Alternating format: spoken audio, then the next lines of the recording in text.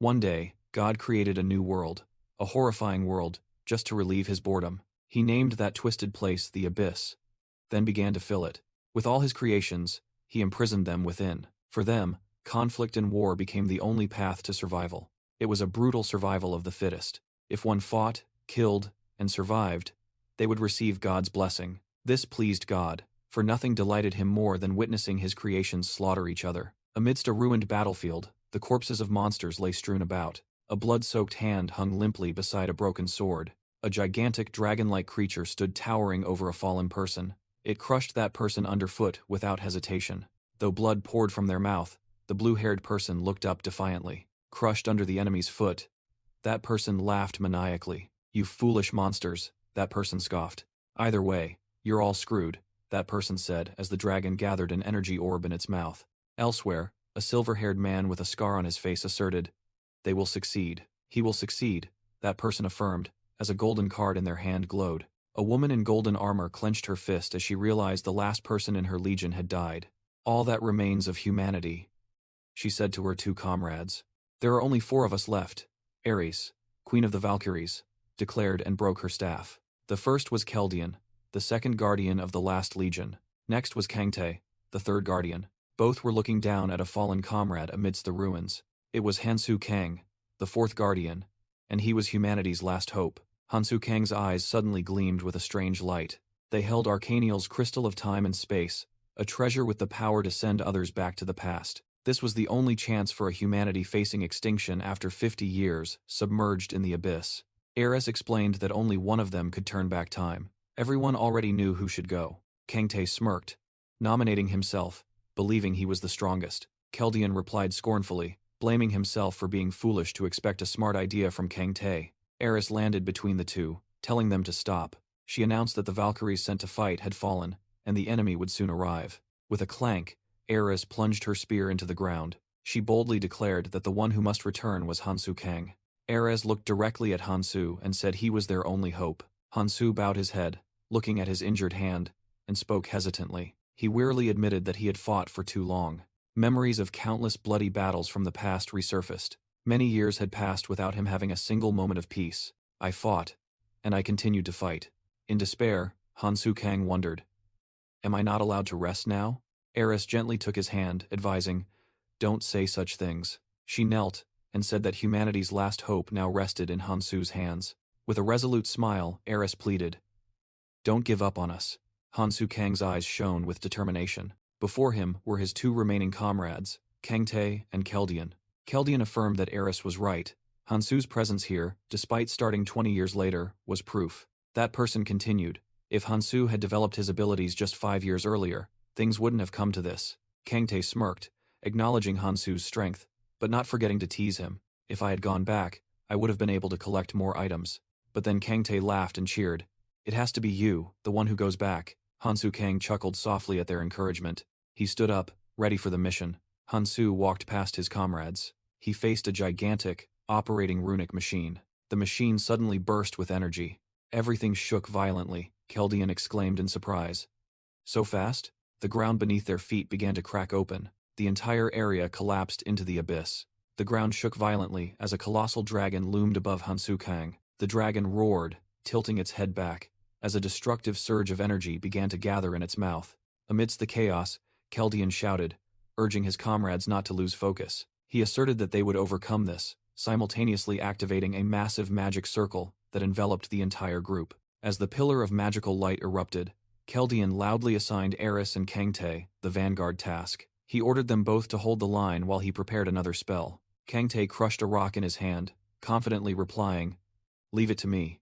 Standing beside Ares, he declared that he would show the enemies his power. Ares immediately took the lead, charging forward with her spear and ordering everyone to follow. She spun her spear, creating a solid defense against the impending attack. From above, a swarm of golden-armored dragon minions roared and descended like a deadly rain. Ares thrust her spear into the ground, unleashing a dazzling wave of golden energy. Her spear transformed into a wing-shaped shield of light, and she shouted for Kangtae to get into position.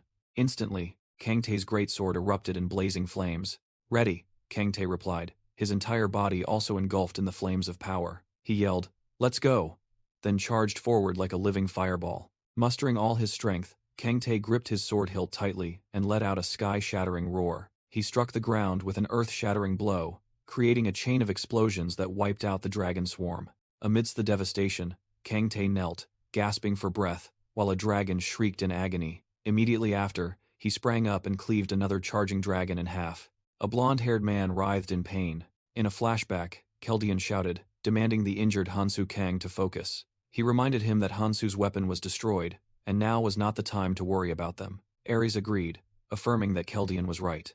She advised Hansu to leave, and not to push people away, no matter how troublesome they might be. With a sad smile, Ares told him to protect everyone with all his might, and to listen to the queen just this once. Hansu Kang smirked, replying that he would try. Ares smiled affectionately, remarking that he was still the same as ever. She turned and walked away, leaving everything else to Keldian. Keldian stood alone, reviewing his plan. He seriously called Hansu's name, saying he was sorry but to listen carefully. Keldian's hand glided over the glowing magic book, preparing to cast a spell on Hansu. He instructed, just as Ares had said, not to kill people without reason, but it was different for those who stood in the way during the Great War. Amidst images of bloody hands, Keldian ordered him not to hold back, and to only save those who could be saved. And as for the Mad King Clementine, he had to kill him at all costs. Keldian asked one last time, "Do you understand, Hansu?" Hansu Kang silently nodded in confirmation. Keldian subtly smirked with satisfaction. "Then get ready," he said, then opened his magic book. A complex magical machine with orbs of light and ancient runes began to operate. An ancient magical machine began to operate. The solitary figure of Hansu Kang stood there, ready for his fated journey. With a resolute gaze and a wound on his cheek, he looked forward. From behind Ares and Kang Tae, Keldian prepared to cast the final spell before the teleportation gate. His two hands clenched, unleashing a brilliant golden energy. The spell created a massive magic circle, summoning dragons of light that soared across the sky. The time machine spun at dizzying speed, emitting a blue light. Streams of energy lightning converged, signaling that the teleportation was nearing completion. Instantly, he appeared amidst a panicked crowd, all confused and wondering where they were. Hansu Kang, now in modern attire, stood silently amidst the chaos. Looking at the ruined city landscape, he thought to himself, it worked. His face was now younger, without scars, but his gaze was as sharp as ever. Amidst the desolation, he encountered other survivors. Everywhere, screams and desperate questions echoed as people realized their predicament. Fear turned into violence as a man grabbed another to vent his anger, despite the cries of a child. Hansu Kang calmly remarked, "Being thrown into another world, confusion is natural." He began to reminisce. "I was born the year everything began, as missing person flyers appeared. And when I was 20, he recalled his former normal life. I vanished due to an unknown force. He recounted the moment he was swallowed by a spatial rift. His phone fell, shattering, its screen still displaying news about mass disappearances. The story begins in the other world, a place formed when the abyss devours realities, where the first arrivals must learn to adapt quickly. It is a cruel and violent world, a horrifying stage teeming with grotesque monsters. Those devoured by the abyss will first be brought to the other world, and once everyone has arrived, the gate to the abyss opens, causing a terrified modern crowd to look up at the cracking sky. And then, the Great War begins, as humanity is mercilessly slaughtered by monstrous invaders. Hansu Kang reminisces. He knows he only has 5 years to become stronger. He steadily moves forward on the ruined path. He realizes a harsh truth. All the skills and power he painstakingly earned have vanished. Nevertheless, he observes the chaotic crowd, knowing that in just a moment, the one he is waiting for will appear, just as the sky shatters, causing everyone to scream in panic. A small, dark object falls from the crack above. It bounces off an invisible barrier, revealing the form of a small, winged creature. The creature lets out a pained groan as it lands before the astonished people. It hovers in the air while the crowd murmurs in confusion. After awkwardly clearing its throat, the creature prepares to speak. "Hello," it cheerfully says. "I'm here to help everyone adapt." It introduces itself as everyone's fairy helper, before the bewildered gazes of the crowd. With a meaningful smile, it asks everyone to pay attention for a moment. Filthy liar, Hansu Kang thinks to himself, knowing the true meaning of adapting, is to jump into battle as quickly as possible, he concludes, as a scene of violence erupts among the crowd. A winged creature calling itself a fairy helper welcomes the crowd to the other world, promising a great opportunity. A man in the crowd angrily shouts, demanding to be taken home. The creature frowns, ordering everyone to listen carefully. The man realizes its tone has changed, as it begins to speak of the boundless freedom here. With a sinister smile, it declares that laws, morals, and all rules no longer exist. It reveals its larger true form, mockingly asking if they have always dreamed of such a free world. All physical restraints will disappear, allowing them to transcend their own limits. They can possess infinite power, just like heroes in movies.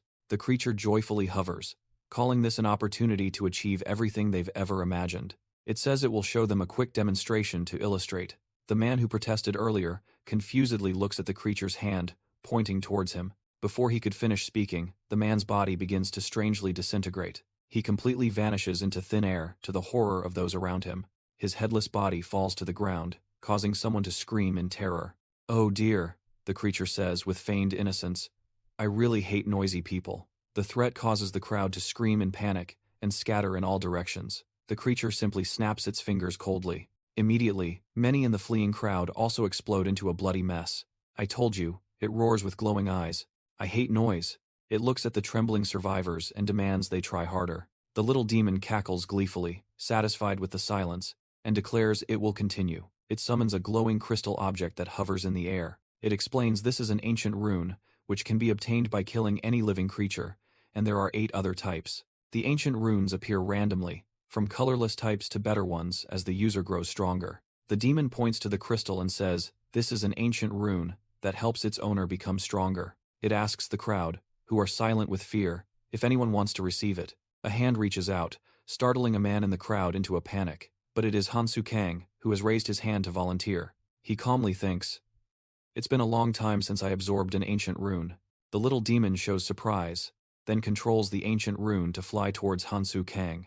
It exclaims excitedly, praising his initiative. The demon asks Hansu Kang to hold out his hand. The ancient rune lands in his palm, emitting a brilliant light, while the demon praises its ability to distort natural laws. It begins to explain that previously, his muscles were scientifically limited, unable to lift more than 258 pounds, but in an instant, that limit has increased to 270 pounds, and beyond. Seeing Hansu Kang completely unimpressed, the demon wonders, while he merely thinks to himself, "I've heard all this before, who cares?" The demon continues its lecture that different ancient runes will have different effects and abilities that science cannot explain. It turns to the crowd with a sinister smile, saying it wants to demonstrate again but fears no one here could withstand it. "Never mind then," it says indifferently, and turns away. It concludes that whether it's ancient runes or abilities, the more, the better, to become stronger. The fairy helper finished its explanation, saying this was the only way to survive. The crowd swallowed, sinking into a fearful silence. Suddenly, a man in a blue shirt rushed forward, shouting that the rune was his. Immediately, chaos erupted as everyone pushed and attacked each other. Screams echoed as everyone frantically fought over the precious runes. 2 men had almost touched a rune on the ground. But the fairy helper just smiled, deeming further explanation unnecessary as the runes flew back to it. It declared it would take them all back, leaving the crowd in despair. Then, it flew to Hansu Kang and showed him a trick, telling him to touch his right ear. Hansu Kang complied, and it explained that doing so would reveal the runes he possessed. Others followed suit, and they were astonished as virtual status windows appeared before their eyes. The fairy helper explained that the average human level was around 10. Hansu Kang looked at his status window, saw his strength had increased to 11, and secretly thought about collecting more runes to raise other stats. It continued to explain that runes could be found anywhere, as long as a living creature was killed. A blond man confidently stood with his arms crossed, listening as it warned that things would not be fair at the start. Another woman listened anxiously as it said that it was just like their old world. The fairy helper ambiguously promised that it would take care of them. It urged everyone to forget their past. It declared this was a chance for a new life, and when it left, the tutorial would begin. While everyone was still confused by the word tutorial, a terrifying scream echoed from behind them. As soon as the warning ended, a horde of hideous monsters poured out from the shadows of the ruined city. Piercing screams erupted as ferocious goblins charged towards the crowd. Everyone turned back in panic, horrified to face the nightmare that had just materialized. A man exclaimed in shock, unable to believe that this was the foretold tutorial. Suddenly, someone in the crowd shouted a warning about danger approaching from behind. The goblins, with heavy footsteps, were closing in, giving no one time to think. They stopped. An army of monsters with glowing, murderous eyes, ready to slaughter. Suddenly, the entire goblin horde froze, seemingly awaiting some command. The innocent people could only tremble and retreat, Clutching their makeshift self-defense weapons, the monsters growled, relishing the fear of their cornered prey. Amidst the chaos, a voice rang out, trying to reassure everyone to stay calm. A quick-witted woman gestured, asking everyone not to provoke them and to slowly retreat. Following the instructions, the crowd began to cautiously move backward. Only Hansu Kang remained still, his cold gaze observing everything with an unusual calmness. While retreating, a man unexpectedly bumped into the person behind him. He angrily turned to scold, but the other person also realized in confusion that something invisible was blocking the way. A blue energy barrier suddenly appeared, blocking their escape. In despair, everyone began to pound on the invisible wall, screaming to be let out. But the barrier remained unmoved, despite their futile efforts. The energy wall stretched high into the blue sky, trapping everyone in a deadly arena as the ground began to shake. The man in the red beanie screamed in horror. "The wall is closing in." Both men watched in terror as the energy wall approached, accompanied by a piercing scream. From the other side, a horde of fierce goblins was frantically pounding on the barrier. The monsters roared, launching a ferocious attack forward. Refusing to accept death, the man in the red beanie pulled out a knife, shouting, "Damn it, I can't die like this." Suddenly, someone in a blue hoodie darted past, leaving the man with the knife stunned. That person passed through the barrier with ease, leaving the man in the beanie to ask in astonishment, "How did you get out?" "I don't know. For some reason, it just worked," the other person replied in confusion as the number 49 appeared on the wall. He stared blankly at the newly appeared number, wondering, 49? Seeing this, the man in the beanie also shouted, "Me too," and successfully dashed through the barrier. Immediately, the number on the wall dropped to 48, making someone in the crowd realize a horrifying truth. "Does this mean only 50 of us can escape?" the man in the blue hoodie realized. Panic erupted as everyone frantically rushed towards the barrier, pushing each other to snatch survival. In the chaos, a woman stumbled, while Hansu Kang quietly observed from afar. How pathetic, Hansu Kang thought to himself. If everyone had cooperated in fighting, casualties could have been greatly reduced. He recalled the first time here, 40 people were killed by goblins, and only 10 survived after failing to cross the wall. But with a determined gaze, Hansu Kang told himself that this time would be different. Need to deal with this quickly, and move on, he thought to himself, as his hand reached into his jacket, where an object was glowing. At the same time, the goblin horde roared savagely, charging towards the trapped humans. A goblin pounced towards the man in the turtleneck, who stood frozen in fear. Amidst desperate cries for help, Hansu Kang shot past like a ghost. A slash flashed, and fresh blood splattered in the air. The man in the turtleneck watched in horror as the goblin's corpse disintegrated before his eyes. Hansu Kang landed lightly after taking down another goblin wearing a bird skull helmet. Immediately, another goblin swung its wooden club and charged to attack. Hansu Kang calmly grabbed the monster's arm and spun to dodge the attack. He finished it off with a swift knife slash across its chest. Then, he threw the corpse towards the screaming goblin horde in the distance. Hansu Kang gripped his knife tightly, his sharp eyes filled with determination. The newly rescued people could only stand frozen, stunned by the sight. He panted, his body starting to feel the burden of the fight. Staggering across the battlefield, he steadied himself amidst the monster corpses.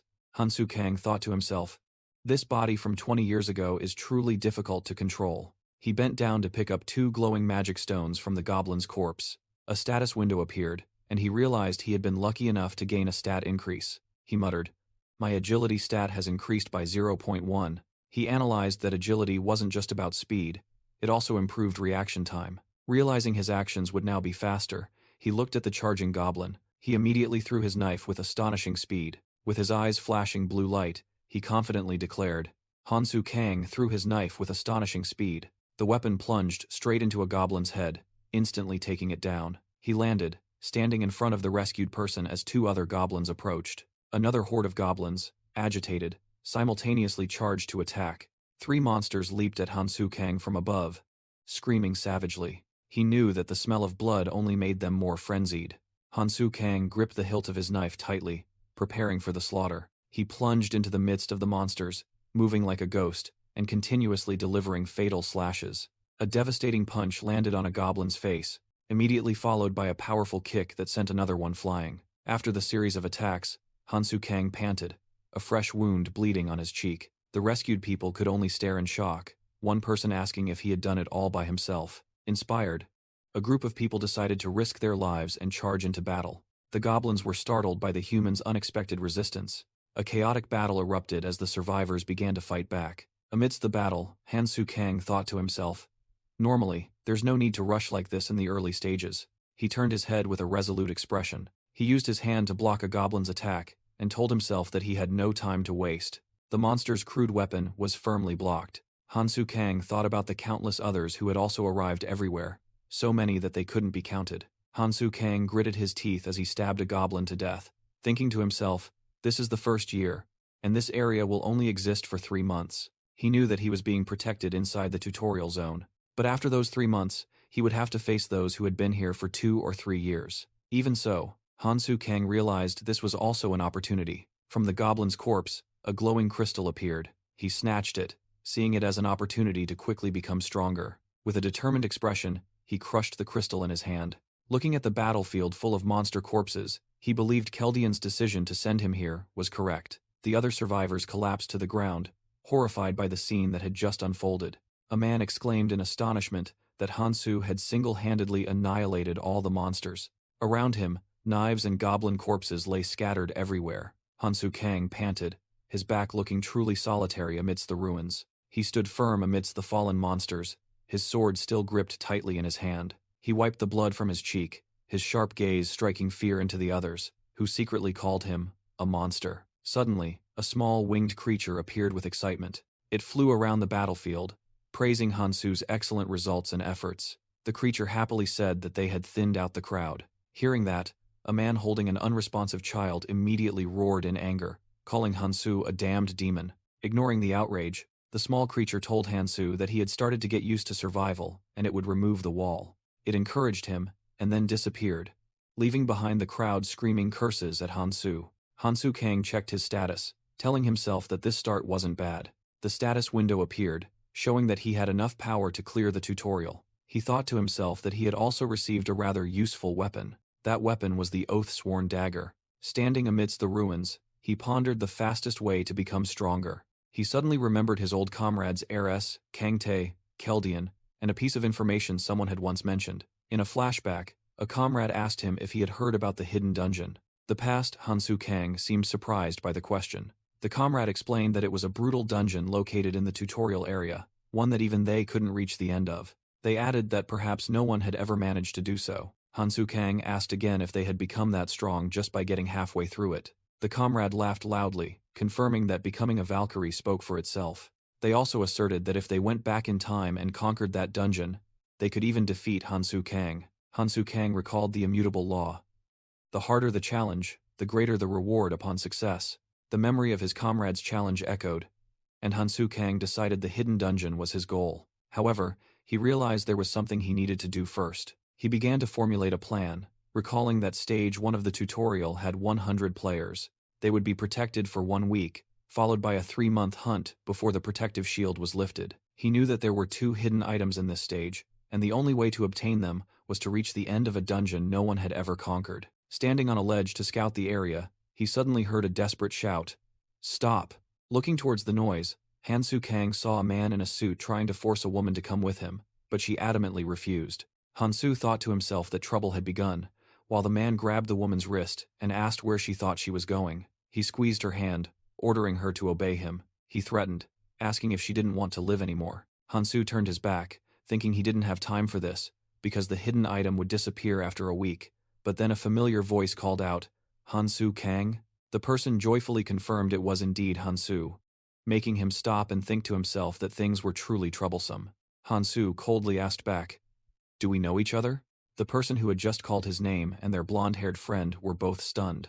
The blonde-haired friend angrily rushed forward, questioning why Hansu was acting like this when they had just been together before arriving here. Hansu was genuinely confused, wondering how this person knew his name. Suddenly, a memory flashed in his mind as he realized something. He remembered they were college classmates, while the blonde-haired friend was still fuming. Hansu recalled that they had all come here together, but because they died too quickly, he had completely forgotten their existence. Meanwhile, the woman pulled her hand free from the leader and declared she would go with Hansu.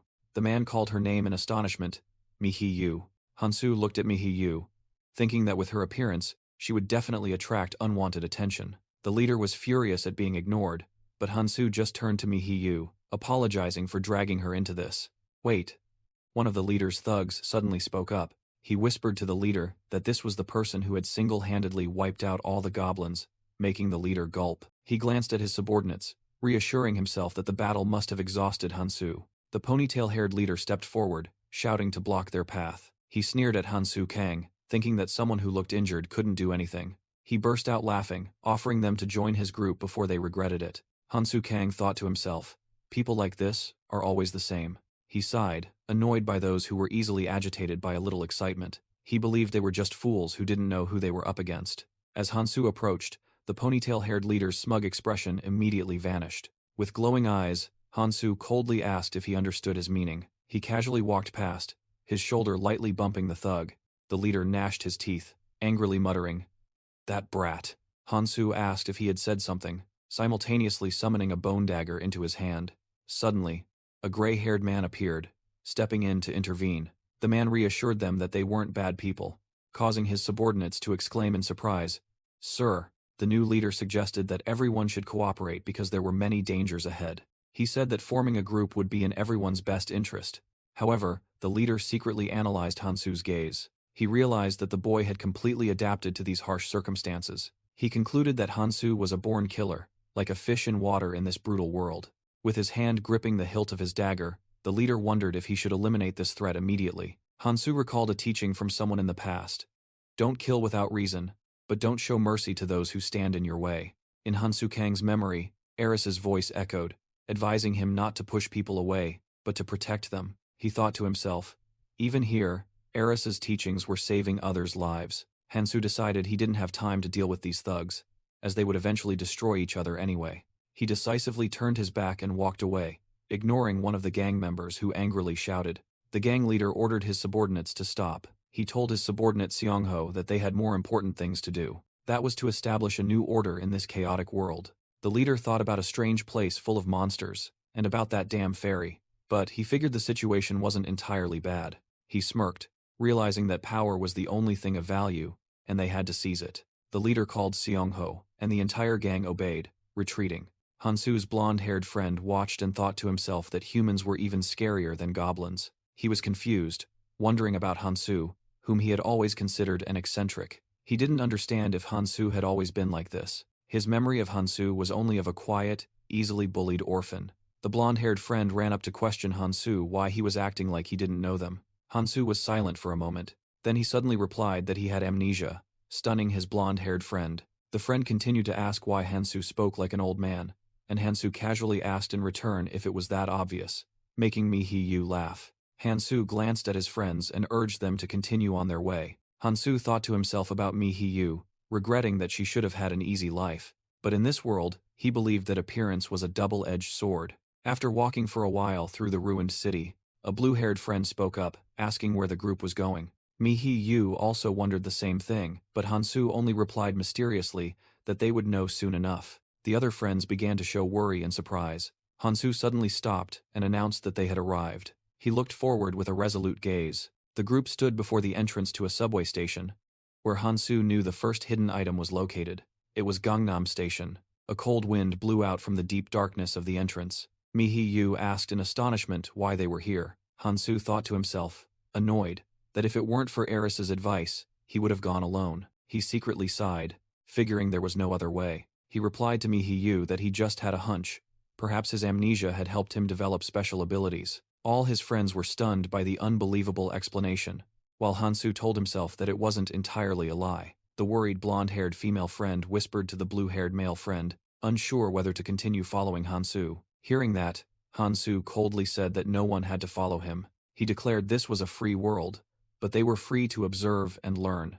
The friend in the white hoodie disdainfully thought to himself that Hansu was just spouting nonsense. Despite their skepticism, the group still realized that Hansu Kang clearly knew something they didn't. They continued down the stairs in silence, their faces filled with worry and unease. Taesung questioned Hansu if he was leading them to safety, but he coldly denied it and said they would meet friends who could help. Hearing that, Taesung asked again in shock, "What?"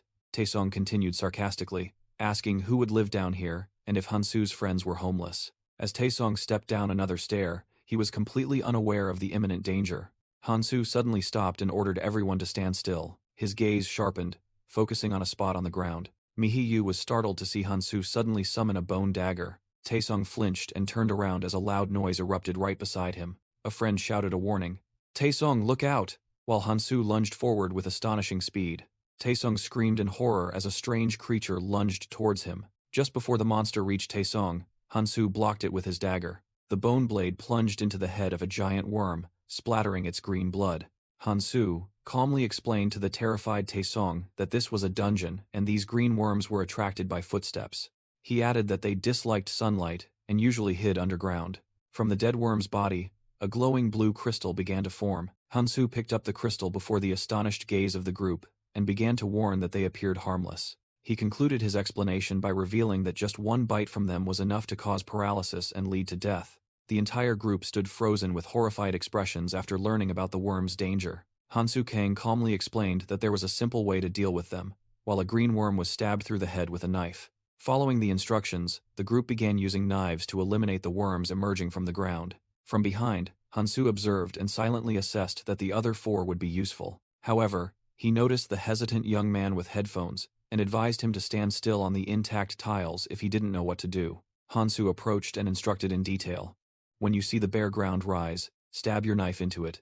But be careful." Meanwhile, the others had gotten used to it.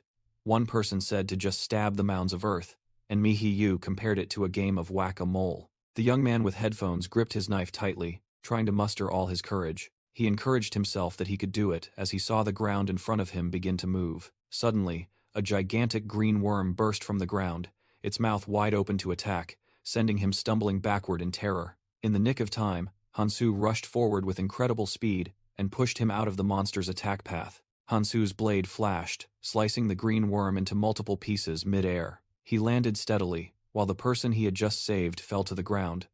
Looking up in shock, the young man hastily thanked Hansu, but he coldly replied that it was hard to get angry at someone who couldn't fight. With that, Hansu turned and walked away, leaving his companion still sitting on the ground. He added that it meant more rewards for him, causing the young man to lower his head in thought. Taesung, with a scratch on his cheek, approached and asked how Hansu knew the worms would appear beforehand, but only received a question in return. Hansu smiled meaningfully and simply replied, "Special ability." Taesung retorted sarcastically, while the entire group behind him clearly showed disbelief.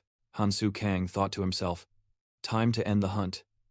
While the corpses of the green worms lay scattered, a glowing rune appeared in his palm, witnessed by the entire group. He turned and asked them, "Why aren't you picking them up?" Taesung explained that the group had decided to give all the runes to Hansu in exchange for protection, likening it to pooling resources in a game. Mihiyu continued, admitting that even if they absorbed a few runes, they wouldn't instantly become superheroes. She looked directly at Hansu and asked, "So in return, you'll protect us, right?" Hansu merely sighed softly at their offer. He coldly declared, "If you want to go together, there's a simple rule. Whoever hunts, eats." Memories flooded back. He recalled the core rule formed after decades of wandering the abyss. Whoever hunts, eats. That was the unwritten law. Spoils were divided according to effort and hierarchy. Because, when facing death, all agreements became meaningless before a treacherous knife. Back in reality, Hansu looked at the anxious group and thought they would soon understand how brutal this place was. He continued, "The only thing you can trust is yourselves. If you're not useful, you're useless." The entire group fell silent at his cruel declaration. That's the rule. After a moment of stunned silence, Mihiyu stepped forward decisively. "All right then. If that's how it is." Taesung glanced at the others, and they all nodded in agreement. Hansu observed calmly, thinking to himself that soon they would get used to it without anyone forcing them. Then they would desperately crave these runes. Taesung looked down at his hands after the battle, while the others rested amidst the rubble. Suddenly, someone in the group shouted upon discovering a rune that looked completely different from the others. Taesung smirked triumphantly, holding up the dazzling purple rune and sensing its special power. A system window appeared, identifying it as Essence of Troll Ekrul, a skill rune. He couldn't hide his joy upon realizing he had found a valuable item. Taesung glared at Hansu Kang defiantly, while Hansu merely observed silently, thinking that he had said everyone keeps their own spoils. "Whoever picks it up, it's theirs, right?" Taesung declared, warning everyone not to complain later. To Taesung's surprise, Hansu simply nodded in easy acceptance. Hansu thought to himself, Essence of Troll Ekrul truly was an excellent rune for the early stages. Taesung absorbed the rune, gaining a skill that enhanced defense and regeneration, a crucial passive effect for survival. Hansu recalled that the power and proficiency of skills depended on the user's level. In the past, those with high senses and magic like Eris could possess hundreds of skills. Even his former comrade Keldian had over 1,000 skills, but when Hansu looked back at reality, he knew he was a different case. He was completely different from them. Memories flooded back. He recalled the skill runes lying on the ground in the past. He had once reached out for one, but when he tried to absorb it, the rune cracked and disintegrated in his hand. Hansu clenched his hand, remembering the feeling of helplessness and disappointment from that day. In a flashback, Erez told Hansu Kang that his limit was 7 skills. She expressed regret, thinking that if he had known beforehand, he could have selected the strongest skills. Hansu recalled that despite being limited to 7 skills, he was granted another ability. That was the ability to make his skills evolve endlessly, gradually matching the power of Kangtae and Keldian. Erez named that power the 7 Stars. Thanks to it, he caught up to his comrades, despite starting 20 years later, and could proudly stand beside them. Hansu realized that was also why he was the only one left to return to the past. He told himself he couldn't afford to make any mistakes. He had to carefully choose his 7 skills according to the plan to survive the tutorial. Back in the present, Taesong Jin declared he would take the skill rune. The purple rune sparkled and then melted in his hand. Taesong Jin was delighted to receive the physical defense skill, Essence of Ekrul's Troll. He excitedly noticed his other stats had also increased. Taesong Jin provocatively glanced at Hansu, saying he would never yield it to anyone else. With a smug smile, he declared he would soon catch up to Hansu. Hansu was completely unfazed, merely signaling the group to continue moving. Taesong Jin suddenly slung an arm around Hansu's shoulder, suggesting they should go together as it seemed dangerous ahead. As he put his arm around Hansu, he glanced at Mihiyu, implying that the strong should lead. Hansu showed a flicker of annoyance, thinking, "Does he think we're on the same level?" Hansu Kang coldly brushed Taesong's hand off his shoulder, thinking the gesture was cute but meaningless. The group of 6 began descending a long staircase in the desolate area. Mihiyu wondered why they were going down, as she thought they had to take the subway. She surprisingly asked if there were still trains running, to which Hansu cryptically replied that she would soon see. Nevertheless, Mihiyu trustingly followed, thinking that person had never been wrong. Hansu recalled the past, when he complained that merely going through dungeons wasn't enough to get stronger. His former comrade showed annoyance at another person's interruption. That person stood up, confidently saying it seemed Hansu didn't know what he was talking about. Then, this person squeezed in between the two, and declared they would show them the fastest way to become stronger. That person revealed there was an item to be obtained in the tutorial area, and it was in the subway. The memory ended as Hansu explained that the station's structure always changed, but if one went down the central staircase through the warp gate, there would be a subway train waiting, but it would depart after the first day. Back in the present, Hansu resolved to obtain that hidden item today. The group was astonished to see a gigantic blue energy gate at the end of the staircase, realizing this was no ordinary Gangnam station. Mihiyu was completely stunned, thinking she had been here countless times, but had never seen this sight before. She nervously turned to Hansu, asking how he knew what was inside when he still decided to go in. Hansu calmly replied that he was just following his gut feeling, and reiterated that anyone who wanted to turn back could do so. Taesong smirked confidently, declaring he would go in. Mihiyu, seeing Taesong confidently step forward, quickly declared she would go with him too. Hansu Kang observed her, thinking her decision was very quick. He mused that she was gradually realizing the situation, and for someone like her, the outside world held even more dangers.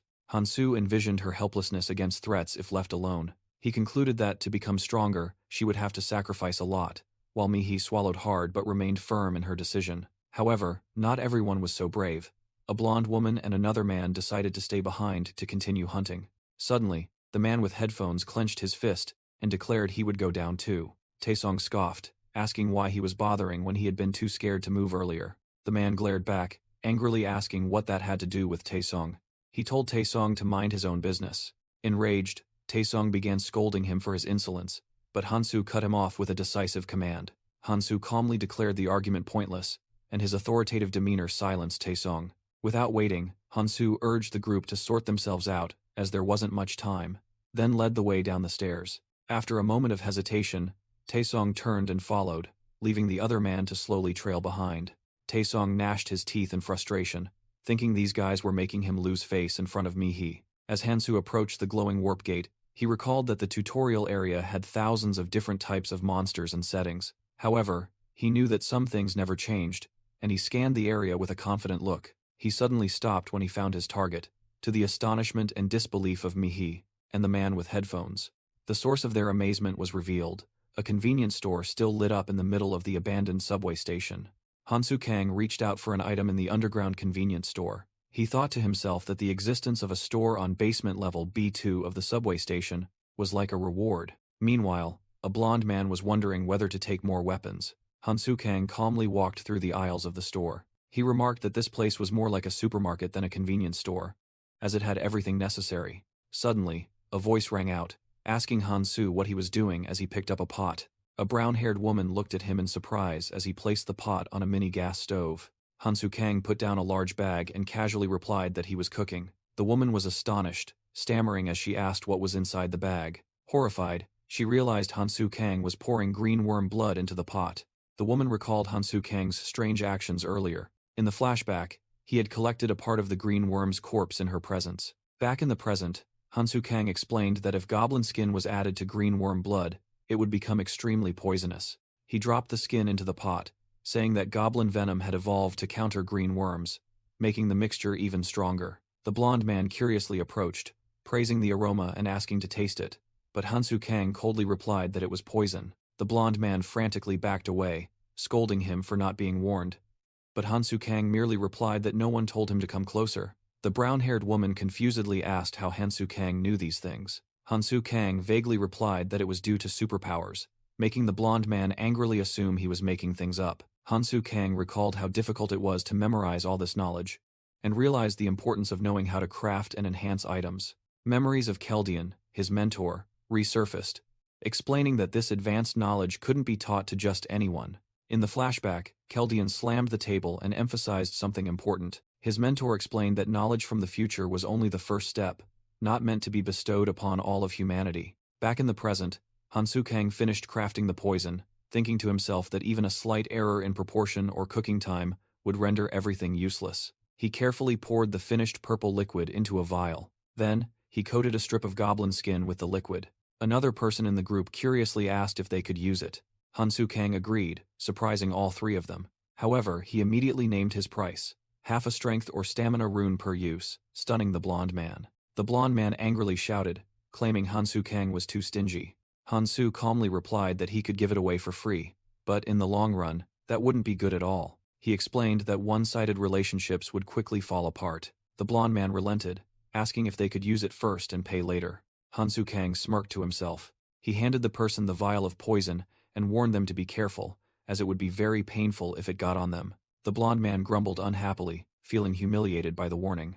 After receiving the vial, the blond man declared he would try it first, and the woman was also eager to join. While Hansu Kang was contemplating his next preparations, the person wearing headphones snatched the vial and demanded to use it first. Ignoring the minor squabble, Hansu Kang put on his backpack.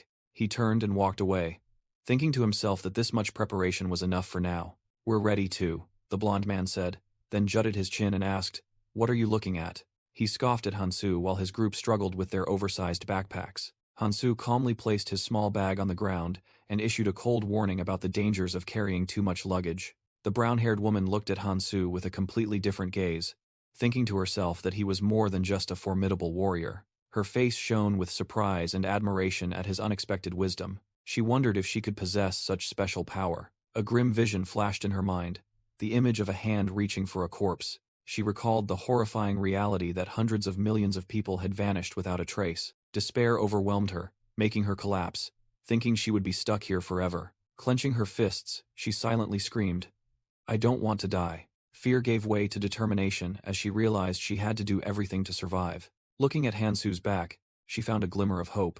With renewed determination, she hurried after him. She walked alongside Hansu, both moving forward together in silence. Left behind, the blond man glared after them angrily, muttering curses. However, he quickly changed his mind, tossed his backpack to his friend, and chased after them. The group caught up to Hansu, and the woman spoke up, asking about his special power. The blond man, setting aside his pride, added, "Can we get it too?" Hansu glanced back and replied ambiguously, "Perhaps." The entire group was stunned by the answer, with the blond man and the woman asking in astonishment, "Really?" The group cheered happily at Hansu Kang's confirmation. He recalled that some people who came to this other world had displayed strange, unprecedented powers. But Keldian had warned him to find those who grew strong quickly, and to eliminate them if they weren't useful. The command, "eliminate them," echoed in Hansu's head, making the blonde-haired young man confused and wonder what was wrong with him. The blonde-haired young man smirked, asking why Hansu had suddenly gone silent. He continued to ask if Hansu was still upset about what happened earlier. Hansu coldly replied that he was just not used to it, as they had never had a reason to talk before. He sank into memories of 5 years later, when he had to face the endless onslaught of abyss monsters, where hope had turned into despair. His scarred and bloody face from the future appeared, a testament to the brutal struggle for survival. Hansu remembered the feeling of despair that had drained all life from him. Suddenly, he stopped dead in his tracks, making the blonde-haired young man secretly wonder if Hansu had hit his head somewhere. The blonde-haired young man gritted his teeth in annoyance, hating Hansu's special power, and the fact that he had to beg him. He secretly planned to become strong, be with me, and put Hansu in his place. But as he was engrossed in his thoughts, Hansu suddenly commanded, "Stop." Hansu bent down to examine a trail of slime on the ground, making the blonde-haired young man ask in surprise what it was. Touching the sticky trail, Hansu immediately realized it wasn't from a black snail. He deduced that it lacked the characteristic sour smell, and there were no rotting organs around. Therefore, it couldn't be from a zombie either, which could only mean one thing. A scaly hand slowly emerged from the puddle of slime. Hansu realized with horror that the enemies were merslugs. Hansu Kang knelt down to examine a puddle of slime on the ground, while his 3 companions waited behind him. He confirmed that these were definitely traces of merslugs. Hansu recalled that they weren't fast, but their venom could cause paralysis. And once they caught someone, they would tear the victim to shreds, but fortunately, he was prepared. With a confident expression, Hansu knew what he had to do. The blonde-haired young man grew impatient, telling Hansu not to act smug and to explain the situation. Hansu stood up, ordering the group to follow him and lend a hand because they weren't ready for what was coming. The other 3 were all confused by the sudden command. What Hansu had prepared were homemade Molotov cocktails. He explained that even without gasoline, this powder would be sufficient. The man wearing headphones asked in surprise if those were Molotov cocktails from a convenience store. The blonde-haired young man picked up a bottle and sarcastically asked if Hansu's special power was making Molotov cocktails. He continued to provoke, suggesting Hansu must be happy to do whatever he wanted here. He secretly thought that if he had that power, he would do things differently. His attitude annoyed Hansu, and the conflicting advice of his former comrades echoed in his mind. Hansu sighed, deciding to ignore the provocation. He began to draw a strategy on the ground, explaining that one person would throw the Molotov cocktails, and the other 3 would attack. While Hansu talked about the attackers getting priority for runes, the blonde-haired young man complained about the scribbled drawings. He immediately shrugged, confidently declaring that he would, of course, lead, as the vanguard position required someone capable. Hansu Kang calmly asked who would throw the Molotov cocktails. To the surprise of both, the blonde-haired young man decided to let Yu and the man wearing headphones sort it out themselves. The man wearing headphones awkwardly said that he didn't want to argue with He looked confused, while Hansu coldly suggested they should take turns. The shadows of the 4-person group advanced into the dark corridor. They continued walking, and the man wearing headphones wondered if he could turn back. From behind, Hansu quietly observed his companions and worried about them. The man wearing headphones took a Molotov cocktail with an anxious expression. Mihi also trembled as she looked ahead, sensing the danger. Suddenly, the man wearing headphones frantically grabbed Mihi's shoulder. Hansu quickly warned the group that the enemy was approaching. The ground beneath their feet began to bubble and stir as the merslugs rose from the shadows. Hansu ordered Mihi to throw a bottle at the source of the sound. Mihi took out a Molotov cocktail, recalling Hansu's advice not to lose her composure. With determined eyes, she told herself she could do it, and lit the fuse. Mihi lunged forward, throwing the burning Molotov cocktail at a merslug. The glass bottle shattered into pieces upon impact. Flames erupted, incinerating the monster amidst its screams. Hansu shouted that it was a success, drew his weapon, and charged forward, warning everyone about the monster's venom. The blonde-haired young man watched in astonishment as Hansu single-handedly charged into the attacking swarm of merslugs. Hansu Kang thought to himself, "That bastard is about to snatch all the runes again." The blonde young man was determined not to let that happen. Suddenly, a merslug lunged to attack him. He screamed in disgust, trying to push the filthy creature away, but he realized it wasn't a clean finishing blow. The monster suddenly collapsed to his surprise. Realizing the poison on the knife had taken effect, he smirked. Hansu explained that it was poison, and asked if it was worth the runes spent. The blonde young man had an idea, thinking he could catch up to Hansu this way. Both of them plunged into a fierce battle with the merslugs. Hansu thought to himself that everything was going according to plan, as their venom was flammable. He continued to deduce that using gasoline bombs was the right choice. The blade was dull but still effective. He slashed down at a burning monster. It was all thanks to the poison he had prepared. The blond young man also swung his weapon, mimicking him. He smiled smugly as he took down a monster. "Runes, they're all mine," he shouted and reached out his hand. But another merslug suddenly spat venom towards him. The liquid splattered onto his leg amidst a piercing scream. He collapsed, angry and ashamed at being taken down in front of everyone. A merslug slammed its hand down right in front of the dazed blond man. The monster growled, revealing its hideous face with glowing red eyes and sharp teeth. Surrounded, the blond man watched in horror as the merslugs crawled towards him. In a panic, he screamed curses at the hideous monsters. Desperate, he weakly fought back and cried for help while Mihiyu watched in fear. Mihiyu frantically announced that she had run out of gasoline bombs. Hansu Kang called Sangjin to take over, but he seemed hesitant and unprepared. With trembling hands, Sangjin tried to light the lighter, to ignite the gasoline bomb. Just as the flame flared up, a merslug lunged right in front of him. Too scared, Sangjin dropped both the gasoline bottle and the burning lighter. The gasoline bottle shattered uselessly on the ground, unable to explode. The blond man angrily yelled at Sangjin, scolding him for dropping the weapon. A merslug swung its claw, tearing open Sangjin's chest amidst a piercing scream. He fell backward onto the floor, his shirt torn and severely wounded. Hansu Kang suddenly appeared, calmly reassuring Sangjin and telling him to follow the plan. With glowing eyes, Hansu confidently declared that nothing would go wrong. He ordered Sangjin to rest and go collect the runes. Lying on the ground, the blond man sighed in relief, confessing that he had thought he was going to die. He was astonished to realize that the wound on his leg had been completely healed thanks to a new skill. Hansu explained the healing mechanism and told him to come get his share of the runes. Taesong took the bone weapon and thought to himself that Hansu was stingy. He was surprised to see Hansu collecting runes from the ground. A greedy thought flashed through Taesong's mind.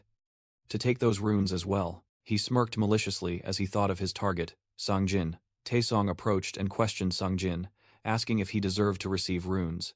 Before Sangjin could react, a hand grabbed his neck. Taesong lifted Sangjin up, choking him with a cruel smile. He tightened his grip, while Sangjin struggled desperately. A scream echoed from afar, calling Sangjin's name in a panic. Sangjin tried to pry Taesong's hand off but could only let out choked sounds. Taesong roared, blaming Sangjin for not throwing a single gasoline bomb, which almost got him killed. Sangjin fearfully retorted that Taesong was the one who collapsed first. Mihiyu ran over, shouting for Taesong to stop before he killed someone. Hearing that, Taesong violently threw Sangjin to the ground and cursed. He stood looking down and warned Sangjin to think carefully next time. Then Taesong grabbed Sangjin's hair, insulting him for changing and relying on others. He took the bone weapon, declaring that he would make good use of Sangjin's reward. Suddenly, Taesong froze with a look of astonishment. Hansu Kang stood before him, coldly stating that those things were not his. Taesong angrily protested, arguing that the runes shouldn't be given to a useless person like Sangjin, but should be split between them both. With a scowl, Taesong growled that the group would be fine without that useless guy. Hansu Kang coldly retorted that everyone gets what they deserve, and it's not wise to corner others. Taesong cursed angrily, warning that Hansu would regret this decision. Hansu turned to a frightened Sangjin and told him he had to learn to stand up for himself and claim what was his. After the encouragement, Sangjin timidly reached out to pick up the rune on the ground, while Hansu turned his back and walked away. Mihiyu watched Hansu's retreating back worriedly, while Sangjin finally retrieved his loot. She called out to Hansu, cautiously asking if he was upset with the group. Mihi further explained that fighting alongside weak people like them must be very tiring for him. Hansu casually replied that it was to be expected, and he wasn't angry about the things they couldn't do. Mihi continued to ask if he would stay with them until the end, as his attitude made her feel he could leave at any moment. Without answering, Hansu simply walked silently forward. He walked and said that keeping up was their job, but also reassured them that they had done well. Mihi, Taesong, and Sangjin silently watched Hansu's retreating back, then continued walking together. Afterwards, Hansu walked through the battlefield littered with monster corpses, muttering that strength and stamina runes were basic necessities that couldn't be ignored. He picked up a rune, determined to reach a certain stat number. The status window appeared, showing Hansu's strength at 25.3 and stamina at 24.5. He calculated that he only needed one more point to reach his goal. Just then, a small purple creature with a pair of golden horns unexpectedly appeared before Hansu. It joyfully cheered, congratulating him on achieving his first accomplishment, becoming the player whose total, strength, and stamina exceeded 50 points. Hansu smirked, thinking, "It's here," indicating that this appearance was entirely within his expectations. The fairy helper recognized Hansu, praising his talent for arriving so quickly. It flew around and declared that diligent people are always loved. The small creature landed on Hansu's head, explaining that the most active players would receive small rewards. As Mihi-yu approached, the fairy teased Hansu, while he coldly told it to get down. Mihi trembled, questioning the unfairness given that everyone's physical abilities were inherently different. The fairy reassured her that there was no need to be afraid, as they don't cause trouble once things have begun. However, it then flew over to threaten Mihi, saying it wouldn't kill her if she annoyed it. Then it turned and whispered a threat into Hansu's ear, saying there were always exceptions. Immediately after, it burst out laughing, and said it was just kidding, making Mihi jump and clutch her chest. It nudged Mihi's shoulder, saying she should know better than to demand fairness. It questioned Mihi, asking why she didn't give up her special talent to be like everyone else. Brushing that aside, the fairy happily flew towards Hansu and announced it was time for the reward. Hansu secretly thought he already knew, while the fairy revealed the reward was 3 random runes. Hansu looked straight ahead, his blue eyes gleaming with determination. The fairy snapped its fingers, suggesting types of runes like agility, perception, or recovery runes.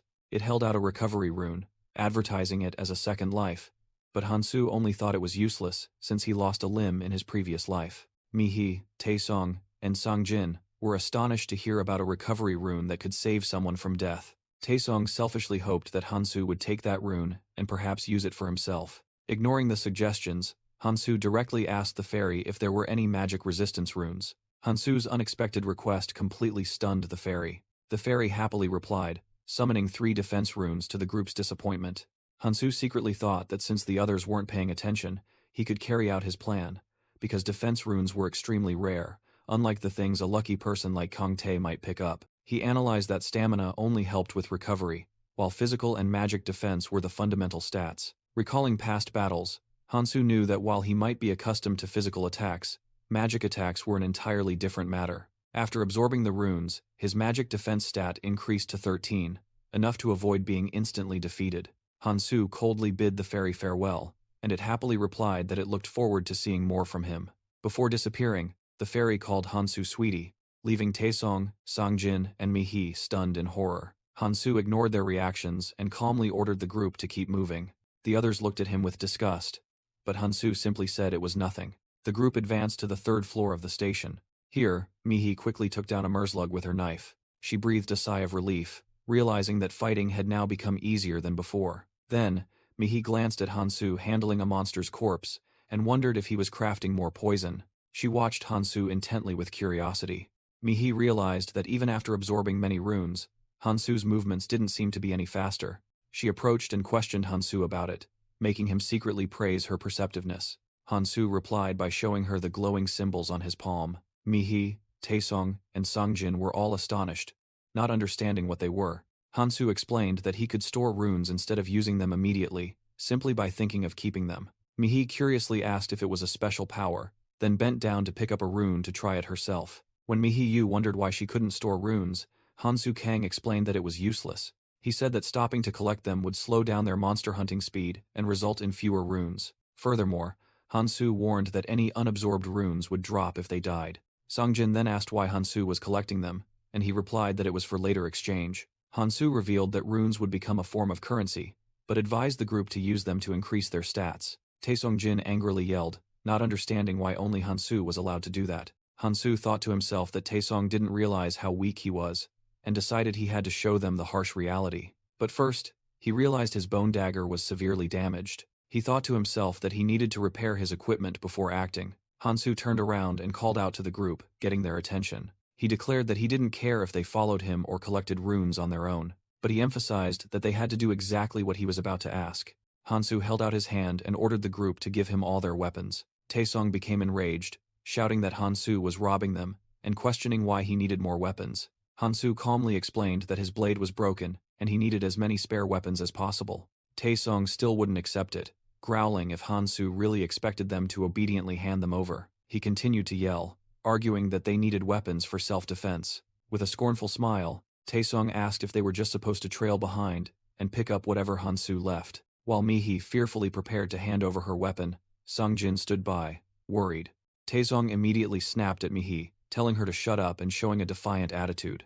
Hansu Kang stood opposite Taesong Jin, who was at the bottom of the stairs. He coldly asked if Taesong intended to face what was waiting down there. Taesong defiantly growled back that he would, and wiped that smug look off Hansu's face. Hansu thought to himself, he had expected them to refuse, then realized they didn't even know what was down there. His gaze turned sharp, deciding that he had endured enough. He offered a choice. Either he would retreat and let them all fight the next monster, or they would all retreat and watch him fight alone, leaving the entire group stunned. Hansu calmly asked what they wanted to do. Songjin was the first to frantically declare a retreat. Mihiyu also agreed, reasoning that if Hansu had to go to such lengths, the monster must be very dangerous. Taesong tried to hold Mihi back, arguing that precisely because it was dangerous, they should fight together. He sneered, accusing Hansu of merely being greedy and wanting all the rewards for himself. Hansu calculated inwardly. He didn't care about Songjin, but it would be a problem if Mihi also retreated. He scoffed at the idea of friendship and thought they were lucky Keldian wasn't the one who came back. An image of Keldian appeared in Hansu's mind. He thought that person was probably in the naval or purple zone by now. He told himself he needed to act as soon as possible. Taesong suggested that the group go down and assess the situation before deciding. He smirked to himself, believing he had guessed correctly, that a big reward was waiting below. Thinking he couldn't miss the opportunity, Taesong stepped down the dark stairs. Immediately, all three screamed in terror and frantically scrambled back up. Mihi, panting, yelled at Taesong, "I told you it was dangerous here." Taesong stared in horror down the dark stairs. A giant armored cobra appeared, making Taesong desperately scream. How was I supposed to know something like that was down there? As the group fled, Taesong looked back at Hansu, unable to believe it. Is he really going to face it alone? Taesong concluded that Hansu must have lost his mind. The giant monster stared at Hansu, its glowing red eyes menacing. It let out a horrifying hiss and charged straight at Hansu. The cobra raised its head, its hood flaring as it prepared to strike. In contrast to everyone's panic, Hansu merely smirked confidently. He quickly slid to the side, getting into a ready stance. Hansu raised his hand, preparing for the incoming attack. The monster opened its mouth wide, firing a stream of glowing red energy. The magical shockwave surged forward, shattering the ground around Hansu. The explosion created a terrifying destructive force, sending debris flying. Hansu remained standing and thought to himself, thanks to his magic defense stats, he could withstand this attack. He analyzed that it was a powerful magical shockwave attack. Furthermore, its scales were almost impenetrable. The giant cobra swung its body forcefully, preparing for a physical attack. It slammed its massive tail down, but Hansu agilely dodged it. Hansu concluded that this was not an easy opponent, but he already knew its weakness. Hansu Kang thought to himself, the scales might be tough. His blade plunged into a gap in the monster's armor, causing blood to gush out. But the gaps aren't, he concluded, as the armored cobra roared in pain. From a distance, Hansu accurately threw the dagger into the giant serpent's tail. The monster continued to let out a terrifying shriek. Enraged, it lunged down to attack, but Hansu swiftly dodged the blow that shattered the ground. The giant snake hissed and writhed on the ground after being hit. It then began to gather a stream of red energy in its mouth, aiming directly at Hansu. Hansu narrowed his eyes, steadfastly enduring the pressure from the impending attack. He quickly picked up a large-scale fragment from the snake itself to use as a shield. The red energy stream collided with the makeshift shield, creating a fierce explosion. After absorbing the full force of the attack, the shield shattered into pieces. Injured and coughing up blood amidst the debris, Hansu muttered, "It's starting to work." The armored cobra flinched, cracks beginning to appear on its scales. Hansu knew that despite its powerful physical defense, it still had a weakness. It's still vulnerable to poison, he thought as he watched the monster weaken. He gripped another knife, calculating that he had 5 blades left and would need more than 1 or 2. With determination shining in his eyes, Hansu charged forward. He lunged at the unstable monster, wondering how many more stabs it would take to bring it down. From a distance, Mihiyu looked up in surprise as she heard a resounding crash. Mihiyu flinched upon hearing loud noises echoing from the end of the corridor. Standing alone, she worriedly wondered if Hansu was all right as the sounds of battle grew clearer. Taesung turned back, urging Mihi not to dawdle any longer. He reminded her that the entire group was unarmed and had to return to the store immediately. Mihi remained silent, clenching her fists with a determined expression as she made her decision. She suddenly turned and ran towards the battle, saying that she had to make sure Hansu was safe, despite Taesong's astonished calls after her. Taesung was furious that no one in the group would listen to him. "Damn it," he muttered, then reluctantly chased after Mihi with Songjin. The three of them hurried along the ruined corridor, heading towards the danger. Mihi led the way, running and calling Hansu's name in extreme anxiety. But upon arriving, her eyes widened in horror at the scene unfolding. Hansu was clamped tightly in the armored cobra's massive jaws, causing Mihi to shriek. The entire group was stunned to see Hansu narrowly captured by the monster. Clamped tightly and bleeding, Hansu only thought to himself that he had taken too long. He tightened his grip on the knife, preparing for a decisive counterattack. Seizing the opportunity, Hansu plunged the knife directly into the monster's glowing eye. The snake roared in pain, violently flinging Hansu away in its fury. Hansu skillfully somersaulted in the air and landed safely. The giant monster staggered from its wound, and Hansu thought to himself, "Good, that's 3 stabs." He stood up, looking at his torn clothes and injured arm, but remained confident that his stamina was enough to recover. Hansu Kang thought to himself about future monsters, which would have such high defense and regeneration that the current poison would be ineffective. With a determined expression, he tightened his grip on the knife. Standing before the corpse of the armored cobra, Hansu was confident that the rest would be easy. Just then, Mihiyu and the others ran up, calling his name worriedly. Hansu turned around, surprised, and asked why they were still there. Mihi expressed relief, but immediately asked about the injury on his arm. He reassured her that it was just a scratch and was healing on its own. Taesung Jin was speechless as he realized Hansu had defeated the giant monster alone. He desperately wondered how he could ever catch up to such a disparity in power. Hansu knelt beside the snake's head and noticed something. Mihi saw him staring at his hand and asked if something was wrong. A skill rune named Spiked Serpent's Shockwave appeared, and he thought that the bigger the monster, the bigger the reward. He analyzed that this skill was useful, but he currently had no magic to use it. Taesung enviously asked Hansu if he intended to use it, but he flatly replied, no. As Hansu was thinking about his 7-skill limit, Songjin timidly asked for the rune, astonishing Taesung. Taesung immediately pushed Songjin away and yelled, demanding Hansu give him the rune. Hansu coldly reminded him that Taesung already had a skill. Taesung angrily turned to scold Songjin, calling him a coward who only hid in the back. As the argument between the two reached its peak, Mihi had to rush in to intervene. Amidst the tension between Taesung Jin and Songjin, Hansu Kang coldly interjected, asking what they were doing. He declared that he wouldn't give away the skill rune for free, but would sell it, with a 5% discount for immediate buyers. The situation became awkward as Taesung and Songjin argued, while Mihiyu tried to intervene. Mihi suggested paying in installments, but Hansu casually replied that they could negotiate collateral among themselves. Hansu turned to ask Mihi if she had made up her mind. Mihi decisively agreed to buy it, while Hansu secretly thought that since the other two didn't trust each other, she was the only option. He recalled seeing Mihi use a magic rune before, and thought she didn't need to hide it, as it was her achievement. Hansu secretly praised Mihi's survival instincts for choosing to keep her trump card hidden. He set the price for the skill rune, 3 agility and perception runes, and 7 strength and stamina runes of each type. Hansu kept his discount promise, taking only 6 strength runes from Mihi in a flash of blue light. Mihi gave a wry smile, remarking that he was truly precise and fair.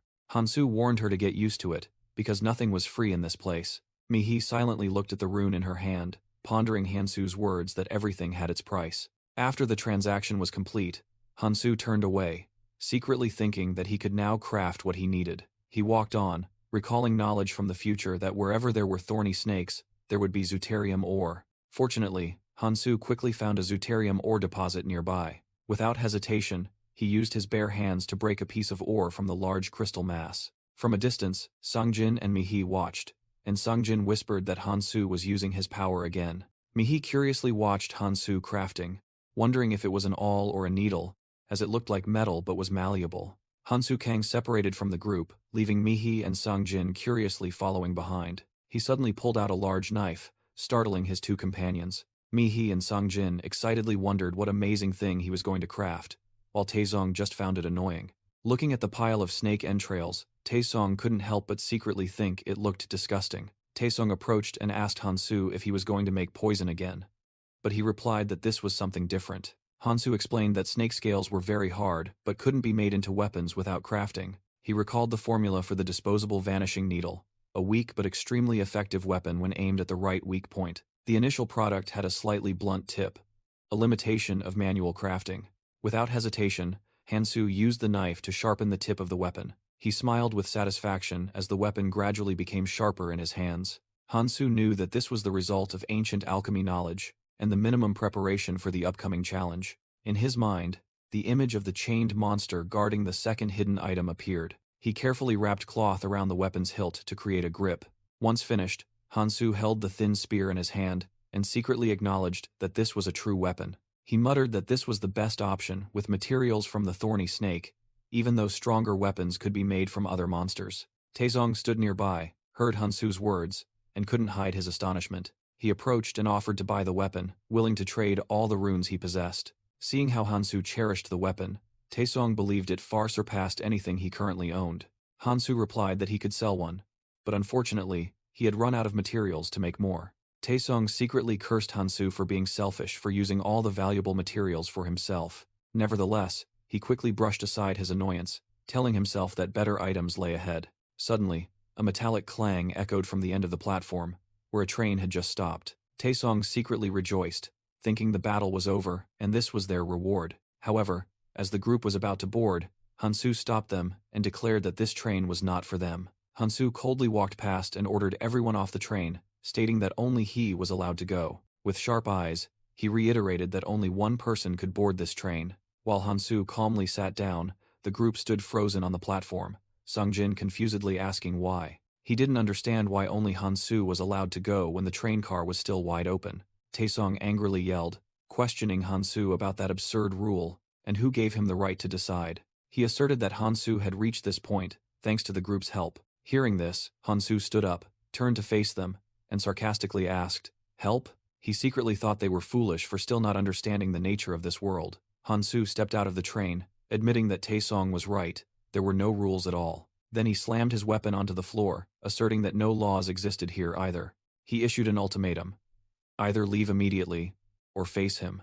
Hansu even mocked that they could go find a lawyer and complain if they wanted. With a challenging smirk, he left them to make their own choice.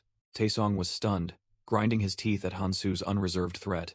On the moving train, Hansu Kang, Taesong Jin, and Mihi Yu stood together. Taesong gritted his teeth, unable to hide his annoyance. He cursed under his breath, irritated by Hansu's old man-like attitude.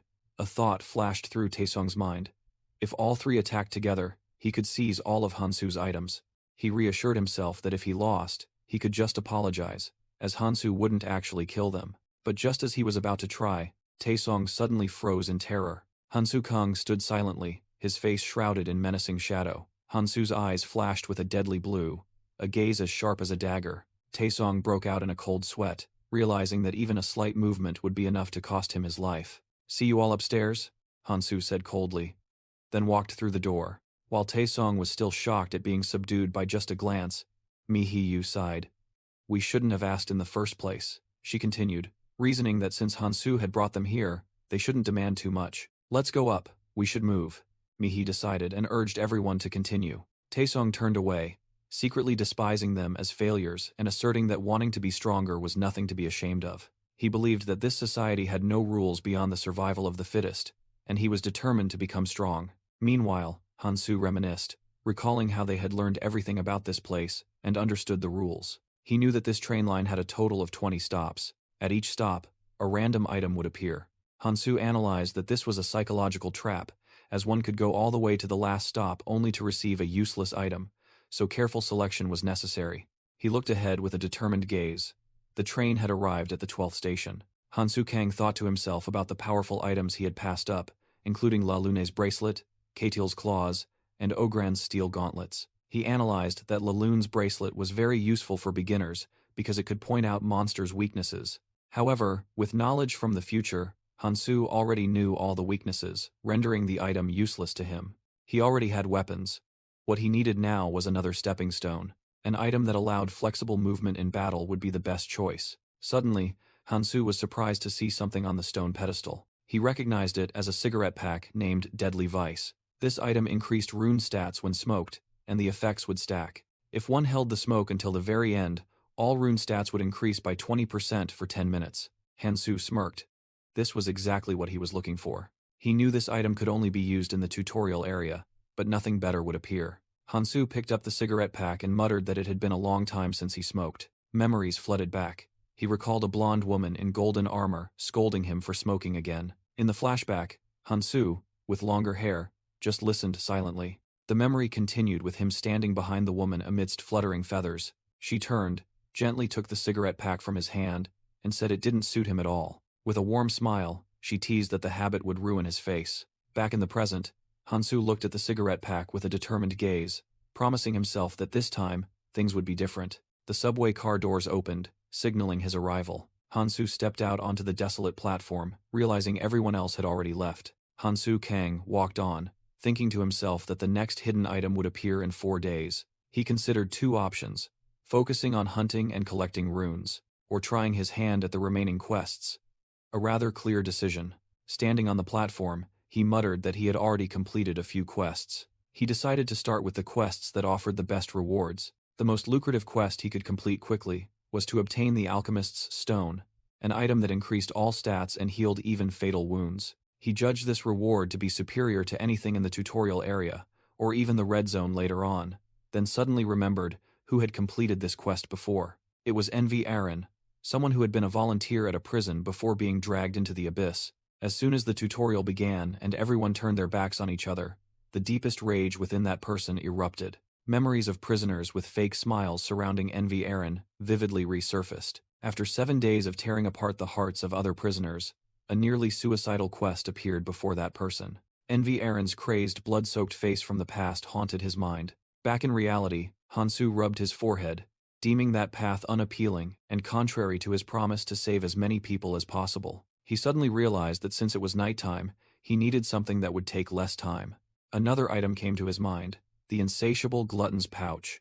That's it, Hansu declared, telling himself he needed to consolidate his strength because he would be very busy if he pursued that goal on the night of the full moon. He intended to look for some snacks, but was astonished to find the shelves empty. The store had been ransacked, with trash and scattered items everywhere.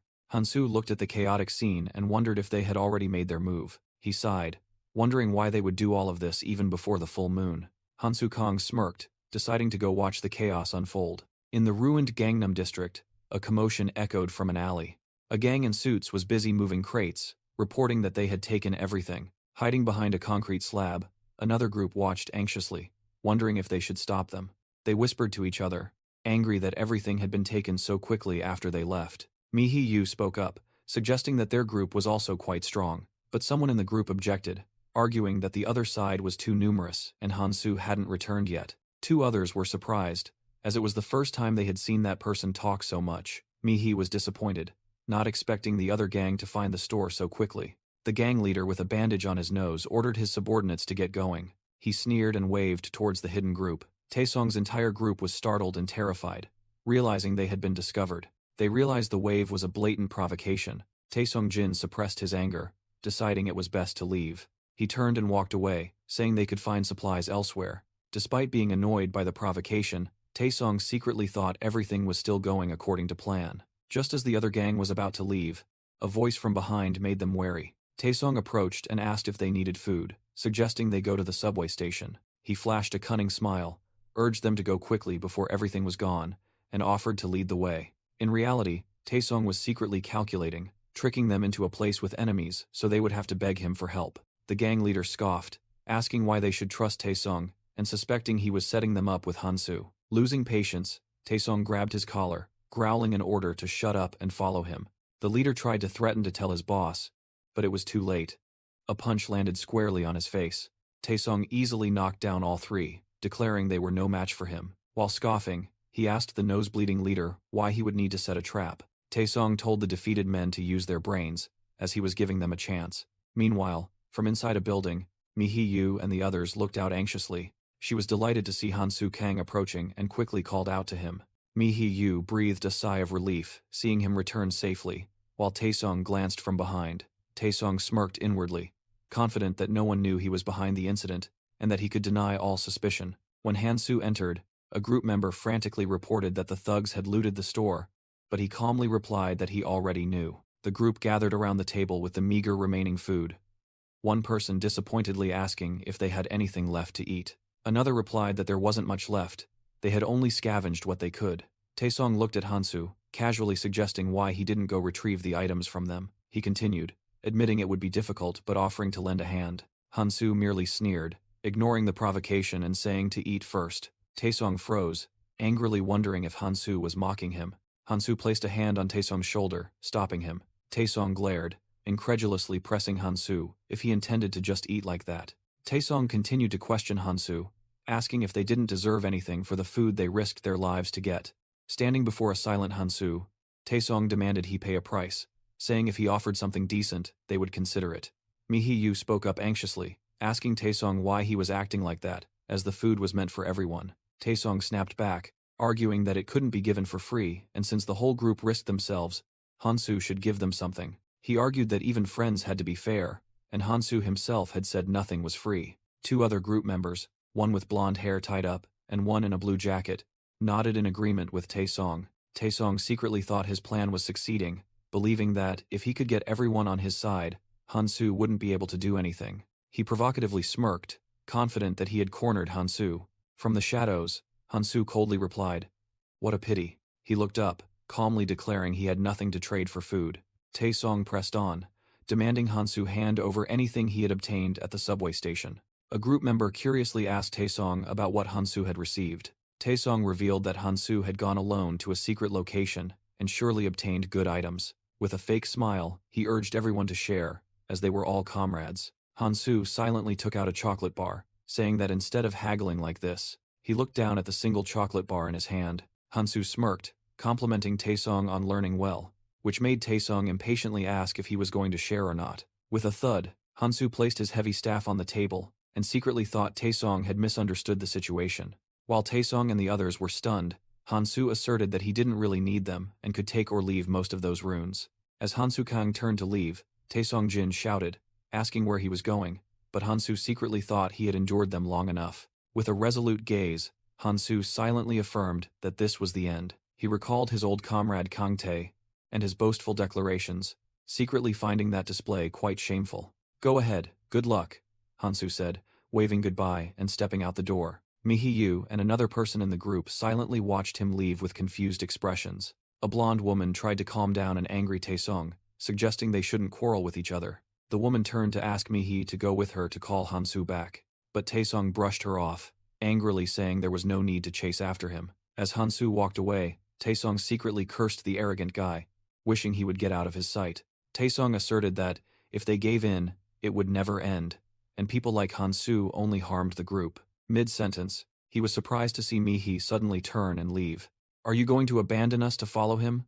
Taesong yelled, but Mihi only hesitated for a moment. She ran out, grabbed Hansu's hand, and firmly stated that she was leaving, asking him to let her come along. Hansu coldly replied, "I can't take you with me." Mihi's hand fell limply in disappointment, but Hansu continued, saying there was still one condition. He declared that whether she could keep up depended entirely on herself. Hearing that, Mihi's face lit up with a radiant smile full of hope.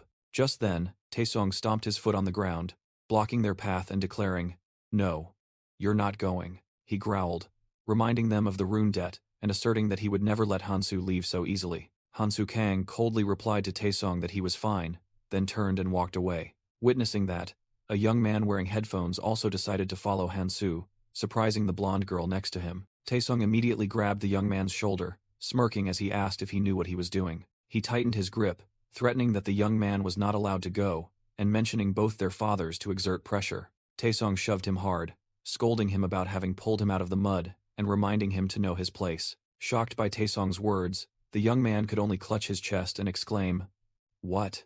He quickly regained his composure and retorted that, in this situation, no one knew they were still alive, so Taesong's threats were meaningless.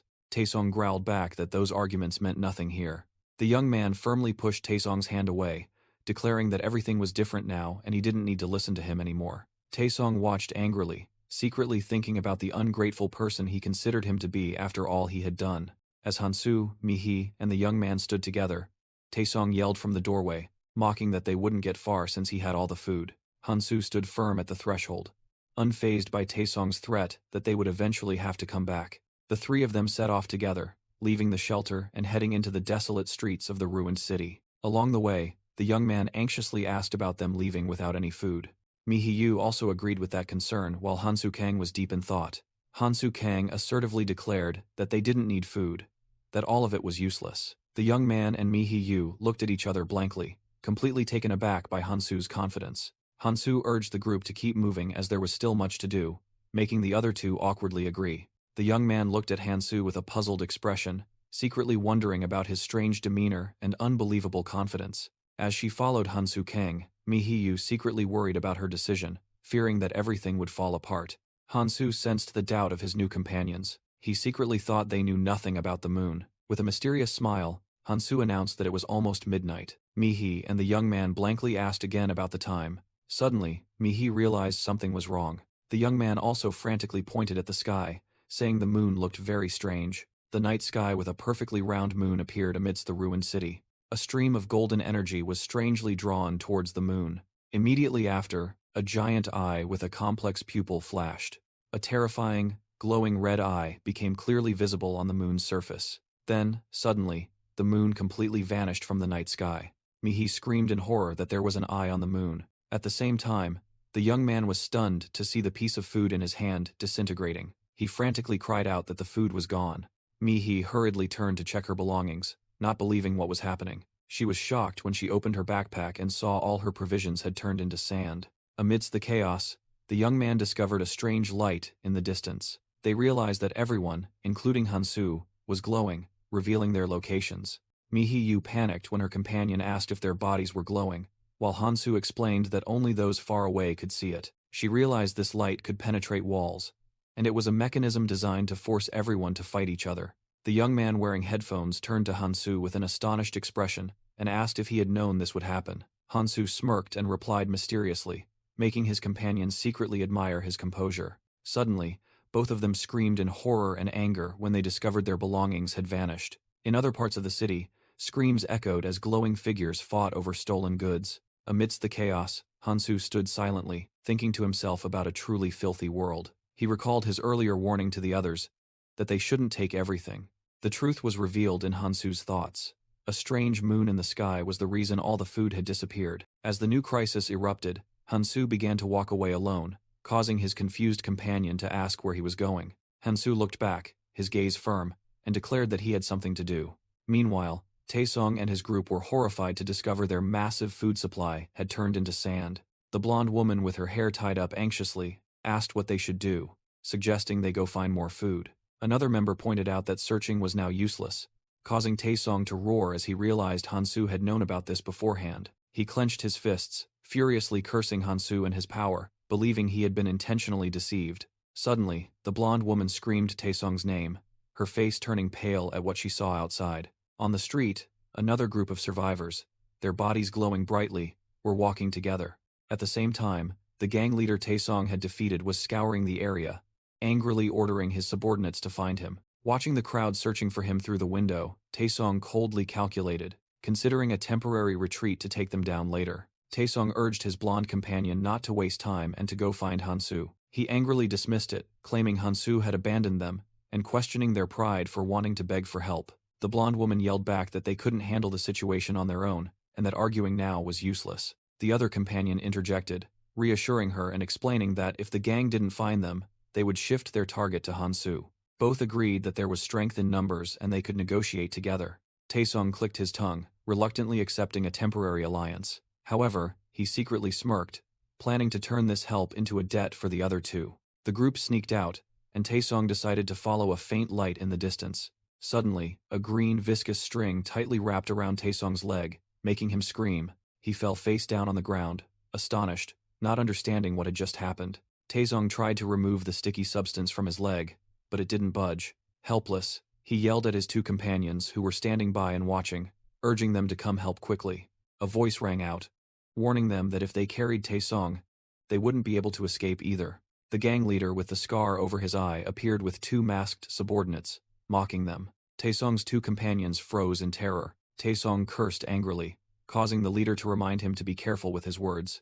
Almost immediately, the leader closed in on Taesong, who was lying on the ground, and told him he should respect his elders. He squatted down, revealing that what was binding Taesong's leg was Oren's string, and boasted that his gang had also found many interesting things. With that said, the leader stood up, declaring it was time to end the conversation. The gray-haired gang leader interrogated Taesong. Why are there only 3 of you? Where are the others?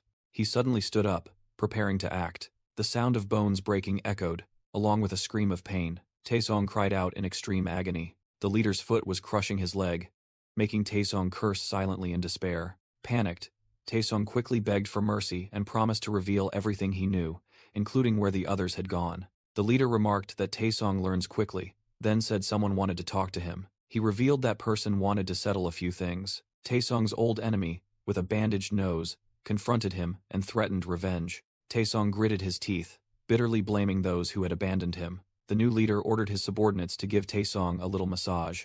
Immediately, Taesong was knocked to the ground and mercilessly stomped on. In his pain, he recalled the image of his 2 teammates fleeing, abandoning him. Engulfed in betrayal and pain, Taesong silently swore to kill them all. Meanwhile, elsewhere, Taesong's 2 former teammates suddenly stopped, looking confused. They were drawn by a pot of meat simmering nearby. They saw Hansu Kang and 2 new companions sitting and eating, and Hansu asked what they were doing.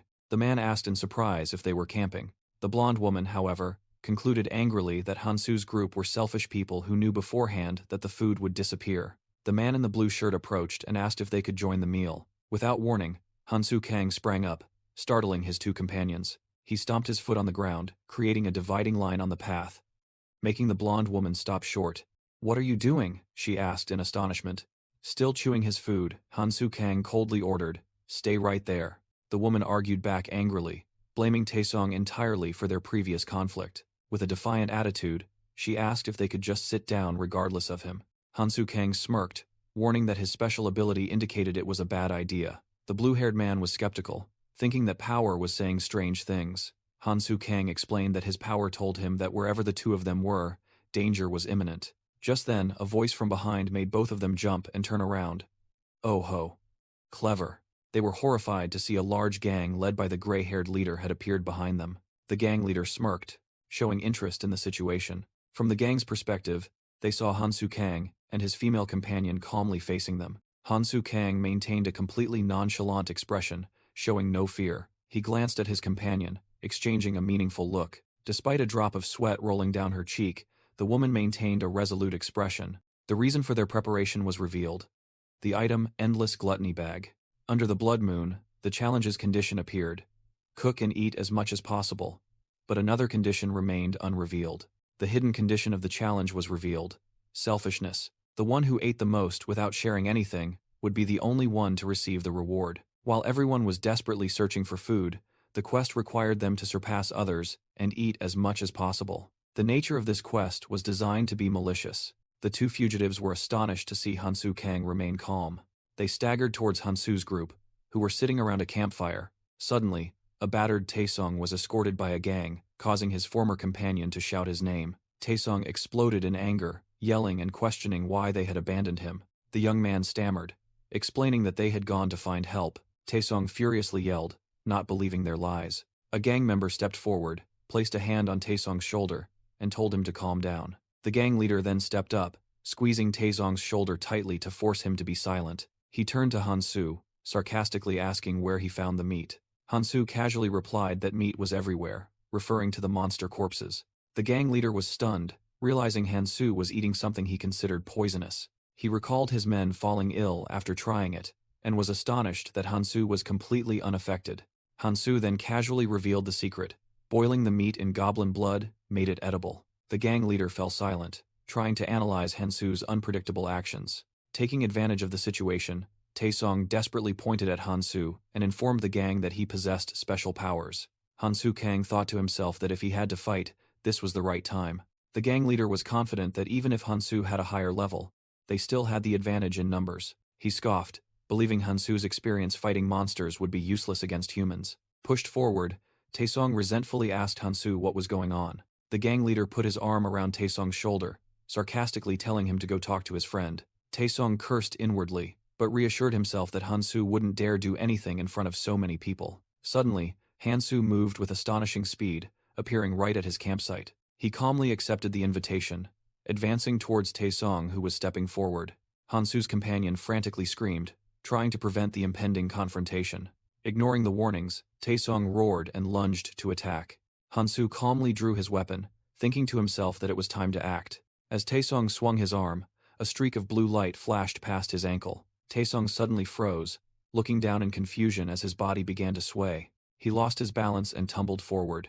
Completely bewildered by what was happening, Taesung fell to the ground in astonishment. However, he felt no pain, only a sense of imbalance. Meanwhile, a scream of pain erupted from the gang's side. The gang leader suddenly stumbled, clutching his foot and howling in extreme pain. The two who had abandoned Taesung earlier witnessed the horrifying scene with dazed expressions.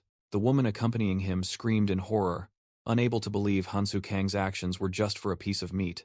Her companion also shrieked at the violent spectacle. Meanwhile, Taesung, lying on the ground, tried to incite the crowd, warning that Hansu would not share food and would become more dangerous. He yelled that once Hansu grew stronger, he would kill everyone to steal their runes. The gray-haired gang leader ordered his subordinates to get ready. Another boss with a bandage on his nose silently admitted Taesung was right, fearing Hansu would hunt them down in the future.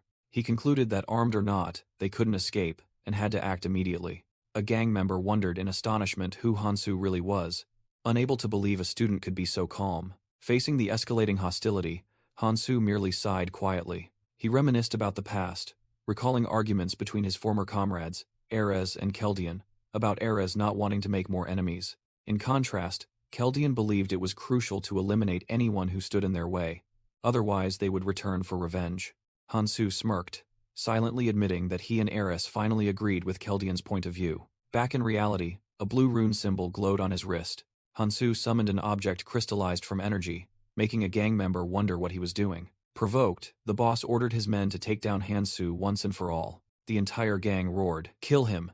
and charged towards Hansu. Accepting the fight, Hansu tightened his grip on his weapon's hilt. He channeled power into his legs, preparing for a lightning-fast attack. Hansu lunged forward with terrifying speed, cracking the ground beneath his feet. Hansu decided to test the quest on these people and charged into the attack. The gang leader with the bandaged nose was horrified by his speed. Hansu coldly warned that this attack might hurt. He glided through the crowd, easily tossing gang members into the air. A thug watched in horror as his comrades were struck down by blue glowing slashes. The gray-haired leader realized Hansu had probably absorbed all the runes and feared the consequences. He yelled, ordering his subordinates to hold their formation and prepare to use their trump card. Instantly, Hansu appeared right in front of him, making the leader curse. Despite his fear, the leader drew his knife, refusing to yield to a mere child. Hansu calmly stepped forward, advising him to think carefully. The leader scoffed, claiming that taking a human life wasn't as simple as killing a monster. He emphasized that this was murder, a true crime, but his taunts were abruptly cut short by a horrifying gasp. The leader's knife-wielding arm had been severed from his body. Hansu, sword in hand, had already moved behind him. He unleashed countless lightning-fast slashes onto the leader's body. With a decisive motion, Hansu stood still as the leader's head fell to the ground. His blue eyes remained unwavering, cold and emotionless. The remaining gang members lay scattered on the ground, groaning from severed limbs. A gang member screamed in horror as two outsiders witnessed the scene. Hansu Kang stood amidst the bodies, coldly asking the two survivors why they were still there. With a smirk, he asked if they wanted to fight. The two survivors looked at him with expressions of utter horror. Immediately, they turned and fled, while Hansu simply watched calmly. Afterward, Hansu approached Mihi and another survivor. He held out a piece of meat, and Mihi looked at him with pleading eyes. "What's wrong?" Hansu asked. "Those puppy dog eyes won't help." Mihi turned away, awkwardly replying, "Oh, nothing." Amidst the ruins and corpses, the three of them rested by pots of food. The scene shifted to the city's desolate skyline. Suddenly, a gigantic, grotesque eye appeared in the sky within the shattered moon. The giant eye slowly blinked, then it closed completely. As the group continued, Hansu thought to himself, that was nearly 3 days' worth of food. Annoying. He continued to ponder his failure to help everyone, but then he pulled out a special bag, thinking it was valuable because it could preserve 2 weeks' worth of food from the moonlight. Hansu put the bag away while Mihi and the other man followed behind. He suddenly stopped when a strange voice asked if they were okay. Mihi nervously asked Hansu Kang if they should have let those people live. Hansu remained silent, his face hidden in shadow, revealing no emotion. He smirked, remarking that Mihi was a scary woman. Teased, Mihi hastily explained that she was just worried. Hansu thought to himself, even if they got back up, they couldn't be stronger than him. He admitted that if he killed them and took their runes, he would become much stronger. Hansu believed that way of thinking showed Mihi had fully adapted to this world. He would also think that way if his only goal was power. But his purpose in returning to the past was to save as many people as possible through cooperation. Therefore, the first and most important rule must be not to kill people for runes. Hansu believed that killing someone just for a few meager runes was never worth it. He knew that to enforce this rule, he had to be a strong example and couldn't go around killing indiscriminately. Although leaving survivors was a risk, there were too many witnesses around. Hansu guessed that, regardless, others would come and take their lives for runes anyway. The other companion suddenly spoke up, saying he could only accompany them this far. He bowed his head, explaining that he could no longer follow the two of them. Mihi asked in surprise why, but Hansu coldly assented, telling him to do as he pleased. Hansu said that he respected everyone's beliefs and decisions. The companion turned and left, and Hansu also continued to walk forward.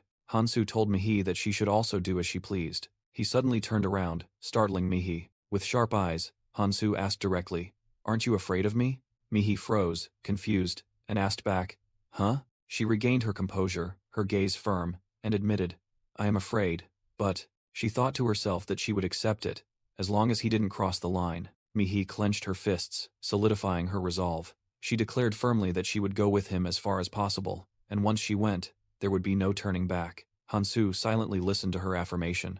Mihi swallowed nervously, awaiting his reaction. He turned away, thinking to himself that this girl truly had good intuition. Hansu accepted. "Then follow me."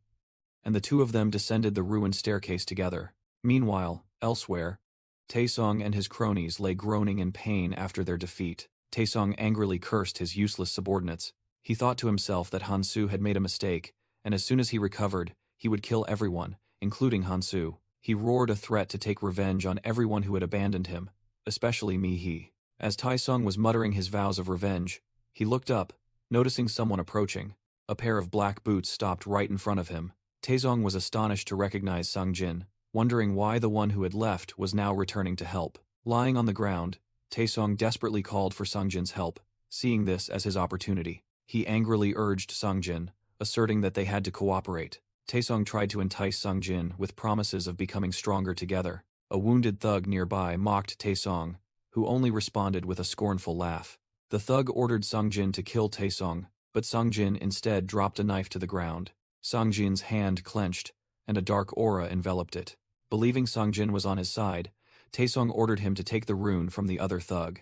He promised to share half the runes, but then became confused when Sungjin just stood still. While Taesong was still wondering, Sungjin suddenly grabbed him by the collar. Taesong was roughly lifted, completely shocked. Held tightly, he screamed in anger and confusion. "What the hell are you doing?" "Now I understand," Sungjin said coldly, astonishing Taesong with his strength. Sungjin sarcastically repeated Taesong's words about seizing opportunities, further confusing him. With a cruel gaze, Sungjin began to act. Taesong watched in horror as Sungjin picked up the knife, while still holding him with one hand.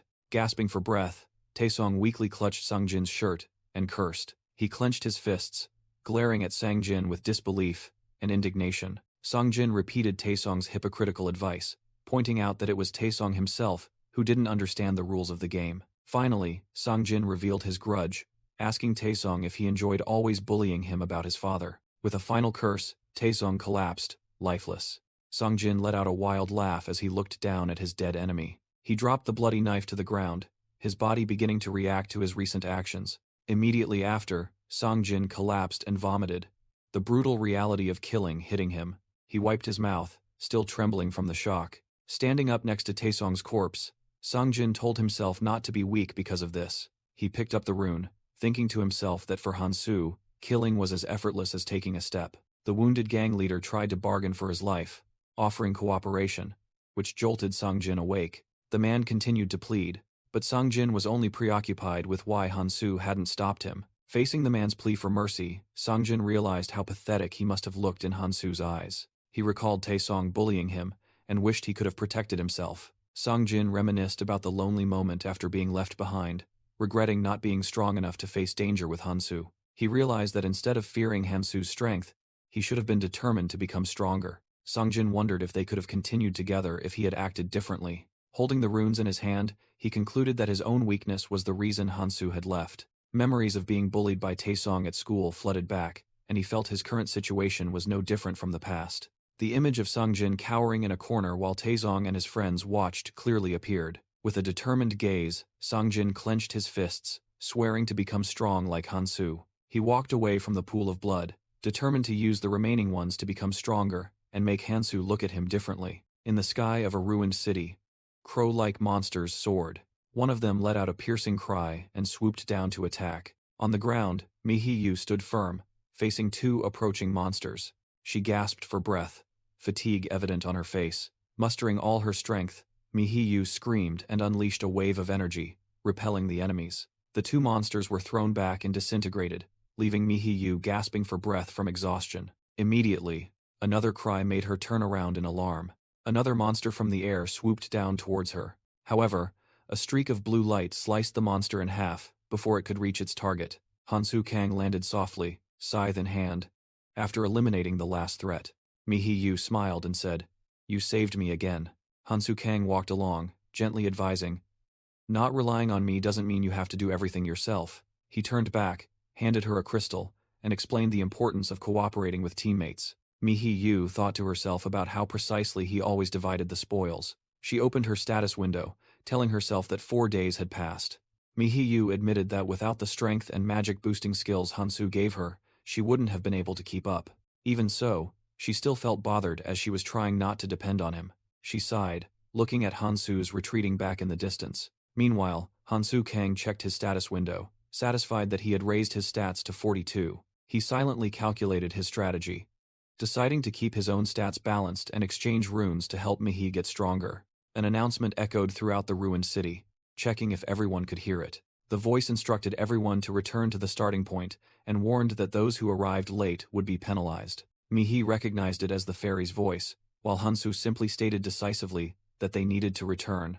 The two strode together along the desolate path.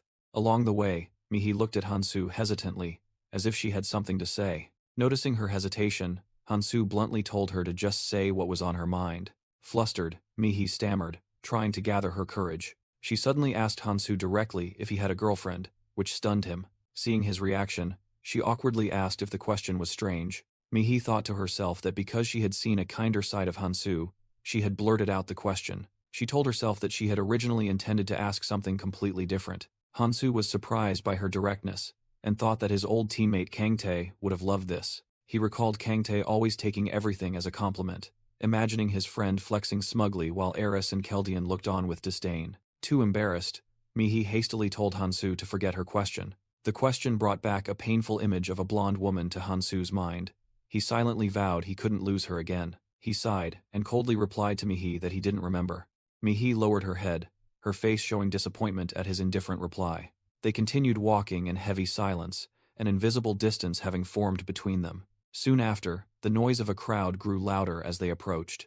They entered a large area and saw many other players already gathered there. Hansu Kang thought to himself that there were many familiar faces in the crowd. However, he also noticed the strange atmosphere around them. Suddenly, the fairy helper spoke up. "All right."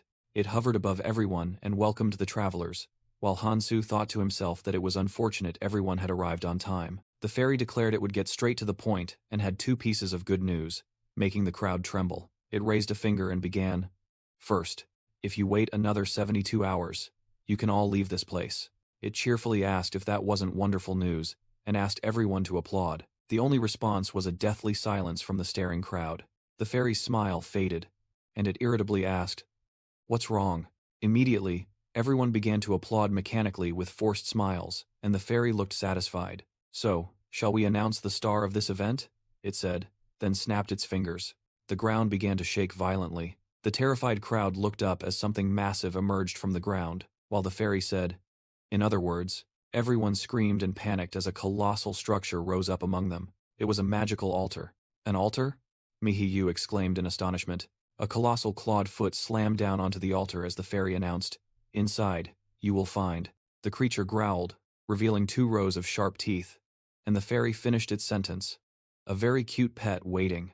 The fairy hovered in front of the monster and asked the crowd, "Can everyone see?" The fairy helper introduced the imprisoned monster named Devourer, startling everyone in horror. It gleefully announced that the monster had been starved all day just to wait for them. The beast continuously slammed against the barrier, eager to break free. The fairy explained that this altar was very weak and could break at any moment. It posed a terrifying question to the crowd. When it breaks free, how many will survive? The other players panicked, realizing they might have to fight that monster. With a sinister smile, the fairy announced that there was still a second piece of good news. It revealed there was a way to put the monster to sleep, preventing it from escaping or destroying the altar. The fairy teased the crowd, asking if anyone could guess how, but was met only with disgusted silence. Annoyed that no one responded, it tossed the pillow away.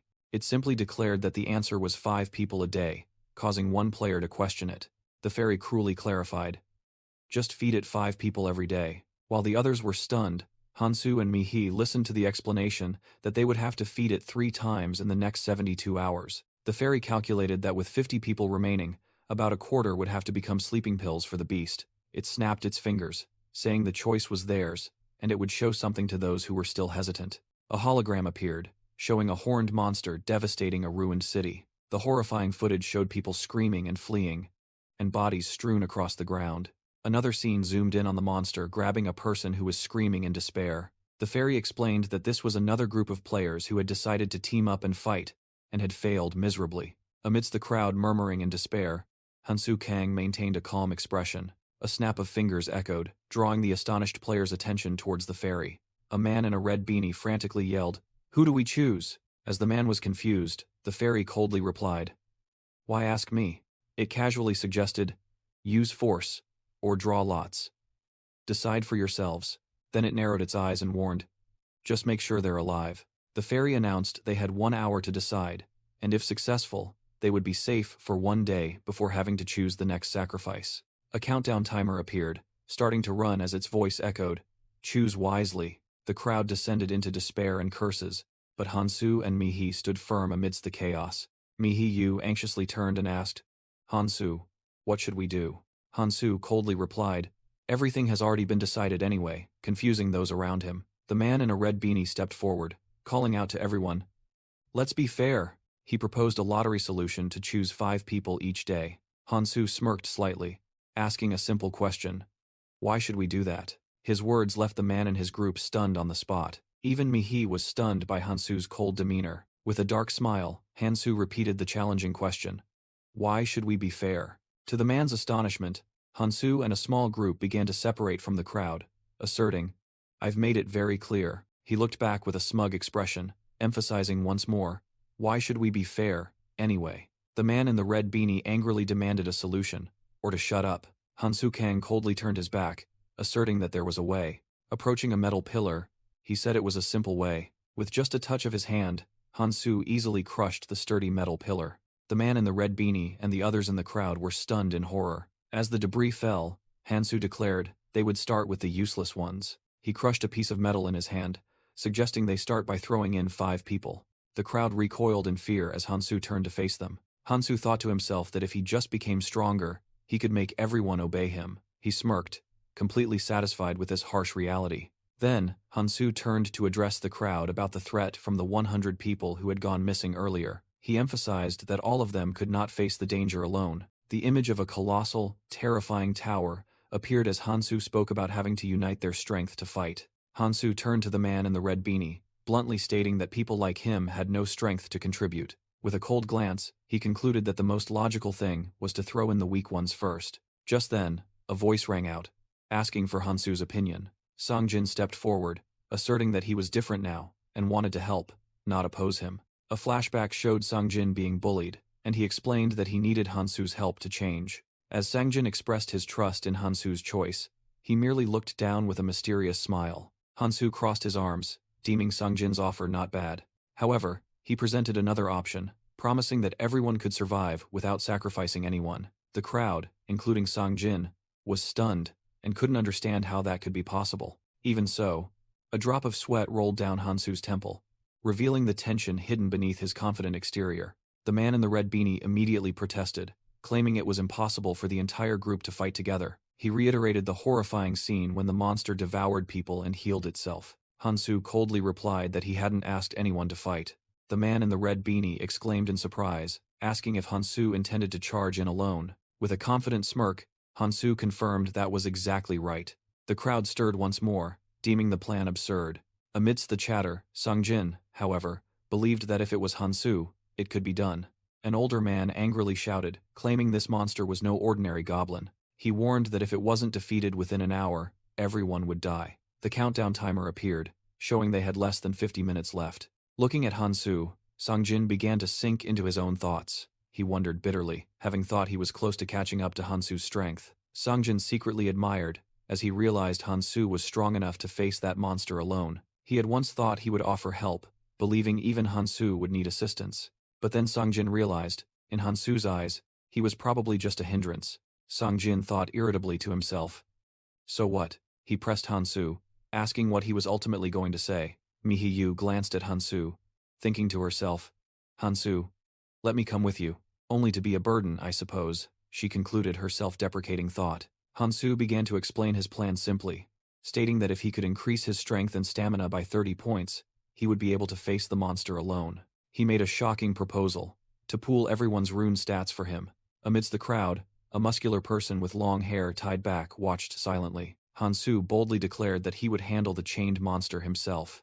The crowd immediately protested vehemently, shouting about why only those sacrificed had to give up runes, and the absurd number of 60 runes. In his mind, Hansu calculated with certainty.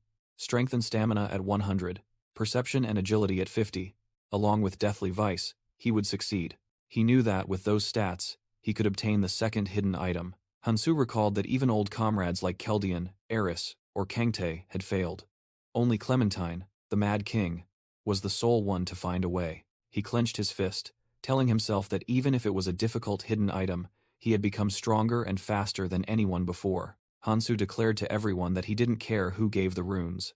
As long as the quantity was sufficient, he would act immediately. He warned, with the countdown timer showing only 41 minutes left, that the more they hesitated, the worse the situation would become. A bald man spoke up in rebuttal, claiming that the weak didn't have many runes to give in the first place. The man became agitated, shouting for someone to give up their runes or to hold a lottery. Selfish bastard, a cold voice rang out, making the bald man turn around in surprise. The muscular person stepped forward, pointing directly at his face and saying that he was clearly the weakest, so why should they sacrifice runes for someone like him? The muscular person stepped forward, emphasizing that even 1 or 2 runes made a huge difference. That person mocked the bald man, asking if he didn't know that because he didn't even have a single rune.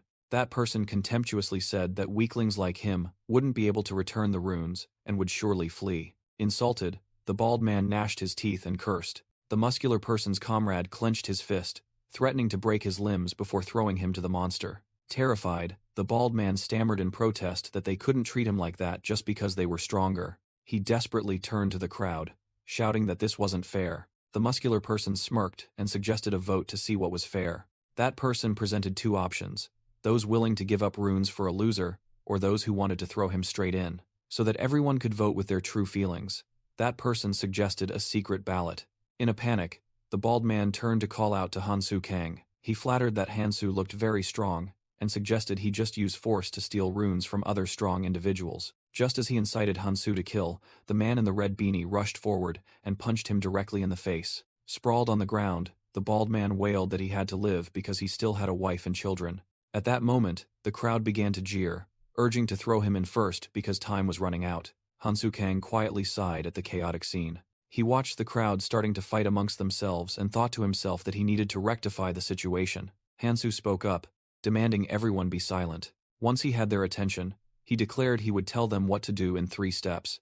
Hansu pointed out 15 people and declared them the weakest. The man in the red beanie stammered in terrified protest. The man in the suit hugged his family, desperately asking if Hansu intended to sacrifice them all. Despite the curses from the crowd, Hansu maintained a cold, unwavering expression. The countdown timer in the air continued to run, with less than 30 minutes remaining. In another space, Mihiyu stood alone outside a large gate. Her face clearly showed worry as she waited. Songjin approached and said that if she was so worried, she should have insisted on coming along. He thought Hansu might have agreed if it were Mihi. Mihi smiled, saying that Songjin still didn't truly understand Hansu. Songjin was momentarily confused by her remark. Mihi admitted that she really wanted to go with Hansu. However, she asserted that she couldn't just keep trailing after him. Songjin wondered about his own fate, then turned to ask Mihi if she intended to just stand there and wait. No, Mihi replied decisively, and started walking. She explained that if she just waited passively, she would be no different from the people Hansu was dealing with. The scene returned to Hansu, who questioned the group about only looking out for themselves during the chaos. He declared that now was the time for them to atone for that mistake. Hansu concluded that they weren't abandoned because they were weak, but that their weakness caused them to fall behind on their own. Hansu coldly asked the weak crowd if they thought charity existed here, then laid out the condition that if they wanted to live, each person had to borrow 2 runes. He proposed they had 72 hours to hunt and return them to everyone, and anyone who didn't repay their debt or tried to escape would have to face him directly. Witnessing everything, Mihi secretly thought that Hansu was a man of his word and would handle everything himself. Therefore, she decided she had to act on her own to keep up with him. Afterward, Songjin approached and invited Mihi to join his group. He added that the others would also be very happy if she agreed. Mihi smiled politely, thanked him for the invitation, but asked to reply later. With that, she turned and walked away, leaving Songjin standing alone amidst the ruined city. Songjin watched her retreating figure and secretly realized something. He could feel that Mihi had become much stronger since they last met. Feeling he wasn't strong enough, Songjin clenched his fists, telling himself he needed to work harder and show more. Suddenly, Hansu's train of thought was interrupted by a call. A tall, muscular person pointed directly at him and declared that they wanted to talk. Hansu calmly asked what they wanted to talk about. He secretly assessed the newcomers with wary eyes.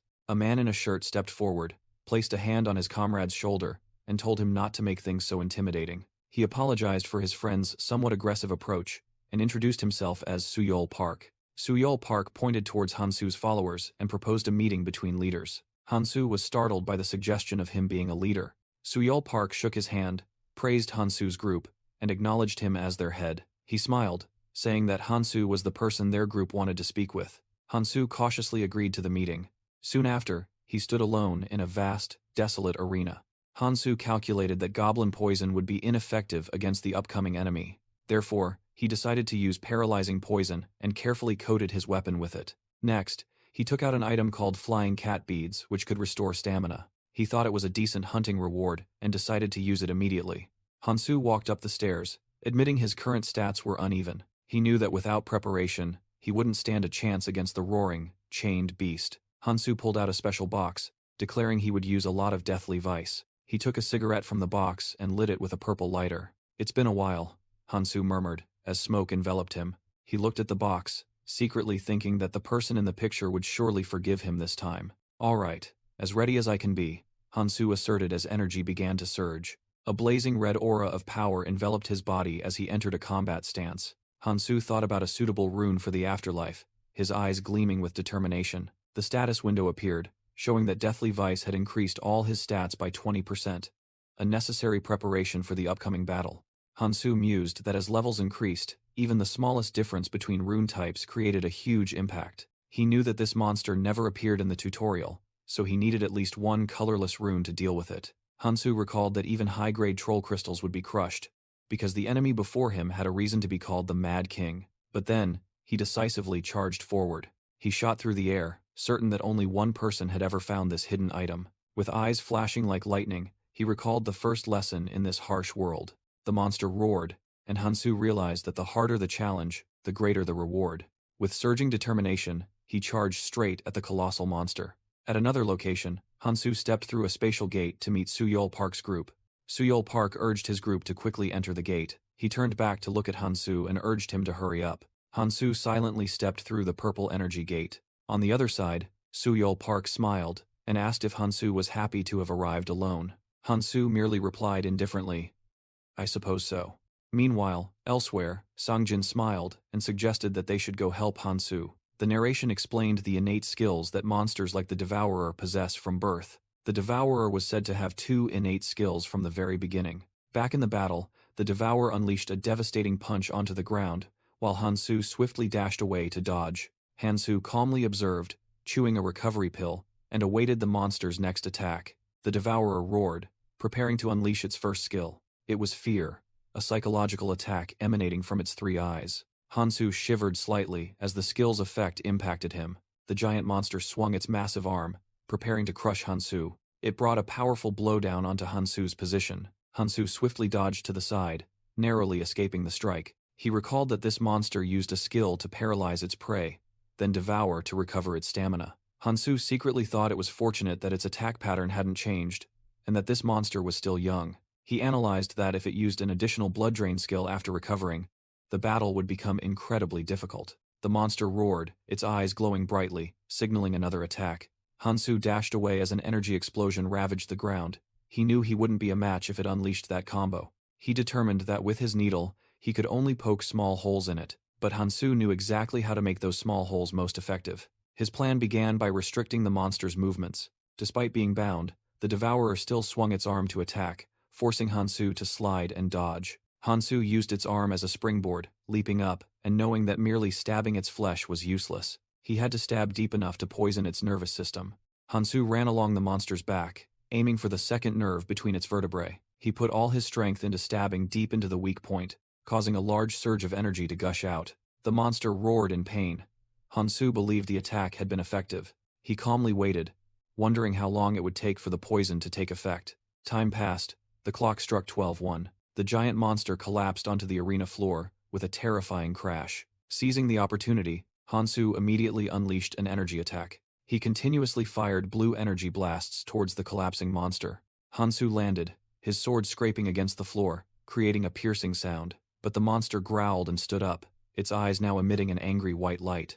Suddenly, its countless red eyes flashed, activating a special skill. Hansu involuntarily shivered at the psychic energy that had just been released. He realized this was the unique innate skill called fear. This skill directly attacked the mind, but fortunately, Hansu had magic resistance. He recalled even more terrifying things he had faced in the future. Compared to them, this psychological attack was nothing. Hansu was confident he could overcome it, as his combat experience had honed his keen senses. He remembered Kangtae once joking that he had a sixth sense in battle. Now, he realized it was true as he could see through everything about the monster. He knew exactly where he needed to move and what to aim for. Even so, Hansu admitted that this battle was not easy.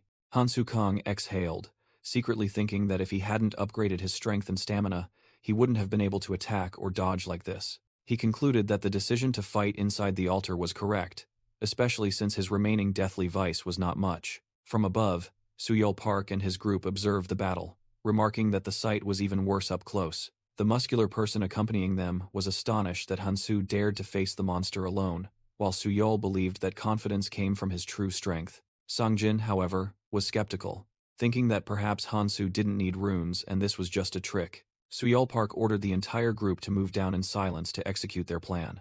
But Songjin broke the silence, shouting loudly to Hansu that they had come to help. Startled by the shout, Hansu flinched and dropped the pill he was holding in his mouth. Songjin continued to yell that they were coming down, making Hansu shout back, asking what they were doing. Suyol grabbed Songjin, angrily reminding him to keep silent, but Songjin innocently replied that he had to let Hansu know they had arrived. Suyol irritably flicked Songjin's head, explaining that shouting like that would also alert the monster, which Songjin only now realized. Suyol couldn't believe Songjin's naivety, asking if he truly hadn't thought of that. Meanwhile, a long-coated man in the group silently walked ahead, making Suyol grumble unhappily about his actions. Songjin merely gave a wry smile and offered a perfunctory apology. Below, Hansu looked up with an amused smile at the chaotic scene. Suyol whispered to his muscular companion that the idiot Songjin had ruined their plan. However, Suyol remained calm, saying that everything was still fine. He revealed the true plan. After the devourer was defeated and everyone let their guard down, they would eliminate Hansu as well. Suyol confidently asserted that after witnessing Hansu fight, his plan had become clear. From above, Suyol Park secretly thought Hansu was a dangerous individual. He compared Hansu not to a human, but to a satiated monster that only spared others because it had eaten enough. Suyol swallowed hard, admitting that strength wasn't everything and he still couldn't forget the scene from that night. In a flashback, he recalled Hansu not hesitating to confront an entire crowd alone. Suyol even believed that Hansu had enjoyed the slaughter. With a sinister smile, Hansu in Suyol's memory affirmed one thing: such a dangerous individual could not be allowed to exist. Returning to the present, Suyol revealed his plan. Eliminate Hansu and Mihi so that the rest would submit. He confidently ordered his companions to observe patiently before acting. The group looked down, and Suyol noted that the devourer had slowed down considerably, creating an opportunity for their plan. Songjin, a member of the group, merely observed in silence. Suddenly, Songjin turned his head with a meaningful smile. Suyol's muscular companion noticed Songjin's unusual silence. Immediately after, a loud explosion echoed, startling the entire group. The ground beneath their feet shook violently and began to collapse. A group member frantically screamed a warning as a large rock fell. The muscular companion cursed angrily, not understanding what was happening as they fell freely. The entire group fell sprawling to the ground, the person coughing violently and wondering why the stairs had collapsed. Suyol realized they had been discovered, but still tried to reassure himself that the monster was tired. However, the devourer immediately turned, fixing its glowing red, murderous gaze on the uninvited guests. The monster's glowing red eyes flashed, and Suyol cursed inwardly as he realized their presence had been detected. The entire group was terrified as they faced the devourer's horrifying stature up close. The monster let out a menacing growl, freezing everyone in place. Suyol tried to calm himself, believing Hansu was still there, but then panicked as he realized Hansu had vanished. He spotted Hansu walking away up the stairs and angrily shouted, "Hey, where are you going?" In despair, Suyol turned to his muscular companion, urging that they needed to combine forces to end the battle quickly. Suyol couldn't understand. He thought the monster was almost exhausted, and Hansu couldn't stop now. Hansu coldly replied that the battle was already nearing its end, but their appearance had ruined everything and given the monster a chance to recover. He thought to himself that he had only been able to hold out this long thanks to the item Deathly Vice. Hansu turned away, stating that with their strength, they wouldn't be able to do anything. He calculated that once the monster devoured them all and fully recovered, defeating it would become incredibly difficult. Deciding to retreat and replan, Hansu challenged them, "If you can kill it, then by all means." A group member shouted in indignation, "So you're just going to run away like that?" Suyol's muscular companion yelled loudly, reminding him, "You seem to have forgotten your friend is here too." Suyol ordered to grab someone from the group to throw to the monster, but then was stunned to realize that person had vanished. Behind Hansu, a voice rang out, "Who? Me?" As a pair of shoes stepped forward, Songjin appeared with a sly smile, calmly stating that it seemed not everyone had fallen when the stairs collapsed. Below, Suyol's muscular companion furiously roared as he realized Songjin had secretly sabotaged the stairs, vowing to kill the traitor. Songjin nonchalantly replied to the threat, "Go ahead and try, but I'm not sure you have enough time." Songjin mocked Suyol's group, saying that the devourer was drooling and they had other horrors to worry about. The monster growled, drooling as it looked down at the panicked crowd below. A group member exclaimed in horror, wondering if the monster was enjoying their fear. Suyol Park yelled at Hansu, warning that if the devourer recovered its strength, he would be next. In despair, Suyol told himself he had to convince Hansu to stay if they wanted to survive. Hansu coldly replied that the devourer wouldn't break the altar, then asked if they hadn't volunteered themselves as sacrifices. Suyol was speechless at Hansu's words. The entire group suddenly turned their heads as another voice rang out. The helper fairy appeared with a sinister smile, explaining the rule was very simple. 5 people a day. A gruesome image appeared, showing the devourer devouring 5 people to illustrate the sacrificial rule. Amidst the crunching sounds, Hansu sarcastically praised their noble sacrifice. Having said that, he turned his back and walked away, leaving them to their fate. Songjin blocked Hansu's path and questioned why he did that. Hansu looked directly at Songjin, saying that he knew Songjin had intentionally led that group here and demanded a straightforward explanation. Songjin began to speak, admitting that he understood now. He smirked, a clear realization dawning on his face. Songjin stated firmly that he knew how he could help. With a resolute gaze, he offered, "Use me." Hansu silently looked down, considering Songjin's offer. Hansu Kang coldly asked why he should use Songjin.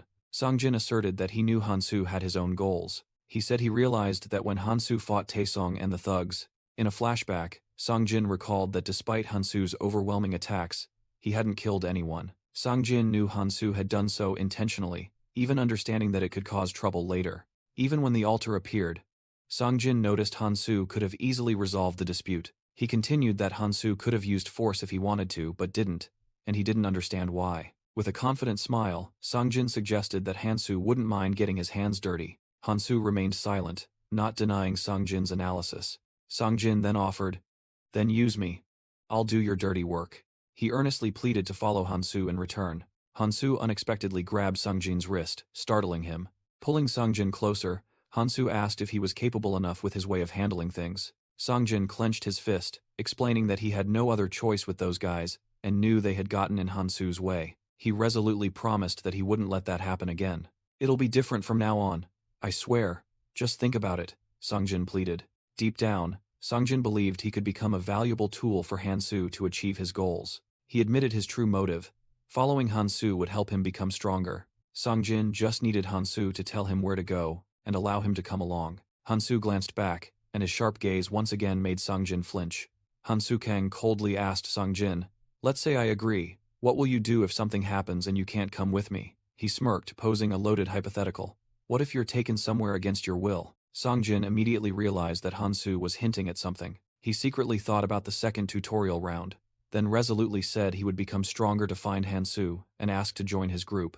Hansu simply ordered, "Go down there." Songjin was stunned, unable to believe that his oath was still not enough to convince Hansu. He desperately called Hansu's name, pleading for a chance to correct his mistakes as Hansu turned his back and threw a small purple object to the ground. Hansu said nothing, crushing the object with his foot. Annoyed by Songjin's pleas, Hansu said that wasn't what he meant. Finally, Hansu turned back and ordered, "Be here at 1 o'clock tomorrow." He added that by then, whatever was down there would surely be gone. Hansu continued to instruct the bewildered Songjin to take all the remaining runes. He asserted that since Songjin had killed those 10 people, those runes belonged to him, making Songjin tremble. Hansu said goodbye and left, leaving Songjin alone in the large room. Once gone, Hansu secretly thought that although it was a bit early, Songjin might be useful later. He suddenly recalled Iris's advice from the past, when she spoke of his journey to save humanity. Iris had warned that there would be obstacles, and thus, he would need enforcers. In the flashback, Iris led the Guardians, explaining that enforcers were those who did the dirty work for the leader. Images of enforcers appeared, showing them as people who helped the ruler achieve their goals at any cost.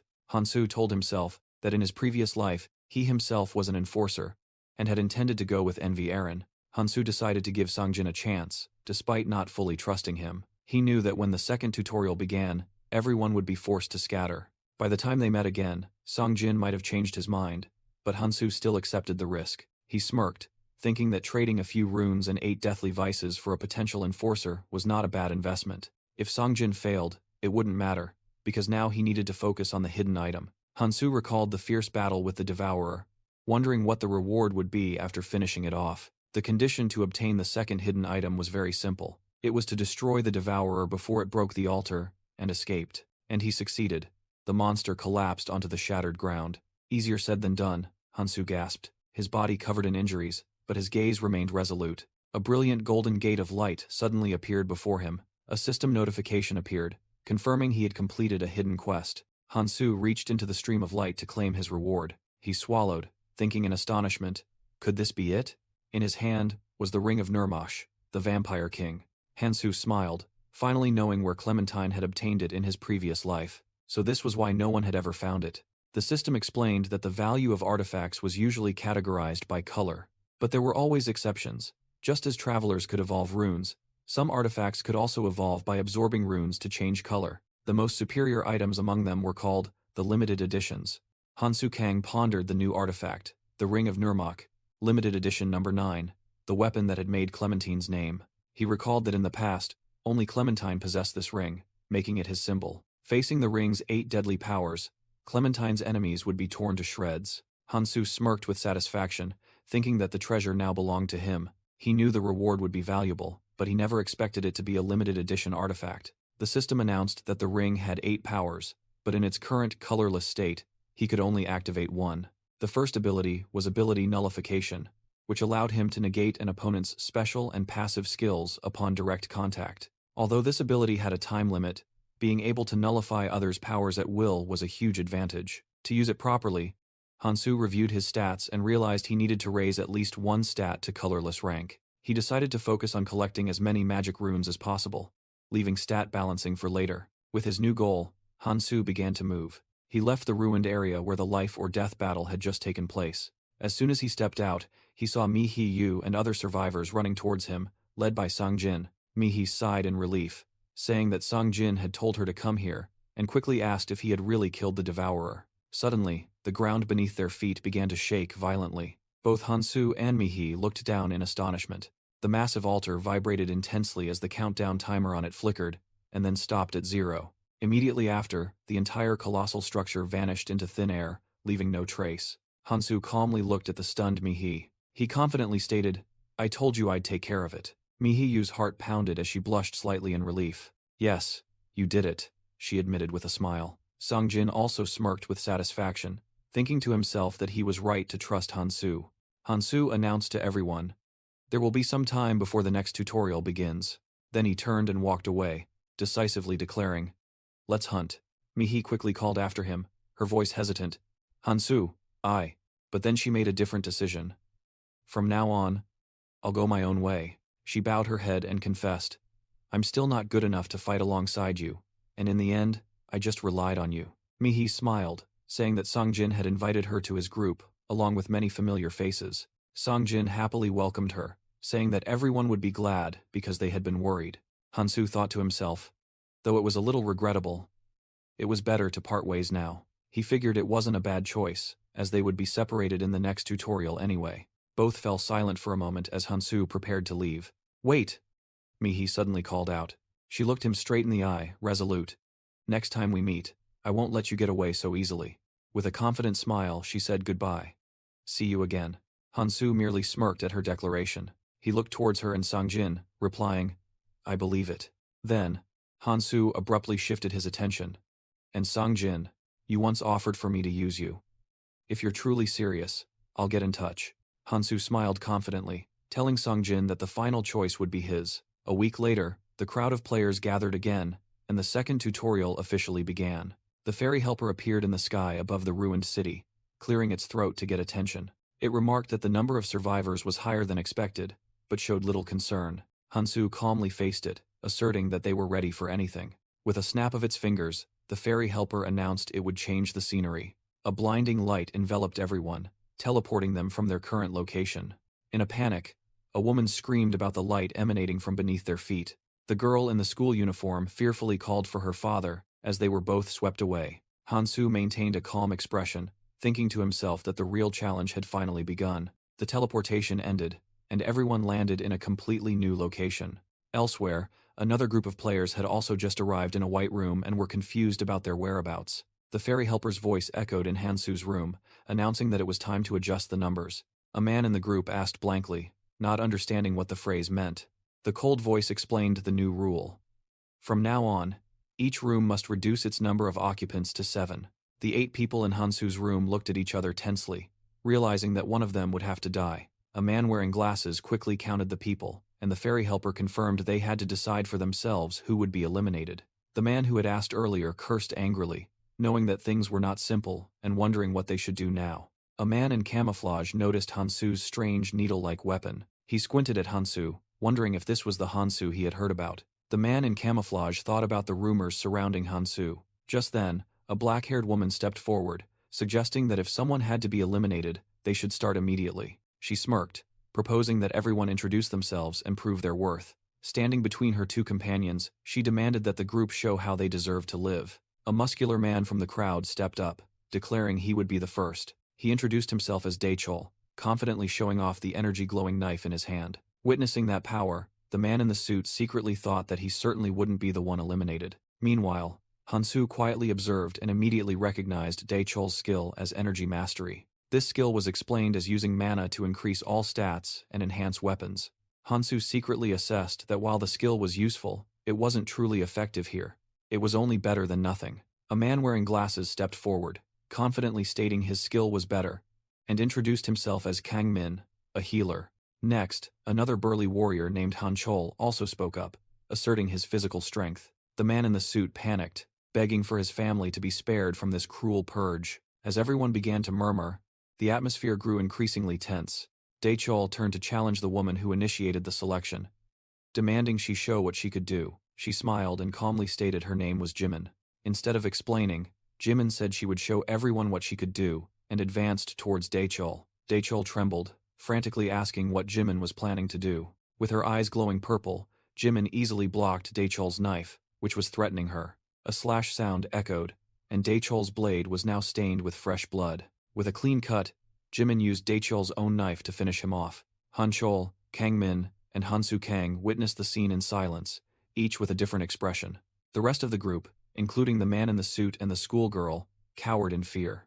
From Daechol's corpse, a glowing skill rune floated up, and Jimin casually said, "How lucky." She grabbed the rune and declared she would take this skill. Then, Jimin smiled and told the others that they could share the stat runes among themselves. Han Chol swallowed, secretly thinking that Jimin was a psychopath who didn't hesitate and needed to be extremely careful. Meanwhile, Hansu Kang merely let out a sigh of relief. He secretly thought that Dae Chol showing off an uncontrollable skill saved him some effort. Hansu realized that the presence of these weak individuals proved the timeline had changed from the past he knew. He smirked, secretly thinking things were getting interesting. Suddenly, the fairy helper appeared and announced that they were the first group to have 7 people remaining. The scene abruptly changed, revealing a precarious bridge suspended in the sky, called the Stairway to Heaven. Their mission was to climb this bridge within 3 months to reach a dormant volcano. The fairy helper explained that if they passed this tutorial, a vast world would open up before them. Having said that, the fairy helper wished them luck and disappeared. Without a moment's hesitation, Hansu Kang took the first steps onto the bridge alone.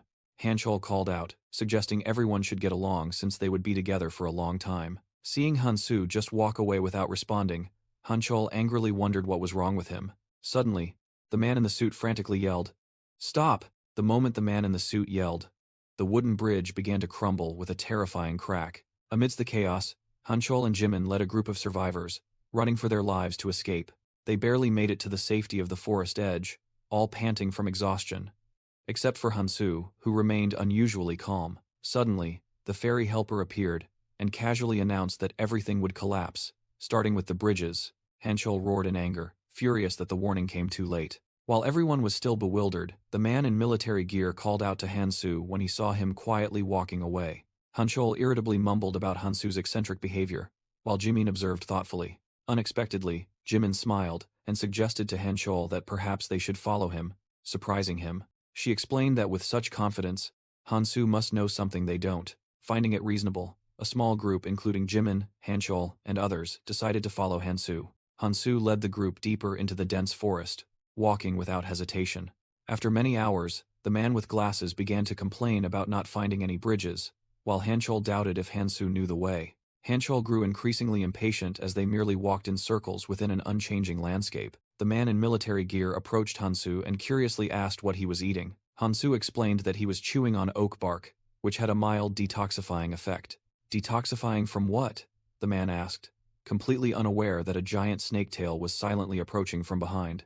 Suddenly, the monster snatched the man, causing him to scream in terror. A gigantic armored serpent emerged from the foliage, coiling tightly around its struggling victim. Hansu turned, his eyes sharp, secretly thinking, "Here they are." The colossal monster roared, the forest's silence shattered by the deadly encounter. Hanchol asked Hansu, surprised, how he knew about the ambush beforehand. Hansu casually replied that it was like a superpower, all while chewing on tree bark. Hanchol repeated blankly, unable to comprehend the vague answer. Immediately after, he roared as his 2 knives shattered, trying to stab the snake tightly coiled around his arm. With a powerful flick, the snake flung Hanchol away. Despite being injured, the snake writhed on the ground, and Hanchol cursed its annoyance. An information panel appeared, identifying the monster as a rune snake, whose behavior changed according to the symbol on its head. Hanchol gasped, realizing he had no time to recover and wouldn't survive if things continued like this. He angrily turned and yelled at the others, demanding they step forward and fight instead of just watching from behind. The man in the suit fearfully refused, saying he had to protect his family. Hanchol desperately roared that it was just an excuse while he was risking his life here. He turned his anger towards Kangmin, who was nonchalantly leaning against a tree, and questioned his reasons. Kangmin smirked, explaining that it would be reckless for a healer like him to get injured. Then, Kangmin casually named his price for healing services: 3 power runes per use. Hanchol gritted his teeth, his face twitching with rage at Kangmin's blatant greed. He turned to Jimin and her companion, asking if they were okay with this, but only received a cold reply. Ignored by everyone, Hanchol bitterly realized he was the only one who found this situation terrible, while that family paid for healing. Kangmin urged everyone to keep moving, leaving Hanchol to sink into dark thoughts about the mess he was stuck in. Suddenly, a communication signal rang out, a voice calling his name. It was Hanchol's captured teammate, who asked about the situation, and Hanchol replied wearily. Over the comms, Hanchol's captured teammate said there was a place for them to reunite higher up, and told him to try and hold on. He urged Hanchol to find as many useful recruits as possible to increase their numbers and overcome the challenge. Meanwhile, Hansu Kang silently assessed the people around him, wondering if anyone was worth recruiting, starting with Mr. Superhero, Hanchol. He glanced at Jimin, whom he considered a psychopath with a knife. Next was Kang Min, a mercenary healer who only cared about personal gain. Finally, he dismissed the useless family huddled together. Hanchul sighed, ending the call with a message to his captain that they first needed to survive. Hansu silently walked past Hanchul, completely disregarding the group's situation. Suddenly, the communication device in Hanchul's hand beeped, making him wonder in surprise if someone had developed a ruler's skill. Hansu recalled that only a select few possessed the traits to become a ruler, like Eris and others. It was the ability to inspire and lead others as their leader. Rulers would bestow marks upon clan members, creating a deep connection that allowed them to communicate. However, Hansu knew that a ruler could only bestow a limited number of marks, so they would be busy recruiting for a while. He thought to himself, and I'll be busy leveling up to confront them, while holding a glowing crystal. Hansu resolved that if he wanted people to follow him, he would have to become much stronger. After a battle, the corpses of rune snakes lay scattered on the ground as Hansu breathed a sigh of relief. He noticed the snakes were slowing down and speculated that he might have left their territory. Pushing aside the foliage, he realized that meant he was close to the rune snake variant's nest, his ultimate target. Before him, a gigantic rune snake variant with silver scales was coiled in a clearing. The adult rune-eating snake hissed menacingly in front of the players. Suyol Park frantically told the group to stop as Hansu Kang calmly faced the monster. Trembling, Suyol wondered if they had to fight, then suggested they just keep going since the snake didn't seem to attack unless provoked. Hansu coldly declared he would fight alone and told the others to hide or go ahead if they wished. As Hansu turned and walked away, Suyol tried to hold him back, arguing that they were traveling together and such dangerous actions were ill-advised. Hansu smirked, flatly denying, "You're mistaken, I'm not with you." He explained that they merely happened to be going in the same direction, and now they weren't. Suyol was about to leave but then grabbed Jimin, worried that if they left now, they wouldn't have enough strength. Jimin brushed Suyol's hand away, questioning if he intended to force Hansu or wanted to stay here. Struck by the truth, Suyol could only stammer incoherently. Hanchul decisively ordered the group, "Let's go." Even so, Hanchul looked back, thinking to himself that despite Hansu's stubbornness, he couldn't just abandon him, then called out to Kangmin, who was standing still. Hanchul advised Kangmin to give up on recruiting Hansu. Kangmin sighed, explaining that Hansu was the only one who hadn't asked for healing. He remarked that Hansu acted as if he was born on the battlefield, the type of person who wouldn't listen to anyone and would likely not survive long. Just then, the rune snake suddenly lunged to attack, but Hansu managed to dodge in time. Hansu recalled the combat rule: dodge when a magic rune appeared, and attack with all other types of runes. The rune on the snake's head immediately changed. Seizing the opportunity, Hansu charged forward and unleashed a series of precise attacks on the monster's body. However, the snake was only pushed back, its scales turning black, making Hansu realize it had switched to a defensive rune. Hansu Kang thought to himself, a prolonged battle wouldn't be a problem, but it would still be very troublesome. He devised a simple attack strategy: ignore the snake and aim straight for its nest. As Hansu charged, the snake instinctively turned to protect its nest, revealing an opening. Seizing the opportunity, Hansu appeared right in front of the roaring beast and declared that he had caught it. He suddenly stopped, skillfully changing the direction of his attack. A flurry of lightning-fast blows rained down on the monster's body. The snake lashed its tail in retaliation, but Hansu dodged it and stood at a safe distance. After defeating the monster, Hansu remarked that he had obtained what he needed faster than expected. Inside the nest was his true objective: a rune-eating snake egg. Suddenly, the egg began to shake on its own. Hansu picked up the egg, and it began to shake more violently in his hand. Cracks quickly appeared on the surface of the eggshell. A glowing yellow eye lit up from within the crack. From the broken egg, a tiny infant rune-eating snake emerged, making Hansu ponder its special characteristics. He explained that it had the ability to eat runes and then spit them out, then offered it a rune to try. The baby snake chomped on the rune while Hansu explained that it would eat any 3 runes and spit out 2 according to its master's will. Immediately after, it spat out a new rune into Hansu's hand, and he admitted that this seemed like a losing exchange. However, Hansu patted the snake's head, stating that getting the runes he wanted was what mattered, and he needed to focus on magic defense. He told the snake to go to sleep, and then told himself it was time to continue on his way. In the middle of the dense forest, a man in a suit was trying to find his way on a map, while his young daughter asked where they were going. He desperately realized the map was too rudimentary, and silently cursed those who had abandoned his family. Suddenly, his wife flinched upon hearing strange noises coming from a nearby bush. The man trembled with fear, but quickly shielded his family, preparing to face an unknown danger. From the bushes, Hansu Kang emerged, and the wife joyfully called his name. Hansu coldly walked over and asked why they were still there. The man sarcastically asked if Hansu had run away from the monster, but he casually replied that he had killed it. He was astonished, lightly patted Hansu's head, and found no scratches. Unable to believe his strength, Hansu asked about the rest of the group, causing the entire family to flinch and shy away. In a flashback, the man angrily shouted at Hanchol's group when they decided to leave. He tried to plead, saying that it would be safer to go together and there was no reason to quarrel, but Hanchol scornfully replied, saying that his family was just a burden trying to tag along. Kangmin and Jimin also agreed, declaring that they would follow the stronger side to survive. Back in the present, the man bitterly recounted that the other group had left and even blocked the path so they couldn't follow. Even as he was speaking, Hansu turned his back and walked away, declaring that he had no time. The wife immediately urged her husband, and he nodded, agreeing to follow Hansu. The entire family began to walk, deciding to stick with the only person capable of protecting them. They silently followed Hansu, traversing the dense forest. Suddenly, Hansu stopped, turned around, and raised his hand to block them, questioning what they were doing. The man in the suit awkwardly explained that they were just coincidentally going the same way.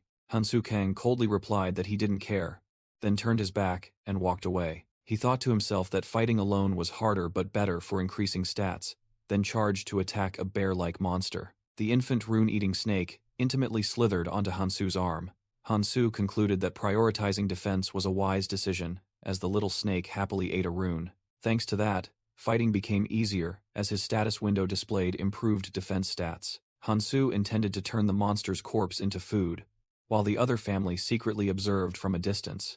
His daughter Cheun whispered admiringly about Hansu's strength, while the mother breathed a sigh of relief that he hadn't noticed them. When Cheun suggested they should fight too, her father quickly stopped her, saying that having the whole family safe together was already a blessing. The entire family decided to continue following Hansu, running through the forest. They worriedly wondered where Hansu was leading them. His destination turned out to be a dark tunnel entrance.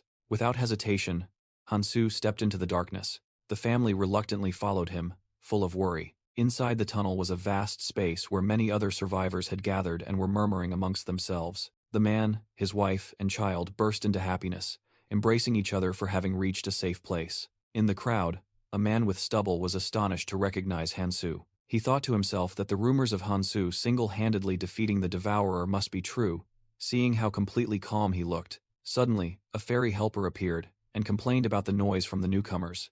The fairy helper announced that the last person had arrived and the door was now closed. With a snap of its fingers, it grinned widely and declared the official start of the event. It welcomed the survivors to the first stage terminal, praising them for not having too many casualties. The fairy helper explained that the next event was a ticket-grabbing competition, and virtual tickets immediately appeared before everyone. It explained that the islands in the center or south were filled with items, while other places were full of danger and lava. The rules were given. Each boat could only carry 3 people, and at least 3 tickets were needed to depart. A diagram illustrated that if 3 people each had 1 ticket, they would be dropped at random locations on different islands. Similarly, if 2 people had 3 tickets, they could stay together, but couldn't choose their destination. The crowd listened with tense expressions as the fairy helper revealed an exception. However, if one person possessed all 3 tickets, that person could go anywhere they wished. Hansu Kang immediately understood the cruel implication of this rule. The fairy helper advised everyone to check the map for more details, as the islands would collapse from the outside in. They only had 30 minutes before the first level collapsed, with a total of 25 boats available. With a sinister smile, it declared the game had begun, reminding them that to survive, all means were permitted. Immediately, chaos erupted, as everyone began slaughtering each other to snatch tickets. Hansu Kang calmly observed the scene, thinking to himself that things always devolved into chaos. Suddenly, a voice called his name, causing Hansu to turn around. The man in the suit knelt down on the ground before him. He desperately pleaded with Hansu to save his family. Hansu Kang told the man in the suit that they needed more tickets to safely reach the central island. The man clung to Hansu's leg, pleading that with his strength, it wouldn't be difficult. He suggested that by simply taking tickets from others, the whole group could easily pass. Then, he prostrated himself, begging Hansu to save the innocent lives.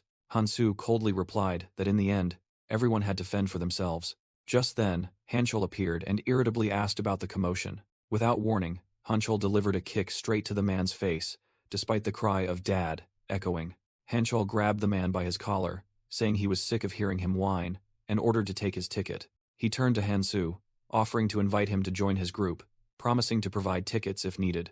Hanchul said he also disliked those people from earlier, trying to curry favor with Hansu. He asserted that someone as strong as Hansu shouldn't go alone, and activated a glowing mark on his hand. Hanchul boasted that this was his team's ability, a special skill that could be shared if the leader allowed it. He said he had reported about Hansu to the leader and asked if Hansu was tired of being alone. Hansu shook his head decisively, refusing Hanchul's offer. Taken aback by the refusal, Hanchul stared in shock as Hansu turned and walked away. He called after him, saying Hansu didn't understand the value of a clan. Hansu reminisced about his old comrades and the bonds they had forged. He silently resolved that this time, he wouldn't join under another ruler to avoid losing sight of his goal. Hanchul sighed, seemingly accepting Hansu's decision. However, he threw something towards Hansu and told him to take it. A glowing blue ticket fell to the ground in front of Hansu Kang. Hanchul explained that he had taken it from the man in the suit, who was kneeling on the ground with his family. He told Hansu that it was a shame he refused, but he didn't have time to persuade him further. With a smirk, Hanchul called it a gesture of goodwill for next time and left to meet his comrades. Hansu thought to himself that the ticket was completely unnecessary at this moment. When he didn't pick it up, other nearby players recognized the opportunity. Immediately, the crowd rushed towards the ticket in chaos. One player quickly snatched it and yelled that it was theirs. However, another man snatched the ticket, knocking the other person to the ground. Cheun, the daughter of the man in the suit, bravely lunged with a knife and clung to the thief's leg. The thief grabbed Cheun, held a knife to her throat, and threatened to kill the whole family. Hansu realized this was exactly the cruel spectacle the game masters wanted to see. He mused that all their struggles for survival were merely a prearranged play. Suddenly, a woman named Jimin approached and asked why he refused Hanchul's offer. Hansu curtly replied that it was personal, and directly asked her purpose. Jimin smiled confidently, saying she had her own offer. She revealed a glowing purple magical mark on her hand and invited Hansu to join her. Hansu shook his head in refusal, and Jimin merely smiled as if she had anticipated it. Before leaving, she asked why he hadn't left yet, wondering if it was out of pity. Hansu Kang replied to Jimin that he didn't think she was so pathetic. With cold eyes, he looked down at the remaining people on the island. He smirked, saying that was the problem with pity. As the last boats flew away, the chance of escape was gone. Only a single boat remained stranded on the shore. Now, the island had become a lawless place, and what happened here would stay here forever. Hansu was haunted by the people he should have saved in the past, but he knew that the ferry helper's control was absolute, and he couldn't save everyone. Therefore, Hansu decided he would do what he had to do. Facing the desperate survivors, he told himself that failure here would make everything meaningless. He gripped his weapon, recalling the fate of those who didn't leave the island. It was a slow and agonizing death in a sea of poison, just for the entertainment of the ferry helpers. Hansu declared that instead of letting them endure that torment, he would become their mercy, granting them a swift death. After a gust of wind, Hansu stood alone in the silence, the massacre complete. The ferry helper appeared, looking astonished and somewhat amused by his actions. It flew closer, and whispered that this would be their little secret. With a sinister smile, the ferry helper said it would wait for him ahead and then vanished. Alone, Hansu affirmed to himself that he regretted nothing. Hansu clenched his fist, telling himself that he returned to win, not to save everyone. And he couldn't be weak now. With resolute eyes, he determined to keep moving forward. Hansu's next destination was the central island, and he was sailing there alone. An announcement echoed, welcoming the players who had reached the central island, a land of opportunity. Here, only 3 important things needed to be remembered. The first mission was to defend the castle along with the giant magic crystal. The second was to grow stronger in the underground dungeon, a place that couldn't be found anywhere else. And finally, a wave of skeletal monsters with glowing eyes was approaching. In a chaotic scene, the defenders on the walls screamed in despair as they were overwhelmed by the skeleton army. A swordsman tried to fight back, but was repelled by a monster's strength. He watched in horror as a comrade was cut down, desperately yelling that they couldn't hold out for a month. A command to hold the line rang out amidst the battle. This was immediately followed by a scream of agony as another person fell. The scene shifted to a meeting room, where a hand slammed onto the table and a voice boomed, suggesting they needed more discipline. The leader, Jungwook Park, announced that their defenses had almost collapsed on the very first day with heavy casualties. He angrily declared that at this rate, everyone would die, let alone protect the crystal. Juhyun An, another leader, suggested waiting for the other rulers to arrive before acting. However, Sia Hong retorted, stating that all the important people were already present. Guktae Lee then directly asked what solution they intended to propose. Jungwook Park declared that the biggest problem was the lack of people, proposing that everyone must be forced to participate in the defense. Sia Hong countered, pointing out that they had no control over unaligned players. Jungwook snapped back that he didn't think those brutes would listen to reason, so force had to be used. Juhyun An worried that the next attack was only 3 hours away, simultaneously doubting the alliance's ability to maintain order. He further explained that more and more people were leaving for the underground dungeon, and their numbers were now almost equal to the defenders. This group had even formed the semi-basement coalition, a force the clan alliance couldn't control because they were only focused on defense. Jungwook frustratedly suggested that the clans on the front lines should also go underground, but Juhyun immediately asked who would protect them then. Juhyun selfishly proposed that the smaller clans should go first, then realized everyone's division. Sia Hong secretly wished all 1,900 players had stayed and focused on defense. She recalled that everyone initially cooperated, but the temptation of power and artifacts from the dungeon had changed them. As Sia Hong was wondering how to protect the crystal, someone suddenly ran in. It was Jimin. She brushed off Sia Hong's annoyance and said she had important news. Jimin announced that someone had stood up against the entire semi-basement coalition, leaving Sia Hong stunned amidst screams from outside. Jimin calmly reassured everyone, saying that we never said we wouldn't go. Meanwhile, a member of the semi-basement coalition was kneeling and begging, saying he just wanted to get a little stronger before coming back. A sword flashed in an instant. The man screamed in pain as the sword pierced his chest. Hansu Kang coldly declared that playtime was over. Starting tomorrow, everyone had to go fight.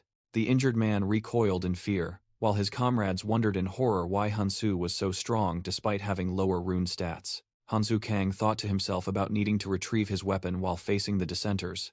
A man from the semi-basement coalition roared angrily, demanding to know by what right Hansu commanded them. He charged with a glowing knife, shouting he would kill Hansu, while Hansu calmly analyzed his opponent's enhancement skill. Hansu looked at the ring on his hand, secretly praising the power of a colorless artifact. The man's attack was easily blocked, causing the others to yell at their comrades to attack. He realized in horror that his skill was ineffective and couldn't penetrate Hansu's defense, who then coldly asked if it was his turn now. Hansu delivered a devastating punch to the attacker's face. The man collapsed to the ground, while Hansu lamented that holding back was tiring, and humans were a non-renewable resource. He turned to the remaining people, asking if they needed further persuasion, leaving everyone speechless with fear. Hansu smirked, saying that this last cigarette was probably enough. In another development, Jimin suddenly burst into the clan leaders' meeting, taking down the guards. The leaders, including Jungwook Park, Juhyun An, Sia Hong, and Guktae Lee, were all stunned by the sudden intrusion.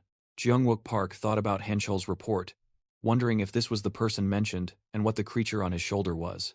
Hansu loudly declared that starting tomorrow, the semi-basement coalition and the clans would merge to alternate between hunting and defending, challenging anyone who dared to object. Standing before the leaders, he ordered them to divide the useful people among themselves, as he had already dealt with those outside. Sia Hong thought that this was beneficial for them, but wondered what the price to pay was. Guktae Lee also spoke up, directly asking about Hansu's intentions. He continued to question, not believing a strong individual unaffiliated with any clan would do all this without their own agenda. Hansu calmly replied that he only wanted to establish basic rules and order. Otherwise, he wouldn't interfere. Guktae Lee skeptically asked how they could trust Hansu not to eliminate them later.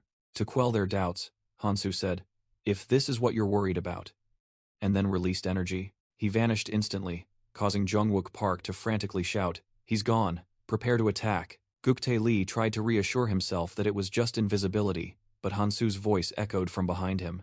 "If I wanted to attack, do you think I couldn't?" Hansu whispered, holding a sharp knife to Guktae's throat.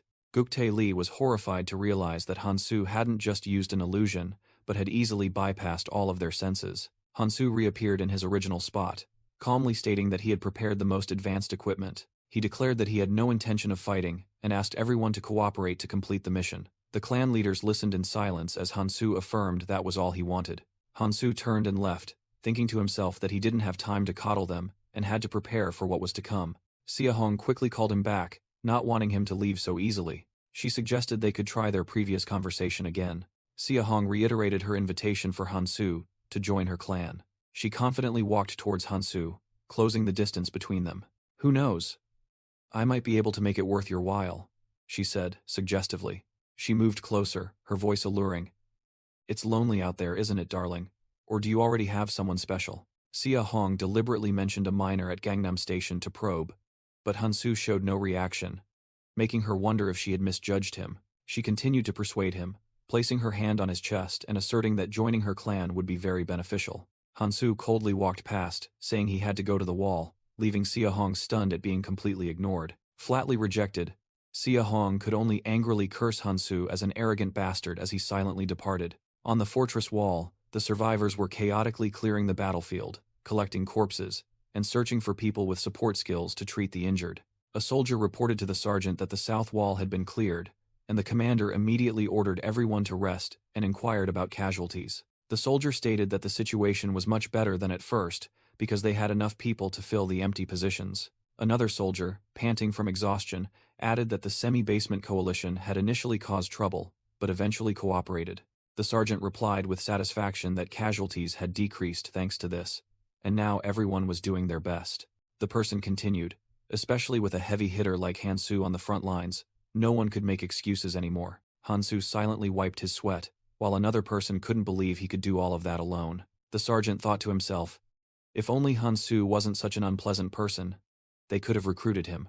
The person irritably recalled Hansu's dismissive attitude, and concluded that he was utterly devoid of manners. Just as the sergeant sighed in relief that things would be fine if they continued like this, a crack suddenly appeared in the sky. The soldier screamed in horror, alerting them to the crack, and a mischievous face peeked out from within. The fairy helper cheerfully jumped out and asked everyone if they remembered her. After 2 peaceful days, it declared the game officially reopened, making the sergeant curse inwardly, knowing that every time this demon appeared, it was a bad omen. The fairy helper announced that from today, demons would appear. They were very strong, but there was no need to worry. It explained that unlike the undead, which dropped no items, killing demons would give players a small crystal. This was a great opportunity for everyone, as these crystals could only be used here. They could be used to exchange for artifacts in the shop. Furthermore, players could even buy a chance to leave by using 600 crystals to exchange for an escape ticket. Someone explained that all they needed were crystals to escape this place, with a maximum of 5 people able to go at once. The fairy encouraged everyone to work hard to earn crystals, while a gigantic red energy sphere appeared in the sky. From within the sphere, a monstrous hand with sharp claws reached out.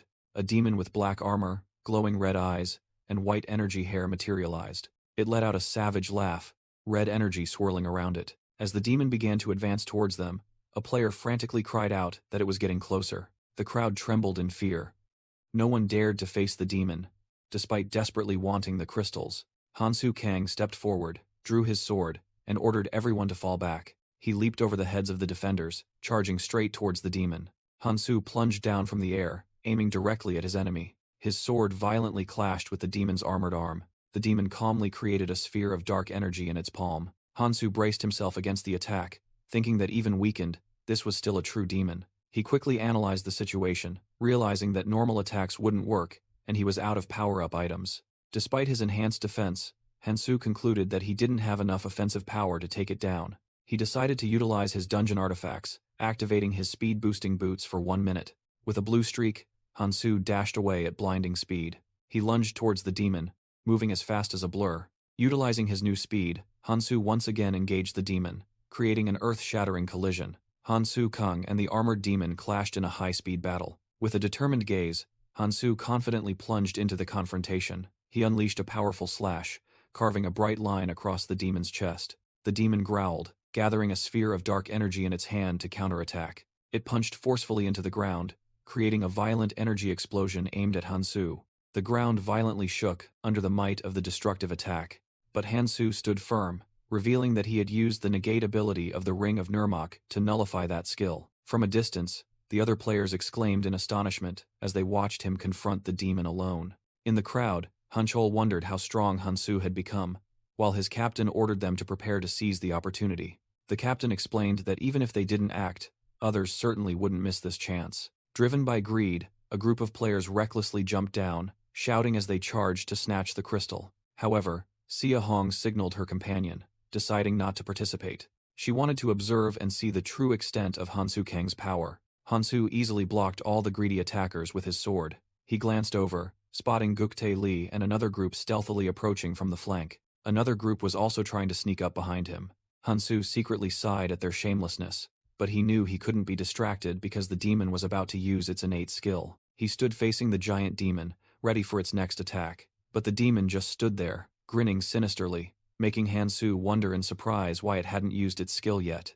Hansu Kang deduced that a demon's innate skill was unpredictable, and the fact that it hadn't used it yet meant it was preparing a wide-area attack. He turned and shouted loudly, warning the other players to fall back and stand behind him if they wanted to live. However, a cautious player who suggested retreating to observe was brushed aside by another who wanted to rush in for the finishing blow. The demon smirked sinisterly, preparing to unleash its full power. It roared hellfire, punched the ground, and created a destructive wave of fire. The man with glasses confidently raised his new artifact shield, believing it could block the attack. Hansu could only helplessly watch the greedy fools rush to their deaths for the finishing blow reward. The sea of fire engulfed everyone, and desperate screams echoed as they were incinerated. Even the man with the artifact shield couldn't escape his tragic fate. The ferocious flames continued to surge towards Hansu and the remaining survivors. Hansu calmly gripped his sword hilt, realizing he had to deal with this hellfire. He decided it was time to use the power of the ring. Activating the negate ability, Hansu swung his sword, creating a massive blue energy stream. The energy stream tore through the sea of fire, astonishing the survivors. A safe path was created amidst the blazing battlefield. Hansu felt his hand tremble, admitting the demon's attack was stronger than he thought. He looked at the growling demon and silently thought that, for now, only one thing could stop it. That was him. As the demon began to gather another fireball, the demon let out a furious roar. Hansu Kang faced it, his gaze unwavering. Without a moment's hesitation, he charged straight into battle with the giant monster. From a distance, Guktai Li watched the battle with a stunned expression. He couldn't believe it, wondering if Hansu was truly a player like them. Guktai was even more astonished to see Hansu block the demon's flames with his sword. The sergeant standing nearby realized they had to do something. Meanwhile, Xia Hong observed with a calculating smile. She knew that if left unchecked, Hansu would monopolize all the power. At the same time, elsewhere, Juhyun An was hastily commanding everyone to prepare for the next attack. Back on the battlefield, Hanchol approached Xia Hong. He said that her waiting for the person he was thinking of was futile, but Xia pretended not to understand. Hanchol asserted that he had also waited like that, but to no avail. When Xia asked who he was talking about, Hanchol bluntly replied that it was Hansu. He deduced that her leader must have ordered her to do the same. Hanchol suggested they talk frankly, admitting that the clan alliance had been shaky recently. Xia questioned his purpose, and he replied that the answer was already obvious. Just as Hanchol was about to make an offer, he suddenly stopped, feeling as if someone was watching. He looked around the ruined area but saw no one, wondering if he was mistaken. Guktai Li looked down thoughtfully, thinking it had been a while since Hansu had single-handedly taken down the demon. He asked his masked companion about Hansu's whereabouts, and was reported that there was nothing unusual. The person continued to explain that Hansu was simply fighting relentlessly, which, while beneficial, also caused other problems. She stated that those who were previously hesitant were now actively provoking clan members, and Guktai Li admitted he had anticipated this. Meanwhile, another clan leader remarked that as long as Hansu refused to join them, their prestige would continue to decline. The black-haired leader declared that he had a plan ready. He smirked, believing that an unstable power would be useless and not good for their plans. The other clan leaders began to enter the main hall for the meeting. Guktai Li stood before everyone, announcing that all were present. He declared the meeting open to discuss the future of the clan alliance. At the same time, the armored demon's corpse lay on the ground, riddled with weapons. Hansu Kang stood panting amidst the desolate battlefield. He threw away his broken rapier, thinking that he had dealt with another one. Looking at the small snake on his chest, Hansu realized he had just killed enough monsters to get what he needed. An information panel appeared, explaining that the top artifacts in the crystal shop were most useful to the clans. Hansu mused that, if the clans had too many crystals, they would start developing their own agendas, so it was better to stop them early. He was determined, asserting that this was his true main objective. A system notification confirmed the 60 crystal transaction was complete. A long black chain radiating purple energy appeared, and Hansu thought about his ability to use most types of weapons. Hansu Kang thought that some weapons were like old friends. He summoned Decratus's judgment, a chain scythe radiating dark energy. With the new weapon, Hansu was confident that the fighting would be resolved in a while. He wondered, so now, should he try something else? As the ground began to bubble, amidst the chaotic battle, a giant monster emerged from the ground. Hansu calmly calculated that there were only 10 days left until the defensive battle ended. Meanwhile, Guktai Li was also hatching his own plan. Another group of powerful players was also wondering who would make the first move. 10 days later, the fairy helper appeared and declared their group the most interesting. It announced a special gift for the most survivors, causing the ground to shake violently amidst everyone's panic. The battlefield was now just a graveyard full of demon corpses and dry bones. Suddenly, a purple light flashed from the eye socket of a skull. The demon corpses began to move, being sucked into a dark portal inside the castle. The fragments of flesh merged into a grotesque mass of living matter. The mass of flesh began to take shape, a monstrous heart beating its first rhythms. It gradually transformed into a more feminine form. A hidden quest for the central island was revealed. The battle to suppress the Demon Queen. The Demon Queen opened her glowing red eyes and flashed a sinister smile. The Demon Queen let out a mad laugh that echoed throughout the dark sanctuary. A notification rang out, warning players not to approach the city walls as they had no way to escape. The fairy helper hovered in the air, announcing that they had two choices before them. The first choice was to stay and repel the attack of the undead army, then escape through a crystal. But it also warned that the final assault would be extremely sudden. The second choice was to advance inside the castle and confront the Demon Queen directly. The man in the beige cloak screamed in horror, as the Demon Queen's existence had never been mentioned before. The fairy helper nonchalantly sharpened its claws, explaining that if the Demon Queen escaped, everyone would die, and this challenge was added because too many people had survived. It continued to announce that the crystal would activate after 30 minutes, but only 500 people could escape. That meant about half of the players would be left behind. However, if they defeated the Demon Queen, the reward would be for everyone to leave. A 10-minute countdown appeared, forcing them to make a quick decision. The bespectacled leader gnashed his teeth in anger, as he had thought merely holding out for a month would be enough. Suddenly, applause rang out amidst the tense atmosphere. Guktae Lee announced his plan. They would wait 30 minutes and leave via the crystal, ordering the clan alliance to gather nearby while others had to go to the front lines. The bespectacled leader immediately questioned him, realizing this was a scheme for the clans to escape and abandon the rest. Guktae Lee turned to face him, while the bespectacled leader looked at him defiantly. He sarcastically remarked that all clan leaders were the same, only caring for themselves and not the fate of others. Guktae Lee coldly retorted the accusation, asking in return if there was any other way. He recalled the terrifying power of the first demon, which had killed dozens with a mere flick of its hand, and sowed doubt about the possibility of defeating the Demon Queen. With a mad smile, Guktae Lee urged others to move safely with him to the next island, instead of staying and dying like moths to a flame. In the crowd, a blonde person and a bespectacled person sighed in exasperation at the chaotic situation. Another leader in a beige cloak smirked, telling Guktae that his plan had succeeded. Everyone was listening. He confidently declared that the Smog clan and its allies would safely escape. Suddenly, Hansu Kang stepped forward and boldly declared that the only way for everyone to escape was to defeat the Demon Queen. Guktae Lee and the Smog clan leader were stunned by his sudden appearance and declaration. Hansu asserted that, if they defeated the Demon Queen, everyone could survive, while someone in the crowd recognized him. The bespectacled person in the crowd thought to themselves, "Hansu looks very confident. Perhaps he truly knows what he's talking about." That person ended their thoughts with a faint glimmer of hope.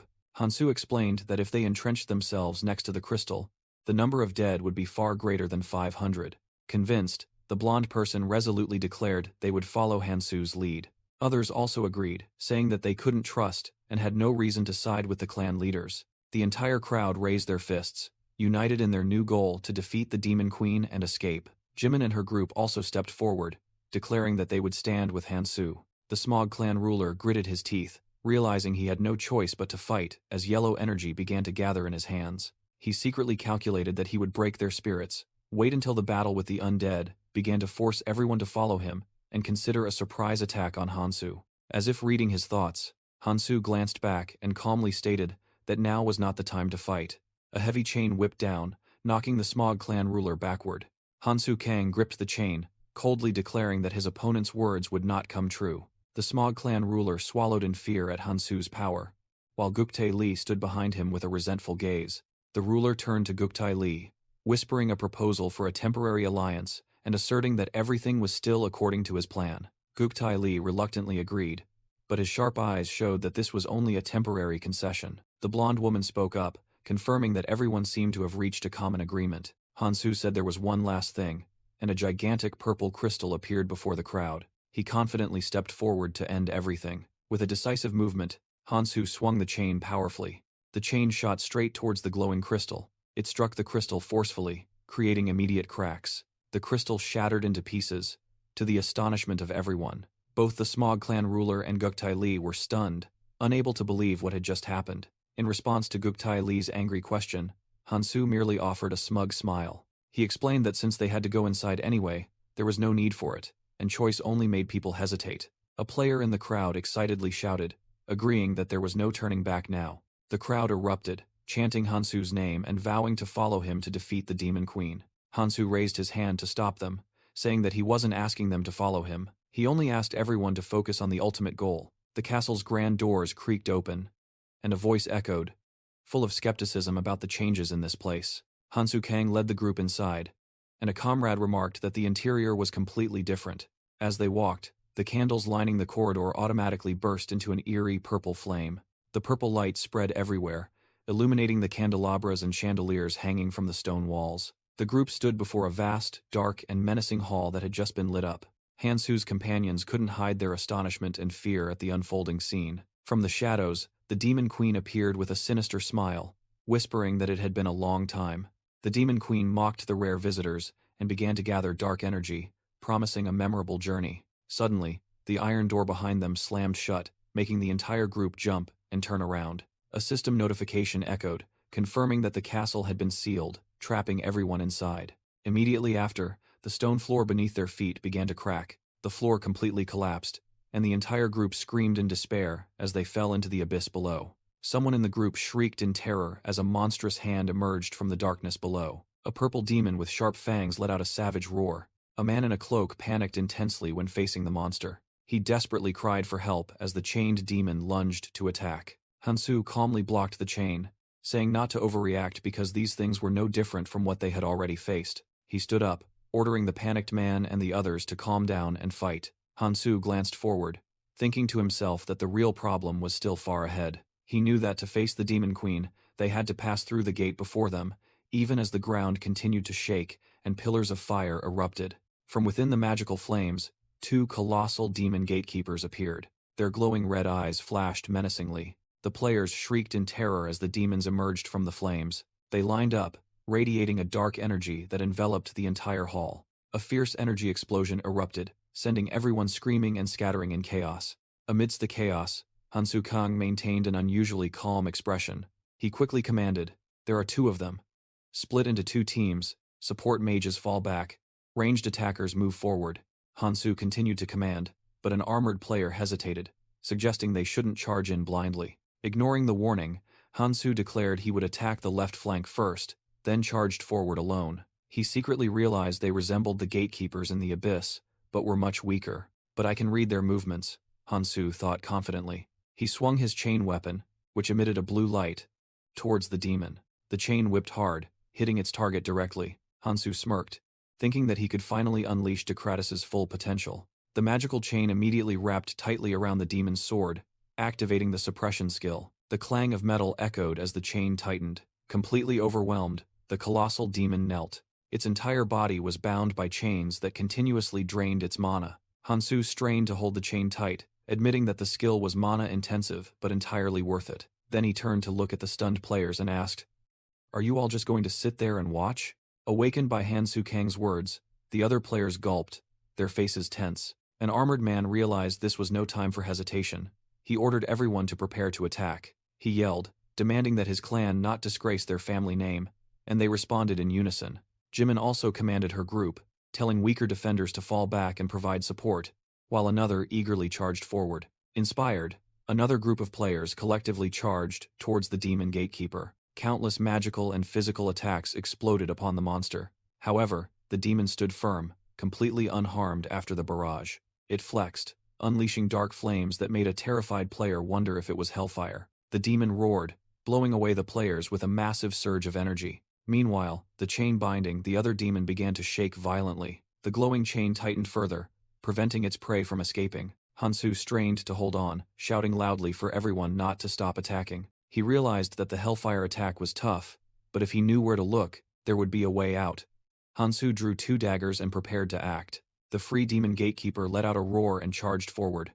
Hansu also charged to face it, his body flaring with blue energy. Another player cried out in panic, warning that the flames were too strong to attack. Seeing Hansu charge straight into danger, she screamed his name in horror. Despite the scorching heat, Hansu thought to himself that he just needed to remove it. He plunged his hand deep into the demon's chest, searching for the source of the hellfire, which was the Tinder Stone. Hansu Kang tore the purple energy core from the gatekeeper demon's chest. He coldly crushed the Tinder Stone in his hand. The other players exclaimed in surprise, realizing the flames surrounding the demon had vanished. Hansu threw the chain forward, urging everyone not to stop attacking. He asserted that the demon could no longer use fire, they just needed to fight. Suddenly, a warning shout rang out as Hansu glanced to the side. He lunged to dodge a massive incoming stream of purple hellfire. A panicked warrior realized the attack came from the other demon. On the battlefield, the man who had bravely charged forward now lay slumped on the ground. The second gatekeeper demon loomed over the defeated players, who desperately cried for help. However, the remaining crowd hesitated in fear, murmuring that it was too dangerous to help. Guktae Lee observed the doubt creeping into the ranks with a sinister smile. He whispered that this situation would make their plan easier. Stepping forward, Guktae loudly questioned Hansu, blaming him for leading them all to their deaths. He pointed directly at Hansu's face, yelling that Hansu himself had dragged them here. Suddenly, Hanchol intervened, scolding Guktae for not fighting and just talking. Hanchol swung his arm, striking the leader of the Smog clan. Falling to the ground, Hanchol still defied, shouting that Guktae's group was the one refusing to help. Guktae sneered, declaring he would show everyone that his strength was not weak. With that, he shot forward with astonishing speed. Guktae Lee confidently led his elite battalion into battle. His warriors quickly surrounded and attacked the gatekeeper demon. A soldier used a shield to block a powerful attack. Others also coordinated attacks from multiple directions. However, the monster stood firm, astonishing Guktae with its defense. Meanwhile, Hansu Kang directed the other leaders, including Hancheol and Jimin, to assist Guktae. He declared he would deal with the remaining gatekeeper demon alone. With that, Hansu charged into battle with his glowing chain weapon. He unleashed a powerful preemptive strike. His chain swiftly wrapped around, binding the monster tightly. With a focused expression, Hansu tightened the chain, completely subduing the enemy. Immediately after, he closed in and unleashed a flurry of blows on the demon. Witnessing this, a member of Guktae's group realized in astonishment that Hansu alone was doing better than their entire squad. That person turned and yelled at Guktae, questioning his hesitation. Provoked, Guktae roared, ordering his troops to finish off the monster. Hansu remained calm, thinking to himself that Guktae's battalion must have another purpose. But he quickly dismissed the speculation, deciding to focus on the battle at hand. Hansu's chain once again tightened around the gatekeeper demon's neck. He lunged forward, preparing to finish off the bound monster with his pair of daggers. At the same time, Hanchol and his comrades also obeyed orders and joined the battle, assisting Guktae's group. Hansu Kang dashed forward with astonishing speed, his sharp eyes focused on the target. Jimin and Sia Hong also charged into battle, showing their determination to fight. Hansu's magical chain tightened around the gatekeeper demon's throat, incapacitating it. Hansu powerfully pulled the chain, slamming the giant monster to the ground. He landed lightly as the gatekeeper demon collapsed behind him, completely subdued. Hansu glanced back, his hand still gripping his weapon, confirming the monster was defeated. Guktae Lee observed the scene with a complex expression, recognizing Hansu's superior strength. He stood among the other players on the shattered arena floor around them. The second gatekeeper demon lay motionless on the ground, while Hansu and the others stood observing the outcome. A member of the Smog clan handed Guktae Lee the newly dropped crystal, suggesting they exchange it for an artifact. Guktae Lee proposed that his Smog clan should receive priority for rewards, citing their newly formed elite battalion. He falsely reassured his comrades, his hand still clutching the crystal. In another corner, Hanchol wondered about the elite battalion, and Sia Hong confirmed it was formed secretly. Sia Hong speculated that the sudden unity of the clan leaders was due to them feeling threatened.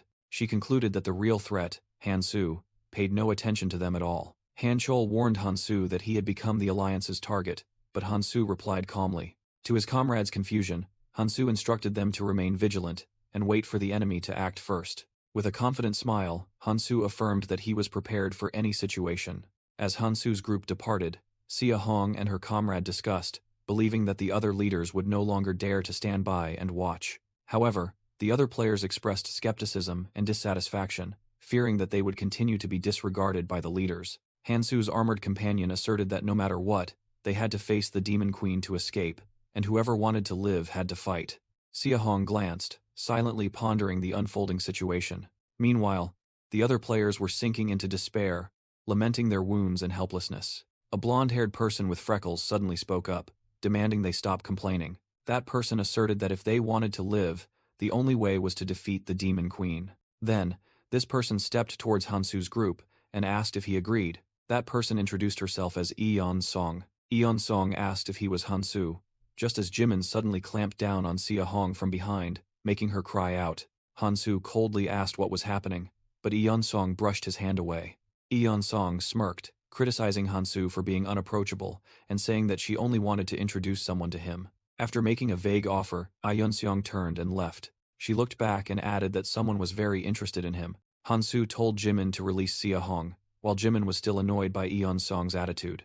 The other players complained that Eon Song had completely ignored them before, seemingly only caring about the strong. Hansu didn't care much, declaring that she wasn't the only one who looked down on them, and signaled for the group to move on.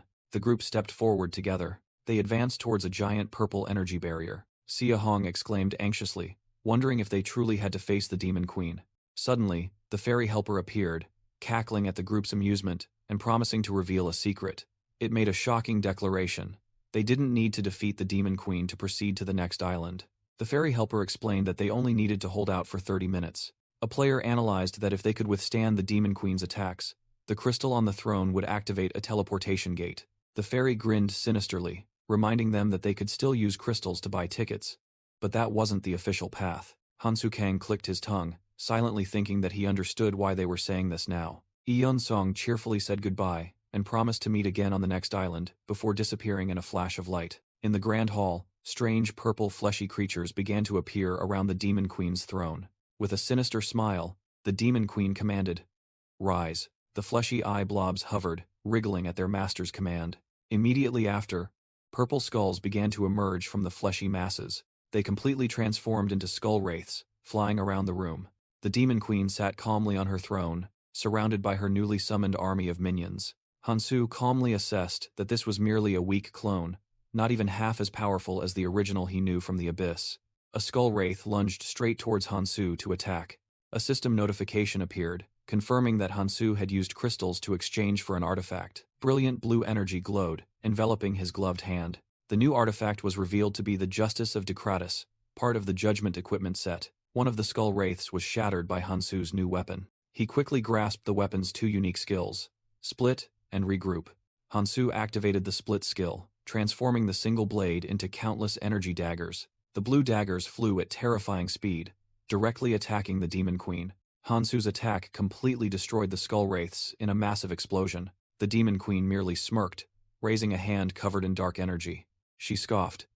"Don't make me laugh." Immediately, black chains lashed out from thin air towards Hansu Kang. Hansu agilely dodged and deflected the relentlessly attacking chains. Giving him no time to rest, the Demon Queen lunged forward at terrifying speed. She continued to summon another skeletal beast from magical energy. With a command of tear it apart, a skullhound charged towards Hansu. Hansu stomped his foot on the ground, easily dodging the monster's attack. He shouted orders, while his teammates struggled against the overwhelming number of minions. The armored man roared in anger, calling for the others to join the fight. However, Guktai Li coldly ordered his clan to retreat and observe. Jimin cursed angrily, having anticipated their cowardice. Hansu merely smirked, seemingly having foreseen this betrayal. He suddenly turned away and entrusted the task of guarding the Demon Queen to a stunned Jimin. The Demon Queen roared triumphantly amidst the chaos. A giant, skinless, muscular arm appeared from above. It delivered a devastating punch, but Hansu managed to dodge in time. Hansu looked up, his sharp eyes assessing the new threat. Just then, Hanchol suddenly appeared and erected an energy shield to protect them. Hanchol strained to maintain the shield, shouting that he couldn't hold out much longer. He urged Hansu Kang to deal with the enemy quickly. Meanwhile, the Smog clan observed from a distance, with one member suggesting they just needed to wait. When a clan member suggested helping to buy time, Guktae Li immediately struck, causing the person to cough up blood. The subordinate collapsed in astonishment. Witnessing Guktae kill his own person, the others screamed in horror. Guktae coldly declared that they must act now while everyone else was busy. He ordered the entire clan to begin the cleanup. Seeing this, another female clan leader furiously rallied her people to attack the traitors, but Guktae had anticipated this, causing her entire clan to suddenly become unable to move. The Smog clan rushed in, slaughtering the paralyzed and falling players. The female leader desperately screamed that this action would lead to everyone's death. Guktai merely sneered in response that he didn't care. He declared that they were merely sacrifices and everyone would choose to die for their ruler. The female leader was stunned, not understanding what other ruler Guktai was talking about. Guktai swung his sword, deciding it was time for this clan leader to die as well. His sword was suddenly blocked by another weapon. The intervener was flung back, their weapon shattered. Hansu Kang turned, caught a fragment, and said that he saw Guktai had decided to reveal his true colors. He stood shielding the fallen female leader, facing the traitors and remarking that there were always backstabbers. Guktai Li challenged Hansu Kang, roaring that it was too late to stop his plan. At his command, the Smog clan warriors charged to attack. Hansu calmly stated that the fake ruler had finally revealed himself. Guktai revealed his plan was to hold Hansu back, while the demon queen eliminated the rest. He declared he was willing to sacrifice himself to take down Hansu, but Hansu merely replied that Guktai was mistaken. Hansu clarified that he wasn't there to interfere, but to make an offer. With a confident smile, he asked Guktai if he wanted to hear it. He added that it was a very good offer, causing Guktai to fall silent in thought. Meanwhile, on the main battlefield, a series of violent explosions rang out. The exhausted armored warrior coughed, desperately calling Hansu's name. He cried out in frustration as a skullhound breached his defenses. The monster darted towards the other players. Suddenly, Hansu appeared, lashing out with a chain to block the monster's pounce. The chain tightened around the skullhound's muzzle, neutralizing it instantly. Hansu used his new weapon, quickly eliminating more wraiths flying in the air. The previously rescued female clan leader questioned where he had been, and Hansu replied that he was preparing for the next step. She looked bewildered, not understanding what he was talking about. Suddenly, the armored warrior screamed in horror as he saw Jimin being flung away. The demon queen stood there arrogantly, declaring that everything was truly boring. She clenched her fist, showing her disgust at their weak resistance. Hansu Kang charged forward, delivering a powerful kick to the demon queen. Immediately after, he summoned his signature chain weapon, blue energy enveloping it. The chains flew swiftly, quickly wrapping around and binding the demon queen tightly. Countless hooked blades dug into her body, locking down all movement. The chains tightened, completely imprisoning the mighty monster. Chained, the demon queen let out an angry roar, struggling to break free. She gnashed her teeth and glared, screaming, "How dare you!" Dark purple energy began to surge violently from her body. As Jimin and another person were about to charge, Hansu suddenly appeared and raised a hand to stop them. The armored man confusedly asked why he was stopping them. Just then, a massive surge of purple energy erupted from the demon queen. Hansu was completely engulfed in the terrifying explosion. The fierce shockwave forced nearby players to cower. From within the black smoke, Jimin desperately screamed Hansu's name. The other players were stunned, fearing that he was dead. Jimin staggered, unable to believe what had just happened. Suddenly, one of her teammates looked up and shouted, "Above us!" Everyone was astonished to see Hansu hovering in midair, completely unharmed. With sharp eyes, he summoned a new blue energy weapon in his hand. Hansu swung the weapon downwards, and it split into multiple blades that shot straight towards the enemy. The gatekeeper demon's sword clashed against the chains binding its legs. The creature realized its entire body was tightly bound by blue energy chains. Elsewhere, Hanchol tensed, preparing for a powerful action. Meanwhile, Hansu delivered a decisive slash to the second gatekeeper demon. The attack landed, causing the demon to stagger and spray blood. However, instead of pain, it burst into maniacal laughter. "I like it," the demon roared, its eyes glowing with delight. The horns on its helmet began to twitch strangely. Suddenly, a gigantic, skinless, muscular arm was summoned from thin air. The first gatekeeper demon roared, breaking its chains as Hansu realized it was increasing its magic power to retaliate. "I don't intend to drag this out," Hansu muttered while retreating. He took out a small orb, deciding to use firepower to end the battle. Immediately, he crushed the item in his palm. A powerful surge of purple energy erupted from his fist.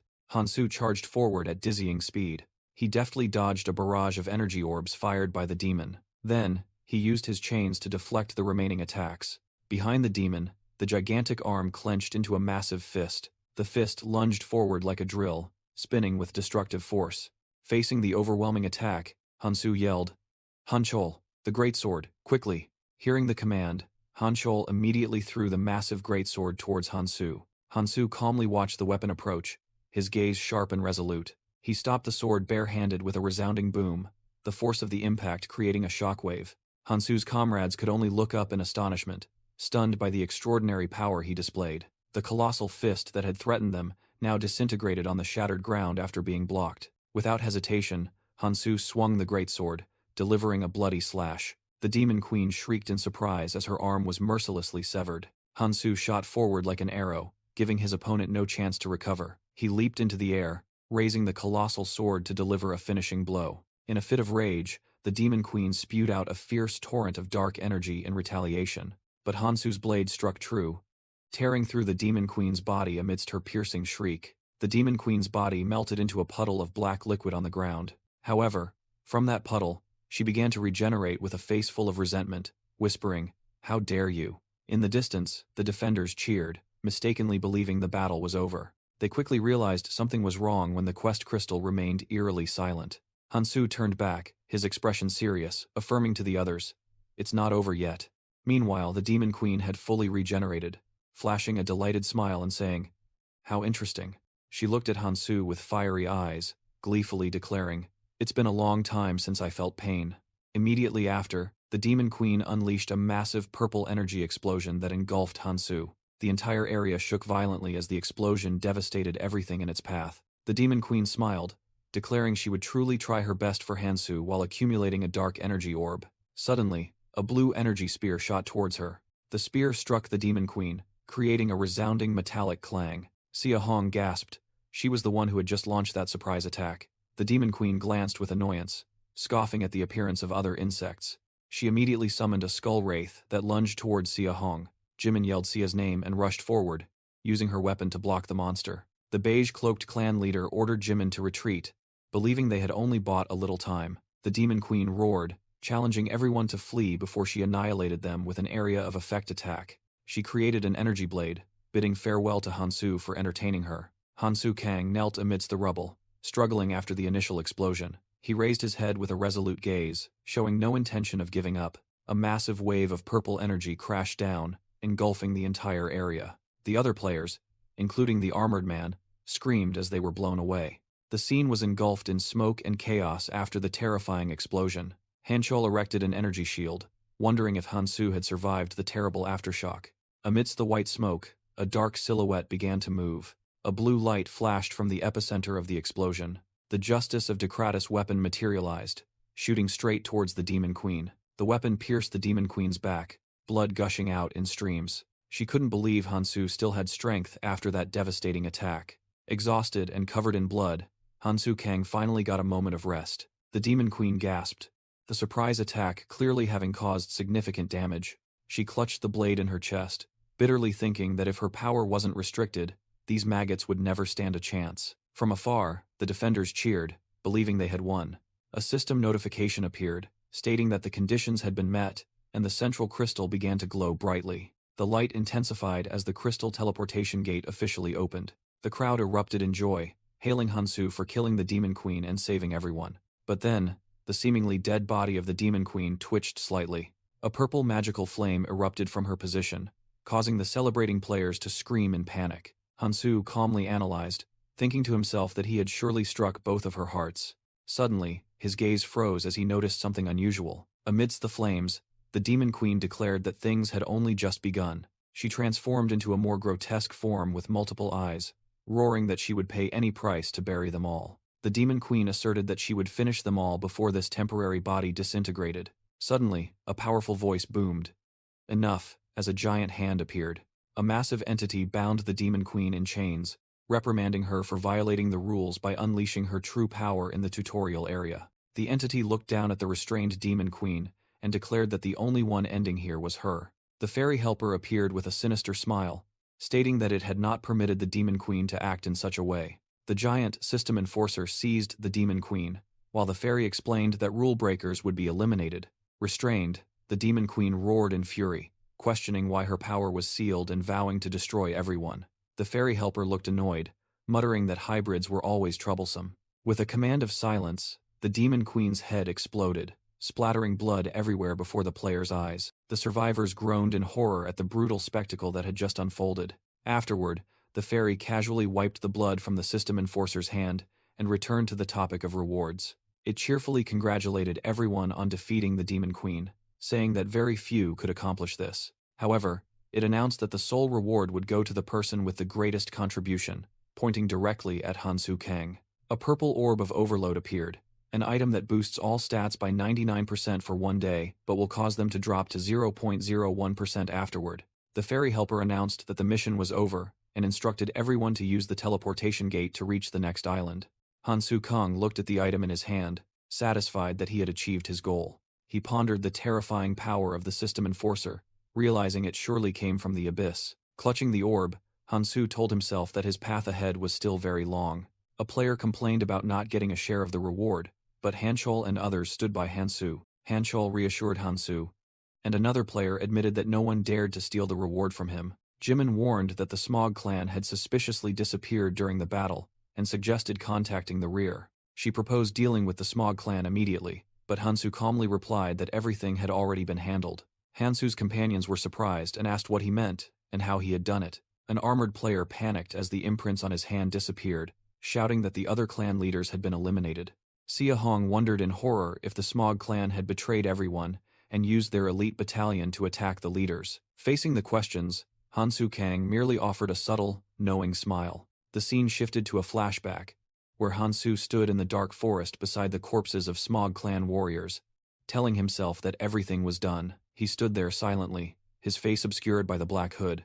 Minutes earlier, Guktae Li and the other clan leaders had just been teleported to a forest through a magical gate. Guktae looked towards a distant tower and confirmed that they had arrived at the correct location. He secretly revealed his true mission was to eliminate all the leaders, and handing them over would yield even greater rewards. Guktae scoffed that the leaders' focus on Hansu had made them easy prey, then ordered his troops to bind those who had been defeated. He recalled Hansu giving him a magical item and suggesting how to use it to conquer other clans. Guktae also remembered Hansu's agreement, but he smugly thought it was just a desperate trick from a fool. Back in the flashbacks present, as a subordinate urged him on, Guktae suddenly signaled to stop, sensing a presence.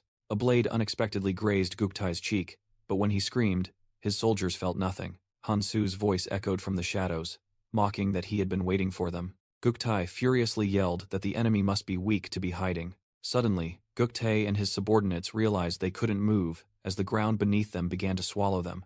As Guktae struggled in despair, Hansu's voice rang out, announcing that he had fallen into a trap. Hansu explained that the trap was merely a timed, single-use artifact, but extremely effective when placed correctly. With a look of utter horror, Guktae could only utter one word: impossible. Guktae Li froze as a sword pierced through him, his words cut short. A member of the semi-basement coalition desperately begged for his life, promising to do anything. Hansu coldly grabbed the person's face and uttered, "Useless." He mercilessly slammed him to the ground, asserting that he didn't have what Hansu needed. Hansu's hand swept over the corpses, completing the clearing of the battlefield. Standing amidst the pile of corpses, Hansu thought to himself about his plan: to wait and eliminate everyone who came from the central island.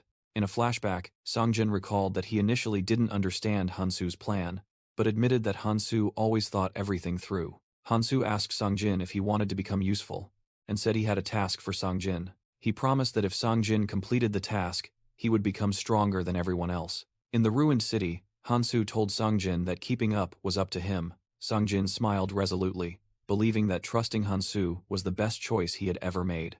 Returning to the present, Hansu stood in the moonlit forest, telling himself that all he needed to do now was wait. At another location, an elf-eared person clicked their tongue upon hearing the news that Guktae Li had died. That person wondered if this meant that the mission on Central Island had failed. The accompanying elf-eared leader replied that the last contact was at the castle, so Guktae Li must have died there. He believed Guktae Li's death was foreseen, but it also showed that a formidable opponent had appeared. He confidently declared that regardless, everyone would have to come to Tower Island, and the only way to pass through was via the crystal. His entire group stood guard around a gigantic golden crystal, floating amidst countless corpses. A crown-shaped sigil glowed above the leader's head, asserting his absolute authority in this place. The narration explains that, according to the provided map, there are hundreds of islands on the way up. These islands are divided into 3 levels, and the tutorial only ends when players reach the final islands of level 3. Among them, Tower Island has the best rewards, but also hides a danger. Inside a grand hall, a man with a goatee wondered about the hidden meaning in the warning. Hansu Kang, sitting alone, flatly declared that it wasn't worth going to Tower Island just for the big rewards. He explained that many people had been wiped out on Central Island for the rewards, and it was better not to try. Hansu concluded his advice, urging everyone to think carefully. Another man agreed, saying that Tower Island would be even harder to survive, and the dead couldn't get stronger. The survivors became disheartened, unsure what to do next. A gray-haired woman asked the man with the goatee if he intended to give up. Their gaze turned to a blonde woman with a sword standing apart. The blonde woman said that any island had rewards, and it was just a warning, then turned and left. The gray-haired woman pondered, wondering if she had misjudged Hansu, as he always took calculated risks. The man with the goatee admitted that Hansu's words made a lot of sense. He informed his group that since the clan leaders had disappeared, their clan had grown stronger, but everyone was exhausted and needed equipment, so going to a safe place was the smarter choice. An armored man approached Hansu, saying his group would be leaving. He sincerely thanked Hansu, admitting that he was alive because of him. Hansu placed a hand on the man's shoulder and told him to stay alive, saying they would meet again later. Then, Hansu called Hanchol, deciding that they would also be leaving, and Hanchol quickly obeyed. 2 women watched them leave, considering that avoiding Tower Island might not be a bad idea either. A radiant yellow energy orb appeared, signaling a teleportation. Meanwhile, the sergeant's group decided they should also go elsewhere, having grown too tired of dangerous places. They told Hansu they would be leaving, and he told them to go ahead as he still had things to do. Before stepping into the teleportation gate, the sergeant wished those remaining to take care. Another group also prepared to leave. Eun Seong asked her dark-haired companion if she wanted to say goodbye, but the person refused. The player with glasses secretly thought that this wasn't a farewell, but a promise to meet again. Elsewhere, a gigantic yellow crystal appeared before the pointy-eared clan leader. The blonde woman was surprised to see Hansu still remaining. She explained that she also had something to check, and told him to go ahead if he wanted. Hansu smiled in agreement, saying he didn't mind waiting. Suddenly, a mysterious entity with blue flame-like hair whispered to her that they would meet again soon. The blonde woman startled and asked again, but the entity had vanished. She mused that even if she didn't know who had gone where, some people were surely heading there. In a distant forest, another woman looked at the crystal, wondering if the people she was waiting for had finally arrived. A hand rested on a sword hilt, ready for the upcoming battle. The man in red and black ordered his group to prepare, as a squad of cloaked assassins appeared. A warrior in the group with an arrogant grin shouted that the first one was his, and charged forward. He leaped into the air, aiming for a strange glowing object on the ground. The object on the ground suddenly erupted in a brilliant golden energy. The warrior quickly realized he had fallen into a trap, his face filled with astonishment. Ambushed by a surge of golden energy, Ayeon Song sensed the presence of a clan leader. She quickly dodged a lightning-fast attack amidst the explosion. With a look of surprise, Yeon Seong recognized her attacker. She faced a man in red and black, who questioned why she had come alone. Yeon Seong explained that she had deliberately come last, surprising the man as no one else had arrived. The clan leader looked suspicious, asking again if she was sure she was the last to leave. Ayeon Seong asserted that she had seen everyone leave, while the clan leader secretly thought about his scheme. In a flashback, Hansu Kang warned everyone about the danger, and Yeon Seong realized it was a way to drive them away. The clan leader angrily realized that Hansu was behind everything. He punched the ground, furious that a single word from Hansu had made all the other clan leaders flee. In a fit of rage, he crushed the rock beneath his fist. The clan leader roared, wondering who this stranger was to dare stand in his way. Yeon Song pointed out that they had secured the location without having to kill anyone. A gray-haired woman appeared as the clan leader pondered Hansu's intentions. Yeon Song analyzed that Hansu seemed to be trying to protect everyone and had never killed anyone. The clan leader concluded that Hansu was obstructing everything. He ordered the gray-haired woman to relay the message to the other members. Kill Hansu Kang on sight. The clan leader revealed his plan to exploit Hansu's reluctance to kill, ordering his members to fight to the death. He grabbed the woman, reminding her of what it meant to be a clan leader and the price they had paid. The clan leader cruelly declared that anyone who stood in their way must be eliminated to honor those who had sacrificed. The clan leader ordered Yeon to recount everything she knew about Hansu as they prepared to enter the tower. Yeon asked if he intended to wait, then asserted that waiting was not her style. With cold determination, Yeon declared she would kill them all. Suddenly, a gigantic golden crystal appeared before them, in a dazzling flash of light. Immediately after, Hansu Kang swiftly moved past the glowing artifact. Songjin stood there, commenting on the usual impatience of the group that had just left. Thinking he was alone, Songjin decided it was time he could move forward. However, he was startled when a voice from the shadows asked how long he intended to stand there. Hansu stepped out, asking Songjin if he had prepared everything he requested. Songjin smiled, remarking that Hansu hadn't changed, and handed him the earring of the brothers and sisters, admitting he didn't understand what Hansu intended to do with it. Well done, Hansu said, taking the earring and stating he would head to the next island. Songjin blushed, clearly flustered by the simple compliment. He was utterly astonished when Hansu explained that the artifact was an easy way to avoid drawing attention. With a smirk, Hansu declared it was time to advance to the tower. The gigantic tower of Tower Island appeared in full majesty under the moonlight. Inside the main hall on the ground floor, many players were gathered in small groups, their conversations echoing. They whispered to each other about tactics, discussing whether to go to rooms with more people or fewer. A man in a red beanie looked around in confusion, wondering why the place with the best rewards was so deserted. The fairy helper also found the situation strange, wondering why Hansu hadn't appeared to explain things as usual. Meanwhile, Hansu was observing a person with short black hair from his hiding spot, trying to recall why they looked so familiar. In the main hall of the tower, Hansu Kang turned his head, startling a player in a red beanie. The man in the beanie secretly thought that Hansu was approaching him. Hansu spoke up, realizing he was being stared at. He coldly asked if the person wanted something.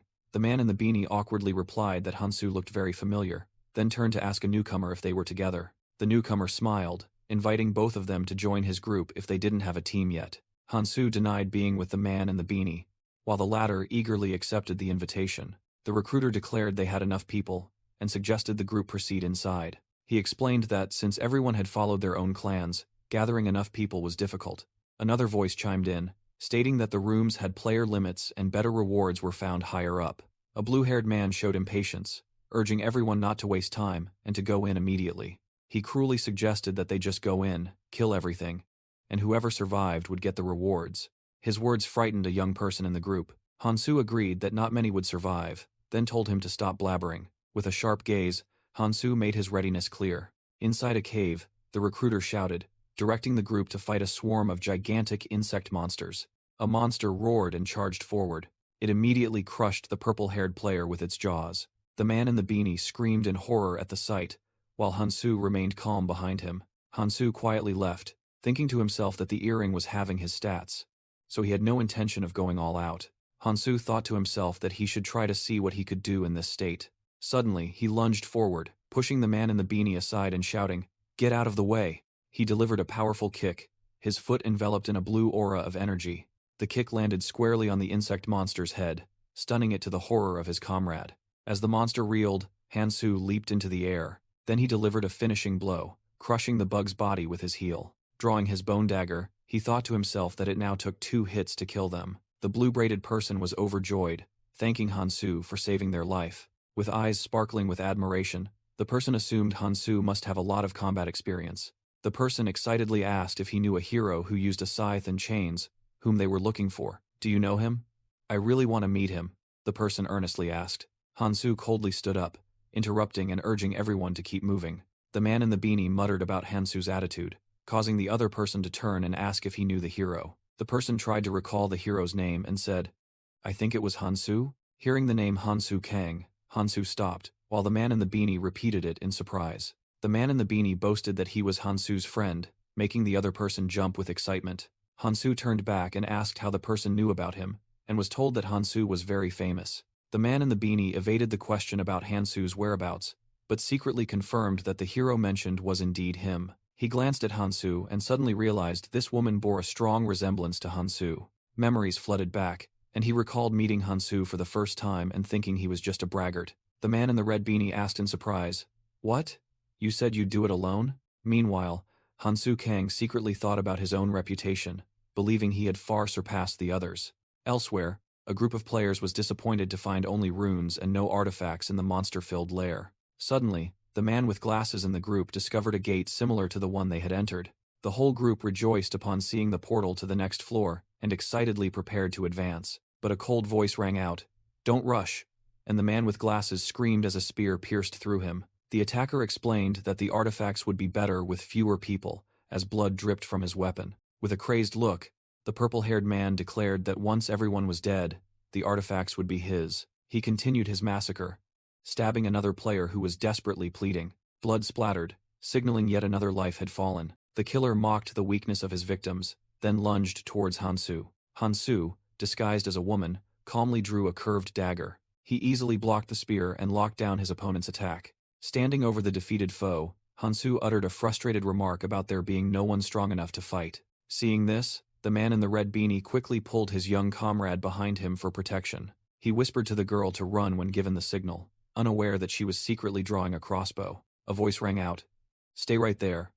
As something whizzed past the man's face, it turned out the young girl was smirking, aiming her crossbow at the fallen enemy and warning her comrade not to move. An arrow was fired, embedding itself directly into the head of the attacker, lying on the ground.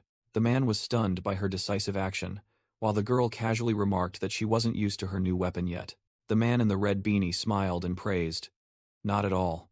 It was perfect." In response, she coldly shot the recently defeated traitor dead and said, "I meant to take care of both of you at once." After picking up 2 items from the ground, she thought to herself, "Done here. I hope he'll be satisfied." She activated a communication device, reporting, "Leader, no sign of the chained guy, in room 10, first floor. I cleared the room, but it was all nobodies," she continued. "I was really hoping to deliver him to you as a gift. I'll contact you if I see him on the next floor."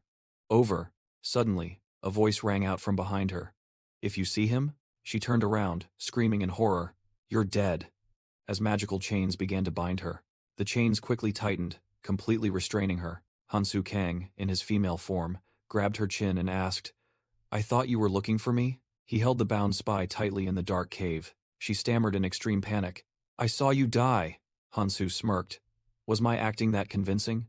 Don't even think about contacting your leader." He placed a finger on her lips, silencing her in shock. Returning to his male form, Hansu said, "I need you to be quiet. I'll send your regards to him." Then he coldly snapped the spy's neck. As the chains fell to the ground, Hansu thought to himself, "I guess there was only one spy here." Standing with the infant rune-eating snake, he mused, "Of course, the leader won't be that easy." Hansu looked forward with a determined gaze. "I'll face him soon enough anyway." But in the previous timeline, there were things that could only be done during the tutorial. Meanwhile, elsewhere, a man was explaining, "There are no hidden dungeons there. Tower Island simply requires you to ascend the tower." His voice echoed over an image of a grand hall. "And the only way to ascend is through the dungeons on each floor. There are even dungeons from the 3rd floor onwards." Hansu Kang declared it was the final stop in the tutorial area. He had arrived at the main hall of the 2nd floor and realized he needed to prepare beforehand. Hansu mused that his current artifacts weren't good enough, except for the Ring of Nurmak, which could level up. He was determined to equip himself with more powerful, colorless artifacts. Watching the other players enter the gate, Hansu secretly thought that Kang Tae would be pleased to know he was following his old comrade's advice. A voice rang out, hastily announcing that only 50 spots remained and urging everyone to enter. The fairy helper welcomed the players to the 2nd floor and began to explain the new challenge. A system message appeared. "Welcome to the treasure hunt." The fairy helper praised their choice, revealing it was the largest room in the tower, and their mission was to eliminate the guardians to find the treasure. Afterwards, they had to bring the treasure back to exchange for artifacts within 2 weeks. But there was a catch. The players listened with tense expressions as the fairy helper declared that only those with artifacts would be allowed to leave, while the rest would die. They could exchange the treasure for 50 artifacts to save everyone, or fewer to receive better rewards. The fairy helper grinned maliciously and reminded them that fewer artifacts meant higher quality, so they should choose wisely. When informed that there were a total of 128 guardians, Hansu mumbled, calculating the difficult challenge ahead. He glanced at a teal-haired woman in the crowd and thought to himself that this would be very difficult to resolve. The woman stepped forward and declared, "Let's do this." She proposed a plan. "Let's hunt in 5 teams of 10 people each. Each team will be responsible for killing 2 guardians a day." With a confident smile, she asked if everyone could handle that. The crowd began to murmur about the plan, while Hansu secretly admitted it wasn't a bad strategy. Meanwhile, a blonde woman with pigtails looked annoyed and nudged her comrade. A player voiced their agreement, suggesting that each group should defeat 2 guardians daily and would be punished if they failed to do so. Others whispered that they had no choice but to comply and would return to the center once the treasure was found. As everyone hastily gathered, Hansu stood alone, quietly observing a map. He silently thought about the 128 guardians scattered throughout the dungeon and decided he had to act immediately. Hansu believed it would be better to do this alone, then quietly separated from the crowd. A blonde woman with pigtails watched curiously, wondering where that person was going. Hansu ventured deeper into the forest, his mind focused on the secret item he was pursuing. He recalled Kang Tae's words from the past, when he boasted about special information meant only for Hansu. Kang Tae explained that the guardians would drop many orbs, but everyone only focused on the single glowing treasure orb. he proudly revealed that he had realized the non-glowing orbs were not useless at all. Kangtae boasted that, thanks to his superior brain, he had discovered that collecting 32 orbs could create a replica of the Philosopher's Stone. However, Keldian exposed that Kangtae had only stumbled upon it by chance due to his hoarding habits. Back in the present, Hansu was determined to acquire that item, even knowing this dungeon was extremely challenging. He summoned his weapon, a blue energy chain forming in his hand. Returning to his male form, Hansu glided along, asserting that going alone would be faster, as long as he wasn't detected. In a hidden corner of the forest, a giant stone guardian lay dormant. A surprise attack from Hansu shattered a chunk of its body. The stone guardian began to shake and stir awake. Its single eye blazed with a brilliant blue light. The loud noise from the battle attracted the attention of another group of players nearby.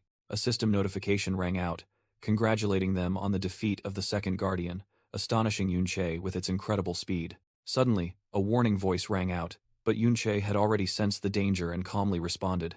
A fleshy, bumpy monster charged, and Yunche skillfully slid to dodge its attack. She quickly spun around to counterattack immediately. With a powerful kick, she struck the monster's head, sending it flying. Immediately after, an arrow flew in, embedding itself in the monster's body. The archer, one of Unche's teammates, commented that she seemed fine, but Unche irritably replied that she could have handled it herself. As they continued, her teammate wondered why they hadn't encountered any guardians while others were so fast, and Yunche began to deduce. She came to the unsettling conclusion that the two guardians were defeated not by a group, but by a single individual. The archer called Yunche clan ruler Yunche, causing other members to tease her, while she showed annoyance at the title. Brushing aside the banter, Unche used a magical map to navigate, deciding the group's next direction. Suddenly, she stopped, sensing a familiar surge of power approaching, the same power from the very beginning. In a nearby forest, another group of players was moving. The leader of this group revealed a different plan. They would not hunt guardians. He explained that there were too many strong opponents, and they couldn't just sit around and wait.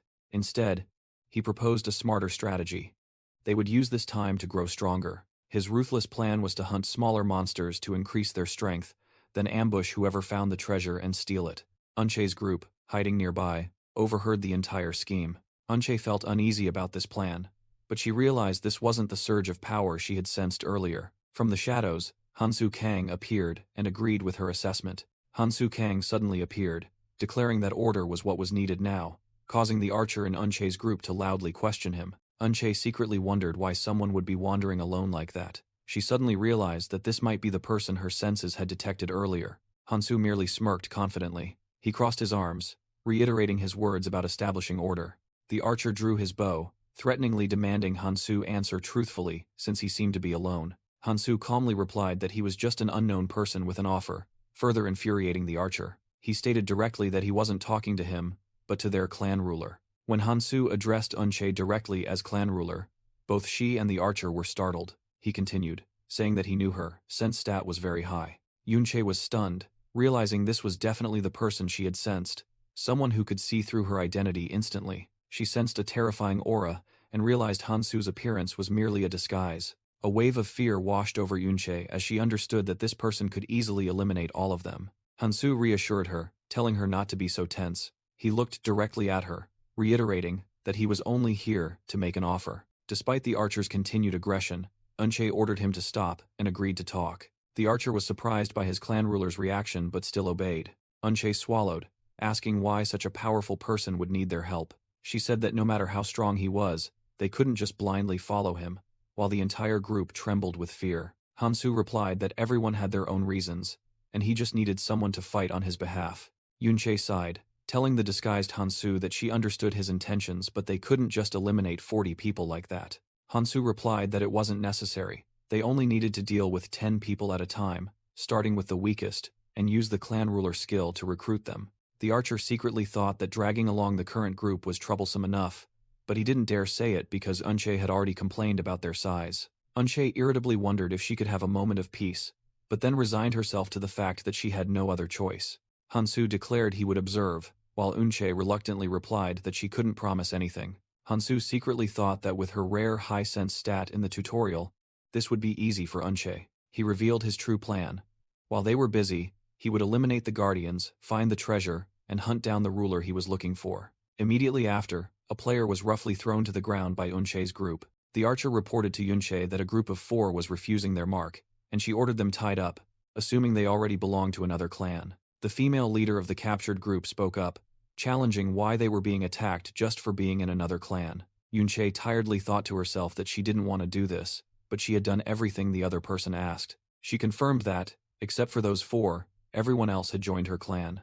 Yunche clutched her head, exhausted, complaining that this clan ruler skill was truly awful. Suddenly, a system notification rang out, announcing that the treasure orb had been found, astonishing Yunche's entire group. Yunche realized that since everyone was here, the one who found the treasure could only be the person who gave them the quest. The disguised Hansu appeared, holding up a glowing orb, and saying he had found it under a tree. Yunche smirked, recalling that person's promise to help them get out easily. When the fairy helper appeared to receive the item, Yunche was still skeptical if it was truly the treasure. The fairy helper confirmed it was indeed the treasure, making another player wonder why no one had died. The fairy helper pointed out that the one who found the treasure wasn't Yunche, making her anxiously ask if she would lose her reward. The fairy helper snapped her fingers, saying Yunche could take her time choosing her reward. Yunche looked at the numbers that appeared, secretly smiling that being in a clan prevented her from choosing the unique golden cloak. The new members of Yunche's clan frantically begged her to choose the number 50 so they would all survive. With a sinister smile, Yunche wondered which number to choose, even considering picking one and killing everyone. A clan member frantically screamed to stop her when he saw she seemed to have made her choice. However, the others cheered when they saw she had chosen 50, praising her as a true leader who had saved them all. Yunche turned to face them, her smile turning cruel as she suggested playing a survival game. With a crazed look in her eyes, she ordered all new clan members to commit suicide or kill each other. The entire group froze, their clan marks on their hands beginning to glow ominously. One of them felt the coercive energy from the mark trying to control him. He screamed in defiance, declaring he would not obey the order even if she was their leader. Suddenly, the mark on his hand shattered, making the others rejoice as they realized they were free. The fairy helper mocked Yunche, saying the clan bond was too weak to enforce such an order, and urged everyone to leave. The small creature pointed towards a blue energy gate, announcing that the door to the 3rd floor had opened. Without wasting a second, the newly freed players frantically rushed towards the gate to escape. Meanwhile, 2 members of another group, also newly freed, hastily planned to report to their leader. Their leader, a man with sharp eyes, was revealed to have gone ahead, and was likely already on the 3rd floor. That leader's eyes snapped open, his gaze filled with determination. One of his subordinates reported from afar that the plan to massacre everyone had been disrupted by a stranger. Immediately after, she received an urgent order and screamed, telling her comrades to retreat immediately because their leader was in danger. A female scout screamed an urgent retreat order to protect her leader, while also challenging the one who disrupted their plan to go find the Shadow King. As that army hastily moved, Hansu Kang mused that the path to the 3rd floor was incredibly vast. Finding a specific person in this immense space would be nearly impossible. Hansu recalled a past plan, when his old comrades warned that if they didn't find the Shadow King before he entered the red zone, all their efforts would be for naught. In the flashback, he himself had devised the strategy. They had to block all escape routes to force the target to a predetermined location. Keldian, an old comrade, asserted that the key to the plan's success was Tower Island. He explained that the 1st and 2nd floors were unsuitable, but the 3rd floor offered a real opportunity. Erez, another comrade, analyzed that on the 3rd floor, the target would be surrounded by clan members and could call for support from anywhere. She sternly warned Hansu that he would only have one chance to act. Erez described a simulated red zone, where the environment and monsters were on an entirely different level. Keldian emphasized that this was precisely why they had to lure the target out of his hiding place. Kangtae, now alert, added that the target was very cautious, so they had to strike when he felt safest, while he was traveling with his core members to the red zone. Keldian concluded that even though the target was very strong, Hansu knew exactly what he needed to eliminate him. The flashback ended, Hansu holding the authentic replica Philosopher's Stone in his hand, declaring that he was ready for the final stage. He told himself that first, he had to clear the 3rd floor and eliminate the Shadow King. Shedding his disguise, Hansu began to accelerate, eager to finally face his enemy. He dashed like a faint streak of light through the desolate land. From behind, Yunche and her group observed, and she smirked, suggesting they should follow him. In the distance, a large explosion echoed, signaling that Hansu's battle had begun. A clan leader screamed an urgent order, demanding all clan members abandon everything and gather on the 3rd floor. In another scene, Wangqiang Li and his clan were surrounded, and he remarked that the place was dense with poisonous gas and stifling heat. He added that they had to face countless powerful monsters, while a reptilian beast opened its mouth wide, full of teeth. With a weary expression, the clan leader sighed, wondering if this was just a small part of the other world. He muttered that they were no longer being observed, perhaps because it was no longer necessary, as the entire group prepared for battle. A gigantic monster stomped its foot on the ground, charging to attack. The beast roared in pain as the clan leader attacked it from below. A clan member used a spiked mace to smash the enemy. The clan leader displayed extraordinary strength, crushing the monster's jaw with his bare hands. His feet slid across the blood-soaked ground due to the immense impact. He gritted his teeth, bracing himself against the pressure. Immediately after, he charged forward and sliced another monster to pieces. When a member shouted that they couldn't hold on any longer, the clan leader sharply replied, "Don't be weak. Follow me if you want to live." Inspired, the entire clan cheered, "Hail the clan leader," and charged into battle. The clan leader gritted his teeth, telling himself that he wouldn't die here, and this wasn't his end. He asserted that his clan were the strongest, having reached the tower by eliminating every obstacle in their path. Finally, they reached a quieter area, and he wondered if the absence of monsters was due to the gigantic statue nearby. Suddenly, he was stunned by a terrifying realization. The statue seemed to be alive. At the same time, elsewhere, a group of business suit players were swept away by a mysterious red energy current. The clan leader and his forces stared in astonishment at a gigantic red energy structure, wondering if there were people inside. An imp appeared, scoffing that the sight was beautiful, and the clan leader grimly agreed that it was more than just beautiful. The imp grinned, urging him to look closer, saying he might see a familiar face. As the imp suggested, it might be someone he had lost during the tutorial. The clan leader's heart pounded with a horrifying realization. In a panic, he rushed forward and pressed his hand against the surface of the crystal mass, desperately searching for answers. An illusion emerged from within, revealing a figure imprisoned in the red energy core. The image became clearer, revealing a young woman with light-colored hair floating in an unconscious state. With trembling hands, the clan leader agonizingly uttered his daughter's name, "Sojung, my child." Memories flooded back, and he knelt in the past, lamenting that if only he had acquired the clan ruler skill sooner. In a chaotic flashback, a gigantic monster ravaged the city, and his former clan leader cowardly ordered everyone else to be abandoned. Sojung, his daughter, lay dying on the ground, begging her father not to abandon her. He tried to reach his daughter, but the selfish clan leader held him back, ordering him to protect him first. The clan leader scoffed at his desperation, declaring that his duty was to protect the ruler, not a useless daughter. He embraced Sojung's lifeless body, filled with regret and resentment at the clan leader's cruelty, while trying to heal her in vain. Standing up to face the traitor, he declared that he would never have joined if he had known the clan leader considered his daughter a sacrifice. When the clan leader tried to give another order, he choked him, challenging the ruler's authority to his astonishment. With a knife in hand, he decided that if a piece of trash could be a clan leader, then so could he. Amidst the ruins, he stood over the corpse of the former clan leader, avenging his daughter.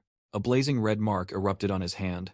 That was when he acquired the clan ruler skill and a new purpose: to purge the trash from the world.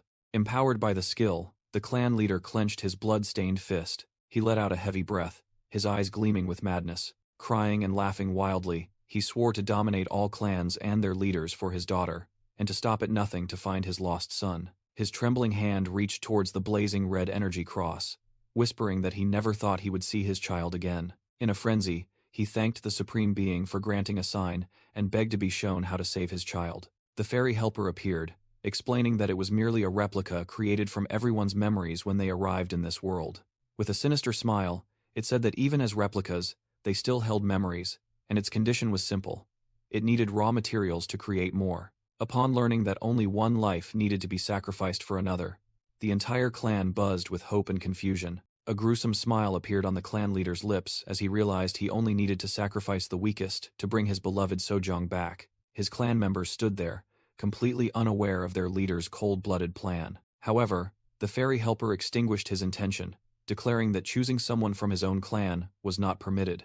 The creature gleefully explained that it would be too easy, and they had devised a more entertaining game, adding that 4 more people had just died while they were talking. Provoked and enraged by his powerlessness, the clan leader punched the energy cross, roaring in frustration at his inability to act. He collapsed, sobbing his daughter Sojong's name, lamenting that he was so close yet unable to reach her. His despair was interrupted by an urgent cry of "Clan leader, from one of his people. A member ran up, reporting that someone was up here and killing their clan members on the way up. Hearing this, the clan leader's grief vanished, replaced by a predator's smug smile as he realized a perfect sacrifice had just appeared. Stepping over the corpses of his own people, he whispered to his daughter's image, "I'll be right back, my dear." The body of another clan member fell to the ground, a final testament to the clan leader's decision to purge the weak before facing his prey. Hansu Kong wiped the blood from his face, thinking it was a shame he had run out of Madman's vice. He narrowed his eyes, having finally found his target. Amidst the desolate land, a group of warriors approached. Hansu recognized the leader as the clan leader he had to eliminate, the Shadow King Wangqiang Li. In his flashback, Hansu recalled the countless atrocities Wangqiang had committed in his previous life, even though they hadn't happened yet in the current timeline. He knew that after failing to save his daughter, the Shadow King had become obsessed with finding his missing son. That very despair had transformed him into an unprecedentedly brutal murderer. Hansu tightened his grip on his weapon, determined to prevent the tragedy, while also saving Wangqiang's son. Suddenly, a blonde-haired member of Wangqiang's clan recognized Hansu and shouted, "It's him, the guy with the chains." Wangqiang Li burst into maniacal laughter, believing this to be a heaven-sent stroke of luck. He declared that he would eliminate Hansu and turn him into a gift for his lost daughter, Sojong. Wangqiang roared that Hansu's death would not be in vain. Hansu responded with a sharp gaze, ready for the confrontation. Wangqiang charged to attack, and Hansu also prepared his weapon for battle. Suddenly, the ground began to shake violently. Wangqiang Li stopped, his eyes wide with astonishment at the unusual occurrence. Hansu was also startled by the unforeseen development. A massive explosion from underground flung both of them away. A gigantic worm monster with a golden armored head emerged from the ground, interrupting the battle. Wangqiang Li yelled a retreat order as the giant worm monster wreaked havoc on the battlefield. He warned Yun to be vigilant, simultaneously ordering that the chain guy must not escape. "No need," Hansu Kang replied coldly as the chains around him clanked. He swung the chain powerfully, turning it into a fearsome weapon. With just a few powerful slashes, Hansu tore through the giant monster's body. As the monster fell, he turned back and casually asked, "Where were we?" Gripping his weapon, Hansu provoked, "Do you want to start, or shall I?" Immediately, he charged straight towards Wangqiang Li with terrifying speed. Stunned, Wangqiang Li realized his opponent was no pushover and yelled an order for all clan members to attack. Hansu plunged into the encirclement of the clan members. With sharp, cold eyes, he prepared for the slaughter. A clan member immediately fell under Hansu's slash. He continued to swing his weapon, mercilessly slaughtering those who stood in his way. Wangqiang Li exclaimed in surprise, "I thought he didn't kill people?" Yon's information is useless now. The hooked blade at the end of Hansu's chain whizzed through the air. Yeon struggled to parry, admitting in horror, "I knew he was strong, but not this strong." Though panting, she still reported that she was certain Hansu hadn't used any skills. Wangqiang Li decided to trust that assessment, ordering everyone to prepare their skills to overwhelm and capture Hansu alive. "Those with assault skills, go first and surround him," he ordered, and the entire clan responded in unison. Hansu easily glided past the charging members, gracefully dodging their attacks. A clan member with a wild grin mocked Hansu. "Not bad, chain guy." Hansu lunged back. "Now dodge this," he thought to himself. If he couldn't dodge, he would block the attack with a summoned dagger. However, Hansu realized the attack was too strong and unavoidable. Seeing him pushed back, the enemy cheered. "It worked! Everyone charge!" Hansu swung his chain weapon against 3 other charging members. His chain blade cleanly cut through an enemy, causing runes to drop. Hansu's infant rune-eating snake slithered out of its hiding spot. It quickly devoured a rune from the fallen enemy. Immediately after, the snake spat out a new rune into Hansu's palm. 2 other clan members screamed in terror as they realized the monster could absorb runes. Clan leader Wangqiang Li roared in fury. "Stop him! Don't let him grow stronger from my people." A high-ranking female warrior charged forward at dizzying speed. The woman unleashed a pink energy attack towards Hansu. Hansu calmly stood still, a purple magic circle appearing beneath his feet. An energy chain unexpectedly emerged from the circle and tightly bound Hansu's leg. Seizing the opportunity, Yeon yelled, "Now!" and lunged to attack. Hansu easily raised his weapon, blocking Yeon's attack. Wangqiang Li screamed in despair, urging his clan to give their all because they could not fail. Driven by loss, the clan members roared with determination to eliminate all who stood in their way. Wangqiang Li declared himself the path to survival and revenge, while Hansu realized he was merely exploiting his people. Hansu knew that Wangqiang would make them fight at all costs, turning him into a hypocrite just like the leader he had replaced. He analyzed that this was not an all-out attack, but a tactic to wear down his strength over time. From a distance, Wang Qiongli wore a maliciously smug smile. Realizing the situation, Hansu decided he could no longer hold back, and it was time to end the battle. A clan member charged forward, yelling that he would hold Hansu back. That might be difficult, Hansu replied as he summoned a glowing blue dagger. He easily used the dagger to block an incoming attack. The gray-haired woman screamed in astonishment as her skill was suddenly negated and shattered. Giving the opponent no time to recover, Hansu lunged forward with another hooked blade. He quickly closed in on the gray-haired woman. "I've got you," the woman confidently said, preparing a preset trap. From a magic circle on the ground, purple energy tentacles began to slither out. One of the tentacles quickly wrapped around Hansu's leg, catching him by surprise. Bound by countless tentacles, Hansu heard the woman's taunt. "Did you think I wouldn't be prepared for your attack?" Another warrior in a red cloak stepped forward, mocking Hansu that he couldn't fight alone and promising to let him live. "But first," he said with malice, "comes punishment for daring to attack me." However, as his slash came down, Hansu had escaped his binds and easily blocked the attack. Hansu calmly absorbed the energy from the attack, his face shrouded in shadow. Wang Qiongli roared triumphantly, "Victory is mine." He stood over the kneeling Hansu, believing he had won for his daughter and could now save her. But Hansu only smirked, thinking his plan had finally taken shape, then asked, "Are you done?" He calmly placed his hand on Wang Qiongli's arm, who was still holding a sword to his shoulder. Because, as Hansu tightened his grip on his wrist, a hooked blade suddenly appeared at his opponent's throat. He smirked smugly. "You don't seem to realize who the one truly trapped is," Hansu continued, while Wang Qiongli stood stunned. "When there's no one left to protect you." Wang Qiongli gnashed his teeth in anger, challenging Hansu to escape the situation. Hansu merely offered a confident smile. Both their weapons clashed in a deafening metallic clang. Wang Qiongli pulled out a hidden dagger, sneering. "Fool, do you think I only have one weapon? All your tricks are useless," Hansu coldly replied. "Oh really? How about this trick?" He also summoned a dagger of blue energy, asking back, "Do you really think I only have one weapon?" Before Wang Qiongli could react, the energy dagger flew straight into his chest. He only managed a cry of pain before dropping his weapon. Two elite clan members screamed in horror. "Clan ruler," they roared as Hansu watched Wang Qiongli collapse.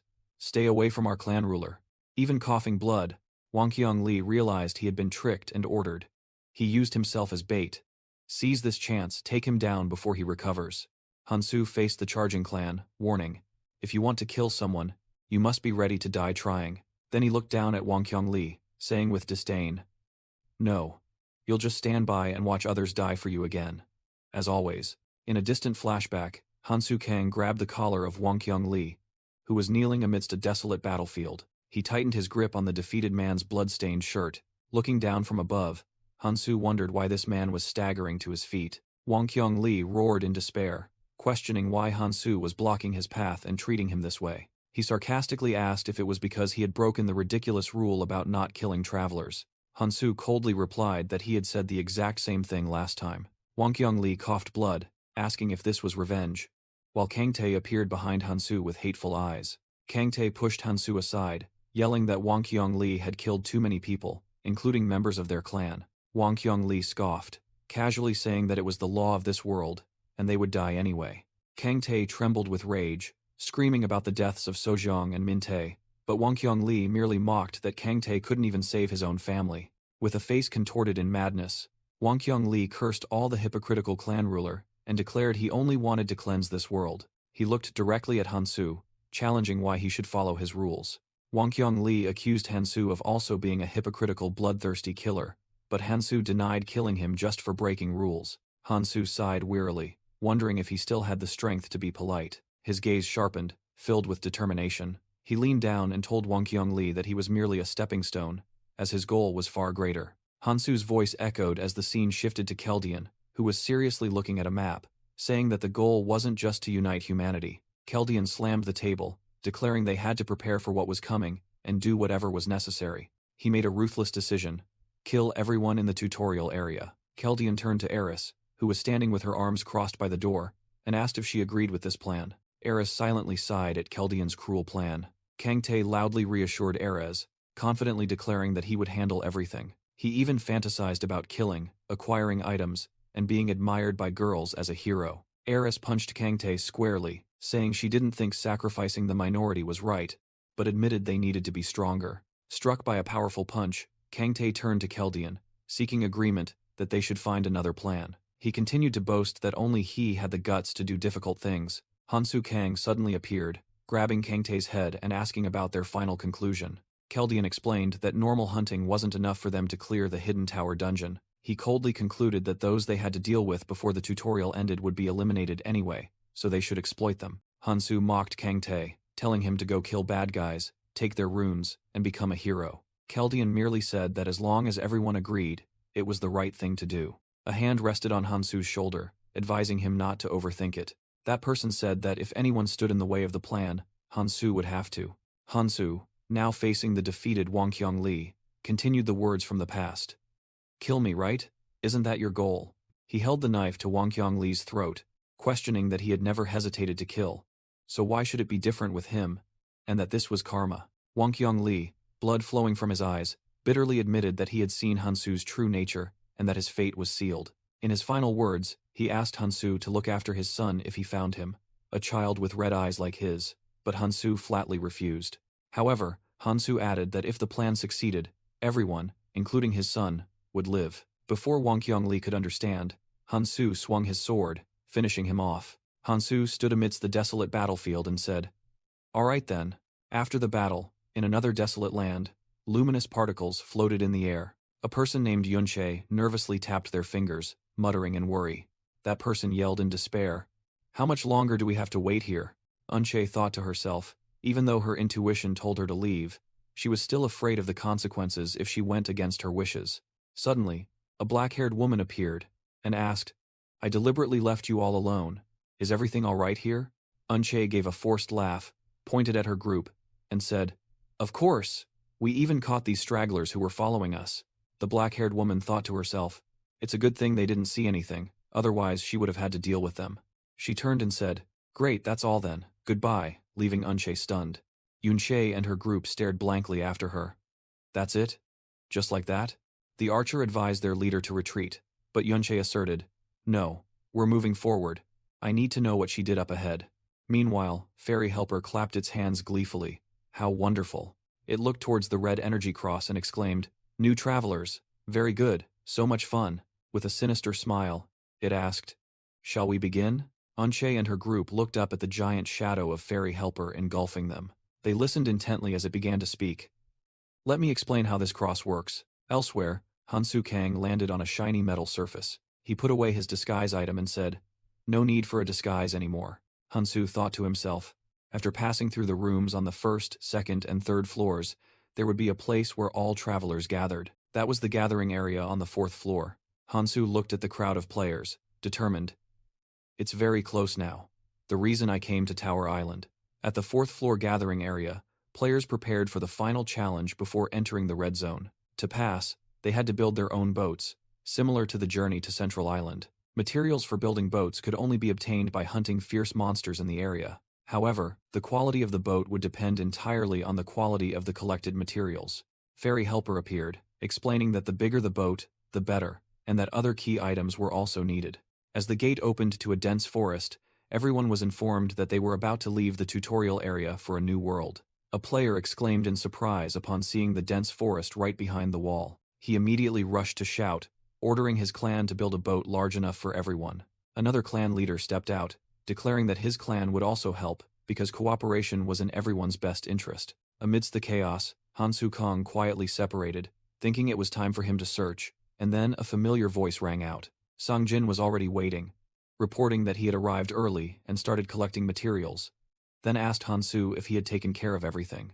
Hansu confirmed that Wang Qiongli had died, and they were preparing everything on the first floor as planned. Sangjin teased upon seeing Hansu back in his normal appearance, and Hansu jokingly asked if he disliked his previous look. Sangjin urged Hansu to hurry, because materials for large boats were limited, but Hansu reassured him that he was cooperating with another clan, and also Mihi-yu. The name Mihi surprised Sangjin, and the scene shifted to a forest where Mihi-yu was fighting. A forest monster was hit by consecutive arrows. Hansu recounted that he had met Mihi-yu on the first floor, and now she had become a completely different person. Mihiyu, with a confident and strong appearance, fought while calling for her teammates' support. Returning to the conversation, Songjin was speaking when Hansu suddenly threw him the rune snake infant. Hansu said he no longer needed it but it would be useful for Songjin, then hurried away. Hansu gave Songjin a final warning, cautioning that the red zone outside would be much more difficult. Songjin hesitated for a moment, then sincerely thanked Hansu for helping him become stronger.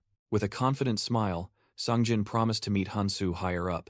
Hansu listened silently, his expression revealing little emotion. Then, Hansu turned and walked away, leaving Songjin watching him. Songjin thought to himself that Hansu was cool until the very end, while Eunchae's group had just arrived through a teleportation gate. Eunchae was annoyed that they were late, believing the group had wasted too much time at the cross. The accompanying archer wondered if saving that Wangqiang Li was a mistake, but Eunchae quickly signaled him to be silent. Standing nearby, Songjin was startled when he overheard their conversation. Eunchae hurried forward and apologized to the person they had just saved.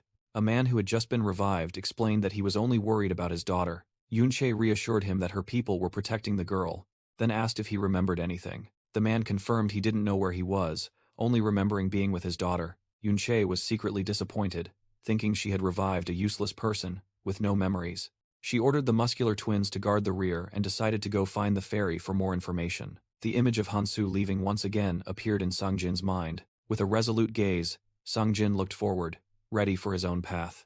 Meanwhile, Hansu had entered a new area, a dense forest. He analyzed that most monsters were concentrated in the center, so this area was relatively safe. The narration explained that inside the tower, each floor and each room had a completely different environment. Hansu Kang pondered, even if the tower's walls were merely illusions, they still had an endpoint somewhere. He knew that the tower appeared to have only 4 floors, but in reality, it had 5. And the dungeon on the 5th floor was where the hidden item was concealed.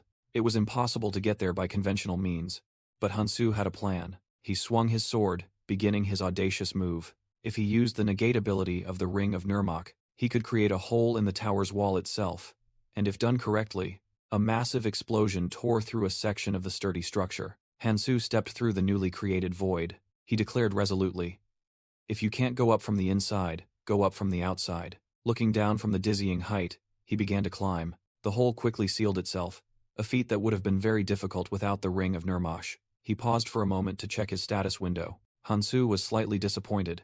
His stats were still low, as he had only gained about 40 points from the Shadow King's runes.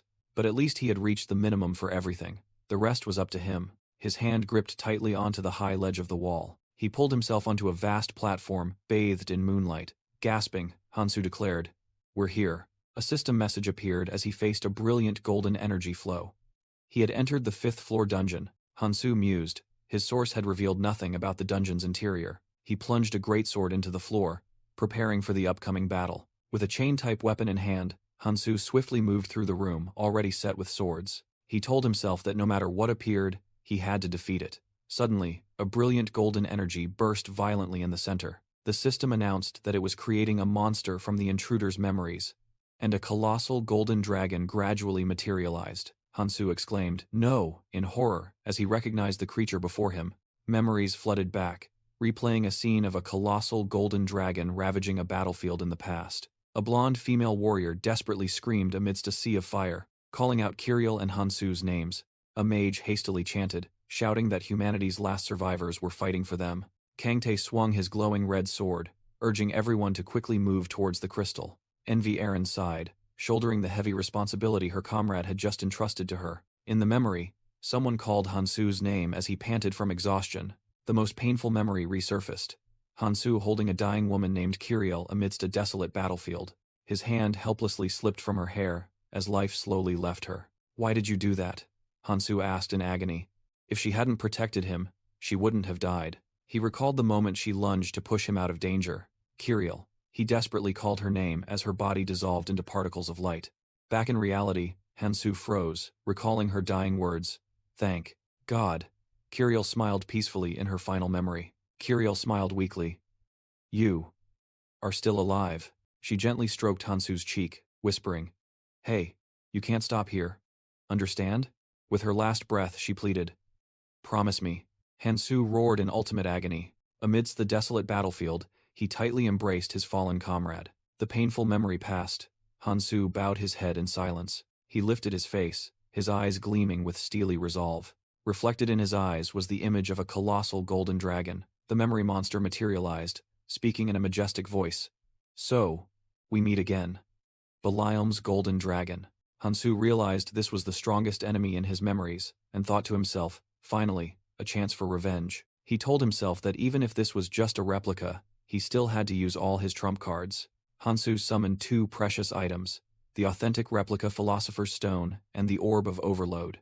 The information panel appeared, confirming it was the authentic replica Philosopher's Stone. He recalled trading 32 treasure orbs for this stone, a replica yet still incredibly powerful. The stone in Hansu's hand began to crack, releasing energy. He crushed it, knowing that all his runes would temporarily be boosted to red level. Hansu looked at the Orb of Overload, thinking that the effort of killing the Demon Queen to obtain it was well worth it. Without hesitation, he put the item into his mouth and crushed it. Hansu's status window appeared, all stats reaching red 99.99%. He felt this cheating power, knowing it would only last for one day before all stats plummeted to 0.01%. Hansu, glowing with red energy, told himself that he had raised all his runes to red grade just for this battle. The golden dragon roared a challenge, declaring it would make him struggle. An explosion rang out as the confrontation began. Hansu glided across the shattered ground at terrifying speed. He summoned his weapon and announced the activation of the Ring of Nurmok's first ability. The ring erupted with power, unleashing the negate skill at red grade 99%. Hansu shot into the air, swinging his weapon directly at the dragon. He delivered a full power slash against its golden scales. However, his weapon shattered upon impact, making Hansu click his tongue lightly. The dragon thought to itself that the attack was too shallow, just as it had feared. It began gathering energy in its mouth, preparing for a counterattack. Hansu glanced over, realizing the approaching danger. The dragon roared the skill name, Dragon's Breath. A massive stream of golden energy was fired directly at Hansu. Faced with the destructive attack, Hansu merely gave a confident smile. In a dense forest, the head of a green reptilian monster fell to the ground. Songjin nimbly jumped onto the corpse of the recently defeated monster. Mihiyu ran over, announcing that it was the last monster in the area. Songjin held a freshly harvested bag of slime and said that they could now go build a boat. Mihi looked at Songjin with a hint of sadness and wished that Hansu could be with them. Songjin said, with a serious expression, "Even if he were still here, I don't think he would join us." Mihiyu asked in surprise why he said that. Songjin's words echoed as the scene shifted to Hansu, facing the dragon's massive stream of fire. We would only hold him back. But Hansu was different now. He was confident that he could dodge this attack. He darted away, narrowly escaping the terrifying explosion. Realizing that ordinary weapons could not pierce the dragon's scales, Hansu focused his energy, preparing for a new attack. The artifact Justice of Decratus was a set of weapons, and combining them would unlock their true power. Hansu summoned Decratus's enhanced form, a chain whip weapon. Its power was amplified by the Ring of Nurmok's second ability, Bleed. The chain whip shot forward, tightly coiling around the golden dragon's snout. Sharp blades dug deep into its tough scales. Hansu landed on the monster's head, using all his strength to hold the chain tight. He knew that this enhanced form traded durability for power, and it wouldn't last long. The weapon began to crack. He wondered if it would hold. No, it has to hold. Hansu gritted his teeth. His eyes filled with determination. He poured all his strength, summoning countless other swords to impale the dragon and hold it in place. The monster furiously whipped its massive tail towards him. Hansu tensed his body, using his bare arm to block the powerful attack. Held tight but refusing to yield, the golden dragon arched its neck, gathering energy for a final attack. Panting, Hansu Kang stared at his foe, dark pinkish-purple energy swirling around him. He swung the chain weapon forcefully, putting all his strength into the attack. Countless summoned swords plunged into the ground and were linked by magical chains. The chain tightened, gripping a sword to form a firm anchor. Hansu nimbly moved among the barrier of weapons, preparing for the next confrontation. In response, the golden dragon powerfully flapped its golden wings. The summoned swords immediately shattered into pieces before the terrifying power. Bound tightly by Hansu's weapon, the dragon let out a roar of extreme fury. Hansu gritted his teeth, clenched his fists, determined not to back down. The monster opened its mouth wide, gathering a massive orb of energy, ready to finish everything. Meanwhile, elsewhere, Songjin told Mihi that Hansu was getting stronger, and they also had to try to keep up. He pulled up his hood, saying he needed to take care of something before they set off. Songjin explained that there were a few people who needed to be brought onto the large ship, making Mihi ask in surprise if he had made friends. He vaguely replied that he wasn't sure yet. Songjin added that those people might be useful, his gaze directed towards Unche's group standing with the recently revived man. At another location, an unfamiliar leader with tied-up hair was listening to a report with a pensive expression. The scene shifted to a dense forest, where a new danger lurked. A large pool of blood bubbled on the ground, emitting deadly poisonous fumes. A boot accidentally stepped into the pool of poisonous blood. A man frantically ran away, shouting, "Damn it, the poison has spread even here." A stranded person frantically ran after the departing boat, desperately shouting, "Wait, wait for me." However, 2 spears plunged into the ground, blocking their path. The person froze, exclaiming in horror, "What the hell is this?" The leader with the scar on his cheek sneered, "You missed. That brat is good at dodging." The stranded person choked out a shout, reminding them that they had promised to let them join if they helped gather materials, but the leader only responded with mockery and thanks for being useful. Clenching their fists, the person gritted their teeth and cursed, "You bastards." The leader threw something towards the person, sarcastically remarking that there might still be time to build their own boat. Left behind in the forest as the poison spread, the person ran, seething with hatred for the clans and regretting not being warned about the time limit. In a panic, the person screamed that they had to find something to survive. Suddenly, an energy barrier in front of them began to crack, as the person was preoccupied with finding the kelk monster's slime pouch. What was that sound? The person wondered as the barrier shattered into pieces. A piercing scream echoed as the person witnessed the scene before them. From within the shattered barrier, a bandaged hand reached out. The person fell to the ground, horrified as a figure landed right in front of them. Hansu Kang stood there, bare-chested and covered in injuries, causing the other person to stammer, "Who are you?" Hansu touched the energy wall, thinking to himself that it was fortunate the poison hadn't covered the entire floor yet, so there was still time. He calmly brushed his shoulder, completely unconcerned by his injuries. The other person questioned Hansu's identity once more. He completely ignored questions about how he could be outside and break the barrier. "We have to hurry, there's no time to talk," Hansu said, then rushed into the forest, forcing the other person to hastily follow. The stranded player awkwardly asked the rushing Hansu if he needed a shirt. Hansu ignored him, saying he had to build a boat and couldn't waste time. The other person tried to warn him that he wouldn't be able to gather enough materials alone, but was thrown back by a strong gust of wind. Hansu had shot off at terrifying speed, leaving the other player stunned. Left alone in the forest, the person was still in shock. While hastily giving chase, the person tripped and cried out in pain. As they got up, the person saw a group of other players confronting a monster, and their leader was yelling. The monster was identified as a Galapagos crocodile, gnawing ferociously on a tree. The other group's leader shouted that the monster was too much for them, but Hansu rushed in and declared he would handle it. Hansu charged straight at the monster, unleashing a punch that created a shockwave. The others were astonished to see him fighting bare-handed. When the stranded player caught up, he was panting from Hansu's speed, while the others wondered who he was. The other group's leader asked the newcomer if he was with Hansu, but received a negative answer. As they spoke, Hansu had already smashed through the monster's flesh, causing the leader to exclaim in astonishment that this was the first time he had seen someone like that, as Hansu tore a large chunk from the crocodile's body. In just a moment, Hansu stood atop the colossal monster's corpse, leaving the others speechless. He examined the item he had just obtained, a Galapagos crocodile parasite, and seemed rather displeased. Seeing this, the other group's leader immediately invited Hansu to contribute the item and join their boat. The stranded player also ran over to ask to join, but was harshly rejected with the explanation that the boat only had room for 20 people. While Hansu Kang stood on the monster's corpse, 2 other players lunged into a brawl, fighting over the item he had just obtained. Annoyed, Hansu threw the item directly at the 2 bickering individuals, making them scream in terror. He coldly declared that he was building a boat for 500 people, and that item was merely a single ingredient. The narration explained that the key item for such a large boat was the heart of the greenest lizard. The stranded player was stunned by Hansu's grand plan, wondering if he intended to do it alone. Hansu made an offer to all the remaining people. Anyone who brought materials could board his boat.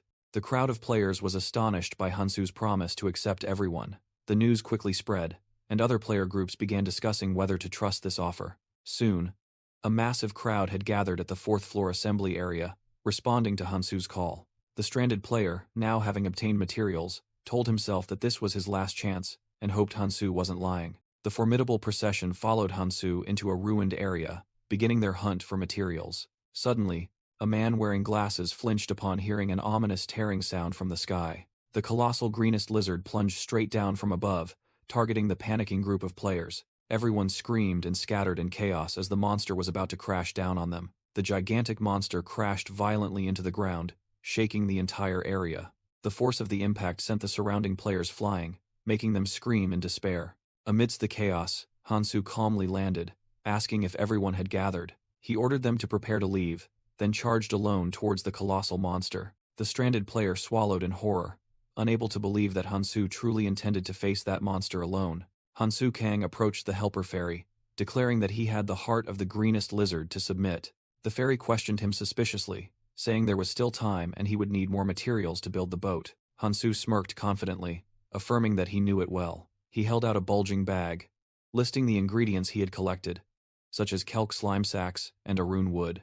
As soon as he finished speaking, he poured out a huge pile of ingredients and asked if Arak silk was the last item. While the fairy confirmed that everything was enough and asked about the lizard heart, the other players were astonished, wondering how it all fit into such a small bag, and Hansu simply told them to get it from behind him. The fairy happily gathered all the materials, congratulated Hansu for collecting an unprecedented amount, and promised to prepare something for him. At the same time, elsewhere, a pool of poison was spreading, causing a player to scream and flee in horror. The mischievous fairy suggested a special reward of applause, but Hansu impatiently snapped, demanding the boat be built immediately. Interrupted, the fairy pouted sullenly, muttering that it preferred when everyone was still afraid of it. Nevertheless, it kept its promise, summoning a gigantic ship for everyone from magical circles. An astonished player asked if the ship could really hold 500 people, and Hansu announced that everyone was welcome if they brought materials. Hearing the call, the hidden crowd of players rushed out, joyfully thanking him and scrambling towards the ship. The fairy cheerfully reassured the players jostling to get on board that they didn't need to worry about steering. Standing alone at the helm, Hansu informed the passengers that they would arrive in 3 days. The fairy's voice echoed over the Crimson Sea, announcing that from now on, they would no longer be monitored. It dramatically declared that it was very happy to have safely brought so many people to the Red Zone, feeling as if it were sending its children off. After the good wishes, the ship was enveloped in a brilliant golden energy and began to surge forward. The ships traversed space, entering the first arena of the tutorial, the Red Zone.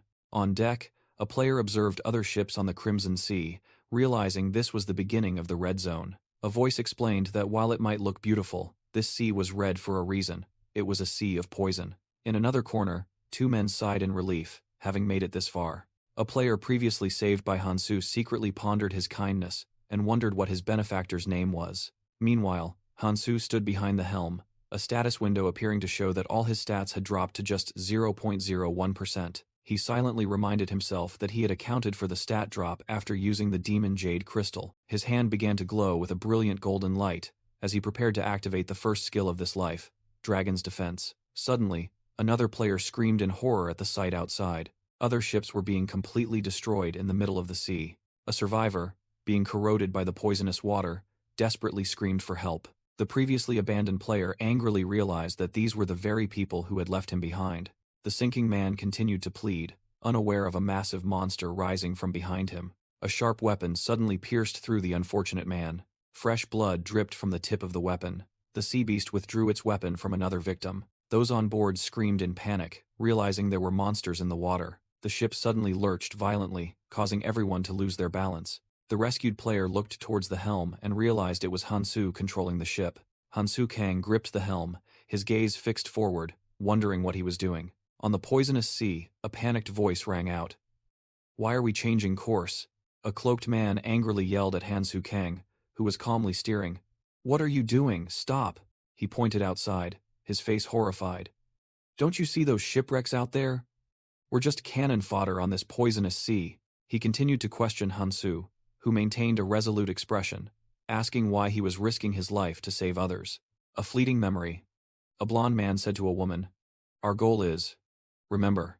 Hansu remained silent, not responding to the questioning. The cloaked man again shouted, demanding to return to the route, but Hansu simply replied, "This is close enough." The man sighed in relief, thinking Hansu had given up, but then became confused by his next words. They should be boarding now. Suddenly, a bloody hand gripped the side of the ship.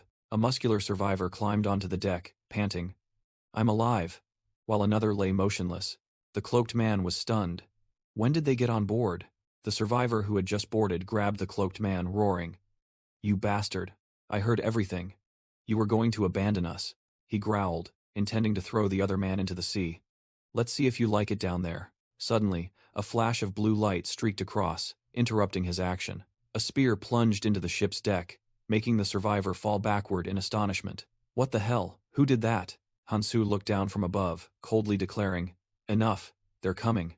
Immediately, the muscular survivor and the others began to tremble and then collapsed, screaming. Hansu said, "They're here." As two monstrous, trident-wielding creatures emerged from the water. A swarm of cursed survivors, guardians of the red zone entrance, were swimming towards the ship. Hansu explained, "They can only survive in the poisonous water, so their attacks are simple. Cling to the hull and try to destroy it." On the deck, a man frantically shouted that the hull was under attack and they were about to sink. The other players desperately tried to cope, realizing they needed long-range attacks but their current firepower wasn't strong enough. Amidst the chaos, Hansu Kang coldly told the panicked man, "If they won't come out, then you go in," leaving the man speechless. Despite astonished shouts, Hansu plunged over the ship's railing. Another player screamed in horror as a giant column of purple poisonous water shot up from the impact. The cloaked man exclaimed in terror that Hansu had jumped into the poisonous sea without any protection. As Hansu slowly sank into the purple water, another player asserted that he was surely dead. Beneath the surface, Hansu was surrounded by the guardians, now revealed as merman-like creatures wielding tridents. He calmly thought that this poison was nothing compared to his dragon's defense skill. Confident with his red-grade magic stats, Hansu clenched his fist, ready to fight. The guardians rushed to attack him from all directions. Hansu faced the entire surrounding swarm of monsters alone. A golden energy enveloped Hansu as the system explained that the dragon's defense skill not only defended but also transformed his body. Hansu's eyes transformed, his pupils contracting into vertical slits like a dragon's, while black scales began to grow on his face. He clenched his transformed hand, thinking that he still couldn't unleash the full power of this skill. Hansu charged and delivered a direct punch to an attacking guardian. The punch was so powerful that it completely pierced the monster's body, making him inwardly think that he had almost died to gain this power. The remaining guardians were stunned, frozen in place by the horrific sight. Realizing their opponent was too strong, they began to turn and flee. However, Hansu had no intention of letting them escape. He prepared to pursue, knowing they would return to attack if let go. Hansu thought to himself. It was time to deal with them, one by one. With terrifying speed, he surged through the water, using his trident to strike down multiple enemies at once. He shot upwards, preparing for the next attack. Clutching his weapon, he aimed at another monster. Hansu's gaze was sharp, focused on the target in front of him. A powerful attack struck the monster's head directly. Its blood splattered in the murky red water. Hansu stood on the dissolving corpse of his enemy. He exhaled, bubbles rising after the battle. The bodies of the last monsters finally sank to the bottom. He thought that there must still be chaos on the ship, so it was best to return immediately. Meanwhile, on the ship's deck, everyone was screaming in panic as poison seeped in through the holes. A player spotted something emerging and shouted an order to attack. That person's sword violently clashed with Hansu's trident. "Hey, watch where you're stabbing," Hansu casually told the stunned players. A man stammered in terror. "How are you still alive?" Hansu patted his wet hair and asked, "What? Did you think I was dead?" The man frantically pointed at the growing hole, but Hansu calmly replied that he saw it. Ignoring the man's words, Hansu approached a wooden beam and began to tear it apart. He broke the beam into planks with his bare hands, astonishing the others who realized he was repairing the ship. Inspired, the other players rushed to find materials to patch up the ship. Hansu assured them that the poison would evaporate, but ordered everyone to the upper deck to avoid inhaling the toxic fumes. The group rushed up the stairs, followed by Hansu calmly carrying the newly acquired tridents. He paused for a moment to reflect, admitting that the battle had been exhausting but worthwhile as it had helped him acquire new weapons. The Cursed One's trident was durable enough to withstand the poisonous sea, making it a reliable weapon for the time being. Once on deck, Hansu pointed towards the horizon, saying there was something they should see. A man with a goatee was skeptical, wondering what else there was to see besides water. His skepticism quickly vanished, replaced by astonishment as a colossal shape emerged in the distance. A wave of excitement spread through the group as they realized they were approaching what appeared to be land.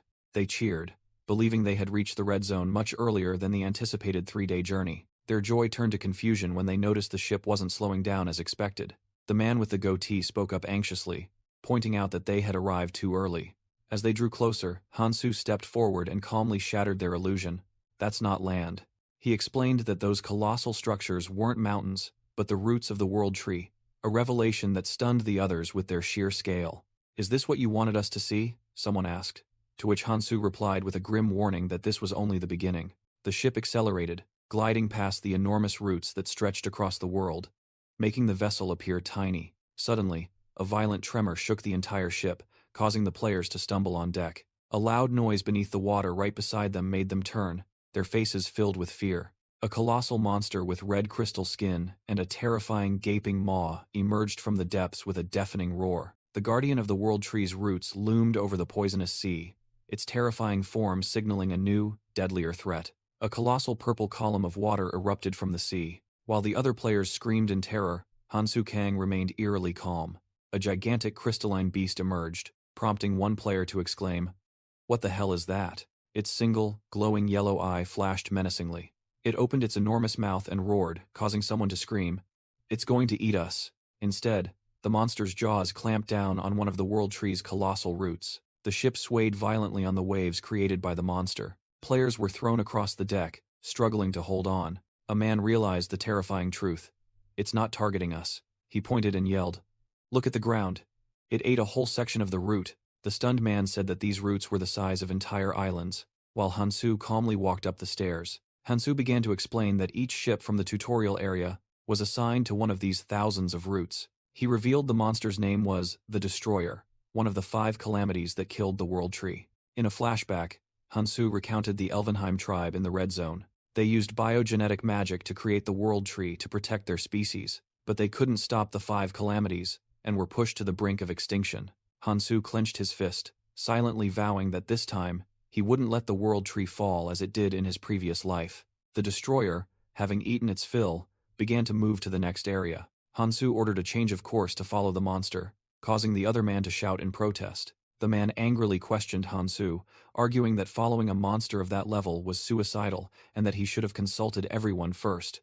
Hansu acknowledged everyone's disagreement before responding to the challenge. He coldly offered to let anyone who wished to disembark right in the middle of the poisonous sea. He declared that he would go this way no matter what, and gave them one last chance to leave. Amidst the vast poisonous sea, no one spoke up in protest. The ship continued to glide forward in everyone's tense silence. Suddenly, the ship's hull struck a colossal object, signaling their arrival. They had reached the outer edge of the world tree, where the last roots plunged deep into the sea. The other players poured onto the deck, stunned, unable to believe their eyes. The sight of a dying world tree unfolded before them. One person exclaimed in astonishment that this wasn't land, but merely the starting point of the colossal roots. Hansu patted the cloaked man's shoulder, sarcastically remarking that this was still better than being left in the middle of the sea, and urged everyone to move on. Another person hastily asked about the 2-week time frame Hansu had just mentioned, but he had already turned away. Hansu told the cloaked man to go with the others, while he stayed behind. He muttered that continuing to move was a smart choice. In his mind, Hansu calculated that the Destroyer would come to feed on these roots in 2 weeks, and he had to find her first. But before starting his search, he had one more thing to do. He decided he couldn't leave the ship for others to use, and smashed the deck with his weapon. Hansu watched the ship sink, believing he would find the person he was looking for at the cross. From a distance, the cloaked man looked back, wondering why Hansu hadn't gone with them. While he was thinking that it would be safer with Hansu around, someone else suddenly screamed upon discovering something unusual. Amidst the desolate land, a giant cross-shaped structure appeared, causing a survivor to exclaim in surprise. Another person in the group insisted it was a human creation and rushed towards it. However, a more cautious man stopped everyone, warning that it could be a trap and suggested sending scouts ahead. While the crowd was still discussing, the man continued to propose sending a few people ahead because they didn't belong to any clan yet. Suddenly, a voice echoed from above, mocking their excessive caution as troublesome. The speaker was a stranger with a smug smile. He admitted that caution could help survival, but it made things difficult for his faction. The group of survivors looked up in alarm, discovering 3 people standing on a giant tree root, and questioned who they were. The stranger told his companions that the crowd's hesitation was what made things difficult, then ordered them to calm the situation. However, he jumped down himself, complaining why it always fell to him. He landed with a powerful impact, then announced that he had counted 148 people who didn't belong to any clan, a rare stroke of luck. He began to introduce himself as a guide from the Valkyrie clan. That person was Aaron Part, claiming to be a savior sent to guide them. The cautious man was still skeptical, asking where Aaron came from and what he was talking about. Aaron explained that, after the tutorial phase, the strange fairies would no longer help them. He said that even if the fairies might be watching, they were useless, so the survivors should follow his group, but the crowd whispered, planning an attack. One of Aaron's companions, Mincheol Baek, complained that Aaron's explanation wouldn't convince anyone. Mincheol stepped forward, introducing himself and the elderly woman accompanying him as Pam Ferris, also a guide, and offered to explain again. Mincheol clarified that they were ordered to come here to help those who had just completed the tutorial area, which annoyed Aaron, who thought he had said the exact same thing. Pam Ferris firmly planted her staff into the ground to get their attention. She revealed that the one who ordered them was Eris Valentine, the leader of the Valkyrie clan, who had gone to the Orange Zone 20 years ago. Mincheol Baek tried to reassure the new survivors, promising to help them adapt. He explained that they were in the outer fringe area of the World Tree's roots, and would need help. In the crowd, a cautious person whispered to the others that they had a numerical advantage, so they would probably be fine. However, Aaron Part showed annoyance towards the newcomers, but Mincheol Baek immediately criticized his attitude. The cautious survivor spoke up, agreeing to follow them, surprising another person in the group. The argument between Aaron and Mincheol quickly escalated into personal insults, while the survivor tried to intervene. Suddenly, both of them fell silent and flinched at a decisive command. Pam Ferris sternly ordered them to stop wasting time and follow the given instructions. Then, she smiled and began to lead the way, and Mincheol also invited the others to follow. Aaron didn't forget to turn back and warn the group of survivors not to think about attacking just because they outnumbered them. He revealed that there were 30,000 guides and pioneers here, terrifying the newcomers. Aaron secretly scoffed at the newcomers, thinking they still didn't understand what true fear was. As Aaron was explaining the rules of the Red Zone, a loud explosion from afar interrupted him. He dismissed everyone's curiosity, telling them not to get distracted and to keep following. But another, even larger explosion occurred, and a survivor couldn't help but ask who was fighting there. Aaron scoffed that whoever was fighting here was on a level they couldn't possibly match. Suddenly, Mincheol recognized the skill being used in the battle. He wondered in surprise why she was fighting here, confusing Aaron. Immediately after, a terrifying impact occurred nearby, as a massive energy mass fell to the ground. From the epicenter, Hansu Kang appeared, using a powerful skill to neutralize the recent attack. Hansu Kang easily blocked the attack and questioned, "Why are you attacking me?" The pink-haired woman shouted angrily. "Shut up." She channeled an energy orb and scoffed. "Someone who just came out of the tutorial area knows nothing about this place. How dare you act so high and mighty?" After venting her anger, she looked towards the destroyer in the distance and thought to herself, "So it has come to this." The image of the giant monster reflected in her monocle as the name Destroyer surfaced in her mind. Hope fading, she bowed her head, wondering, "Will I ever be able to avenge my parents?" She looked out at the desolate landscape, doubting her own purpose and her promise to follow her loved ones. A memory flashed as she whispered, "Teacher?" Her teacher's words echoed, recounting how everyone had thought her crazy when she declared she would kill the Destroyer, a monster as big as a mountain. As she was sinking into despair, thinking it might be too late, Hansu stepped towards her. He asked directly, "Are you Sophia Barraget?" Stunning the woman. Sophia Barraget stepped back, cautiously asking, "What? You're just a rookie. How do you know my name?" Sophia secretly assessed Hansu, noticing that he had definitely just arrived in the Red Zone, without weapons, items, or even a shirt. Hansu ignored Sophia's suspicion and got straight to the point.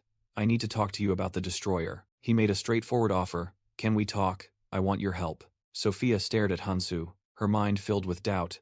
"I've never met this person before. Are you is less than, quadratus is greater than?" Seeing that Sophia didn't trust him, Hansu Kang decided to follow Kang Tae's advice and affirmed that cooperation was the best option. He played on Sophia's fears, saying that if the Destroyer was eliminated, the chances of survival for her loved ones would increase. Sophia roared in anger, questioning Hansu how he could know anything about the Destroyer. She lunged to attack, stomping hard on the ground, but Hansu agilely leaped into the air to dodge. With a furious expression, Sophia gritted her teeth, determined not to let Hansu off the hook. Hansu was slightly surprised by her fierce reaction. Sophia's stomp created a massive explosion, shaking the ground. Without stopping, Sophia continued to charge forward with astonishing speed. Hansu calmly dodged Sophia's kick with ease. He landed, placed a hand on her shoulder, and suggested they talk. Sophia immediately slapped his hand away and launched another attack. "How dare you!" Sophia roared, concentrating magical energy in her palm. A gigantic and complex magic circle appeared in the sky as she yelled, "You want to play games?" Hansu stood alone amidst the desolate red land, looking up at the powerful magic being cast. He realized that Sophia was not just angry but was also using a real skill. 3 gigantic, blue-flaming triple-jeweled ice comets plunged down, making Hansu realize that normal defense wouldn't be enough. Deciding to take a risk, he activated a skill from his wrist, which was emitting a brilliant golden light. Hansu's entire body was enveloped in a golden energy stream as he activated his special skill, Dragon's Defense. His eyes transformed into glowing dragon eyes, beginning the first stage of his transformation. A fierce icy explosion enveloped the battlefield as Sophia Barraget's magic was activated. She confidently explained that the triple-jeweled ice comet would freeze everything it touched, even the air, making escape impossible. Inside the ice prison, Hansu Kang remained completely calm. Sophia declared that she had held back to avoid killing him and demanded that he reveal everything he knew. Her smugness shattered when she heard Hansu's voice echo from within the ice block. "Sorry, but..."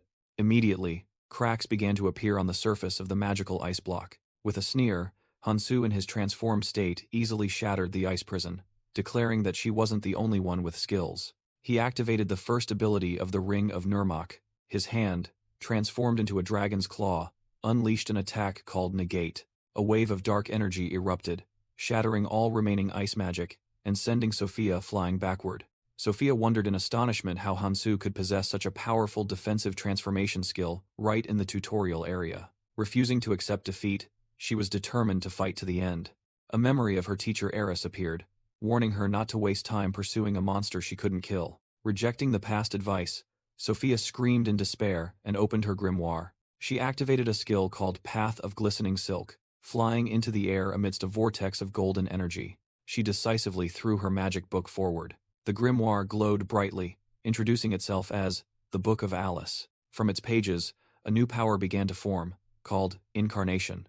Sophia summoned a gigantic sword of light, ready to unleash her final attack. Sophia yelled that she had no time to waste on fools. The gigantic sword of light plunged straight down towards Hansu Kang. In his dragon form, Hansu smirked confidently as he faced the attack. He raised his scaled hand, energy converging around his claws. With a single punch, Hansu blocked and shattered the sword of light. Sophia's magic was completely destroyed, leaving her stunned. The dragon scales on Hansu's body gradually disappeared as he returned to his human form. He turned to look, casually asking if she wanted to continue. Exhausted, Sophia gritted her teeth helplessly. She landed on the ground and admitted that continuing would be pointless. Hansu asked if she was done, as he could still continue fighting. Sophia retorted, saying that his special skill wasn't even complete yet. She analyzed that a skills level is determined by runes, magical power, and special innate skills. Sophia secretly thought Hansu's defensive skill was too powerful, even for the red zone, and realized there was no point in continuing. Acknowledging Hansu's strength, she asked him how he planned to defeat the destroyer. She recounted the horror of the monster that had devoured thousands and was regarded as a natural disaster. Clenching her fists, Sophia bitterly said that she was tired of fighting alone and advised Hansu to give up. She turned her back and walked away, deeming it all a waste of time. Hansu calmly replied that if he thought it was easy, he wouldn't have gone to the trouble of finding her. Hansu offered help, but Sophia Barraget desperately replied that she was done. Hansu questioned, reminding her that this was already the 14th time she had faced the monster, which made Sophia freeze. Angrily, Sophia turned back and yelled that she didn't care and wouldn't fight anymore, while her identity as a destroyer hunter was revealed. A flashback shows that after witnessing the destroyer devour her parents, Sophia began a relentless hunt. In her first attempt, she led a team of comrades with a determined expression. The second attempt ended in disaster, with Sophia injured and another comrade in despair. The third and fourth attempts also ended in failure, as she faced the monster alone. By the 13th attempt, she collapsed in a pool of blood, never once coming close to success. Back in the present, Hansu acknowledged her resilience in surviving 13 encounters, and declared that with him present, things would be different. He confidently promised to help her destroy the destroyer, leaving Sophia stunned. Sophia recalled words of encouragement from someone in the past who had believed in her abilities.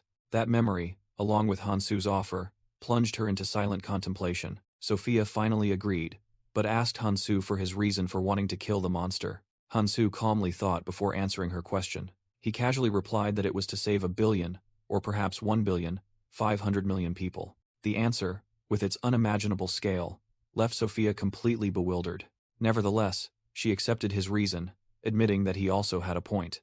From a distance, a man named Aaron Part was hiding and observing, wondering what was happening. Feeling the situation was too strange, Aaron decided it was best not to get involved. Aaron Part secretly thought he should leave before being discovered, but it was too late.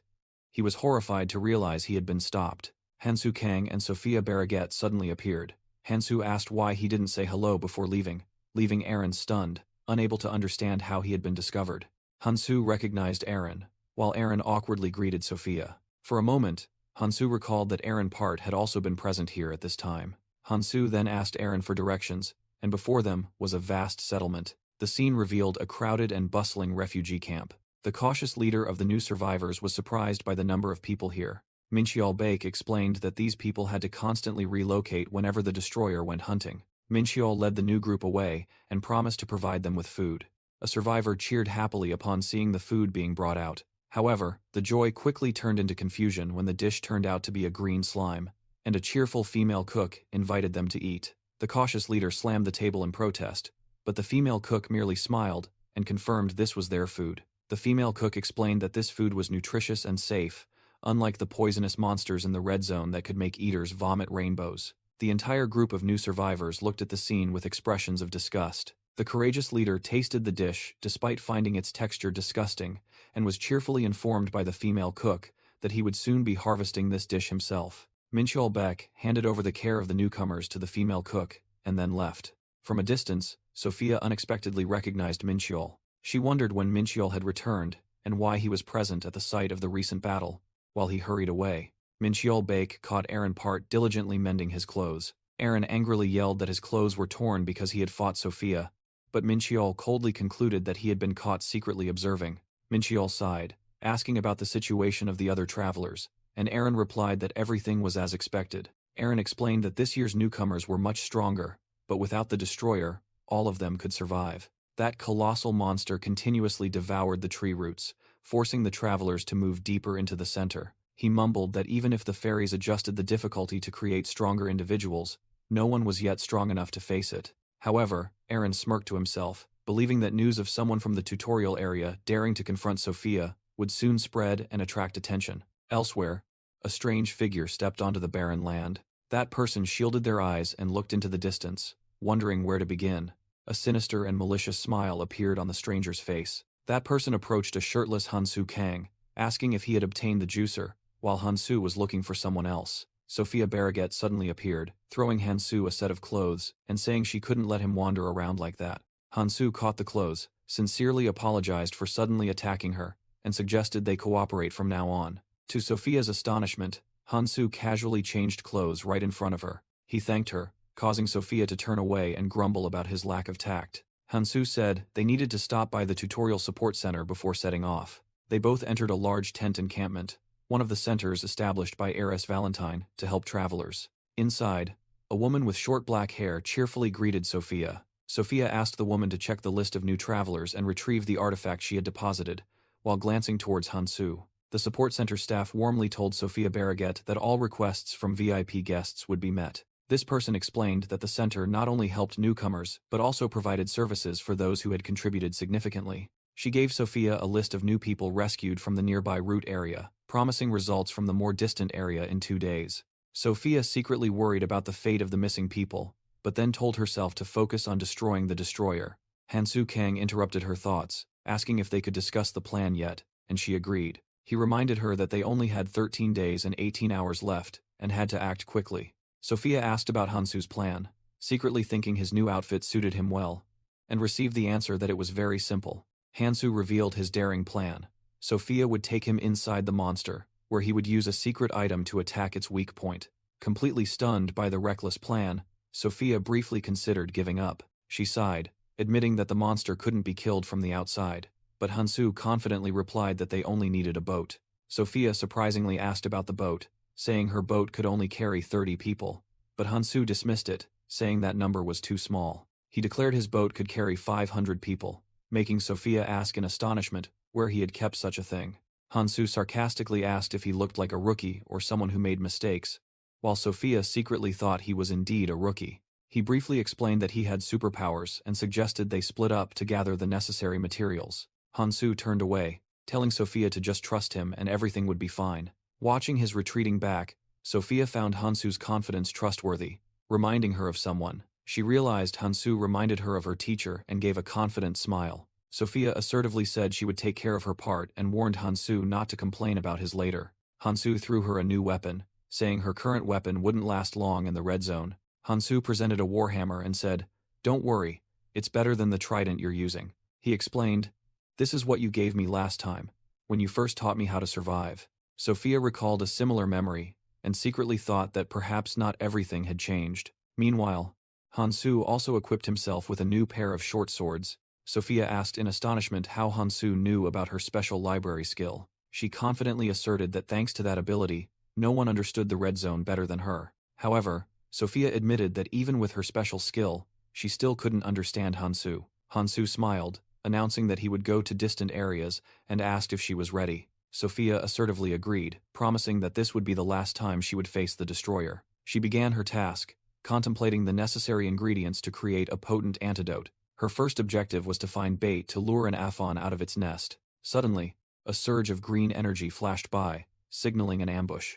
Sophia quickly erected a complex defensive magic circle, but her magic was easily broken, and a stranger appeared, leaving her stunned. The man, Gyesujang, flashed a sinister smile and taunted Sophia. Sophia furiously ordered Gyesujang to leave, calling him trash. Gyesujang feigned surprise at her attitude, asking if he thought they were friends. He continued to provoke, saying he found that attitude quite hot. Gyesujang brandished his weapons, revealing that both of them had once been inside the destroyer before he lunged to attack. Sophia Barraget opened her grimoire, using incarnation magic to generate energy. A pink magical spear formed from within the golden magic circle. She fired a volley of energy blasts, but Gyesujang dodged them all with extraordinary speed. One of the magical spears struck the ground, causing a small explosion.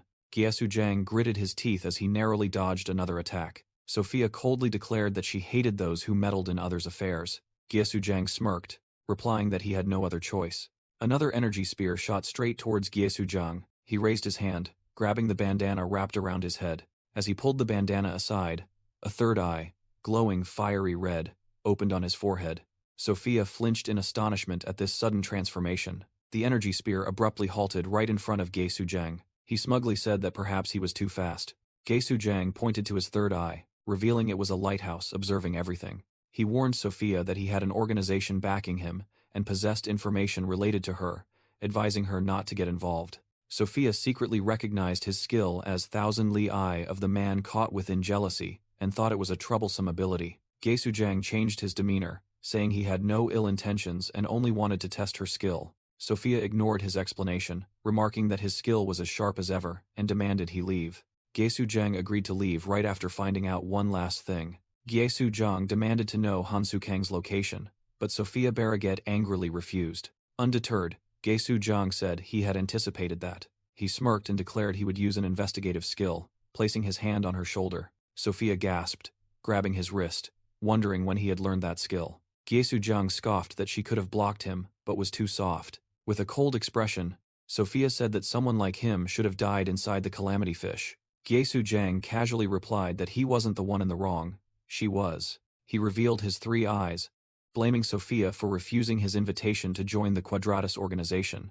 The Quadratus organization was explained as a group that worshipped the Red Zone's calamities, despite their potential to destroy humanity. Sophia scornfully dismissed the offer, refusing to join such a terrible organization.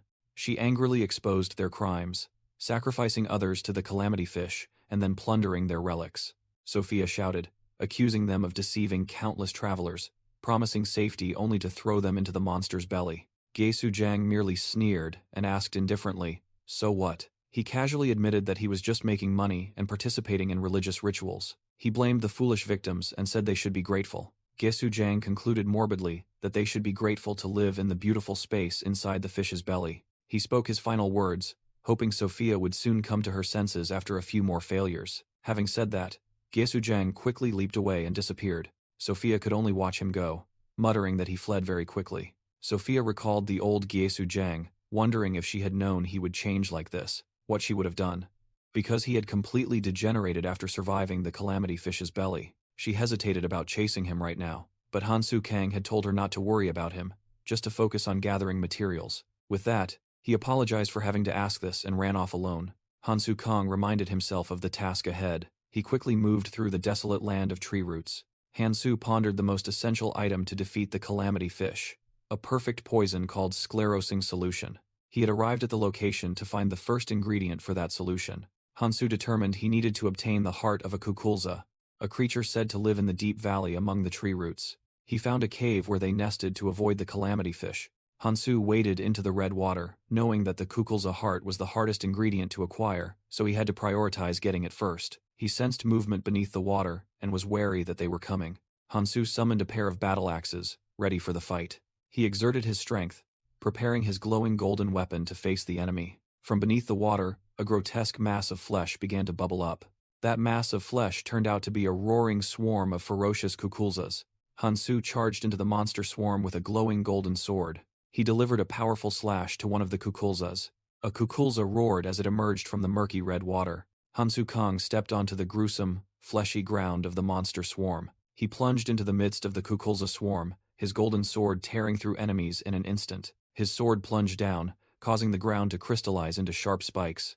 Noticing the chi-enhanced weapon's fragility, Hansu watched his sword shatter. He decided to fight and adapt until he had a suitable weapon, then summoned a massive battle axe. With determined eyes, Hansu tightened his grip on the axe handle. He swung the mighty axe, cleaving straight into the head of a kukulza. Another monster with a long, slender body was torn apart by his power. Hansu clenched his fist as a bull-horned kukulza charged.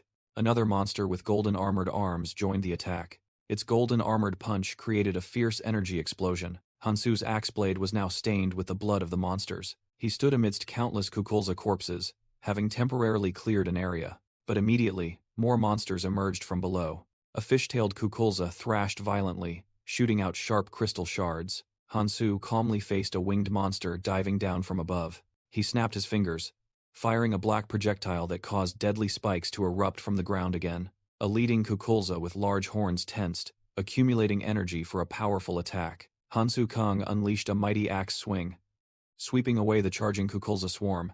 He landed amidst murky red water filled with monster corpses.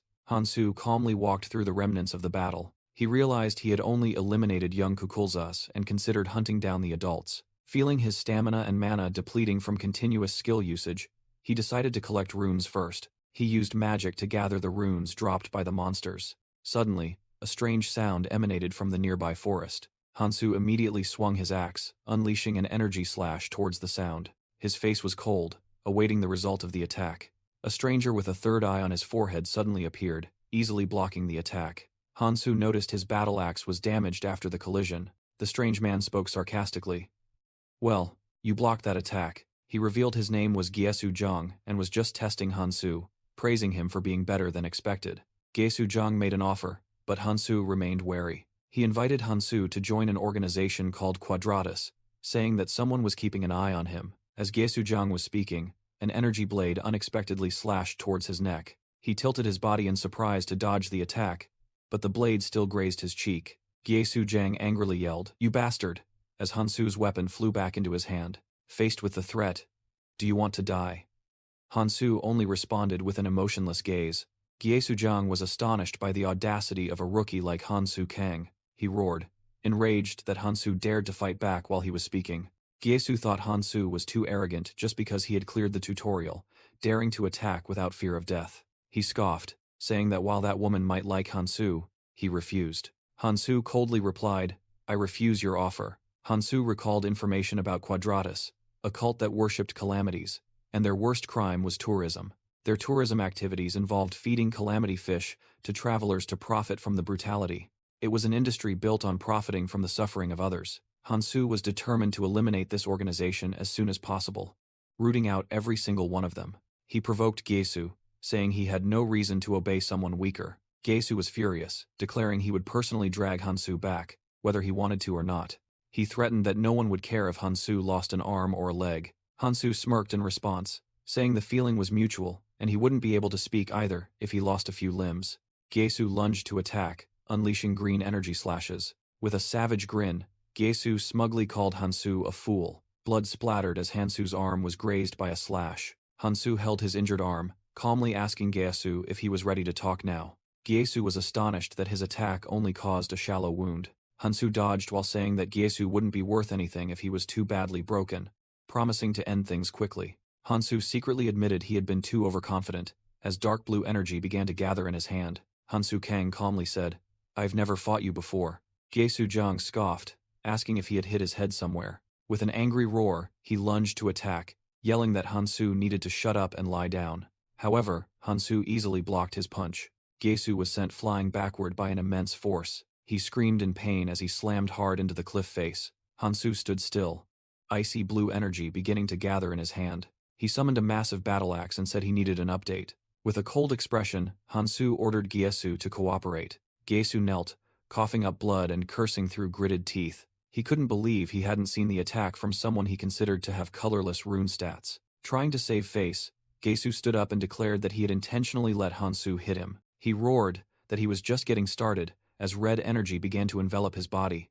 Hansu casually asked Gyesu if he was already planning to collapse, as power crystals appeared in his hand. Gyesu yelled, claiming that a slight stat increase changed nothing about skill. Hansu agreed that stats weren't everything in a battle. Immediately after, he swung the axe with terrifying speed. The axe blade cut deep into Gyesu's shoulder, making him cry out in pain. Gyesu fell to the ground, stunned, looking at Hansu and asking what was wrong. Hansu looked down at him with sharp, provoking eyes.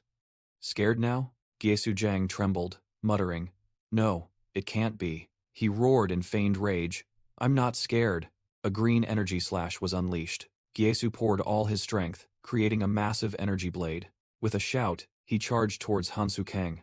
Hansu calmly held out his hand, making Gyesu ask in astonishment, "You're using your bare hand?" Gyesu confidently yelled that his slash would tear Hansu's hand apart. Hansu activated the first authority of the Ring of Nirmak. Gyesu laughed maniacally, certain of his victory. Hansu unleashed a destructive surge of energy from the ring.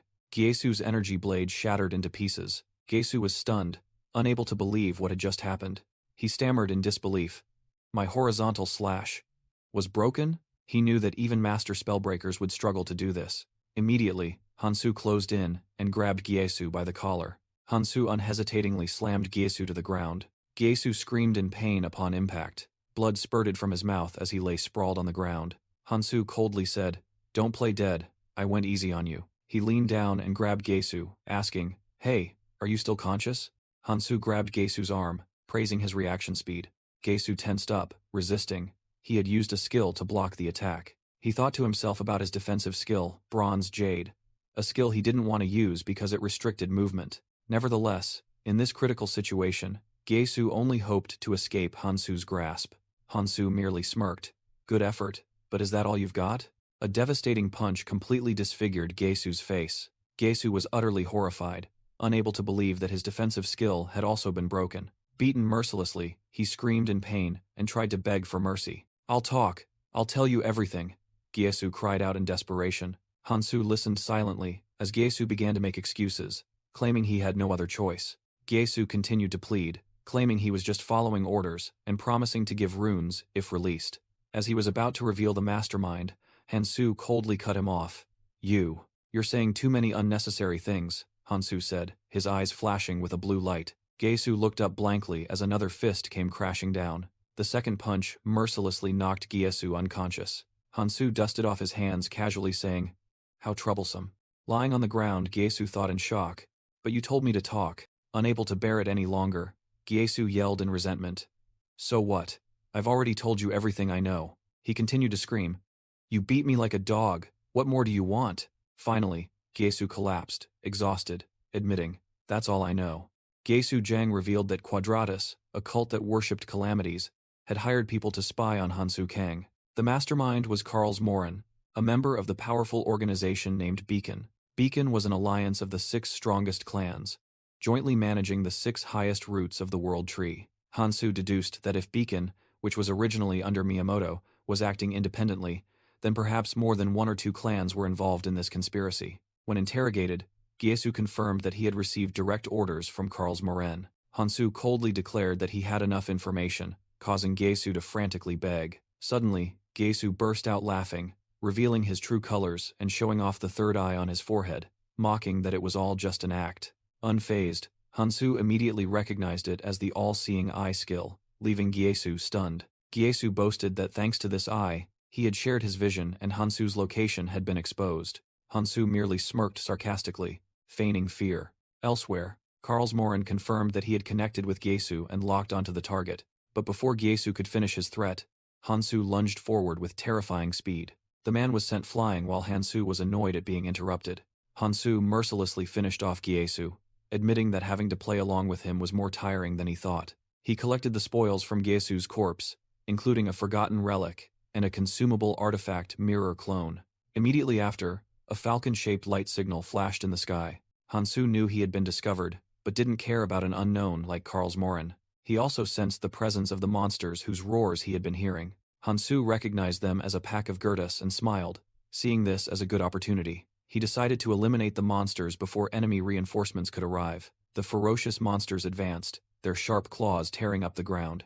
They were Gertas, monsters that hunted in packs. Meanwhile, in another canyon, 3 cloaked figures were being pursued by giant creatures. Their leader, Cheng, shouted orders. All forces, use conceal. The group immediately activated the skill, a red aura enveloping them to hide their presence. Hiding on a high branch, the group watched the Gertas pack pass below. One member started to have difficulty breathing. The conceal skill required them to hold their breath. Cheng grumbled that he didn't want to be bait anymore and asked how many more Gertas they needed to lure, the answer being many more. Another explained that continuously using this skill was difficult, so they would rest after herding the monsters into the valley. Cheng impatiently asked why it was taking so long to bring a new recruit, and was reminded that it was Gyesu's task. He irritably assumed Gyesu was slacking off somewhere, then suddenly looked up sharply as he sensed something. A pair of giant blue energy wings appeared in the air. The wings transformed into a blue messenger pigeon and landed on Cheng's hand. He realized only one person could create such intricate magic. His expression turned serious as he read the message. Cheng immediately ordered, "We're retreating. There's an urgent message. We must go to Kukulza Lake at once." At the same time, Gyesu Jiang slowly regained consciousness after being knocked out. Through a mental link, Karlsmoren roared, "Did you really lose, you useless piece of trash?" Treated by a comrade, Gyesu learned that his attacker had knocked him out and left. While enduring the scolding, Gyesu frantically realized his weapon was gone. He recalled Hansu's words before losing consciousness. "Sleep a little longer. I'll take your weapon in exchange for this special gift." A Quadratus member tried to help Gyesu Jiang up, but their leader, Cheng, snapped. "Silence." Cheng ordered his subordinates to carry Gyesu back to the ship. As a precaution, the medic decided to send a report to their superiors, using the blue carrier pigeon skill. They concentrated their energy, shaping a magical bird to transmit the message. Thinking contemptuously of pathetic fools, the medic crushed the bird, sending the message. Elsewhere, a fearsome man with a red mask, Karlsmoren, received the news and ordered his men to move. Karls dashed away at terrifying speed, leaving only a blur behind him. He appeared right in front of the medic, startling them, then coldly pushed them aside. Karls looked down at Gyesu, mocking him for being beaten to a pulp by a rookie. Gyesu realized in horror that the person before him was Karlsmoren. Assault commander of is less than beacon is greater than. For daring to call him by name, Karls punished Gyesu with a wave of pressure that caused him immense pain. Karls continued to scold, saying he hadn't expected Quadratus to become so incompetent. Cheng nervously stepped forward, taking full responsibility for the failure. Suddenly, another member rushed over, bringing terrifying news. That person shouted that the Gertas flock they had gathered in the valley had escaped and was rushing this way. A massive horde of Gertas monsters was aggressively charging forward. They quickly surrounded the ship, blocking all escape routes. Cheng frantically explained that once Gertas start running, they cannot change direction, making this behavior extremely strange. While Cheng was still confused, Karlsmoren appeared pensive. Karls approached the glowing item Hansu had left behind, seemingly having understood the cause of the chaos. Gyesu Jiang screamed, "You fool!" as Karlsmoren crushed his shin with his foot. "My leg!" Gyesu shrieked in pain, while Karls coldly stated that he had brought back something useless. Karls revealed that the item was amplified Gertas blood used to lure the monsters, and only his tracker could detect it. He mused, how could a rookie who just passed through the red zone use the Gertas characteristics to lure them? Amused by the situation, Karls burst out laughing, finding everything increasingly interesting. He ordered a subordinate to bring Kang Han-su before him. The subordinate tremblingly pointed out that too many Gertas were surrounding them. Karls lost his patience, saying the ship wouldn't last long and he needed to be clear. "I'll handle things here," Karls declared as he advanced, his hand gathering dark energy. He grabbed the subordinate's throat and growled that he didn't like repeating himself. The subordinate was utterly terrified as Carl's energy hand choked them. Scorched by purple flames, the soldier screamed for help, but Carl's merely ordered him to find Hansu if he didn't want to be thrown to the Goethas. Carl smiled maliciously, reiterating that he would take care of everything while his subordinate was still screaming. After being released, the subordinate collapsed to the floor, uttering Kang Hansu's name in horror. Meanwhile, Hansu Kang unleashed a massive surge of energy, declaring that this much wasn't enough to stop him. He concentrated his power into the orb of overload in his hand, preparing for a devastating attack. "I'll make you regret this," Hansu said, then unleashed all his energy. A terrifying explosion erupted from Hansu's position, flattening everything around him. The destructive energy wave swept through the Goethas horde, blowing them away and incinerating them. Hansu Kang stood amidst the dust cloud after the horrific explosion. He looked down at the desolate scene and mused that his trap had succeeded. Realizing he had bought himself some time, Hansu decided he had to keep moving. He used a special tool to poke one of the giant tree roots. However, he was disappointed that the nutrients here were depleted, and 2 days of fasting had diminished his strength. Hansu knew that nutrient fluid flowed through the roots of the world tree, where some roots absorbed toxic water while others purified it. He needed to find surviving roots containing nutrients, but their number had significantly decreased since the world tree's death. Fortunately, he had most of the necessary materials ready in his selfish rich man's food pouch. To escape, he had to cross the deep underground lake, home to a flock of adult kukulzas. Standing before the vast purple toxic lake, Hansu realized he couldn't create an ordinary bridge. He took out a handful of black seeds from his pouch. They were keiche seeds, capable of absorbing toxic water to grow into giant lotus leaves, and he threw them into the lake. The seeds immediately bubbled and sprouted in the poisonous water. They quickly grew into enormous lotus leaves, forming a path. Hansu nimbly leaped across the leaves, crossing the lake's surface with ease. He summoned a glowing green sword, deciding to face the threat himself instead of merely luring it. Before him, a grotesque flock of kukulzas emerged from the water, and Hansu declared the hunt had begun. Meanwhile, in another desolate land, Carl's Morin was striding along. He turned to ask a blonde woman accompanying him, "Has the carrier pigeon arrived?" Carl's Morin approached, saying their target was still on the move. He stood over the Quadratus subordinate, scolding them for wasting their best scouting skill, usable only once a month. Carl's grabbed his subordinate by the collar, threatening that if it weren't for the guidance mission, he would have left both him and the Quadratus organization to die in the sea of poison. He ordered a woman named Rachel to lead the way to the final location, and she asked if he intended to go himself. With a cruel smile, Carl's admitted that there was a certain pleasure in hunting prey himself. He asserted that Hansu Kang's time on the run was over. Meanwhile, at the poisonous Kukulza Lake, giant tree roots covered the entire area. Hansu Kang gasped, realizing his stamina was almost depleted. He struggled to hold his glowing sword, confessing that he could barely swing it once. From a distance, a Quadratus subordinate aimed his bow at Hansu, who had just obtained the last Kukulza heart he needed. Hansu held up the monster heart he had just extracted. Suddenly, a pink magical arrow shot towards him. The arrow created a vortex of energy as it flew closer to Hansu. The archer clicked his tongue, thinking he had missed. Hansu looked at the arrow embedded in the monster heart, realizing it was a precision-type skill. Noticing that this type of skill was difficult to evade, he prepared to counter as more key-shaped arrows flew towards him. Hansu swung his sword, creating streaks of blue light to deflect the incoming arrows. However, an arrow grazed his arm, causing a wound. Blood from Hansu's wound dripped into the lake, awakening the herd of bull-headed kukulzas hiding beneath. Surrounded by the awakened kukulzas, Hansu Kang plunged into the chaotic maelstrom. He uncomfortably realized that the scent of his blood was making the monsters more aggressive. From above, a Quadratus member ordered his comrades, "We are reinforcements, go down and capture him."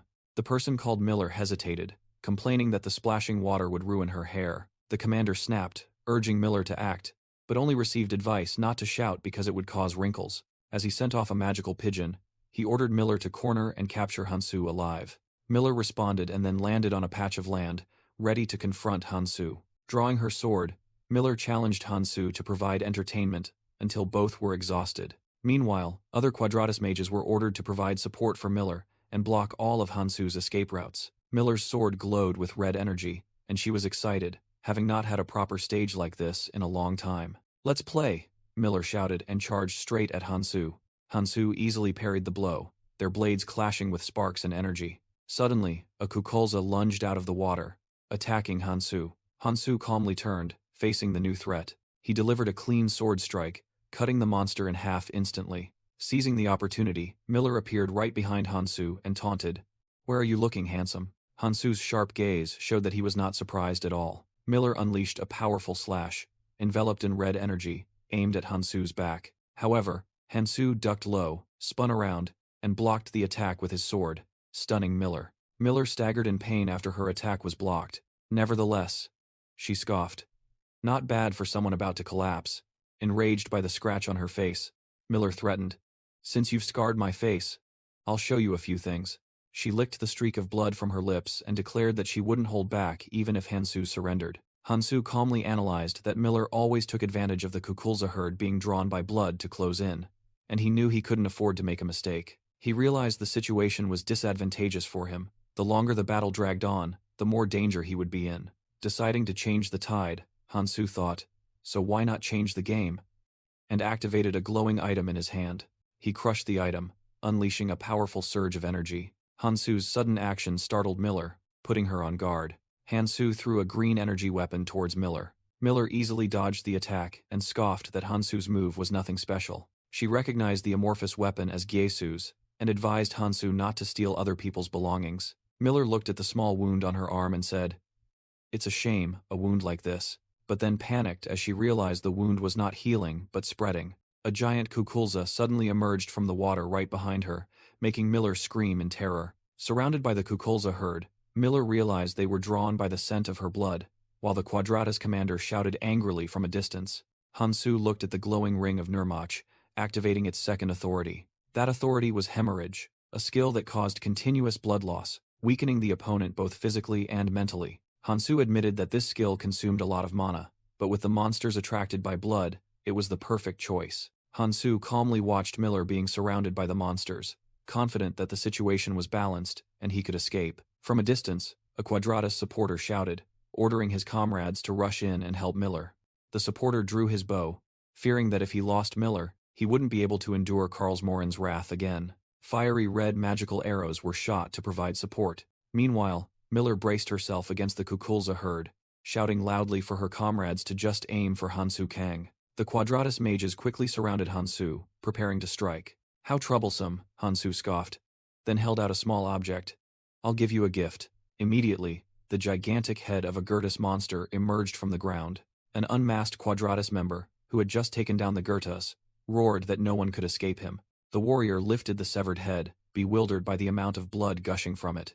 Hansu smirked, explaining that the Gertus's blood was the perfect bait to drive the Kukulza flock into a frenzy. As he finished speaking, the Gertus's head exploded, splattering blood all over the warrior and his two masked comrades.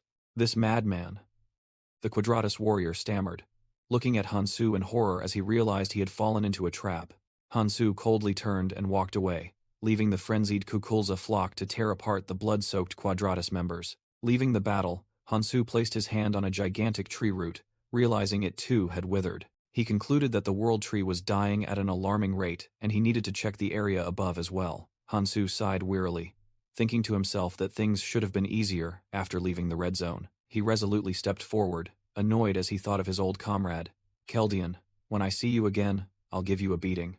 As he entered a bustling settlement, a man who appeared to be a veteran spoke up, announcing the arrival of newcomers. A smug man ordered the group of newcomers to go to the barren root area, declaring it his territory. The leader of the new group pleaded desperately, explaining that they had run out of resources and had no more sustenance. Another member of the other group mocked their weakness and asserted his clan's ownership. The brown-haired man drew his knife, and with his companions, threatened to use force against the newcomers. The new group silently endured the cruel taunts that their starvation was normal. The leader gritted his teeth in indignation, feeling helpless after all they had been through to get here. They realized their dilemma.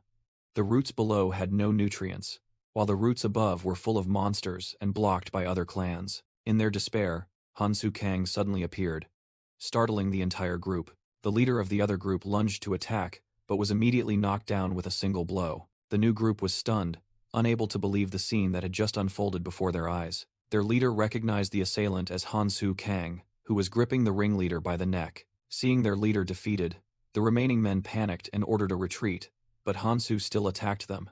Witnessing their enemies flee, the new group rejoiced that they could finally obtain nutrient fluid. The leader hastily urged everyone to use their juicers to quickly eat and drink. He secretly admired Hansu, surprised that he could solve their problem in an instant.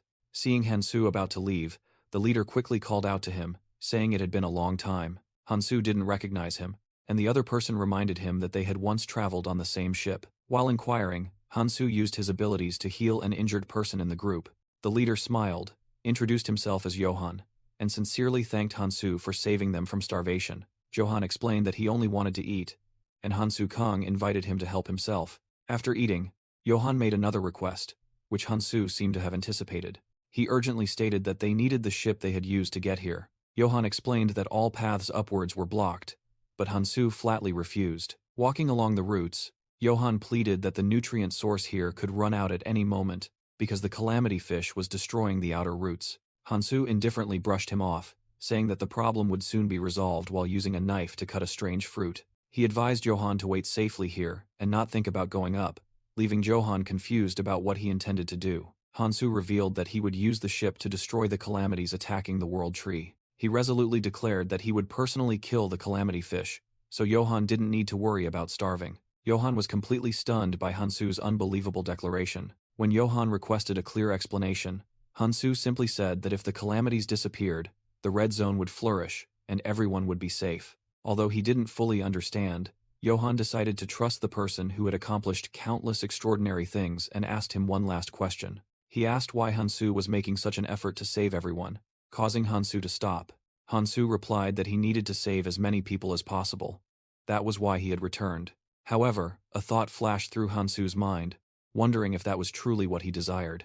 Johan noticed Hansu suddenly stop and was about to ask why. Suddenly, Hansu threw him a glowing stone. He explained that it was a very useful imitation stone, then turned and walked away. Despite Johan calling after him, Johan stood alone, pondering the complex expression he had just seen on Hansu's face. Johan looked at the stone Hansu had left behind, thinking to himself that the man was truly incredible. He recalled when Hansu had claimed the ship, when everyone thought it was impossible. But Hansu was the kind of person who could make the impossible possible, and Johan believed this time would be no different. Looking up at the sky, Johan felt a genuine sense of hope kindling within him. Meanwhile, Hansu Kang had set foot in a desolate wasteland. He ran, wondering why he felt strange, even though acting for humanity's survival was obvious. Pushing aside complex thoughts, Hansu focused on the mission and called out Sophia's name. As he approached, Sophia Barraget asked if he had enough materials, and Hansu replied that 2 things were still missing.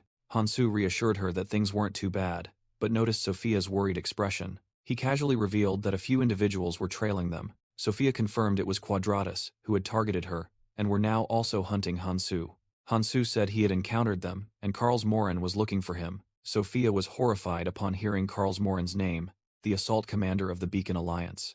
Hansu explained that he had held him off, but Sophia frantically warned that Karls was not someone he could face alone. Then let's cooperate, Hansu said while touching her forehead. He proposed a plan. One would continue collecting items, and the other would bait Karlsmoren. Sophia tried to explain the danger, stating that Beacon was one of the dominant clans in the Red Zone. She emphasized that they were not only numerous, but also comprised veteran warriors, even those strong enough to leave the Red Zone, and among them, the assault squad led by Karlsmoren was the most aggressive force. Karlsmoren, the assault commander of the Beacon Alliance, had officially entered the fray. Hansu Kang told Sophia Barraget that they needed to face him together. Sophia agreed, but suggested they quickly gather materials while their location was still unknown. Hansu replied that it would be difficult, as he had left an artifact there. He worried that they had been discovered, and indeed, Johan was in danger. Elsewhere, Karlsmoren stood over the defeated survivors and presented a cruel choice. He threatened to burn them alive, or let them die peacefully if they revealed Hansu Kang's location. Johan wondered in horror how the enemy could have gathered forces and found them so quickly. Bound by invisible chains, he tried to deny knowing who that person was, but Karl's glowing red eyes showed that he didn't believe the lie. A thunderous slap sent Johan sprawling. Karls coldly called Johan by name, indicating he knew him well. He placed his hand on Johan's head menacingly. Then he suddenly pressed down hard, crushing him and mocking the rookie's naivety. Karls grabbed Johan's hair, calling him an insolent brat. He revealed he possessed a tracking skill called Aranan's Tracker, and knew Johan was lying. Karls explained that even though Hansu had erased most traces, he could still track the lingering scent. He smugly claimed Hansu's mistake was leaving a trace while trying to set a trap for him. With that, Carls crushed the stone Hansu had left on the ground. Carls Morin interrogated the severely wounded Johann about Hansu Kang's whereabouts. Johann desperately insisted he didn't know, but Carls sensed the lie and decided to use force. With blazing red eyes, Carls threatened to finish Johann off. He unleashed a stream of purple energy at Johann, making him scream in pain. Carls watched Johann collapse, his hand still imbued with magical energy. He let out a delighted laugh, reveling in his cruelty. Suddenly, Carls sensed something and declared that he could smell Hansu. In the distance, a figure stood on a massive rock outcrop. Carls shouted excitedly as he identified his target as Hansu Kang. Hansu merely smirked confidently. Carls shouted again, having found the one he was hunting. Hansu calmly asked if he was looking for him. Hansu's clone challenged Carls to come find him. While Carls skeptically questioned his identity, the clone began to dissipate before it could give a definitive answer. Carls clicked his tongue, realizing it was just a trick, using the imitation stone, an artifact that originally belonged to Gyesu. He deduced that Gyesu had been stripped clean, but fortunately, Hansu's scent still lingered. With a sinister smile, Carls declared that even if it was a trap, he would gladly dive into the chase. The scene cut back, revealing the real Hansu standing over Johann's motionless body. In his final moments, Johann could only whisper Hansu Kang's name. The system introduced a special location, the Kukulza's spawning lake. Hansu Kang sat by the lake, which was formed from the world tree's roots, and filled with nutrient fluid capable of neutralizing toxins. He noted with satisfaction that the nutrient fluid had taken effect, completely healing his wounds. With a confident smile, Hansu Kang said the illusion was gone, and asked his pursuer if he had finally arrived. A figure landed, assuming Hansu had given up running. Carls Morin revealed himself, mocking Hansu as a rat that had finally shown its tail. Hansu retorted sarcastically, saying that a hound like Carls should be grateful he helped him find himself. Carls Morin was stunned by Hansu's taunt. His surprise quickly turned into a sinister smile. Carls burst into maniacal laughter, clearly enjoying the situation immensely. He began to gather purple energy, saying that Hansu was truly interesting and he wanted to see if his skills lived up to the rumors. Carls Morin threatened to burn Hansu to ashes if he didn't show his true colors.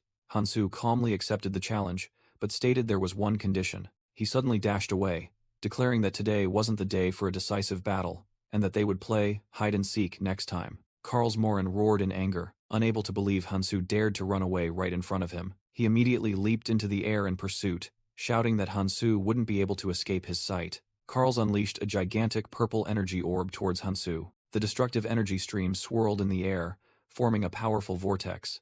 Hansu Kang was completely engulfed by Carls Morin's fierce attack. In Hansu Kang's hand was a keche seed. He swiftly glided across the surface of the poisonous reproduction lake and dropped the seed into the water. Immediately, the seed sprouted into glowing aquatic plants. Hansu used them as footholds to cross the lake, thinking to himself that the diluted toxins wouldn't last long. From behind, Carls Morin roared, "Do you think you can escape by running into the water?" He accumulated furious purple energy, shouting for Hansu to come out and fight. But Hansu merely smirked, thinking that his opponent had taken the bait. He drew a sword that had been coated with Gertus's bodily fluids. Then, he cut his own hand, letting his blood mix with the fluid to amplify the scent. Drops of fresh blood fell onto the lake's surface, emitting the scent of prey. Hansu knew that this scent would attract the Kukulza swarm, which was in its breeding season. He calmly waited, preparing to catch the real intruder. A gigantic Kukulza emerged from the water, lunging straight towards him. Soon, an entire swarm of ferocious monsters surrounded Hansu, who was acting as bait to lure the intruder into their nest. Carl sneered, "Do you think I'd be afraid of these measly Kukulza, and not dare to pursue?" He calmly faced the Kukulza swarm charging to attack. With a roar, Carls unleashed a destructive purple energy vortex. He smugly watched the monsters turn to dust, saying that simply eliminating them would be enough. From a distance, Hansu Kang silently observed with a triumphant smile. Carls Morin roared a challenge at Hansu Kang, declaring that he would be next and couldn't escape by running. Hansu Kang merely smirked, calmly replying that it made sense. Hansu's composure irritated Carls Morin, who wondered why he could be so calm. Hansu thought to himself that Carls would surely pursue him into the water, where an artifact like the breath of Ahol would be useless. He uttered one last provocation, telling Carls to be careful to bring what belonged to him, making his opponent shout in anger. Immediately, Hansu Kang plunged into the deep water. Carls Morin laughed maniacally, scoffing that Hansu was foolish to think he couldn't follow. He decided not to wait but to actively hunt, accumulating a purple energy orb in his hand. With a shout, Carls unleashed a series of energy explosions onto the water's surface, eliminating several kukulza along the way. Underwater, Hansu calmly swam away, observing the situation. Carls's purple energy orbs created violent explosions beneath the water. Hansu realized Carls's plan was to fire indiscriminately until he surfaced, and he would be burned alive if he did. He thought to himself that even if he couldn't use Dragon Force arts, he had prepared for this situation and took out a bud-shaped item. Hansu used the Pouch of Alham, an item that allowed him to store air to breathe underwater for a period. However, just as he stabilized, the shadows of monsters began to emerge from the abyss below. A swarm of kukulza, in various ferocious forms, lunged towards him. Hansu appeared surprised and was pushed back by them. He revealed that the calamity fish wasn't the kukulza's only natural enemy, and took out the gallbladder of Arwan, a foul-smelling organ. Hansu crushed the gallbladder, releasing its scent around him to deal with the monster swarm. The scent from the gallbladder made the kukulza swarm roar in panic and retreat. Standing amidst the retreating monsters, Hansu Kang was confident that he could clear the obstacles with this. He knew that the kukulza's nest was a lake formed from diluted venom, and he had to reach it. Suddenly, a gigantic purple energy vortex plunged down from the water's surface. The vortex spun at terrifying speed, aiming directly at Hansu's position. Hansu recognized the attack and calmly analyzed that even if it was blood flame qigong, it was still easier to track underwater. He raised his hand, preparing to block the direct attack. The explosion only grazed his shoulder, but the impact force was still strong enough to make him cry out in pain. However, Hansu immediately determined that this was his chance to counterattack. He lunged forward, swinging his arm to create a sharp green streak of light. Carls Morin was astonished to realize it was the artifact Giesu had used. He smugly declared that Hansu wasn't strong enough to use the Forgotten Blade, and that he would take it. Suddenly, Carls felt suffocated. Not understanding why his breathing artifact had stopped working, he watched in horror as Hansu attacked from a distance in the murky water. A green energy string wrapped around the artifact on Carls's wrist and snatched it away. Hansu grabbed the artifact, mocked Carls, while secretly thinking he almost died. He declared the item was now his, leaving Carls in despair. Then, Hansu held out a glowing green box-shaped item. He said he would give Carls something else in exchange. Hansu Kang focused his energy, preparing to launch a surprise attack. The green energy weapon shot forth with terrifying speed.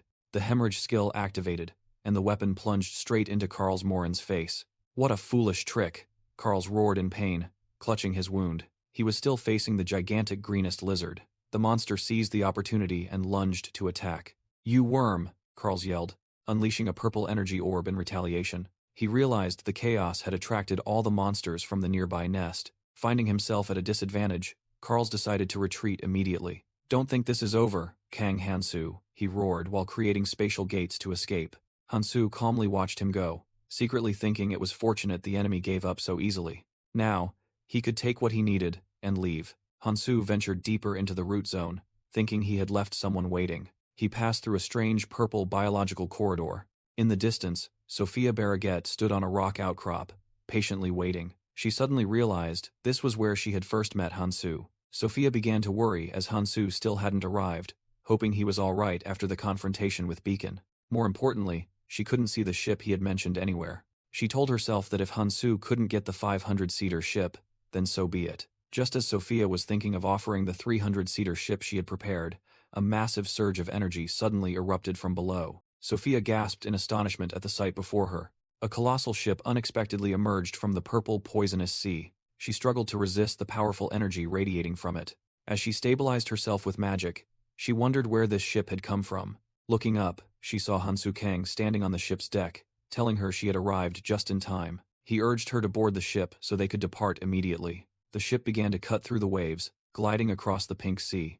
Under the sunset, the sturdy ship pressed forward. Once aboard, Sophia couldn't believe Hansu had hidden the ship in the poisonous sea, unsure whether to call him a genius or a fool. When she asked about the runes, Hansu explained that he had taken them from an uncooperative friend, which helped fully replenish his mana. Sophia changed the subject, asking how he had done something else even more important, but Hansu pretended not to understand. She clarified that she was referring to his use of the Keiche seed, an extremely rare item from Lake Kukulza. She admired Hansu's knowledge, knowing that the seed would sprout in poisonous water, something a newcomer to the Red Zone couldn't possibly know. Sophia looked directly at Hansu, using her monocle to ask how he knew so much about the ecosystem here. She activated her librarian's eye to examine his stats.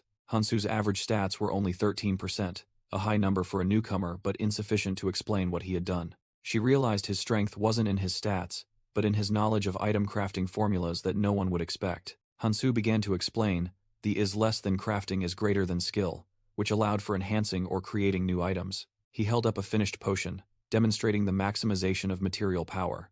Hansu revealed that these poisonous potions were the key to confronting the calamity fish, leaving Sophia utterly stunned. Sophia secretly thought that even with her library skill, she couldn't immediately understand Hansu's formula, and wondered what he was hiding. Hansu replied as if reading her mind, saying he could ask her the same thing. He suddenly mentioned the 7 phantoms and directly stated that Sophia was here because of the calamity fish, leaving her dumbfounded. Sophia was about to ask how he knew, but Hansu cut her off, saying it wasn't the time for that. He looked out at the sea and announced, "It's here." The purple poisonous sea began to churn violently. A colossal creature with tough scales emerged from beneath the water. The monster was identified as the calamity fish, or fish of destruction. Its size was terrifying, dwarfing the approaching ship in the distance. Hansu's ship glided across the poisonous sea, heading straight for the monster. On the deck, Sophia asked if Hansu knew the way in, and he calmly replied that they would enter through its gills. Hansu muttered that they would also be arriving soon. He turned to Sophia and laid down a condition, demanding that she absolutely obey him if she wanted to come along. Sophia firmly replied that she would not be a burden. She asserted that as long as she could destroy the calamity fish, she didn't care who Hansu was. Her sole objective was to eliminate the monster, and that was why she was cooperating. Hansu approved, saying she had made the right choice. He promised unequivocally that he would keep his word. The ship continued towards the colossal monster, and Hansu told himself that he had to succeed on this first attempt to change the future. Under the starry sky, the mighty ship cut through the waves, beginning a fated battle. Suddenly, the ship was attacked by a volley of giant harpoons. The projectiles exploded in the pink water, shaking the entire ship. On deck, Sophia Barraget staggered from the powerful impact. The hull took a direct hit, causing everyone to panic that it was about to sink. From another ship, the mastermind Karlsmoren scoffed that the prey was hiding a ship quite well. A masked warrior carried a heavy cannon, ready for the next assault. With a wicked grin, Karlsmoren ordered his subordinate Rachel to bring something else. Rachel brought a special weapon that had been prepared. The masked cannoneer grinned sinisterly, wondering how much pressure the ship could withstand. He fired a new projectile, radiating terrifying purple energy. The explosion created a violent tremor, engulfing the ship in fierce waves. Hansu Kang and Sophia hurried across the tilting deck. Sophia yelled that they had to retaliate immediately, but Hansu calmly stopped her, causing Sophia to angrily question him. She desperately explained that the ship was heavily damaged, and was only staying afloat thanks to a magic seed. Hansu began to explain his reasoning, reminding her that the calamity fish was very sensitive to magic. He said that an attack strong enough to sink their ship would be nothing to the monster, which only reacted to magical power. Hansu warned that even the slightest movement would be deadly near the calamity fish, which possessed excellent magic sensing abilities thanks to the world tree. Sophia dejectedly asked what to do, and Hansu admitted they were at a disadvantage. Feeling helpless, Sophia thought to herself that she couldn't be useless, and resolved to find a way to act. Hansu reassured her, explaining that the disadvantage he spoke of was merely their lack of a long-range attack method that didn't require using skills. He proposed another solution, making Sophia realize he was about to use another crafted item. While their ship was under heavy attack, Hansu said they just needed to hold on a little longer. With a confident smile, he suggested they go fishing together. Sophia, having decided to trust him completely, resolutely agreed to his plan. From a distance, their ship looked shattered under the enemy's barrage. Karlsmoren smugly assumed his opponents were out of options, ordering his forces to prepare for the final charge. However, Gyesujang felt something was amiss with their silence. Suddenly, wooden barrels were thrown down from the attacked ship. Gyesu immediately became wary, wondering if this was a trap, but Karlsmoren dismissed it, ordering everything in their way to be destroyed. Energy orbs were immediately fired, shattering the wooden barrels on the sea surface. On the shaking deck, Hansu encouraged everyone to endure a little longer. A massive explosion finally tore through their ship's side. Hansu calmly announced that the bait had been taken. From beneath the wreckage, the sea surface began to bubble and emit an eerie purple light. A gigantic, glowing yellow eye opened from the deep abyss. Karlsmoren and his crew were stunned by a sudden tremor. A colossal kraken emerged from the water, causing Karls to scream in horror. The colossal tentacles of a kraken rose from the deep sea, encircling the ship amidst the crew's terrified screams. The system confirmed the monster's identity, a colossal kraken, preparing to crush the ship. On another ship, Karlsmoren showed little concern for the kraken.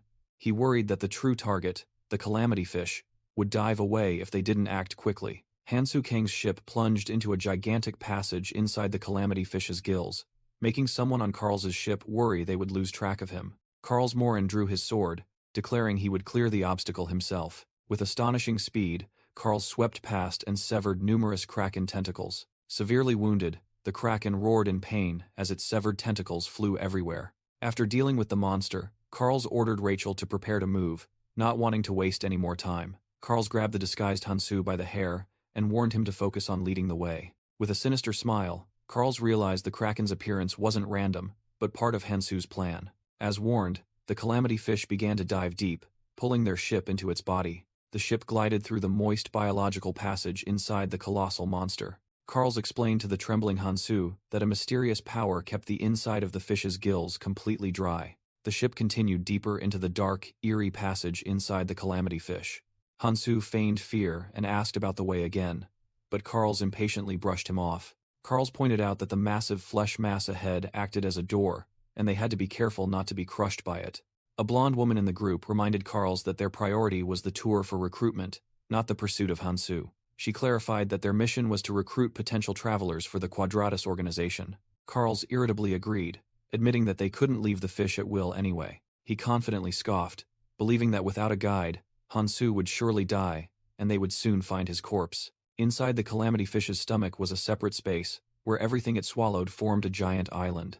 As the ship docked, Hansu noticed the flow of magic here was distorted, making it difficult to sense. Karlsmoren led his group onto the island, a desolate land filled with broken shipwrecks. He secretly thought that he really disliked this place, indicating he had been here before. A member of Karl's group complained to the Quadratus leader about the scene of shipwrecks and corpses everywhere. Hansu, in disguise, stepped forward and sarcastically remarked that this place was a blessing from the calamity fish. He explained that the island was formed from the world tree's sap, a gathering place for the remnants of the Elvenheim tribe. Hansu emphasized that this was an important treasure, illustrated by an image of a skull pierced by a sword. He sinisterly suggested that with so many people buried here, their artifacts must surely still remain. The Quadratus leader continued, holding up an artifact and declaring it was what helped him survive, then asked the newcomers if they craved power. He laid out the condition. If they were willing to serve the calamities as part of Quadratus, all their desires would come true. He concluded his recruitment speech by rallying loyalty to Quadratus and giving thanks for the calamity fish's blessing. As the crowd was being drawn in, Hansu quietly left and warned them not to make any loud noises. The Quadratus leader was reassuring everyone when a man in black asked for the definition of loud noise. The man casually replied that it would take an explosion to stir them up, then mumbled about the idea. Suddenly, icy energy began to envelop the ship's sails. Giant ice crystals rapidly formed, freezing and shattering the ship. The man in black stood there, confidently asking, "Do you mean something like this?" The ship was completely destroyed by the man's icy magic. The shockwave from the explosion flung away all Quadratus members and other players. Amidst the wreckage, the mysterious man smiled and praised Sophia for arriving just in time.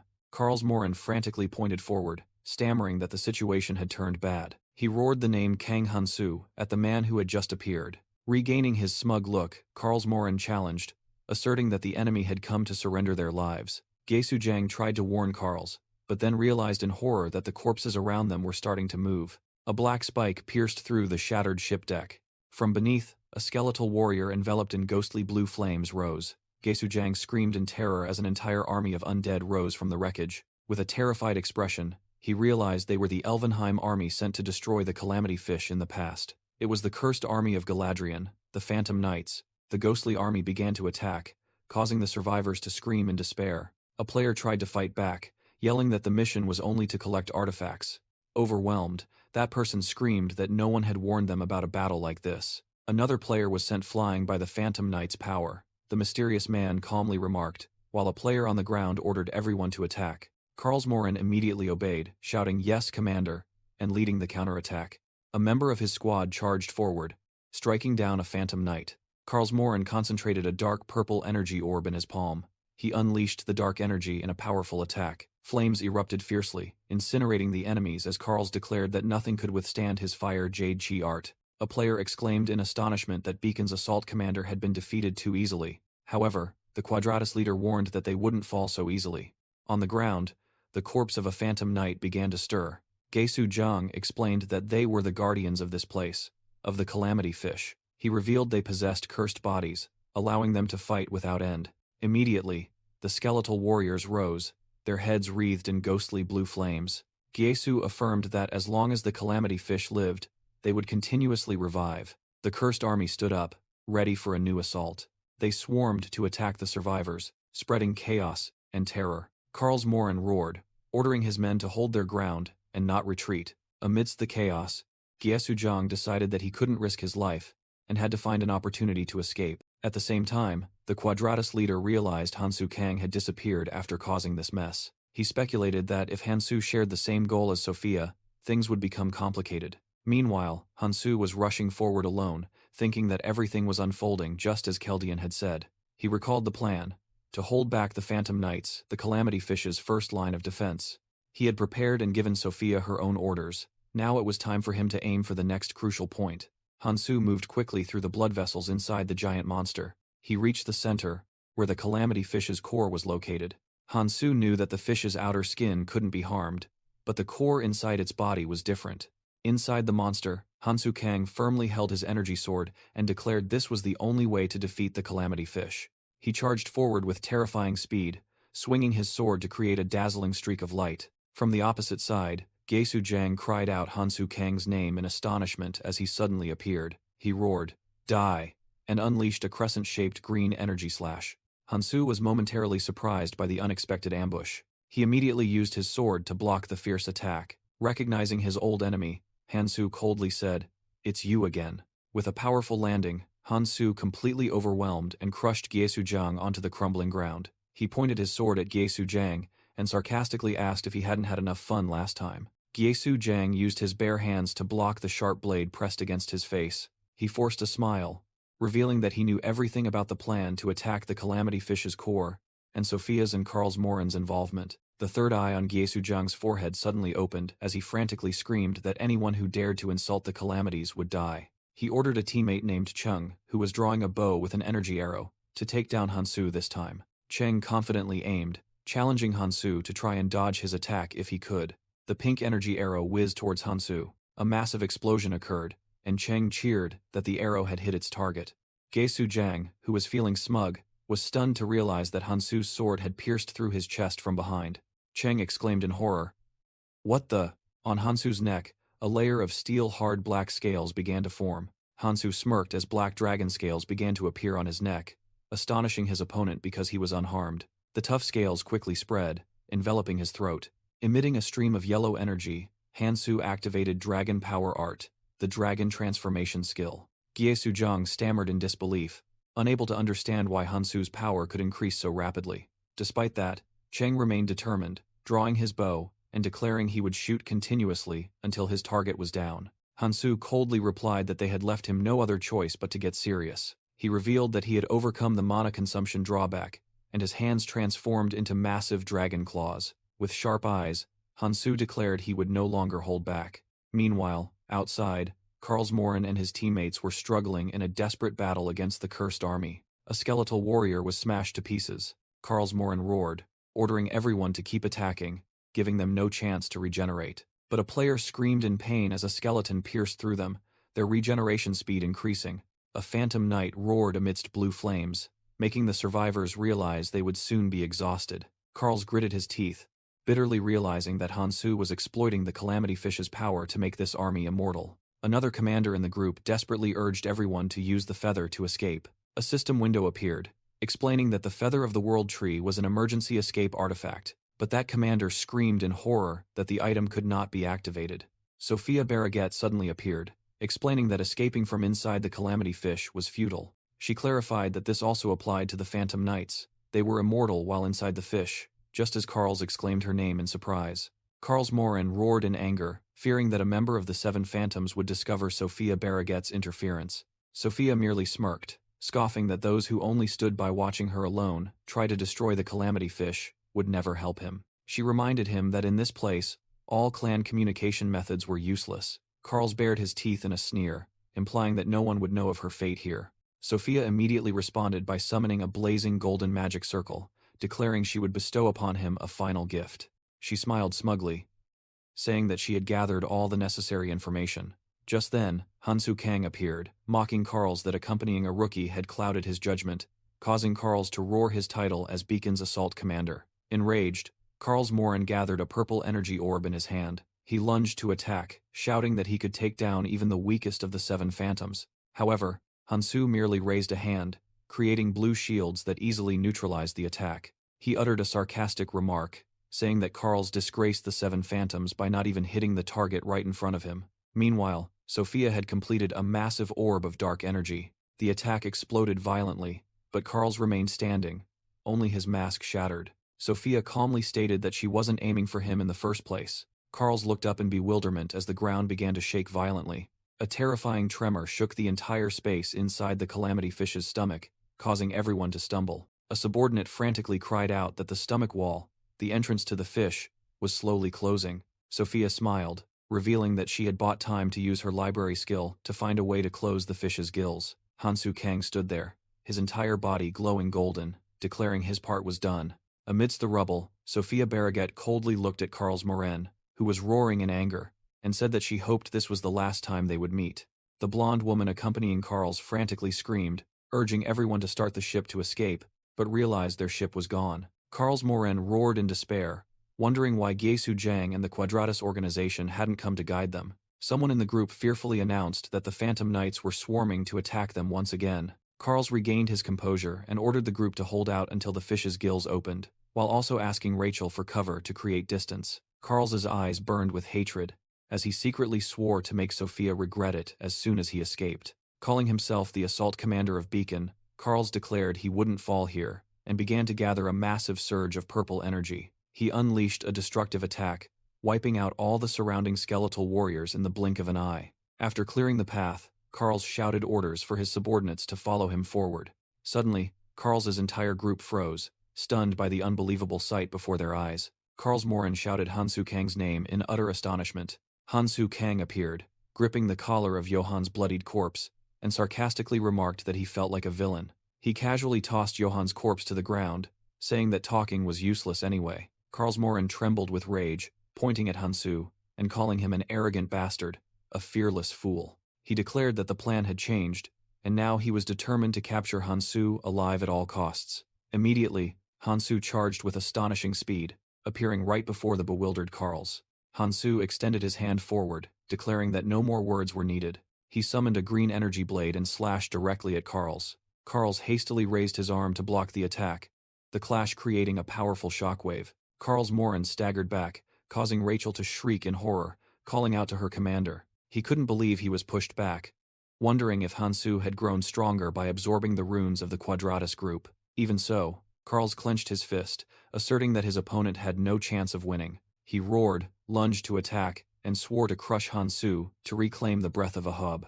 When Rachel offered support, Carls Morin angrily brushed her off, claiming he didn't need help to defeat someone like Hansu. He ordered her to hold off the Phantom Knights, wanting to face Hansu alone.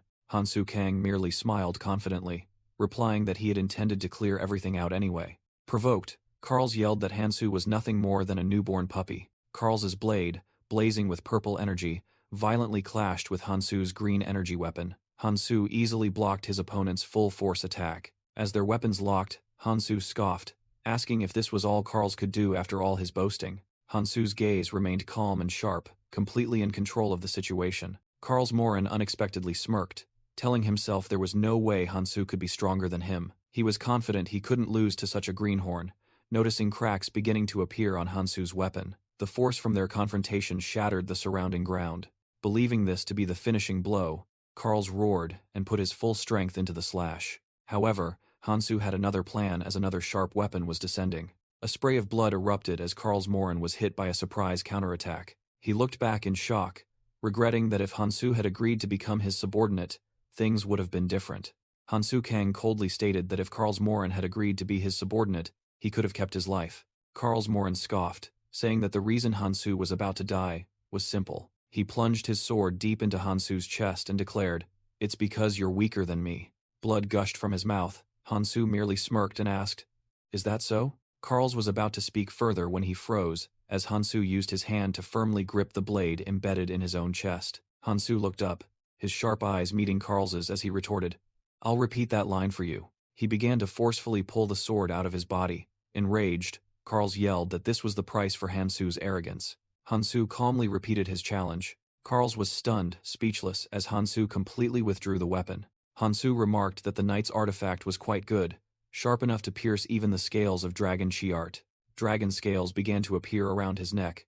Hansu scoffed, "Thanks for the delivery." Carl screamed in panic, unable to understand why Hansu was still alive, even though his heart had been destroyed. He watched in horror as Hansu's arm transformed into an armored dragon claw, stammering if it was body modification. "Too late to realize now," Hansu replied, his dragon arm flashing with golden energy. He delivered a punch that tore through Carls Morin's chest. Carls staggered, muttering that even if the species changed, the heart had already. With a gaping hole in his chest, he cursed Hansu's overpowered skills. Carls Morin's corpse collapsed to the ground, while Hansu stood there, the sword still embedded in his chest. Hansu Kang roared in pain as he personally pulled the enemy's sword out of his own chest. He tossed the weapon aside, standing firm amidst the desolate landscape inside the monster. In his transformed hand, a blue glowing dragon heart pulsed, the result of pushing his own limits. He admitted that he had run out of healing stones but had no other choice but to create 3 dragon hearts. An explanation appeared, revealing that dragon chi art was a skill that borrowed the original power of dragons. Hansu looked at the wound on his back, telling himself that a human body couldn't withstand the backlash from this transformation. Picking up the sword again, he calculated that his rune count was only about 35%. He let out a tired sigh, admitting that his weak proficiency made maintaining this form difficult. However, Hansu quickly focused his energy. His body flared with a brilliant golden aura, and he declared that it was now only a matter of time. He knew he had to act immediately if he didn't want to miss his chance. In the distance, Carls Morin's body lay motionless on the ground. But he wasn't completely dead yet. His eyes opened, gleaming with intense resentment. A blazing red magical mark formed in Carls Morin's eye. The mark locked onto Hansu, designating him as an inescapable target. "Kang Hansu, I will remember you."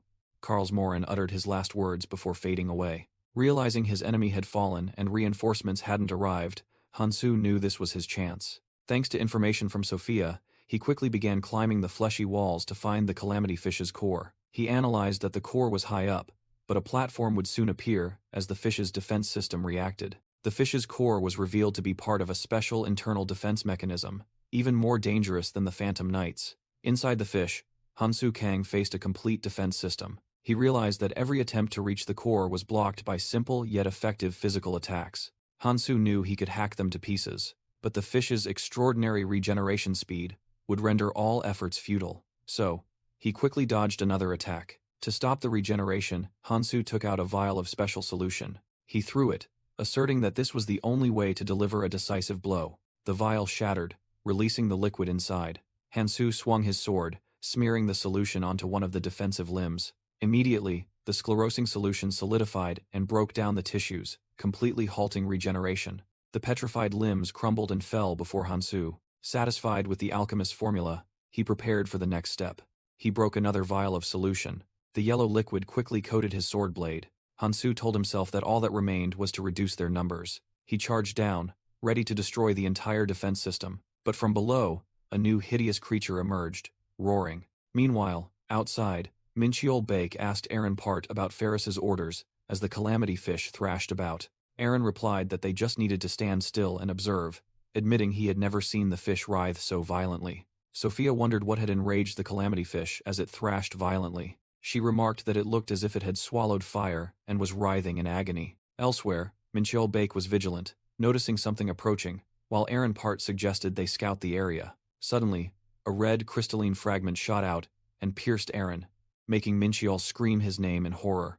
Aaron collapsed to the ground, motionless after the sudden attack. Sophia Barraget suddenly appeared beside Aaron, sighing in relief that she had narrowly escaped death. Minchiol was stunned to recognize Sophia and asked where she came from, but she only replied vaguely. He hastily urged Sophia to move because of the dangerous situation, but she was still in shock. Minchiol shouted that the Calamity Fish was thrashing even harder than before. Sophia exclaimed in astonishment that she had never seen this monster truly suffer such pain. She recalled her bold declaration, something she thought everyone would dismiss as nonsense. Despite being angry that she couldn't finish it herself, she clutched her grimoire tightly. Tears streamed down her cheeks. Sophia felt she could finally be freed from this burden of guilt.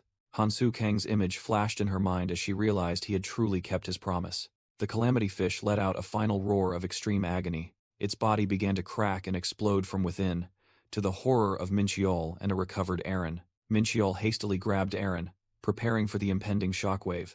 Aaron also clung tightly to his comrade, ready to face the explosion. The calamity fish finally exploded, unleashing a destructive red energy surge that engulfed everything. Minchiol and Aaron were flung back in horror by the aftershocks of the explosion. Sophia stood firm against the seismic event as the calamity fish shattered into pieces above. The colossal monster convulsed, spewing fragments, leaving the bewildered onlookers wondering what was happening. Minchiol angrily grabbed Sophia by the collar, demanding to know what she had done. Despite the chaos, Sophia smiled in relief and whispered that they had done it. She burst into tears of joy, exclaiming that Hansu Kang had succeeded. Minchiol hastily picked up Sophia and, along with Aaron, fled the dangerous area, despite her protests. From another location, a green-haired man looked up at the sky, recognizing a familiar skill. He was astonished to realize that the one who had just cast the skill was Sophia. A subordinate reported to the man named Michael that the fish's rage might spread to their location. Michael felt the situation was more serious than expected, ordering another report to be sent immediately. At another location, a powerful clan ruler felt the tremor and worried that this might be the beginning. A gigantic monster foot stomped heavily on the ground, causing a terrifying earthquake. The destroyer has awakened, signaling the beginning of the collapse of balance in the red zone. Another monster also roared sky-high, releasing a torrent of fierce purple energy. Meanwhile, inside the calamity fish, a massive biological chamber with shimmering golden veins appeared. The gigantic crystalline core, the monster's life source, was glowing brightly. Hansu Kang plunged a golden greatsword into the core, beginning the destruction process from within. Enveloped in golden energy, Hansu breathed a sigh of relief, as everything was proceeding as expected.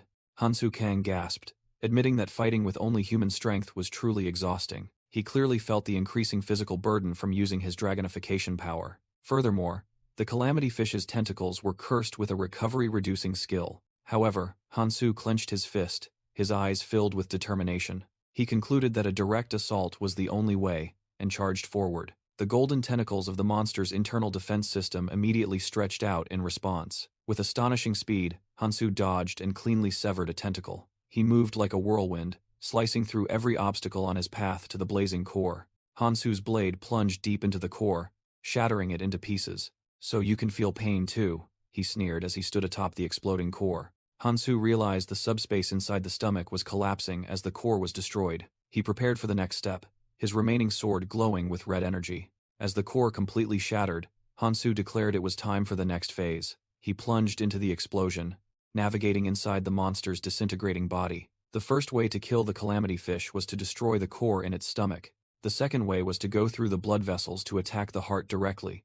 The final method to end this calamity. Hansu was confident that he could use Dragon Chi art to detoxify and continue breathing, thanks to the breath of Ahob. Things couldn't be going better, he thought to himself, charging to face a gigantic defensive arm. He easily dodged the attack with a smug smile, continuing deeper inside. Hansu Kang focused his sharp gaze, his energy sword ready. He charged with terrifying speed, slicing through the fleshy obstacles. Suddenly, a gigantic fleshy arm swung down to attack him. He cried out in pain as he was hit by the impact of the blow. Hansu felt his heart was under immense pressure. Despite the pain, he swung his sword, cutting across the guardian's arm. He panted, clearly exhausted after his relentless efforts. With a resolute expression, Hansu braced himself, preparing to push forward. He told himself he had no time to recover and had to hurry. Hansu was stunned when he faced a thorny wall of flesh, realizing it was much larger than expected. Pushed back by a powerful attack, the thought of retreating flashed through his mind. He was thrown backward by the force of the attack. Nonsense, he thought. If I retreat once, I'll retreat forever. His eyes blazed, golden energy swirling around his body as he poured all his strength. With a powerful slash, he shattered the defensive wall. Hansu shot forward like lightning, urging himself to go even faster. Faster! He gritted his teeth, channeling all his will into accelerating. Overcoming the final obstacles, he charged straight towards the brilliant light source. Finally, Hansu reached his target. A divine stone fragment, the energy source for the entire calamity fish's body. Hansu Kang muttered in exhaustion. You're really making things harder than they need to be. He swam straight towards the brightly glowing divine stone fragment. The energy core began to convulse and transform as it sensed the intruder's presence. From the mass of flesh, countless worm-like monsters with jagged jaws surged out to attack. So you intend to fight to the very end, do you? Hansu tightened his grip on his sword hilt. He looked straight ahead with a resolute gaze. If so, I won't give in easily either. Two snake-like creatures with tails made of shadow suddenly lunged from both sides. A sharp sword gleamed with blue light, cleaving one monster in half. Hansu spun around, delivering a powerful slash, destroying both snakes at once. The monsters' corpses fell as he temporarily gained control of the situation. Suddenly, a sharp tentacle pierced through his hand. Ugh! Where did this thing come from? Hansu exclaimed in surprise as the tentacle wrapped tightly around his leg. He gritted his teeth against the pain, his eyes flashing with extreme vigilance. Immediately after, countless dark energy spikes simultaneously rushed towards him from all directions. The spikes collided, creating a terrifying explosion right at Hansu's position. The destructive force of the explosion spread outwards, engulfing everything. Through the dust and smoke, a powerful impact caused the surface of the divine stone fragment to crack open. Hansu successfully broke through the final defense, delivering a decisive blow that completely destroyed the energy core. Though exhausted, he still declared firmly, "This won't be enough to stop me." Determined to drain the enemy's energy, Hansu Kang roared as he swung his sword, attacking the core of the calamity fish. His sword blade struck hard against the divine stone fragment, creating a violent tremor. Hansu realized this core was tougher than anything he had ever faced. Realizing a direct attack was futile, he quickly changed tactics. He decided to sever the blood vessels connecting the fragment to the monster. Hansu's sword, glowing with energy, sliced through the biological connections. With a strenuous roar, he poured all his strength into each strike. A vortex of green energy enveloped Hansu as he destroyed the last of the energy conduits. Finally, the divine stone fragment was freed, floating in a brilliant light. As his transformed hand touched the core, Hansu was surprised by its small size compared to the immense power it contained. Exhausted yet triumphant, he sighed in relief. Finally, I got it. Immediately, the space inside the monster began to shake and violently collapse. Hansu realized taking the fragment had triggered its destruction, and he was in danger of being swept away. Amidst the chaos, he remained calm, seemingly having an escape plan ready. However, a massive energy explosion from below unexpectedly engulfed him.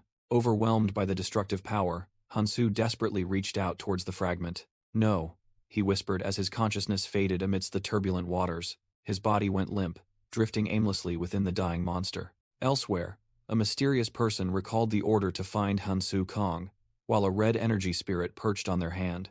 Amidst a desolate wasteland, the colossal corpse of the calamity fish lay still. A scout from the less than beacon, is greater than clan frantically reported. Vice Commander Liu Hong.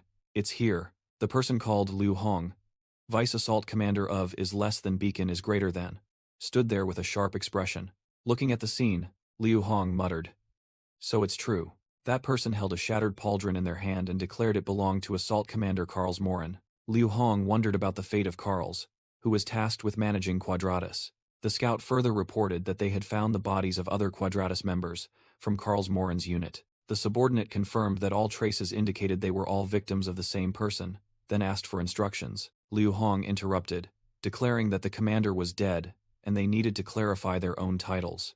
The scout immediately understood and called out, "Commander Liu," causing that person to smile in satisfaction. After showing disdain for Carl's, Liu Hong asked about survivors from the shipwreck, but was told there were none. The scout reported that they found no runes but were collecting artifacts from inside the monster. Liu Hong pondered how such a colossal creature left no runes behind. More importantly, that person ordered their subordinates to find any trace of Hansu Kang. Liu Hong decided to check the Envy's clairvoyance, implanted into Quadratus by Gyesu Zhang. Stepping into another area, that person was stunned by the sight before them. It was the colossal remains of the calamity fish's heart.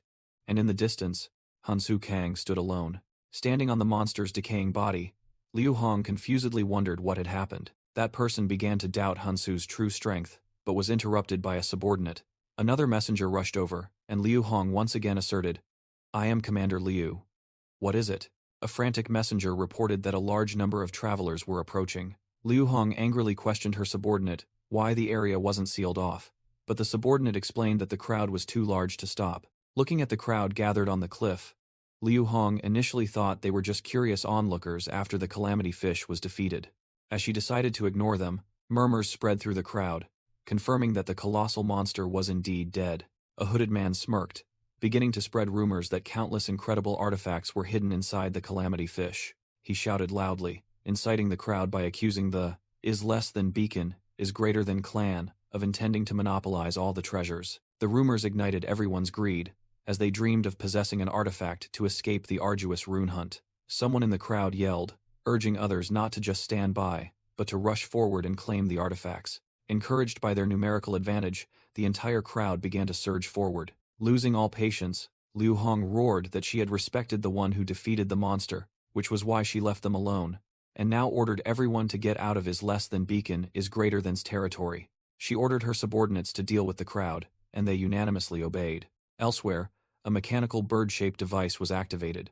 The mechanical bird soared, observing the chaotic battle between is less than beacon is greater than's forces and the crowd of travelers from above. It flew towards Sophia Barraget, who was observing everything from afar. As the messenger bird landed on her hand, Sophia secretly thought that she herself had asked everyone to gather to attract is less than beacon is greater than's attention. Holding the glowing device, she remarked that things had become a real mess. Sophia recalled asking Aaron Part and Minchiel Bake to spread the rumors, admitting they were quite talented despite being untrustworthy. However, her expression grew thoughtful as she noticed something unusual. She recalled the faces of the instigators, realizing there were those who had deliberately provoked the crowd. Sophia concluded with certainty that a certain group of people had intentionally incited the rest to cause this riot. Sophia wondered about the identity of those who had incited the crowd. Nevertheless, she considered this situation advantageous, as the crowd wouldn't be able to resist is less than beacon is greater than for long. She decided to seize this opportunity to search, ready to use multiple spells at once as time was running out. Sophia cast God's Sclera, a spell that created winged orbs to share her vision, even though she knew controlling them was very difficult. After 3 days of fruitless searching, she began to feel impatient. She told herself she had to find Hansu, believing he couldn't have died so easily. Finally, one of her sclerae detected an unconscious Hansu.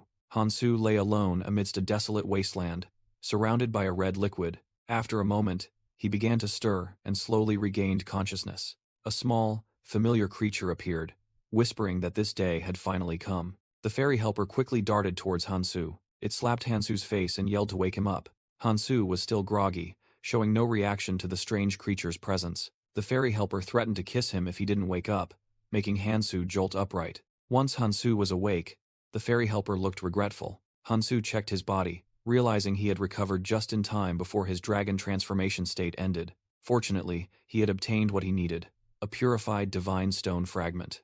The fairy helper clung to Hansu's arm and intimately asked, "Long time no see, did you miss me?" Hansu looked at it sternly and asked why it was in the red zone. The fairy helper grinned, replying that he knew well they only appeared when something extraordinary happened. Hansu Kang admitted that he couldn't stand by in such an unusual situation. The fairy helper pointed at the monster's corpse and asked, "Do you see your masterpiece?" It announced that Hansu was the first to kill the calamity fish, and by rule, great achievements would yield great rewards. However, it slyly stated that since the monster wasn't meant to be hunted, there was no predetermined reward. Hansu coldly replied, suggesting that if he grew stronger, it should have found it boring. He exposed the nature of the fairies, saying they were cruel beings who enjoyed brutal situations and certainly didn't come with good intentions. The fairy helper cheerfully confirmed this, and said they had thought a great deal. It revealed that they had considered how to make Hansu desperately throw himself into hell and struggle. That thought was visualized by swirling dark energy around Hansu. Then, it presented an offer that it believed wasn't bad for Hansu. The first option was to immediately receive the reward for defeating the calamity fish. The reward was the rank 8 skill, Lord of the Dead. Hansu silently analyzed that this skill allowed summoning the dead as specters.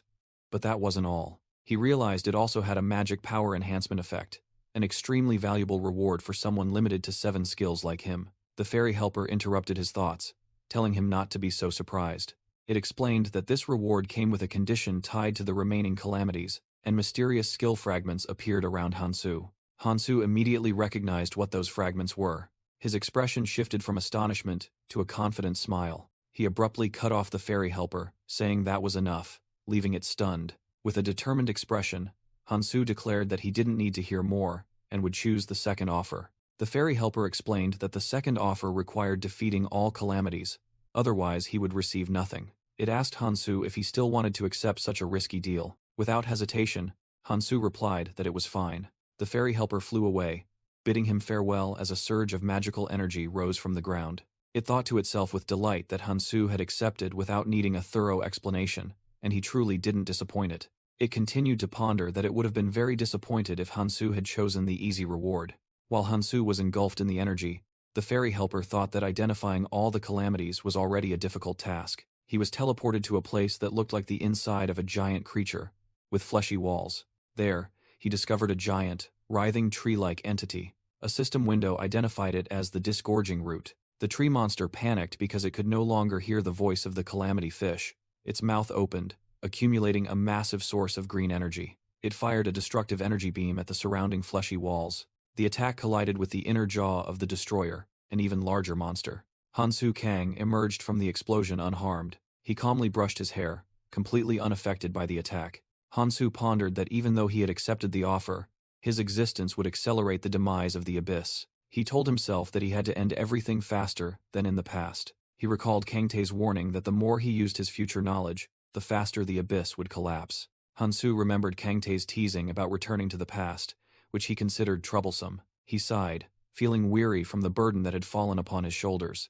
Hansu looked at his hand and sank into a deep memory, acknowledging that he had indeed been entrusted with this task. In the memory, a delicate golden hand gently rested on his. It was the image of Kiriel, his deceased comrade, smiling at him amidst the desolate landscape. The memory ended as her golden silhouette faded from his hand.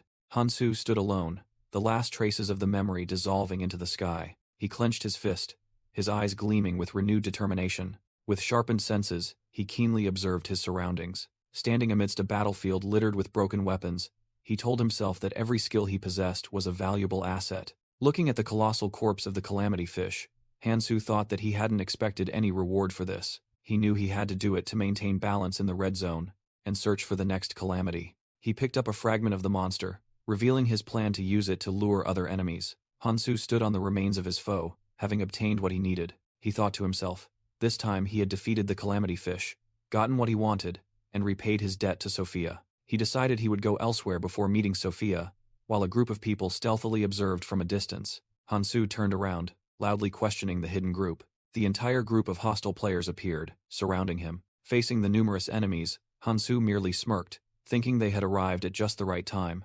Surrounded, Hansu Kang casually stretched and said he had a few things to confirm. He smirked, thinking it was fortunate there were many people here for him to ask, then launched into an attack and defeated them all in the blink of an eye. A survivor could only scream in horror before being completely overwhelmed. Surrounded by a blazing red aura, Hansu calmly reassured that he would at least ensure the person could still speak. After the interrogation, Hansu stood alone amidst the desolate battlefield, looking at the defeated foe at his feet. He had obtained the information he needed, and showed a determined expression on his face. Suddenly, Hansu realized he had been unconscious for 3 days, and worried that the other academies had already begun to act. Feeling he couldn't miss the opportunity, he immediately dashed off at an astonishing speed to make up for lost time. His expression was extremely focused and resolute as he headed forward. Hansu continued to move like a shadow, traversing the barren land. He suddenly stopped and threw a green crystal to the ground. Hansu calmly waited, his gaze fixed on a guest he had anticipated. A stranger appeared from afar and asked, "Is that you?" The person revealed himself, introducing himself as Lebanon Mikhail from the Valkyrie clan, and directly calling out Kang Hansu's name. Mikhail flashed a smug smile, seemingly very pleased to have found his target. Hansu looked annoyed, stating directly that he was busy and wanted to continue on his way. Immediately, a group of people appeared behind Mikhail, showing that he hadn't come alone. Mikhail thought to himself that Sophia was also looking for Hansu, and he had been one step faster. He turned to threaten his companion Aaron Part, warning him not to act rashly because he had previously supported the Seven Phantoms. Mikhail demonstrated extraordinary strength by lifting a giant boulder. Meanwhile, Hansu Kang had just found his footing after the battle, and Sophia Barraget was determined to find him. Mikhail faced Hansu, preparing a magical attack with his rapier. A fierce explosion of light enveloped the entire area, the result of the clash between the two. Just then, Sophia Barraget landed beside Hansu and joyfully exclaimed, "I finally found you." She sarcastically remarked that Hansu was always involved with useless people, glancing towards Mikhail's group. Nevertheless, Sophia breathed a sigh of relief upon seeing that he was unharmed. Mikhail recognized her and questioned, "Sophia Viraj, Why would a member of the Seven Phantoms like you help him? Sophia calmly replied that that person already knew everything that happened here. She affirmed that she was determined and ready to face the consequences of siding with Hansu. Sophia opened her grimoire, preparing to buy time, and urged Hansu to leave to take care of his own business. Unexpectedly, Mikhail raised his hand to signal a ceasefire, saying there might have been a misunderstanding. He seriously asked Hansu if it was true that he was the one who destroyed the calamity fish. Hansu coldly replied, "What does that have to do with you?" Realizing his opponent's intentions, Hansu thought to himself that he only had one option left. He quickly pulled Sophia behind him to protect her. The members of Mikhail's group, including Aaron Part, nervously watched Hansu's sudden action. Mikhail smiled, extended his hand, and offered, "Take my hand." Still maintaining his guard, Hansu directly asked about Mikhail's purpose and reason for wanting to cooperate. Hansu Kang coldly questioned Mikhail about the benefits of cooperation, asserting that neither side would gain anything. Mikhail replied that unlike Sophia, he could guarantee direct support from the helpers, an enticing offer. He revealed his true motive, that he wanted to change this stagnant red zone, and Hansu was the only one who had done so. Mikhail thought to himself that he needed a breakthrough factor like Hansu to stir up the current stalemate. Sophia whispered to Hansu, expressing doubt about the offer and asking if he would accept. Hansu smiled, realizing there were still people yearning for change, and made his decision. Mikhail rejoiced at Hansu's agreement and began to speak of the next steps in their plan. Suddenly, Hansu dashed off at blinding speed, astonishing the others with his movement. But it was an evasive maneuver, and Mikhail shouted a warning to everyone as another danger appeared. The ground beneath them cracked and crumbled from a powerful attack from below. A giant, worm-like creature with countless gruesome spikes emerged from the crack. The monster's spike-filled mouth opened, ready to devour everything. Mikhail screamed in horror, not understanding where the monster came from. Hansu immediately recognized it as the body of the disgorging root,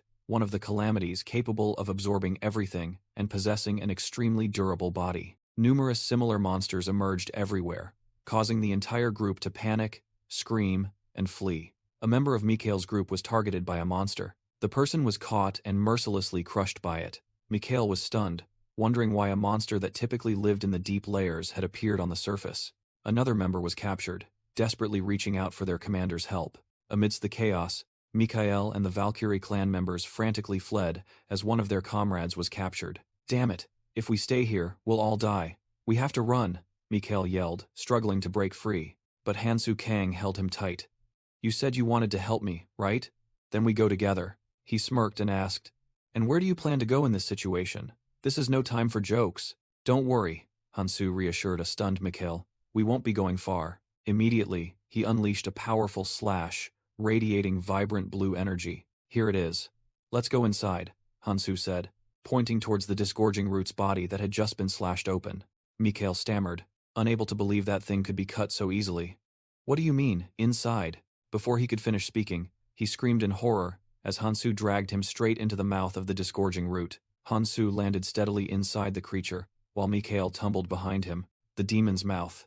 The inside is just as I expected," Hansu calmly remarked, holding an energy sword. He suddenly remembered something when he heard another loud noise behind him. Hansu teased, "You landed terribly," making Mikhail furious at being dragged in here so unreasonably. "Didn't you say you'd help me earlier?" Hansu coldly reminded him. "This isn't the kind of help I meant," Mikhail retorted, then asked, "More importantly, what do you plan to do in here?"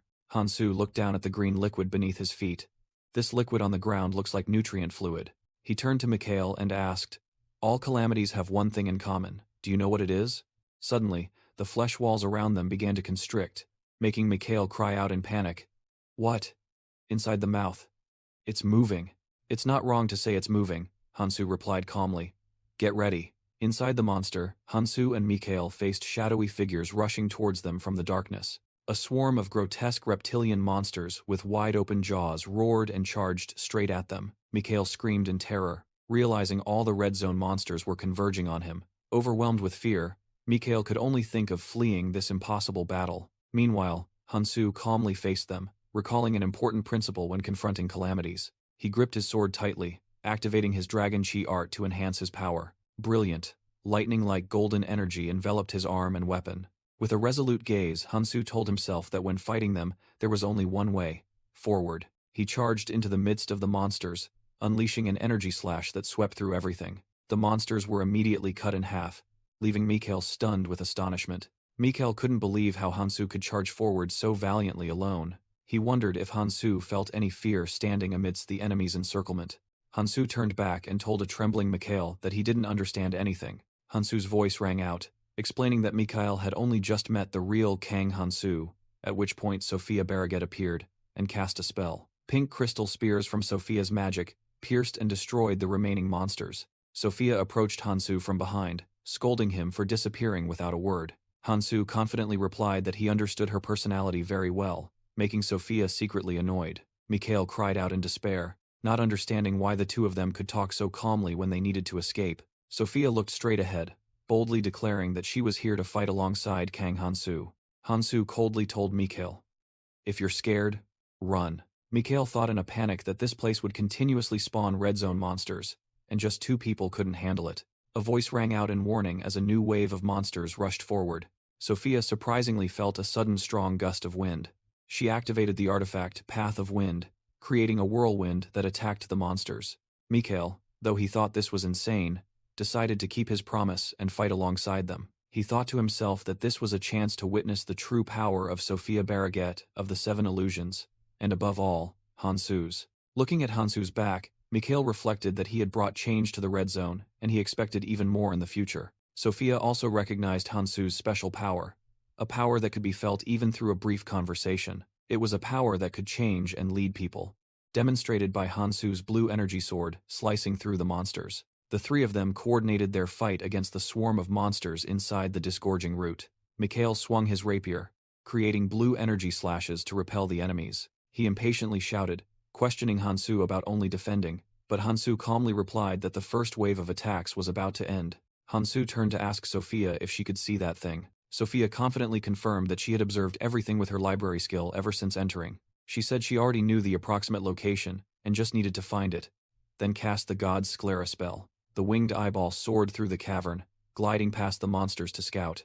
Hansu mused that if the disgorging root had a similar structure to the calamity fish, attacking from the outside would be futile. The only entry point to deal damage was the demon's mouth, an internal organ, because its true body was hidden deep beneath the world tree. Sophia used God's Sclera to observe, explaining that if they entered through the demon's mouth, there would be a hole where monsters poured out. She identified that as the only weak point, the area connected to its internal organs.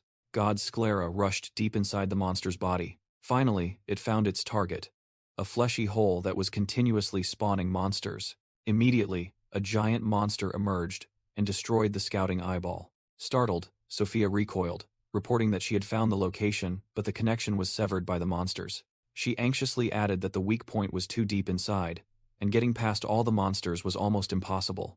Hansu Kang clenched his fist, declaring firmly that that was not a problem. He declared it would only take a moment, simultaneously activating his body transformation technique, growing sharp dragon claws. Hansu's eyes transformed, his pupils contracting into vertical slits like a reptile's. Energy surged around Hansu, leaving Sophia and Mikhail behind him to watch in astonishment.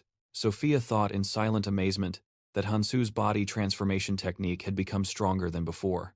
Mikhail was also stunned, wondering what the true identity of someone possessing such a powerful transformation skill could be. Hansu explained that the transformation technique wouldn't last long. They had to make a single, decisive attack to succeed. Sophia remained skeptical, thinking that no matter how strong Hansu was, he couldn't handle such a massive number of monsters. "I'll clear the way for you," Hansu said, placing a hand on Sophia's waist, preparing to lead. Witnessing their resolve, Mikhail smiled and made his own decision. He revealed that he had requested help from the clan on the surface, and reinforcements would arrive soon. Mikhail asserted that he couldn't just stand by and watch the two of them fight any longer. Mikhail worried that they wouldn't be able to hold out against the surging horde of monsters. Facing the perilous situation, Hansu Kang smiled again, feeling a familiar sensation. He recalled the moments fighting alongside his old comrades, Eris, Keldian, and Kangtae. Memories of the past brought a nostalgic smile to Hansu's face. Returning to reality, he declared that he would use what he had obtained. Hansu's dragon hands clenched, beginning to crush the purified divine stone fragment. Sophia screamed in panic, not understanding why he was destroying such a precious item. Hansu calmly replied that he wasn't merely destroying it. He explained that he was utilizing a portion of the stone's power. An image from the past appeared, showing a lone warrior wielding a green sword against Galadriel's army of the undead. Hansu thought to himself that Gaesu Zhang truly had a keen eye for items, as a surge of green energy enveloped him. The energy converged into a great sword, Galadriel's relic, making Hansu confident that they now had a chance. With a single swing of his sword, Hansu created a wave of energy that swept away hordes of monsters, a power far exceeding Gaesu's weapon. He ordered Sophia and Mikhail to raise their weapons.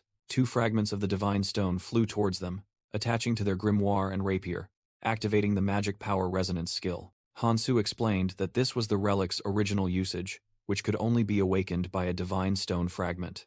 Equipped with new power, all 3 charged into battle as Hansu yelled at his comrades not to die. A monster was immediately struck down by the enhanced attack. Amidst the chaotic battle, Mikhail shouted, overwhelmed by the seemingly endless number of enemies surrounding them. Aaron Part cried out in despair, wondering why reinforcements still hadn't arrived. Suddenly, a blue energy bird flew past, making him realize it was Mikhail's carrier pigeon. He wondered if Mikhail was calling for aid as he watched the signal fly off. However, Liu Hong suddenly appeared and snatched the energy bird, causing Aaron Part to cry out in shock. She crushed the bird in her hand, and Aaron Part tensely realized it was Liu Hong of the Beacon clan.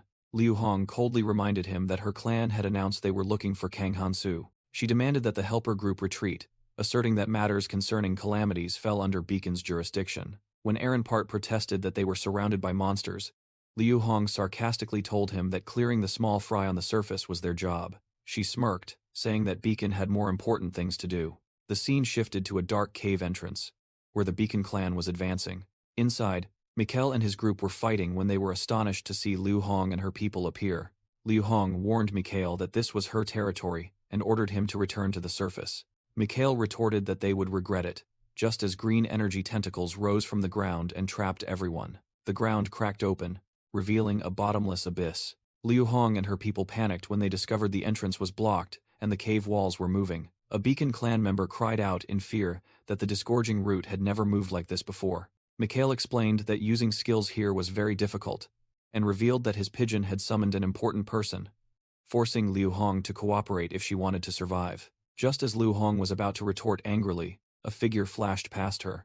Hansu Kang appeared, standing on the corpse of a monster, and called out to those who were trapped. Hansu Kang coldly ordered the panicking people, "Shut up. If you want to live, move." Liu Hong was astonished to realize that the powerful individual before her was Hansu Kang, the one who had defeated the Calamity Fish. Noticing the exit was blocked, Liu Hong clicked her tongue, deciding not to waste energy confronting Hansu. She turned and ordered her subordinates, "Go and take down the monsters." Liu Hong thought to herself that she would report the situation later, underestimating Hansu and assuming he had grown stronger thanks to Sophia. Hansu unexpectedly blocked her path, saying that merely doing that wouldn't be enough. Ambitious to become the assault commander, Liu Hong confidently asked what he meant. Hansu scoffed, "In your current state, you won't last. It seems Beacon is weaker than I remember." He suddenly grabbed Liu Hong by the neck, leaving her stunned by his speed. Hansu smiled, releasing a surge of purple magical energy from his clenched hand. Elsewhere, Mikhail and his group suddenly felt a powerful surge of magic flow through their bodies. This power spread to everyone trapped in the cave, regardless of whether they were from the Valkyrie or Beacon faction. Members of both groups were astonished by the sudden surge in power. Hansu strained, silently admitting that distributing magic power to many people at once was very difficult. He gritted his teeth, concentrating intensely to maintain the energy flow. Hansu shouted, ordering everyone to focus on controlling their magic power and fight. Attacked by the empowered players, the gigantic disgorging root monster began to stir. A system window appeared, identifying the monster's core as a plant-type target. Defensive tentacles stretched out, and Hansu realized he couldn't directly confront the entire tree yet. Inside the tree, a voice echoed as it sensed the presence of an intruder. A gigantic guardian with blue skin appeared, declaring it would eliminate the threat. Meanwhile, the warriors outside were being overwhelmed by the horde of monsters. Liu Hong laughed maniacally at the incredible power she possessed, but also admitted to an unprecedented feeling of helplessness. Clenching her glowing hand, she was secretly astonished that Hansu Kang had hidden such terrifying power. The enhanced energy continued to surge around Liu Hong as she was overwhelmed by its magnitude. She gasped, determined to immediately report Hansu's true power. She believed that with that ability, Hansu could easily break through the magical root layer surrounding them. While fighting, Liu Hong planned to capture Hansu to prove herself superior to Karl's Morin. But as she prepared to strike, the golden energy in her hand suddenly flickered and then died out. A Beacon clan warrior screamed in pain as he was flung away by a monster. Liu Hong was stunned, wondering why the flow of magic power had suddenly vanished. Elsewhere, deeper inside, Hansu easily froze a gigantic reptilian monster. Sophia completed her final support spell, telling Hansu that from now on, he was on his own. Witnessing that, Liu Hong scoffed at having to receive help from a member of the Seven Illusions. Seeing her team falter, she yelled, ordering them to hold their ground and destroy the monsters. Sophia could only sigh exasperatedly at the chaotic situation. She looked at her hand, confirming that the magical link Hansu had shared had become unstable. Looking at the dark passage covered in blue ice crystals, Sophia wondered what was happening where Hansu had gone. Hansu Kang resolutely declared he would proceed inside alone. Sophia Barraget frantically tried to dissuade him, believing it was too dangerous, but Hansu insisted it was the only way. He explained that he couldn't leave enemies behind, so he would go first and trust her to guard their rear. With a confident smile, Sophia reassured him that she would follow him soon. Deep inside the central area of the route, a gigantic guardian with white hair and a muscular physique stood waiting. Hansu confronted it, revealing that he had deliberately entered to lure out the route's security system. He exhaled, focusing energy into his sword to prepare for battle. Hansu realized this guardian was the last surviving member of the Elvenheim army, an extinct race. Immediately, he charged forward with astonishing speed, swinging his sword to attack. The guardian easily blocked Hansu's attack with its bare hand in an explosion of energy. Overwhelmed by the power, Hansu was thrown backward. A glowing red eye flashed from beneath the guardian's blindfold as it prepared to counterattack. It raised its gigantic hand, ready to crush Hansu. The guardian unleashed a devastating punch onto the ground, causing the entire area to shake violently. Hansu braced himself, enduring the aftershocks of the powerful attack. He blocked the guardian's punch with his sword, realizing its movements were unusual, and began to devise a new strategy. The guardian unexpectedly grabbed Hansu's sword blade with its hand, a surge of red energy emanating from the point of contact. However, the guardian seemed astonished by what was happening. Hansu revealed his plan, combining the power of the Ring of Nurmak with the relic awakened by the divine stone fragment. Hansu used magical power to break through the guardian's defenses, making it roar in pain. He noticed the attack had been effective. However, Hansu frowned when he saw the wound was shallower than expected, realizing he needed to focus his power even more. Suddenly, a gigantic blade descended from the sky, striking the ground right in front of him. A second enemy, wearing a hooded cloak, appeared and coordinated with the guardian to attack Hansu. The new enemy, with sharp, clawed hands, lunged forward. Overwhelmed by the coordinated attack, Hansu was knocked backward. The force of the attack shattered the surrounding ground. The two enemies were revealed to be Ekidron and Fabian, two of the 5 generals of the Elvenheim army. Hansu muttered, confirming that he already knew the identities of these 2 deceased generals. While Ekidron prepared energy orbs, he realized the previous attack had been blocked by a defensive relic enveloping Fabian's arm. Hansu analyzed that these were Elvenheim's protective devices, still active despite the kingdom having fallen long ago. Acknowledging their formidable power, Hansu coughed, his right arm already injured. He looked down at his shattered right arm, realizing the disadvantageous situation. Hansu secretly assessed his growth rate, but even with power equivalent to a red rune, he still couldn't completely block the damage. He recalled his plan, having divided his strength so that Mikhail and the others could hold off the monsters outside. Hansu concluded that the only variable was the general's overly proficient use of relics, and he needed to draw even more power from his own relic. He affirmed that the true target wasn't the generals, but what stood behind them, the tree's energy core. Ignoring Fabian and Ekidron, Hansu charged straight ahead, plunging his hand into the ground to directly attack the core. Hansu Kang realized the second security device had been activated. A skeletal army named Galadriel's army rose from the ground. Faced with overwhelming numbers, Hansu declared that he too had made preparations. Without hesitation, he charged straight into the midst of the undead horde. Meanwhile, Liu Hong led her subordinates into the chaotic area. The ghostly skeletal army flooded the battlefield, overwhelming the intruders. Mikhail struggled to defend himself, astonished by the power of the new enemies. Sophia realized this was Galadriel's army, the former protectors of this place now controlled. Liu Hong was also drawn into the fierce battle. She was astonished by the scale of the battle, wondering what Hansu had gotten himself into. Turning back to Hansu, he was confronting Fabian alone, blocking his energy attack. He swung Galadriel's relic, unleashing a powerful slash. His attack struck Ekidron, causing her body to partially disintegrate. But Ekidron immediately counterattacked with a destructive magical blast. Hansu realized that despite dealing damage, the generals recovered too quickly. He had to both dodge successive attacks and try to destroy their energy core. Hansu gasped, admitting that fighting two enemies at once was a major problem. He felt his body being pushed to its limits from constantly using dragon power to fight and heal. Hansu decided to ignore the Guardians, as his sole objective was the Central Heart. Hansu Kang recounted the Elvenheim race, beings who once dominated the Red Zone in the past. To control the ecosystem, they created the World Tree and something called the Plant, hidden deep beneath its roots. Over time, the plant ceased to function due to the calamities, and the disgorging root, originally created to support it, became a calamity that drove the plant mad. Lacking authority, all the plant could do now was buy time. Hansu Kang realized that was why it had activated its security system to entrench itself. That system was the Elvenheim army, specifically the 5 generals, beings who existed solely to protect the plant and had become an immortal army. The bodies of the Elvenheim race were more resilient than humans, making them formidable opponents. However, Hansu believed that by using dragonization, he could create a fleeting opportunity. What he had to be most wary of was their regeneration ability, continuously powered by the Central Heart through the plant's magic. Fighting endlessly regenerating foes would have no end. Hansu determined that the 5 generals were merely obstacles.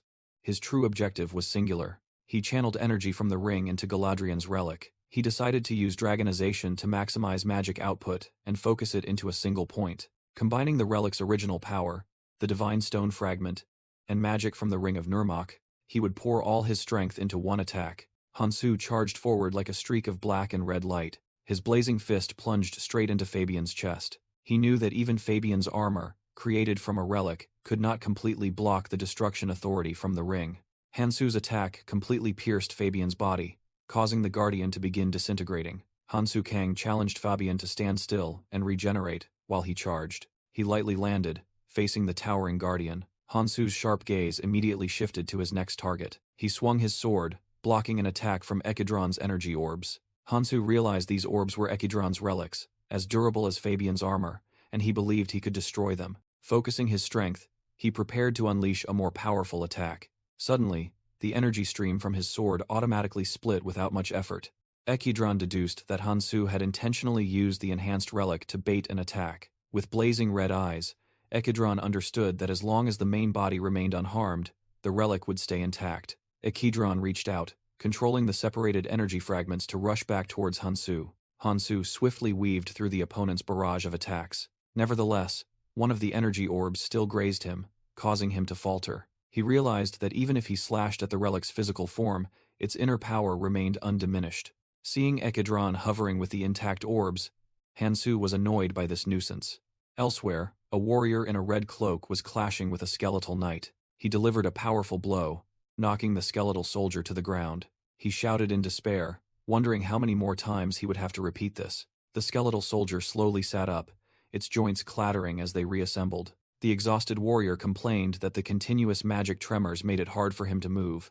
Otherwise, he would have collapsed long ago. The skeletal knight had fully risen, ready for an endless battle. A desperate warrior yelled, "Commander, how long do we have to fight like this?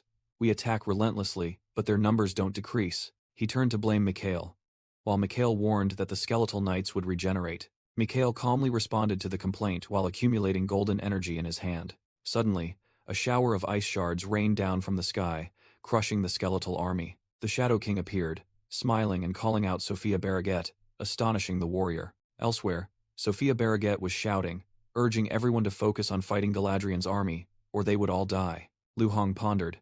Initially, he thought Sophia was the one who had defeated the calamity, but now, after observing, he understood who truly knew everything, and acted. He concluded that Hansu Kang was stronger than he had imagined, and decided to report back once he escaped. Returning to the battle, Hansu faced Ekidron as he unleashed a colossal energy attack. Hansu swung his green greatsword to block the opponent's purple energy slash. He gritted his teeth, realizing, "Damn it, I block one attack, and 2 more come. I can't block them all." Finding evasion impossible, Hansu decided to change tactics. Ekidron's energy orbs converged simultaneously, creating a dazzling explosion. Hansu was caught off guard and took a heavy blow to his side. He staggered from the impact, blood trickling from the corner of his mouth. Another attack struck his leg, feeling as if it were about to be torn off. Despite being thrown back, he calmly analyzed, "But if the damage is only this much, I'll use this momentum to break through." Hansu charged towards Ekidron. He unleashed a colossal green energy slash towards his foe. Hansu was determined to take the blow so he could unleash a decisive attack. Facing Hansu's attack, Ekidron quickly erected a defensive magic circle. Hansu ignored the magic, his gaze firm, knowing it was too late for his opponent to block his attack. A gigantic green energy slash from Galadriel's relic cut through Ekidron's body. Ekidron was stunned as the attack easily pierced through his defenses. However, the attacked individual was unharmed, its red eyes still glowing menacingly. Hansu's attack had actually flown through Ekidron and struck Fabian, the giant regenerating behind him. Hansu thought to himself, his target from the beginning was not Ekidron. Fabian, the guardian of the tree roots, disintegrated in a brilliant explosion of golden energy. Hansu landed, realizing he had spent too much time here while Ekidron still stood firm. He swung his greatsword once more, preparing to end the battle. With a series of continuous slashes, Hansu finally completely annihilated Ekidron. Elsewhere, Sophia Barraget gasped for breath, exhausted but also relieved. Mikhail and Sophia were astonished when Galadriel's army suddenly stopped moving. The mysterious black-haired man confirmed that their energy source had vanished, and they were safe. Hansu retrieved an ornate chalice from the ruins, declaring that this was just the beginning and they needed to move on. Liu Hong, on behalf of the Beacon clan, declared that they would retreat and not advance further. He explained that they only followed Hansu due to the emergency situation and were not obligated to take orders from him. Hansu agreed with Liu Hong's decision, acknowledging that they were not obligated to accompany him. But just as Liu Hong was about to say goodbye, a sudden burst of energy flashed right in front of him. Liu Hong angrily questioned Hansu Kang, unable to believe he hadn't noticed his hand movement. Hansu calmly explained that it wasn't an attack, but merely forging the path he would take. A gigantic fissure suddenly tore open the ground in front of them. Liu Hong and his subordinates watched in horror as the fissure spread. From underground, a massive torrent of pink water erupted, heading straight towards the gathered crowd of players. Liu Hong screamed in desperation, trying to stop Hansu's insane actions. The entire crowd was engulfed by the pink flood, swept away without a trace. The torrent formed a colossal pillar, leaving only Hansu and Liu Hong's group. Liu Hong, drenched, gnashed his teeth in fury at Hansu's cruel act. He decided he couldn't stay here any longer, pulling out a dazzling calamity feather to escape. However, a system notification appeared, stating that the teleportation artifact could not be used. Hansu explained that the feather wasn't working because they were inside the world tree. He clarified that the divine stone fragment itself was preventing its use. Hansu revealed that they were in the heart of the red zone, within the roots of the world tree. He held up the purified divine stone fragment, announcing that they were close to the chamber containing the plant. Hansu declared he would use this fragment to awaken the relics of the 5 generals. He explained that increasing the number of relics helped him stabilize the fragment's power. Surrounded by energy, Hansu confidently stated that everything would be easier from now on. Liu Hong glared at Hansu in outrage, unable to accept his nonchalant attitude.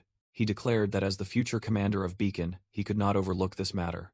Hansu Kang casually reiterated that if they wanted to leave, the fastest way was to defeat the main entity. A green-haired man pondered, thinking that enduring the poison was still better than being burned alive. Liu Hong roared in anger, declaring that no one was allowed to order him around. Hansu coldly replied that he was free to do so, while offering others the choice to follow him. He promised with certainty that if they followed him, they would be able to leave here safely. Hansu warned that the red zone was about to undergo an unprecedented change and urged them not to miss the opportunity. The green-haired man mumbled about the impending change in the red zone. Deep down, he admitted he craved this change, and Hansu was the only one who could make it happen. Watching Hansu's retreating back, he decided that he needed someone like him to break the stalemate. He forced a smile, thinking to himself that sometimes one had to be careful what they wished for. He boldly declared that his group would act independently of Beacon. Liu Hong contemptuously threatened to make Hansu pay, but only received an indifferent reply. He was stunned when he realized Hansu had vanished right before his eyes.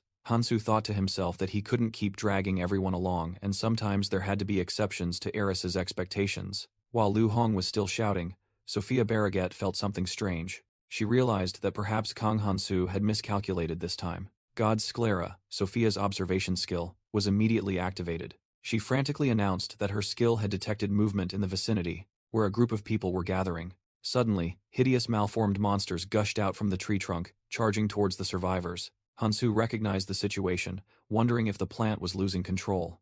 Hansu Kang pondered that these malformed creatures were not complete creations and wondered if the disgorging root had lost control of the plant. He confidently scoffed, asking if such half-baked measures could stop him.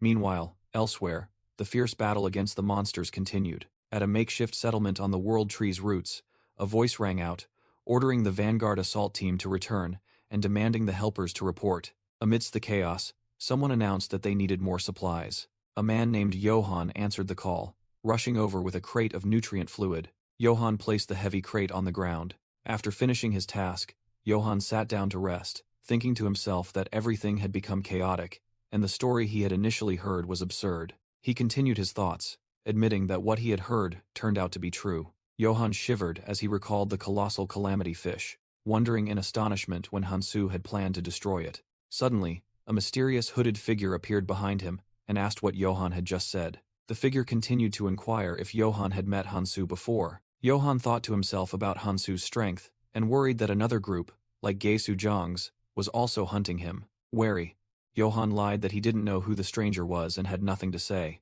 Johann tried to warn that there were many helpers around, but the stranger reassured him that it was just a misunderstanding. The stranger slowly pulled down their hood. The person revealed himself to be Choi Sung-jin and introduced himself as Hansu's friend. Johann explained that he had made it here thanks to Hansu's help, just like on the ship. Sung-jin acknowledged Hansu's uniqueness and directly asked what his true objective was. Sung-jin evaded, saying he didn't know the details, causing Johann to ask suspiciously, "Didn't you say you were his friend?" Faced with Johann's question, Sung-jin could only awkwardly dodge. Johann mumbled that Hansu always had his own plans and wasn't the type to explain everything, then wondered why he was like that. But Sung-jin brushed it off, clenching his fist resolutely that it didn't matter, because he had made up his mind. He thought to himself, "Use me, Hansu." Meanwhile, the memory of Hansu's resolute gaze appeared in Johann's mind.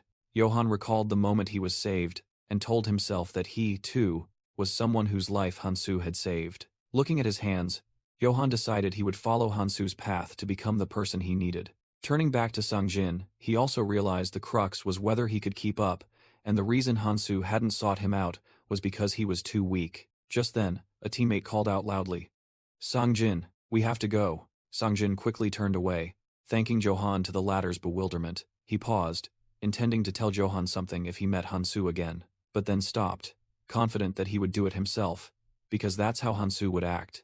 Elsewhere, as Hansu departed, Johann watched him go and felt that he still had a long way to go, needing to strive much harder. Johann was certain that while he was like this, Hansu was still fighting fiercely. The scene shifted to Hansu, who was unleashing a colossal green energy stream, sweeping away the malformed monsters. Magical light rays continuously pierced through, completely annihilating the enemies. His hand summoned a swirling energy orb with a complex magic circle within. Hansu stood amidst the horde of monsters, controlling the flying magic orbs, slaughtering everything around him. He told himself that he was using the divine stone fragment to supply magic power, so he would focus on strength rather than durability. Witnessing the sight, another group of players led by a black-haired leader could only exclaim in shock, "No way." I knew he was strong, but to this extent, Liu Hong wondered in horror how Hansu Kang could have become so strong so quickly, suspecting that even Karl's Morin had been defeated. Hansu turned his back, coldly warning Liu Hong that the path back was now merely a waterfall of poison. With a smirk, Hansu wished them luck and turned away. He declared that he would go first and invited the rest to follow if they wished, then sped off with a large group of players. A subordinate of Liu Hong anxiously suggested they should follow, as only Hansu knew the way out. Liu Hong yelled that if they wanted to live, everyone must quickly follow Hansu, and the entire group hastily obeyed. In another space, a mysterious entity declared its work was nearing completion. A creation implanted with the power of the plant. The entity proudly declared it had created Alpha. It commanded its creation to awaken. The creature called Alpha, who had maintained the red zone, began to rise from the energy orb. A hand with pitch-black claws broke through the casing. The muscular Alpha creature with blue skin and white hair clenched its fist, demonstrating its power. Standing before the colossal tree entity that created it, Alpha silently listened to the praise. The entity ordered Alpha to destroy the intruders, but it didn't move. Alpha spoke, stating that a mere commoner had no right to command it. The tree entity roared in anger, asserting that it was the creator and master, while Alpha was merely a replica. Alpha confronted the entity, challenging, "You dare claim to be my creator?" Immediately, Alpha summoned a greatsword and lunged to attack its own creator. It said it must be here, then plunged its hand directly into the tree entity's body. The colossal tree entity was only stunned for a moment. Alpha coldly ordered, "The key to the armory. Hand it over." The creator entity roared in the darkness. "How dare you?" It shrieked in utter fury. "How dare you attack me?" Alpha merely replied indifferently. "How boring." It explained while being constricted by the roots. "Think about the current situation. You fool. You constantly create monsters to defend yourself, but because of that, you can't restore the plant. Therefore, I'm telling you to hand over the key." With glowing red eyes, Alpha declared, "I will change the tide of battle." The creator entity reassured itself. "I was surprised by the sudden attack, but it seems to still be following my orders." After a moment of hesitation, it reluctantly agreed. "All right." The entity's trunk began to crack open, revealing a void within. It opened itself up and said, "Take it." Alpha smiled with satisfaction. "Himph. Good." Its gaze focused on a brilliantly glowing object inside.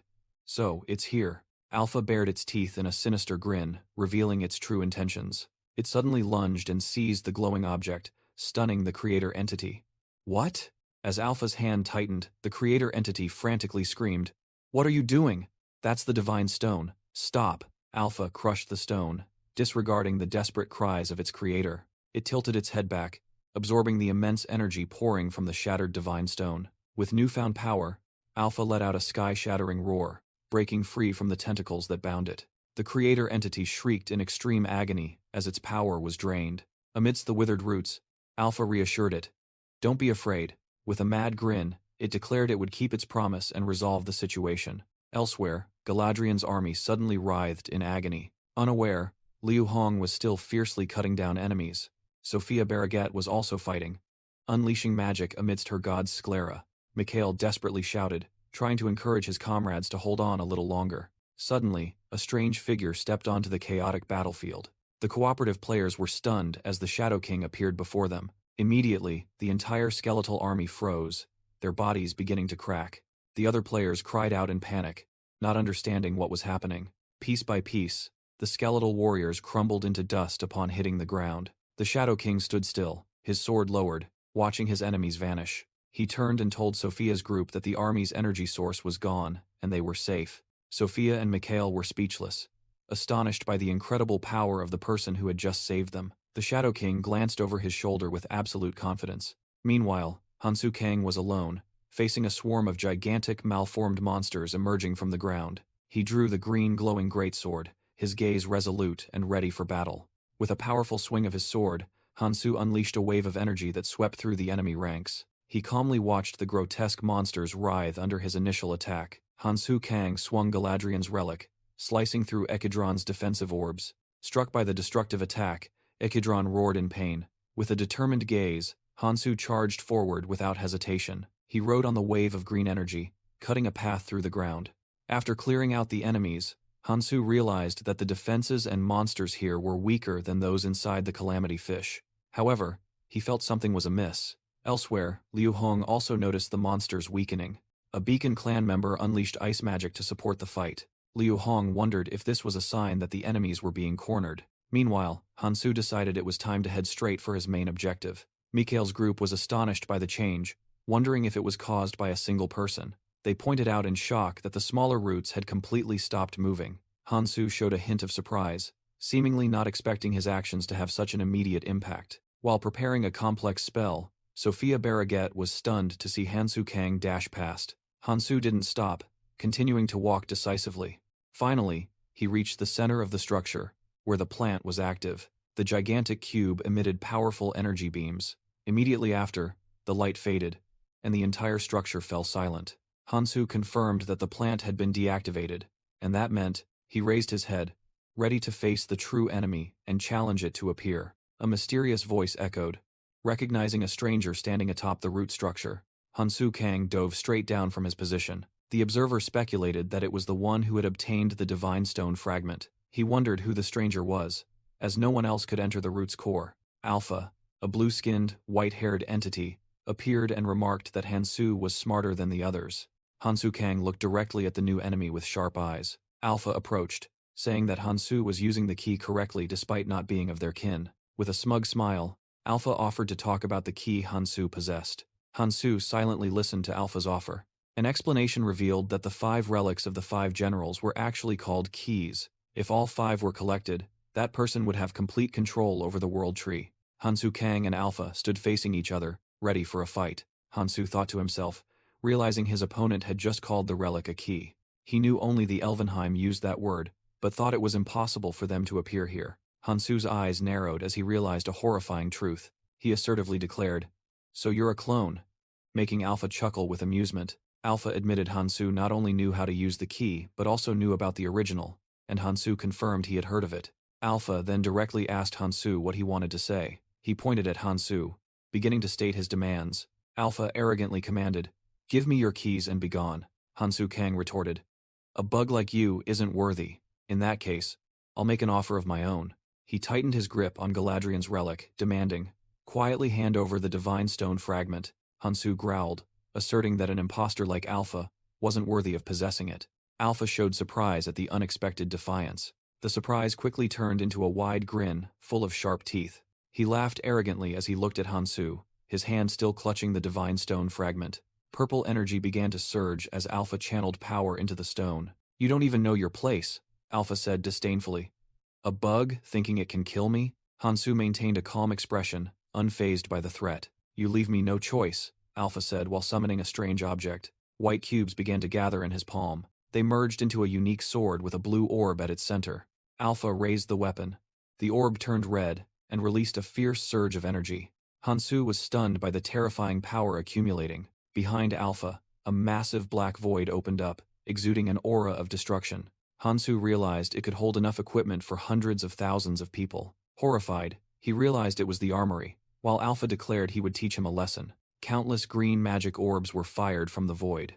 Hansu was completely surrounded by the barrage of magic bullets, while Alpha ended with a sneer, "You lowly fool." The green magic bullet barrage rushed forward with terrifying speed. Hansu Kang calmly faced it, the 7 blue orbs of Justice of Decratus spinning around him. 2 opposing energy currents collided, creating a fierce explosion that shook the space. Alpha smirked, recognizing them as the 7 sacred orbs, a weapon worthy of the 5 generals, but he still showed disdain.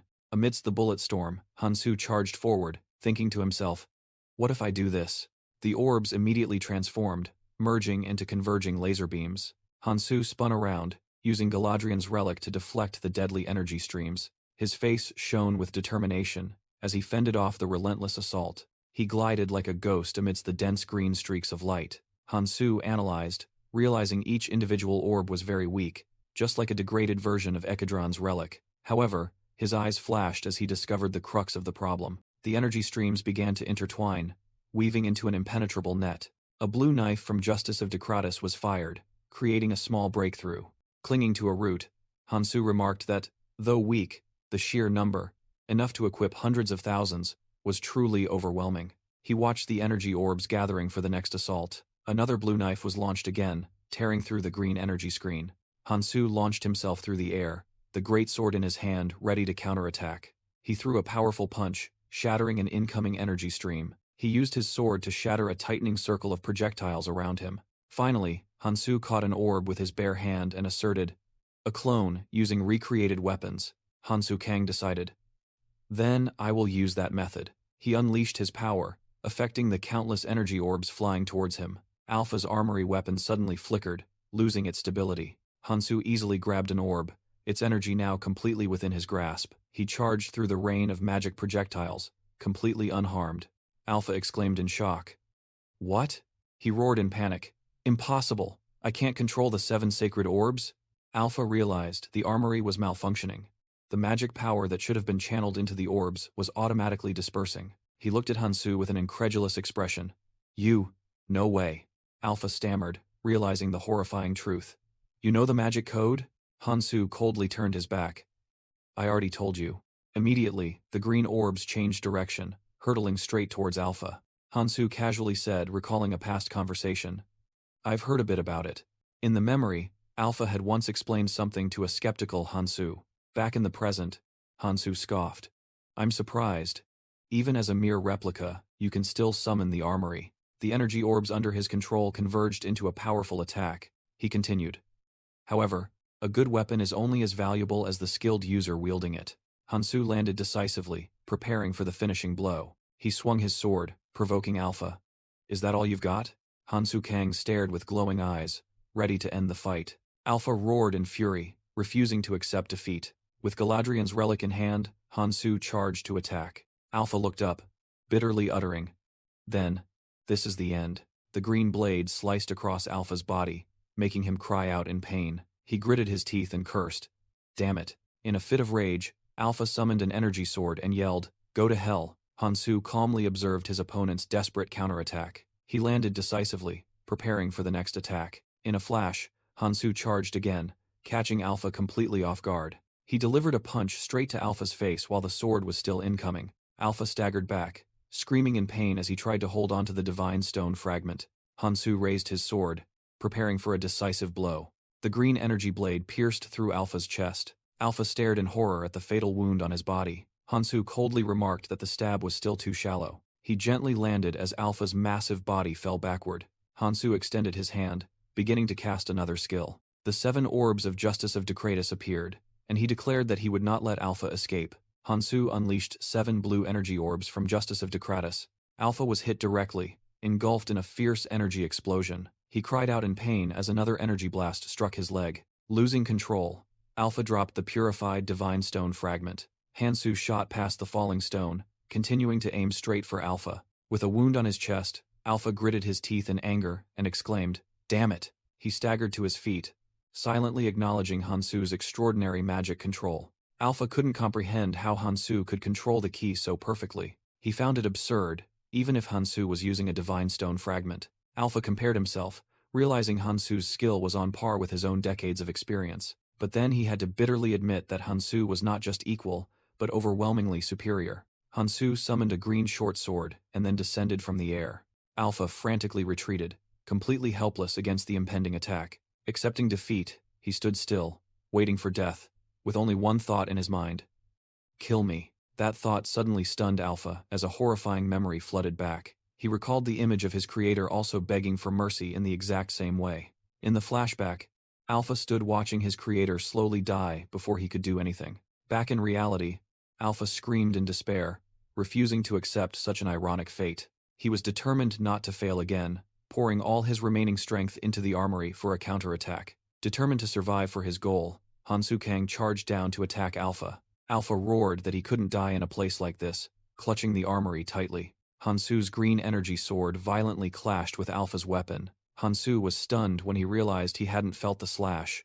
Alpha screamed as a stream of white-blue energy enveloped his body. Hansu landed, cautiously watching Alpha transform. With a serious expression, Hansu realized this form was unmistakable.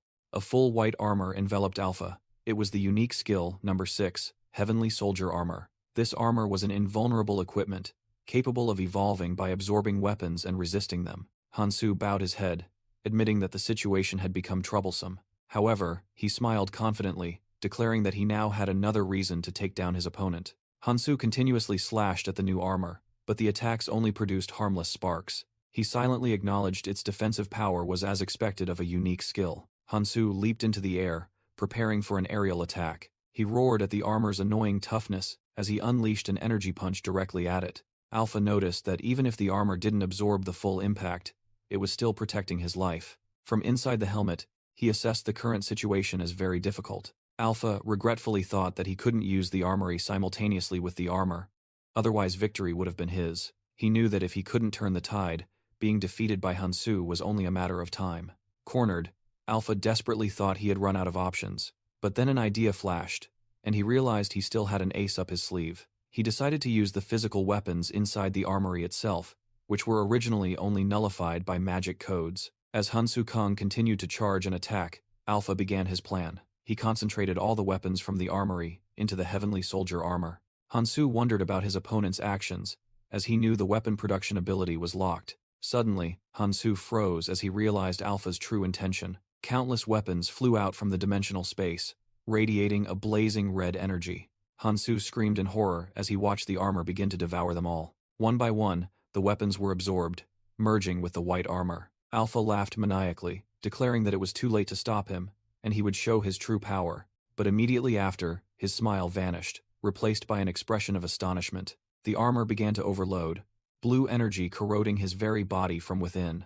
Alpha realized he could not withstand this corrosion. Hansu calmly observed, concluding that Alpha would not be able to hold on, and he had to end the battle. In despair, Alpha made a final, unexpected decision. He extended his hand towards Hansu and asked if he wanted this. Hansu was utterly stunned by the sudden offer. Alpha declared that he would transfer full control of the Heavenly Soldier armor to Hansu. Hansu Kang endured the excruciating pain inside the armor. From afar, Alpha coldly declared that it was useless, with the Heavenly Soldier armor having a 9/10 death rate upon possession. He explained that the inheritance test was already difficult, and now it had become even harsher after the armor absorbed all the weapons in the armory. Alpha thought to himself that he initially expected Hansu to be immediately devoured, but was surprised he could hold on so well. He decided to go to the World Tree first, as he wouldn't be able to use the armor immediately after Hansu died anyway. "I'll come back for you when you're dead," Alpha shouted, then turned and left, abandoning Hansu, who was flying away uncontrollably. Inside the helmet, Hansu screamed in extreme agony. He felt the immense pressure and wondered if this was why Alpha transferred control to him. Hansu was well aware of the danger. Even a small mistake could cost him his life. Despite the risks, he decided this was no time for hesitation and prepared to unleash his full dragon energy. A fierce burst of golden energy erupted from Hansu's body. A fiery aura enveloped him as the transformation began. Black dragon scales appeared on his face, and his teeth sharpened as Hansu fully transformed into his draconic form. Blinding golden light pierced through the gaps in the helmet. The entire Heavenly Soldier armor turned shimmering gold, completely subdued by Hansu's dragon energy. With a sky-shattering roar, Hansu unleashed his full power, causing the armor to explode from within. Fragments of the Heavenly Soldier armor scattered in all directions. Hansu emerged, his clothes tattered, with golden energy still swirling around his arms. He fell freely into the void below, heading towards the colossal roots. Exhausted but alive, Hansu landed on a root branch of the World Tree. Hansu Kang struggled to brace his hands on the ground, his body aching after the battle. He trembled as he forced himself to stand, his entire body sore from overexertion. A sudden, intense pain struck him. He coughed up a large mouthful of blood, his body having reached its limit. He thought to himself that the situation just now was truly dangerous. Breathing with difficulty, he realized that fully utilizing his dragon energy art was too much for him. He told himself that even using it for a moment had created such a heavy burden, he couldn't freely use it yet. With a determined gaze, he decided he would have to temporarily seal this power. After regaining some composure, he said, "Well, that's done." He looked around and realized his opponent had escaped. He guessed that Alpha had used teleportation to escape, as a giant crystal was left behind in front of him. He bent down to pick up the crystal, deducing that, if Alpha hadn't been in a hurry, he wouldn't have left this behind. He realized it was the Heavenly Soldier armor. From the crystal, a spectral energy began to form around his arm. The energy quickly transformed into a sharp gauntlet. The full spectral form of the armor appeared, swirling around Hansu. He was satisfied as he felt the armor move according to his will. He thought that besides its weapon-absorbing property, it also had another amazing effect. It demonstrated superior defensive capabilities against weapons of the same type as those it had absorbed. Furthermore, this Heavenly Soldier armor had completed its red evolution. Hansu speculated that the Heavenly Soldier armor had grown stronger because it had absorbed all the weapons in the armory. Now, the spectral form of the mighty armor appeared behind Hansu Kang, signifying its submission. He smiled, thinking that the armor temporarily didn't need any more feeding. Meanwhile, Lebanon Mikhail noticed that no more monsters were emerging from the tree roots. He turned to Sophia Barraget, wondering about Hansu Kang's whereabouts. Sophia nervously replied that she had only seen him hastily leave earlier. Suddenly, Liu Hong appeared, and sarcastically asked if Hansu had abandoned them. He continued to mock Hansu as irresponsible for disappearing after telling everyone to follow him. Liu Hong turned to Mikhail, remarking that the Beacon clan had obediently followed, but Mikhail retorted that they had no other choice. Mikhail explained that the Beacon clan had originally intended to retreat, but Hansu forced them to stay by submerging them in poisonous water. Liu Hong smugly issued a challenge, completely unaware that Hansu was standing right behind him. He screamed in terror as Hansu suddenly appeared, who calmly explained that he had gone to take down the main enemy. Mikhail surprisingly asked if Hansu had done it, but he coldly denied it.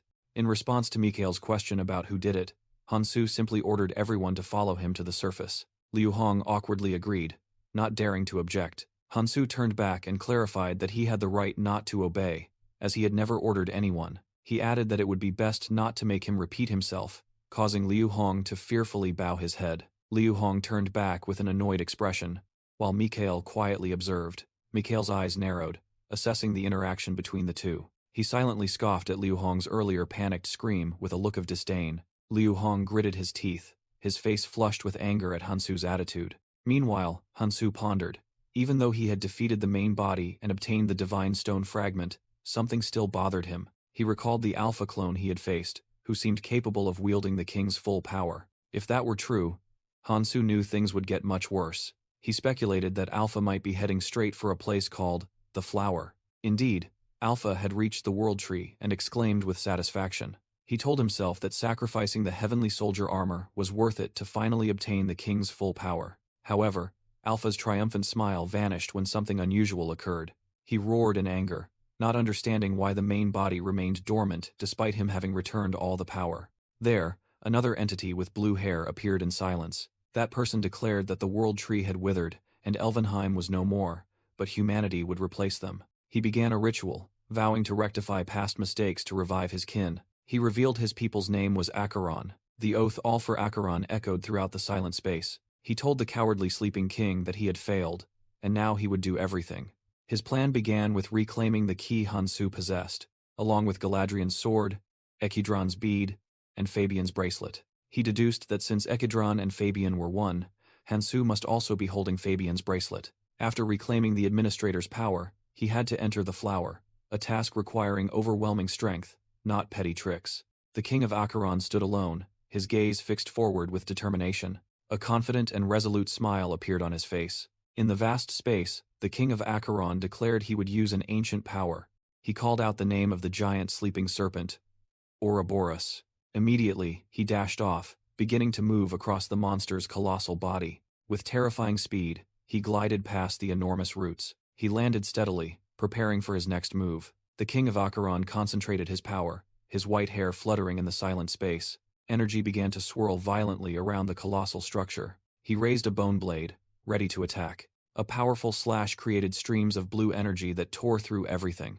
After the attack, he landed gently. His body radiated a powerful aura, standing firm amidst the chaotic energy. A smug smile appeared on the face of the king of Acheron. He faced the magnificent creature he had just awakened. He angrily commanded Ouroboros, questioning why the creation dared to defy its creator. From the serpent's body, an army of insect monsters began to emerge, roaring furiously. The king was surrounded by the very creatures he had just spawned. He calmly placed his hand on a monster's head, subduing it. Standing atop Ouroboros, the king and his new army pondered the failure of the previous original entity. He declared that having lost its kin, the old entity no longer held authority, and now, he was the new original entity. Accepting his new role, his face transformed into a grotesque smile with sharp teeth. With a savage grin, he declared, "From now on, I am Techeron."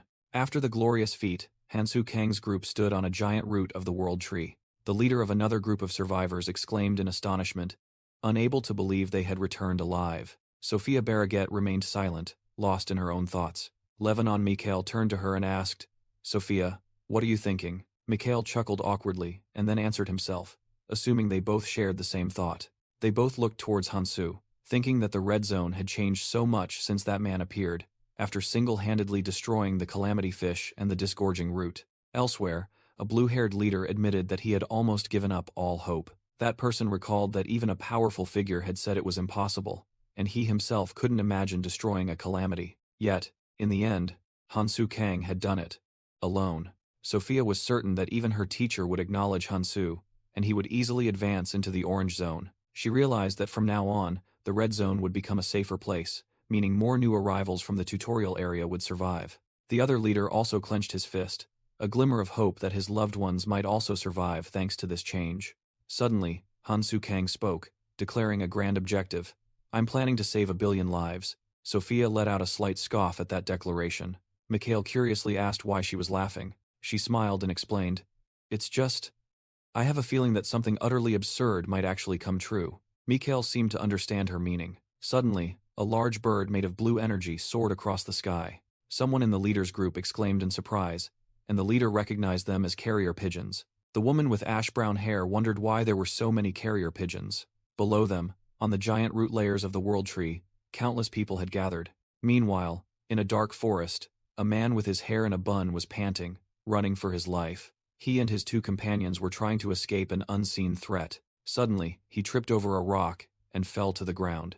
His two companions merely glanced back before continuing to flee, abandoning him. Help! The desperate man reached out for aid. The two escapees looked at each other, the blonde-haired man even flashing a wicked smile as they abandoned their comrade.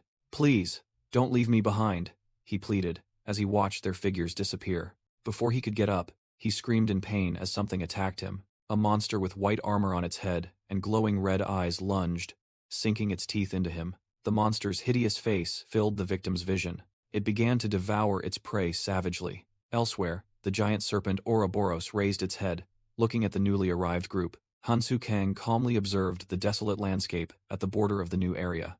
Sophia Barraget stood opposite him. Both had reached their destination together. An authoritative voice commanded the monsters, "Block the humans." Tekuron, the king of Acheron, declared their mission was to hold back the enemies until he fully controlled Ouroboros.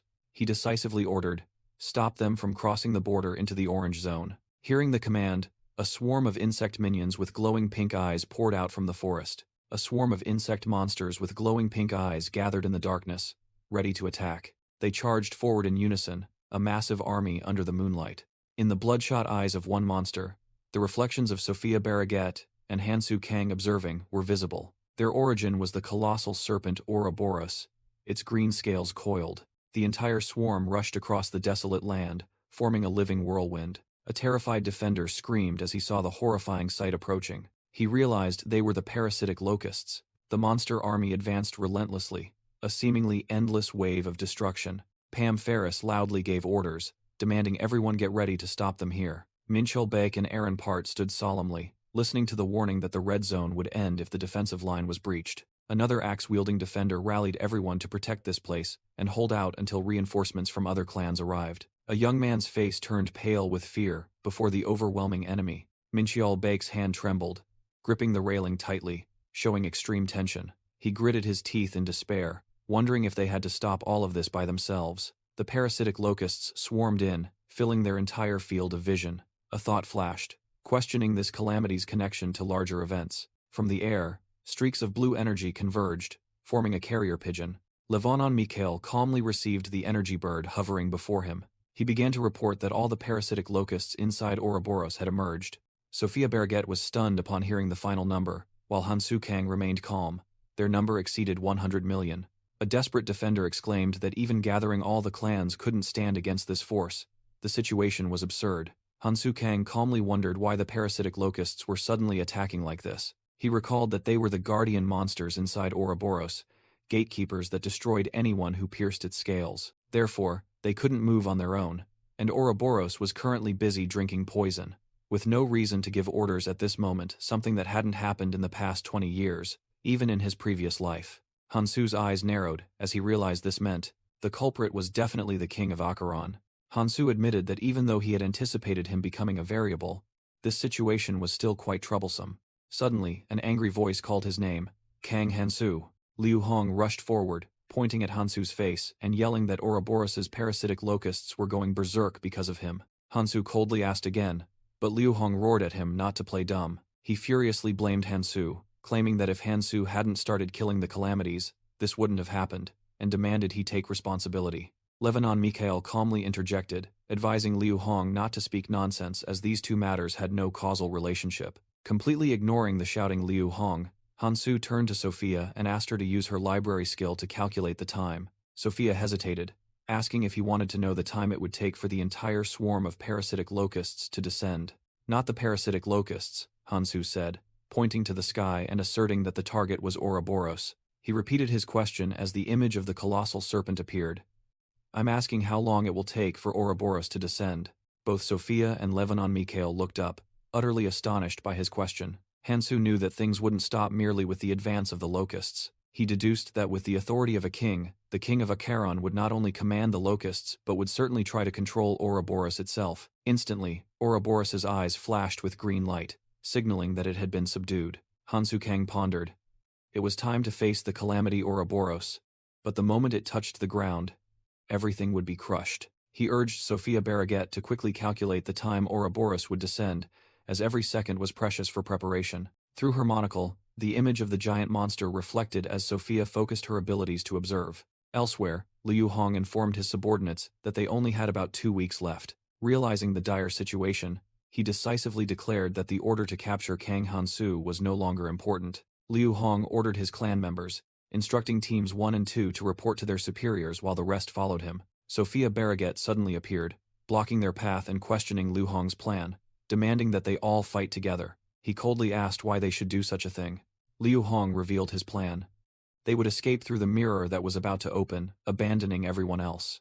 Hansu Kang explained that the mirror was a special lake, a path that only opened once a month. Only those who were qualified could pass through this gate. Liu Hong confidently asserted that all members of his clan, as high-level travelers, would certainly be able to enter. He smirked, confirming his escape plan, stating there was no reason for them to die in vain. Sophia angrily yelled, questioning him about their superior's orders and the impending fate of the others. He replied with a rhetorical question full of contempt. He casually said that those left behind would die at the hands of the parasitic locusts, or be devoured by Ouroboros itself. With an indifferent expression, Liu Hong picked his ear and said he didn't care about an order from 20 years ago. Sophia gritted her teeth, resentfully looking at the traitor before her. Liu Hong pushed her aside, warning that not only he, but other clan members shared the same thoughts. Liu Hong smirked, explaining that justice only existed in heaven, not in this hell. Facing him, Sophia, Hansu Kang, and Lavonon Mikhail led the remaining group of survivors. Sophia clutched her head in despair, thinking that all the remaining travelers would surely be massacred. She also feared that if they weren't careful, some mysterious seal could also be broken. Suddenly, Hansu spoke to reassure her. "Don't worry. 2 weeks is more than enough time." He confidently declared that taking down Ouroboros was not a pipe dream if they met certain conditions. Sophia skeptically asked if he intended to do the same as when he faced the calamity fish and the disgorging root. She immediately dismissed it as impossible, while Mikhail explained that the parasitic locust swarm protecting Ouroboros was on its way down. Mikhail added that the monster had completely shielded itself, making the old method impossible. "That's why I said we need to fulfill some conditions," Hansu replied, holding up 2 fingers. The first condition was to gather all the clans to face the descending locust swarm. The second condition was to receive help from the strongest figures in the red zone, the 7 phantoms. Hansu smiled, believing that then the plan would become feasible. In the distance, the colossal world tree stood tall against the night sky. The immense body of Ouroboros coiled tightly around it like a death omen. "This is how we will take down Ouroboros," Hansu declared as the image of the monster gnawing at the world tree appeared. He stood there, leaving Sophia and Mikhail to ponder the audacious plan that had just been presented. Mikhail stammered in disbelief, asking if Hansu intended to unite all the clans to stop the parasitic locusts. He emphasized the absurdity of the plan, when Ouroboros was about to descend and destroy everything. Hansu calmly acknowledged the problem. "That's impossible. The clans won't act as you wish." Sophia Barraget admitted that she had always trusted Hansu Kang's ideas. However, she pointed out a difficult problem. The 7 phantoms could not leave their positions. Hansu resolutely replied that he knew that, and would eradicate the reason binding them. Sophia was stunned by the bold declaration, but Hansu interrupted her. He affirmed that the immediate priority was to unite the clans, to stop the parasitic locust swarm because time was running out. Meanwhile, the colossal body of Ouroboros was tightening its grip around the world tree. Inside the monster's central nervous system, its eyes glowed green. The Acheron King sat there, observing humanity's desperate battle through a series of projected screens. On one screen, a defender was kicked away by a monster. Elsewhere, the leader of the cooperative clan screamed, trying to maintain their crumbling formation. The Acheron King smiled smugly as he heard their desperate cries for help. He contemplatively assessed the situation with a cold demeanor. He admitted that humanity's resistance was stronger than he had imagined. Nevertheless, he still believed all efforts were futile against the numerous parasitic locusts. He muttered that too many people couldn't be allowed to die, as they were valuable resources he needed. Suddenly, the Acheron King's eyes narrowed, focusing on a specific point. In the reflection of his pupils, the image of Liu Hong and his subordinates appeared. He had discovered a group of people acting unusually. It was a large group attempting to escape to the next area, abandoning the battle behind them. The Acheron King contemptuously called them disgusting, willing to abandon their comrades to save themselves. The King of Acheron scoffed, believing this was divine punishment for the useless. Meanwhile, Liu Hong, who had appointed himself assault commander, led his clan. The King of Acheron contemptuously called them vermin. As they approached the teleportation gate, Liu Hong discovered that other groups had also gathered there. He recognized members of the Celestial Association, 6 unaffiliated players, and even the king of the Chimera clan was present. Liu Hong told himself that his decision to flee was correct, as even the strongest had gathered here. He ordered his subordinates to secure a good position so they could leave as soon as the gate opened. Suddenly, a voice rang out, making the king of the Chimera clan turn around. That person, Jokma, the Hecarim clan leader, recognized Liu Hong. Jokma mocked Liu Hong as the one who had usurped the late Karls Morin's position. He sarcastically asked if that person had allowed Liu Hong to leave yet. Liu Hong refused to answer, but Jokma merely sneered, looking disappointed. Jokma said he had hoped to meet them because they had been so busy he was about to forget their faces. Provoked, Liu Hong hastily defended his superior, saying that person was on a grand mission. Suddenly, Liu Hong's eyes widened in astonishment at an unexpected presence. Both Liu Hong and Jokma simultaneously looked up at the sky with stunned expressions. Hansu Kang descended from above, remarking that the 6 great clans had gathered here quite quickly. Liu Hong paled as Hansu Kang questioned what they were all doing there. Amidst the clan's astonishment, Jokma shouted the name of the newcomer. Hansu Kang? He angrily demanded if Hansu had come here again to obstruct them. Hansu calmly replied that he hadn't come to do that, but to share his plan. He declared the plan was simple. The 6 great clans would block the parasitic locusts. Meanwhile, he alone would stop Ouroboros. The other players whispered, unable to believe their ears, thinking Hansu had gone mad. Levon and Mikhail placed a hand on Hansu's shoulder, scoffing that no one would follow his plan. Sophia Barraget bowed her head, disappointed, asking why everyone was so irresponsible. She turned to Hansu, reiterating that their mission, that of the Root and the 7 Phantoms, was to protect the Red Zone according to the will of Lord Ares and Lord Miyamoto. Sophia erupted in indignation, questioning them about that oath. Hansu thought to himself, so the person they mentioned was indeed Miyamoto. He recalled that Miyamoto had died in the abyss, but had always helped everyone here until then. Liu Hong stepped forward to warn Sophia, calling her a phantom and telling her not to overstep. He growled, saying that even if she was one of the 7 phantoms, she shouldn't casually mention that person's name. Hansu unexpectedly spoke up, asking Liu Hong in return if he hadn't ignored Miyamoto's words to flee. Mikhail, standing nearby, looked confused by Hansu's accusation.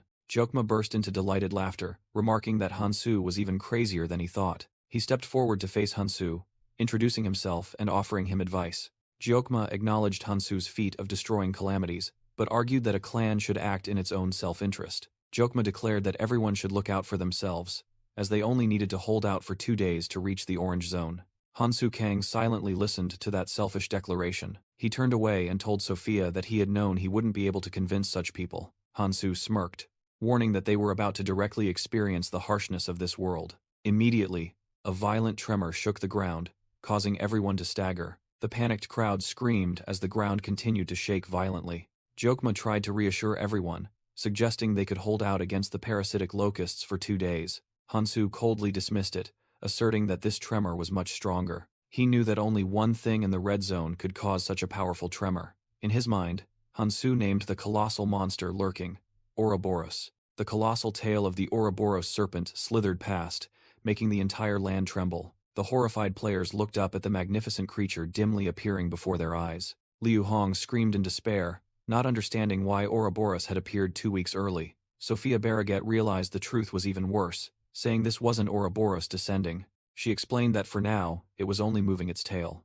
Aaron Part was frozen, unable to believe the ground was shaking this much just from a tail. Hansu whispered with conviction. He knew Ouroboros was trying to block the mirror. Ouroboros's colossal tail suddenly plunged straight into the lake below. The players screamed in horror as the tremor flung them into the air. A desperate shout rang out, urging everyone to dodge as the colossal tail struck, creating a destructive tsunami. In a vision, Sophia Barraget and her companions stood amidst glowing golden magic circles. She made a request, and it was granted. The magic was activated, creating a colossal pillar of energy. The dazzling column of light shot straight into the sky from a massive structure below. Reality returned. The great tail of Ouroboros coiled across the fiery sky. Minxiao Beck exclaimed in worry as he witnessed the horrifying sight with the other players. Ouroboros's colossal tail slammed into the ground, blocking the path to the Orange Zone. A subordinate frantically pointed to the sky, informing Commander Liu of the approaching threat. From above, a swarm of parasitic locusts, as numerous as ants, with glowing red eyes, crawled down. The ground shook violently, and the players' legs trembled with fear. Others cried out in despair at the seemingly endless number of monsters. Liu Hong shouted loudly, ordering his people to retreat immediately and run as far as possible. The leader of the Celestial Association also decided that they would move. Other groups of players also began to flee in chaotic disarray. The Hecarim clan members desperately begged their leader, Jokma, for orders. Jokma coldly analyzed that the path was blocked, and they had to destroy the entire swarm of monsters to proceed. However, he realized it was impossible with such a colossal number of monsters. A sinister smile appeared on Jokma's lips as he thought there was truly nothing to be done. He stood with his arms crossed, watching as his subordinates and others were in utter terror. Liu Hong angrily pointed at Jokma, shouting and asking if he wanted everyone to die. Suddenly, Liu Hong changed direction, pointing towards two figures atop a colossal ice pillar, and calling out Sophia Barraget's name. Sophia Barraget shouted, asserting that fleeing was useless, and they had to stop the locusts to survive. Liu Hong retorted gruffly, arguing that they would die anyway when Ouroboros descended in 2 weeks. A Beacon clan scout rushed over, shouting about an emergency situation. Immediately, a colossal army of Ouroboros's parasitic locusts surged down from the sky. The scout frantically announced that the monsters were right behind them. A hideous parasitic locust with glowing red eyes landed on the ground. 2 of Liu Hong's subordinates screamed in terror as the monsters closed in. Amidst the chaos, Hansu Kang charged forward, landing directly on the back of a monster. He swung his green energy sword, easily slicing through the swarm of locusts. Amidst the battle, Hansu calmly ordered Liu Hong to follow the plan. He confidently asserted that if they complied, all would survive. Liu Hong gritted his teeth, unable to believe it, and thought Hansu was completely insane. He pointed at Hansu, yelling that Ouroboros was on a completely different level from the other calamities. Hansu coldly asked back, "So, his plan is just to tuck tail and run?" He emphasized that doing so meant abandoning their only path to survival. Hansu began to explain the plan, saying that the mirror would open in 2 days, while Jokma silently observed. But he clarified that as long as Ouroboros's tail covered the lake, they would have to wait 2 weeks. Hansu issued an ultimatum to the gathered leaders. Choose. He presented the first option. Unite to defeat the calamity and survive together, or succumb to selfish desires, remain in the red zone, and be buried underground. A parasitic locust let out a piercing roar. Jokma and the Hecarim clan watched in horror as the colossal swarm of monsters surged towards them. The clan members screamed in panic, yelling that they were coming. In despair, they urged their leader, Jokma, to flee quickly. A monster swooped down, beginning a fierce attack. A Hecarim clan member shouted their leader's name as another monster closed in from behind. Despite the danger, Jokma smiled, declaring that he was starting to like Hansu Kang. He summoned a colossal warhammer, glowing fiery red. With a determined expression, Jokma raised his hammer, preparing to counterattack. He put all his strength into swinging the weapon forward. Jokma stood alone, shielding his clan, facing the surging wave of monsters. He raised his hammer high and shouted loudly, drawing everyone's attention. Jokma declared that they would stop the parasitic locust swarm right here. He ordered everyone to take up their weapons, proclaiming they would fight for the spoils. Liu Hong skeptically asked if he intended to fight to the death, but Jokma scoffed at the idea. He explained that they would fight, but also be ready to retreat, as it would be more advantageous if the 6 great clans fought together. Members of the other clans realized that if Hansu failed, no one would be able to enter the orange zone. Jokma looked towards Hansu, declaring he would hold him responsible if the plan failed. Hansu Kang looked back with a calm expression, asserting that they had nothing left to lose. The colossal Ouroboros coiled under the sunset, signaling an impending battle. In the past, an army of warriors once charged into a life-or-death battle with desperate expressions. Their enemies were a swarm of skeletal insectoid monsters with glowing purple, death-filled eyes. The brave warriors fought, wielding their weapons against the seemingly endless foes. But in the end, a lone survivor could only helplessly watch his comrades being devoured by the swarm of monsters.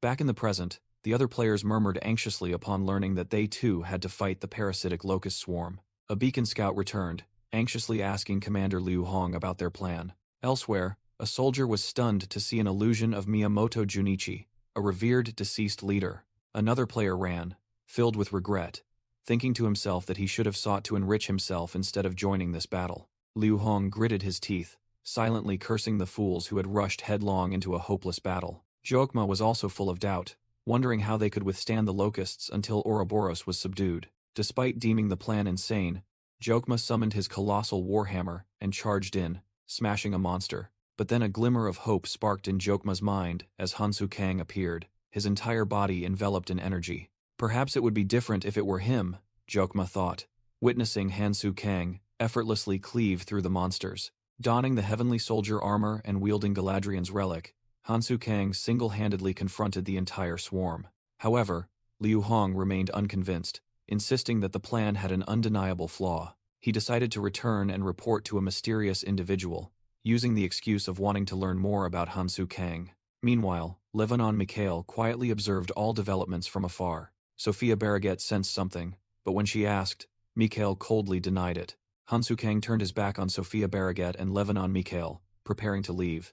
Mikhail thought to himself that thanks to the Hekarim clan, the plan to delay the parasitic locust swarm had succeeded. Hansu Kang suddenly declared that he would entrust the rear to Mikhail. Surprising him, after declaring everything was done, Hansu Kang affirmed that his next goal was to recruit the 7 phantoms. He said it was time to meet Miyamoto Junichi, startling Sophia Barraget in fright. Sophia Barraget questioned Hansu Kang about making her stay, and he bluntly confirmed it. Hansu Kang reiterated Mikhail's promise to secure aid from the helpers, making Mikhail flustered. He decisively entrusted everything to them, and then turned and walked away. With an inscrutable smile, Mikhail reluctantly agreed to Hansu Kang's decision. Meanwhile, at the beacon headquarters, a report stated that the parasitic locust swarm had captured the mirror and was being held back by 6 great clans led by Gyokma. A mysterious individual posed the question of whether they should hide within the seal or continue to protect it. The 7 phantoms, whose duty it was to protect the seal, were meeting to discuss the situation. Baek Jun-sung, the 3rd phantom, and Mariant Ark, the 4th phantom, both agreed to hide to preserve their strength. However, Tina Charlize and Kyle Cooper vehemently disagreed, arguing that their mission was to save more lives. A heated argument erupted, causing Miyamoto Junichi, their leader, a headache as he listened. He let out a sigh, preparing to intervene. Miyamoto Junichi, the 1st Phantom and Beacon Clan leader, asked everyone not to argue amongst themselves. He acknowledged that discussion was good, and Kyle Cooper and Tina Charlize listened in silence. But he emphasized that they were not allowed to create discord. After being appeased by Miyamoto Junichi, the 7 phantoms sat around the table, and he said there was no need to apologize. Miyamoto Junichi admitted that he fully understood everyone's feelings, but stressed that they must remain calm because they were the phantoms. He began to outline the plan, stating that the first step was to find the cause of the current situation in the red zone. Suddenly, the scene shifted to Liu Hong panting from exhaustion, and Miyamoto Junichi's surprised voice rang out. Liu Hong burst into the meeting room, shouting that he had an urgent report for Sir Miyamoto Junichi. Kyle Cooper irritably stood up to intervene, but Miyamoto Junichi calmly allowed Liu Hong to continue. Miyamoto Junichi rose from his seat and called Liu Hong's name. He acknowledged Liu Hong's hardship in taking on the assault commander position left by Karls Moren. Praised, Liu Hong bowed deeply and profusely thanked him. Miyamoto Junichi placed a hand on Liu Hong's shoulder. He looked directly at his subordinate and asked about the content of the report that had brought Liu Hong all the way here. Liu Hong hastily blamed Hansu Kang for everything, from the 6 great clans having to block the parasitic locust swarm, to recruiting a strange clan after subduing Ouroboros. Miyamoto Junichi simply replied, "I understand," making Liu Hong sigh in relief, believing he had successfully reported. However, Miyamoto Junichi suddenly changed his demeanor, his gaze turning sharp as he asked why Liu Hong had come to the mirror. Stunned by the unexpected question, Liu Hong stammered in panic. Tina Charlize spoke up, exposing that Liu Hong's presence at the mirror was proof that he had tried to escape to the orange zone.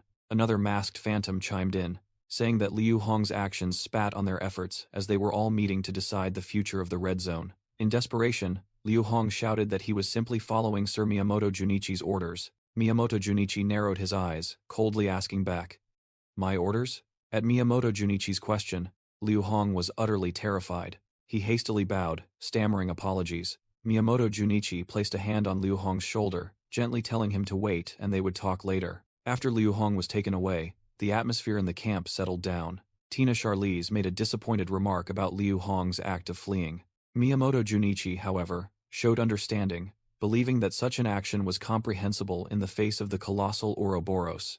Mariant Ark changed the subject, saying that someone named Hansu Kang was causing a stir and she really wanted to meet him. Miyamoto Junichi smiled meaningfully, replying that one never knows. He expressed hope that Hansu Kang might be a reasonable person and would be helpful to the red zone. Just then, a messenger rushed over and whispered something to the 7th Phantom. The messenger hurriedly ran towards Miyamoto Junichi and called out his name loudly. He reported that Hansu Kang himself was present right here. Miyamoto Junichi listened to the surprising news. He turned around, confirming the name he had just heard. Hansu Kang spoke up, saying that even if he didn't know if Miyamoto Junichi had heard about him through Sophia, he should still introduce himself. However, Miyamoto Junichi introduced himself first, stating that he was one of the 7 phantoms and the leader of the Beacon clan. Hansu Kang replied briefly, saying he was pleased to meet him. Then he declared that he would get straight to the point due to the urgent situation. Hansu Kang looked directly at the leaders and boldly declared, "I will now go and destroy Ouroboros. Please help me."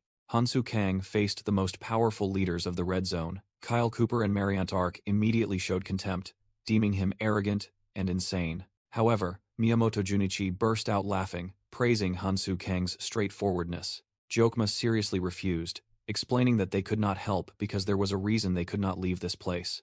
Hansu Kang smiled confidently, replying that he knew that reason well. He uttered a single name that astonished all the leaders, Akuma. Hansu declared that he would replace them in taking down that threat. He asked them to unseal him. At the audacious proposal, the ground trembled under the pressure from the leaders.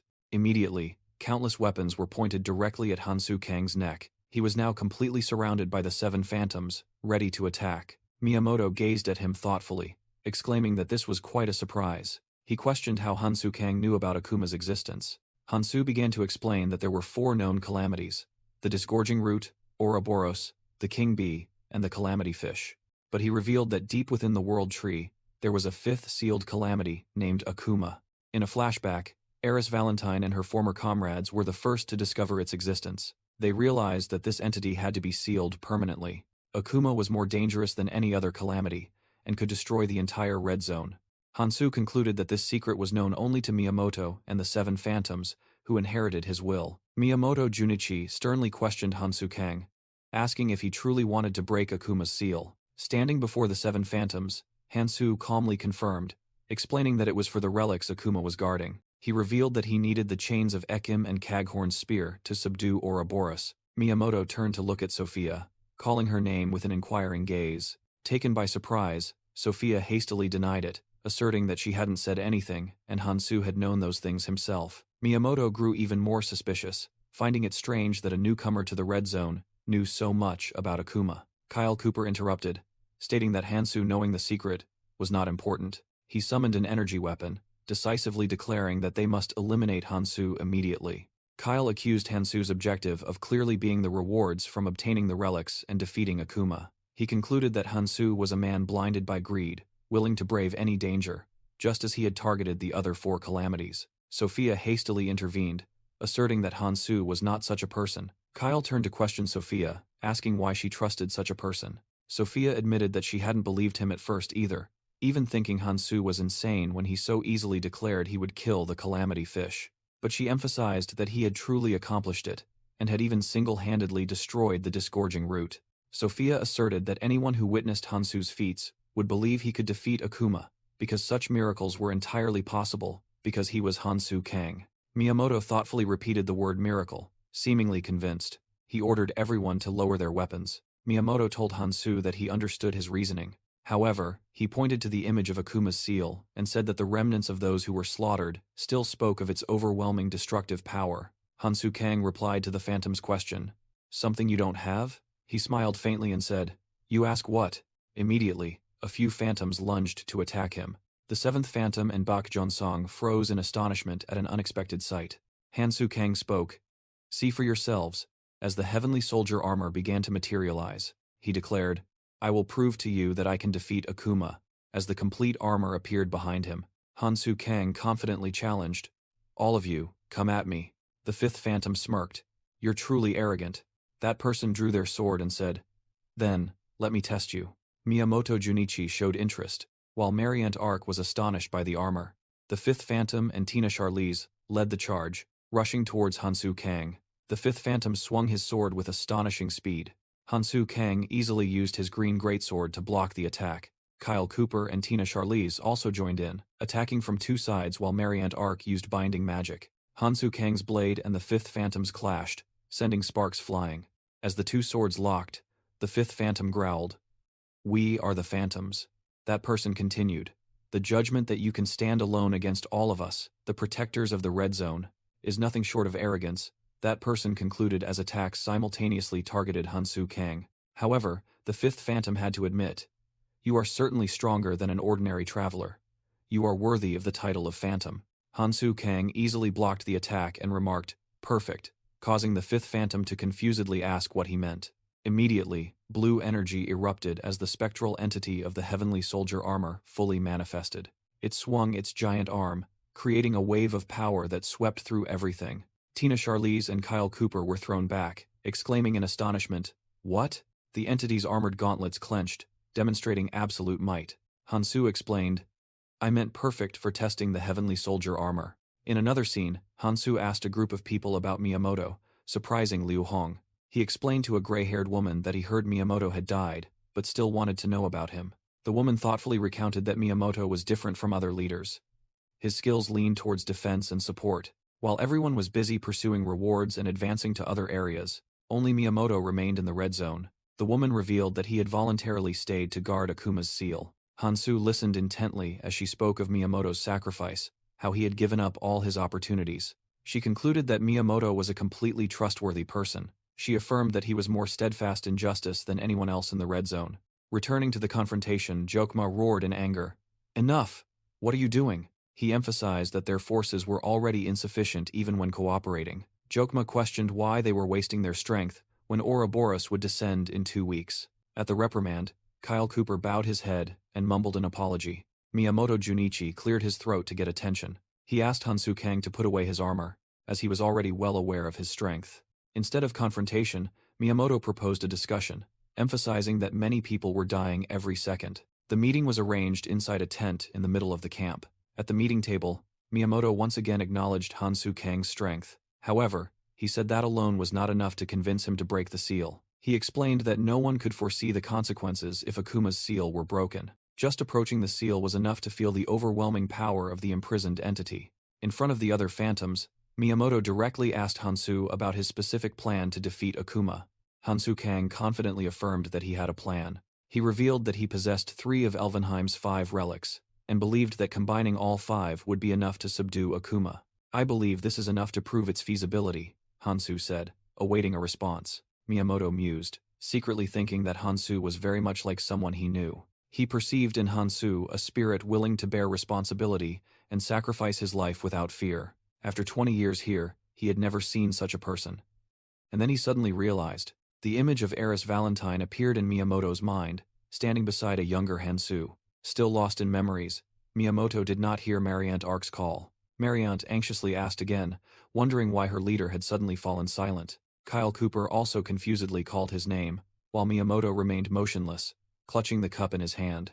Miyamoto cleared his throat, explaining that he was merely reminiscing about the past, and that his nature was inherently more cautious than Hansu Kang's. He asked permission to present his thoughts before answering Hansu's question, and he agreed.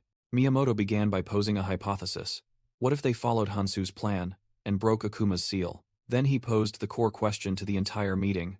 But what if we fail? He painted a catastrophic scenario, where Akuma and Ouroboros together ravaged the red zone, causing countless casualties. Miyamoto affirmed that he did not doubt Hansu's abilities, as he had confronted the phantoms and subdued 2 calamities. However, he warned that the smoother a plan seemed, the more vigilant one must be against unexpected variables. For that very reason, Miyamoto revealed that he had come up with another idea. He suggested why not use the very relics Hansu possessed to directly affect Akuma's seal? Miyamoto explained that this would further strengthen the seal, making it firm even if Ouroboros attacked. Then, the 7 phantoms would be freed from their guard duty and could go eliminate the parasitic locusts. Afterwards, they would be free to help other players get through the red zone. And before Ouroboros descended, everyone would be safely evacuated to the orange zone. Kyle Cooper enthusiastically applauded, calling it a great idea, which made Miyamoto smile modestly. Miyamoto turned to Hansu, confidently asking if his plan was much more reasonable. Hansu admitted that, logically, Miyamoto's plan was very sound. Hearing that, Miyamoto smiled, but Hansu flatly declared, "But I refuse." With sharp eyes, Hansu explained that the relics were not meant to be used that way. Miyamoto Junichi narrowed his eyes, seeing through Hansu's conviction. He questioned whether that refusal was a selfish desire of Hansu's alone. Hansu calmly replied that the relics had to be used elsewhere. Miyamoto Junichi then asked if he could reveal where they would be used. Hansu confidently replied that as long as he defeated Akuma in the blink of an eye, there would be nothing to worry about. Miyamoto Junichi's gaze remained thoughtful and calculating. Meanwhile, Hansu Kang's gaze remained firm and unwavering. Finally, Miyamoto Junichi sighed, deciding to end the debate there. Sophia Barragat was stunned, wondering if they had any choice but to trust Hansu. With a serene expression, Miyamoto Junichi declared that he would place his trust in Hansu Kang. Afterwards, he invited Hansu to follow him and promised to lead the way to where Akuma was sealed. Suddenly, Miyamoto Junichi remembered something. He suggested Hansu change into a new set of clothes, saying they would suit his agile fighting style. The group proceeded together into a vast, dark cave. Hansu nodded slightly as he put on the new outfit. He admitted it was a rather good set of clothes, with a system displaying information about Gertus's leather armor. He quickly adjusted the armor to fit. Sophia sighed in relief, saying it was fortunate that Miyamoto had decided to trust Hansu. Miyamoto Junichi led the way, stepping forward, deeper into the Calamity's seal. Hansu Kang mused that all that remained was to subdue Akuma according to the plan, but he felt a fleeting doubt. Meanwhile, Miyamoto Junichi, while drinking water, said that he was merely reminiscing about the past. He explained that, unlike the decisive Hansu Kang, he was a more hesitant person. Hansu Kang's gaze remained firm as he listened. The cup was placed on the table, marking a moment of contemplation.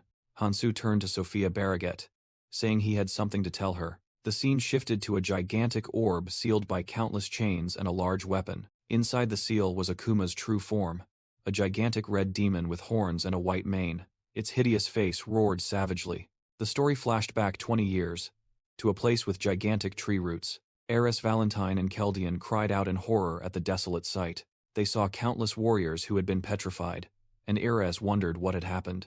Keldian analyzed that they had fallen victim to an extremely powerful attack. He asserted that it was an attack from only a single entity. A silver-haired man in Kangtae looked towards the seal, warning that it was a dangerous entity that must never be awakened. Keldian and the silver-haired man stood before the seal, noticing strange energy remnants lingering. Kangtae thought that as long as Akuma remained sealed, they would be fine, but Keldian immediately refuted, saying he was mistaken. Keldian declared that the seal was weakening day by day, and dark energy tendrils were beginning to leak out. Keldian explained that the seal was weakening, and would eventually break on its own. Heiress Valentine realized in horror that it was no different from a ticking time bomb, and Keldian confirmed it. An elderly man named Miyamoto stood thoughtfully before Akuma's seal. He placed his hand on the chain and said they needed to formulate a plan. The silver-haired man suggested they should return to discuss. Then that person declared that he had a solution. That person turned to call Miyamoto, who was still standing motionless. Miyamoto wondered if he had to risk his life once more, as red energy began to emanate from his ring. He thought that his weapon eater was the strongest thing here. Heiress Valentine watched him anxiously as he considered having to start over if he did that. The gigantic red energy entity descended, pressing down on the seal. Keldian was stunned, asking if Miyamoto was using his weapon eater to reinforce the seal. Miyamoto affirmed that his power would prevent Akuma from being released. Heiress Valentine pointed out that he would have to remain in the red zone, and Miyamoto accepted that. He placed his hand on his chest and declared that he would persevere for humanity. Miyamoto promised to remain in the red zone to protect the seal. Returning to the present, Miyamoto Junichi ended his story in silence. Hansu Kang, after listening, silently turned and walked away. He faced Sophia Barragat, who was also contemplating Miyamoto's story. Miyamoto Junichi closed his eyes, briefly recalling the past. Hansu Kang urged Miyamoto to begin as time was running out, astonishing Sophia Barragat with his attitude. With a determined gaze, Miyamoto agreed that they must act. He clasped his hands together and declared that he would begin to unseal it. Miyamoto's ring-adorned hand glowed as he touched the glowing red seal imprisoning Akuma. Hansu secretly analyzed that Miyamoto had nurtured his weapon eater with countless weapons to achieve immense power. He deduced that the role of the other phantoms was simply to collect weapons. Hansu realized that because he had to maintain the weapon eater, Miyamoto was restricted, so the phantoms had to seek out weapons for him. However, he felt there was something suspicious about the whole affair. Hansu watched Miyamoto's back, admitting that there was a crucial point he couldn't understand. Magical energy erupted from Miyamoto's ring. The colossal chains holding the seal began to shatter. The large weapon pinning the center of the seal was ripped from the ground. The core of the seal, a white orb, was revealed amidst the cracks. The orb shattered, releasing a surge of dark red energy. From within, a colossal demonic shadow rose. Sophia, Hansu, and Tina Charlize watched the scene in horror. Akuma appeared in its true form, a colossal red-skinned demon with large horns and a white mane.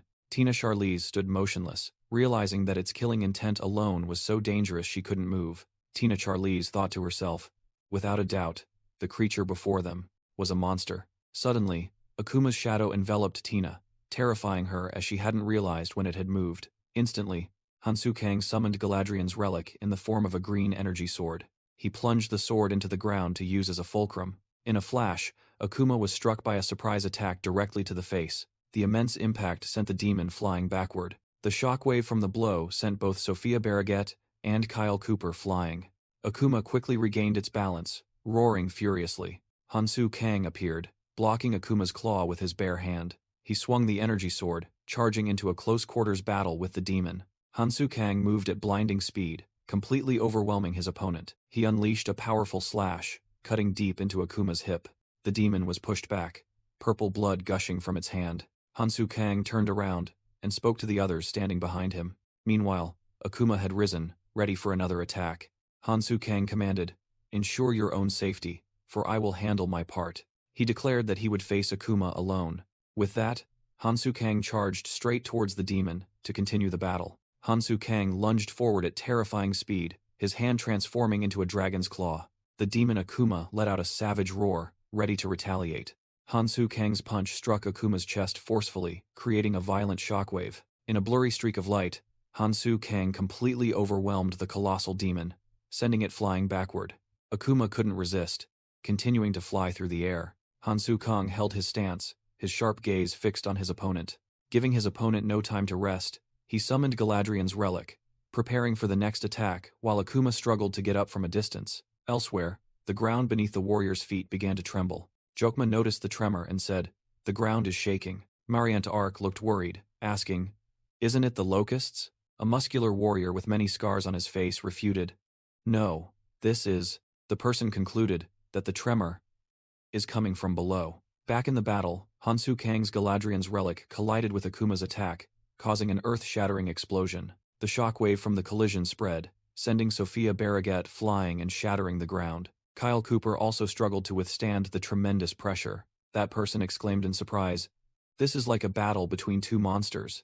Akuma furiously unleashed sharp slashes, but Hansu Kang easily dodged them all with his superhuman speed. He ducked low, narrowly avoiding the demon's claws. Immediately, Hansu Kang used Justice of Decratus, firing a blue energy stream straight at Akuma. With a resolute expression, Hansu Kang charged straight forward. He unleashed the full power of Justice of Decratus, aiming directly at Akuma. The energy orbs exploded violently, engulfing the demon in a sea of blue light. When the dust settled, Akuma emerged without a single scratch. The demon roared in anger, lunging out from the epicenter of the explosion. Facing his enemy, Hansu Kang transformed his arm into a sharp dragon claw. He charged forward at dizzying speed, energy orbs hot on his heels.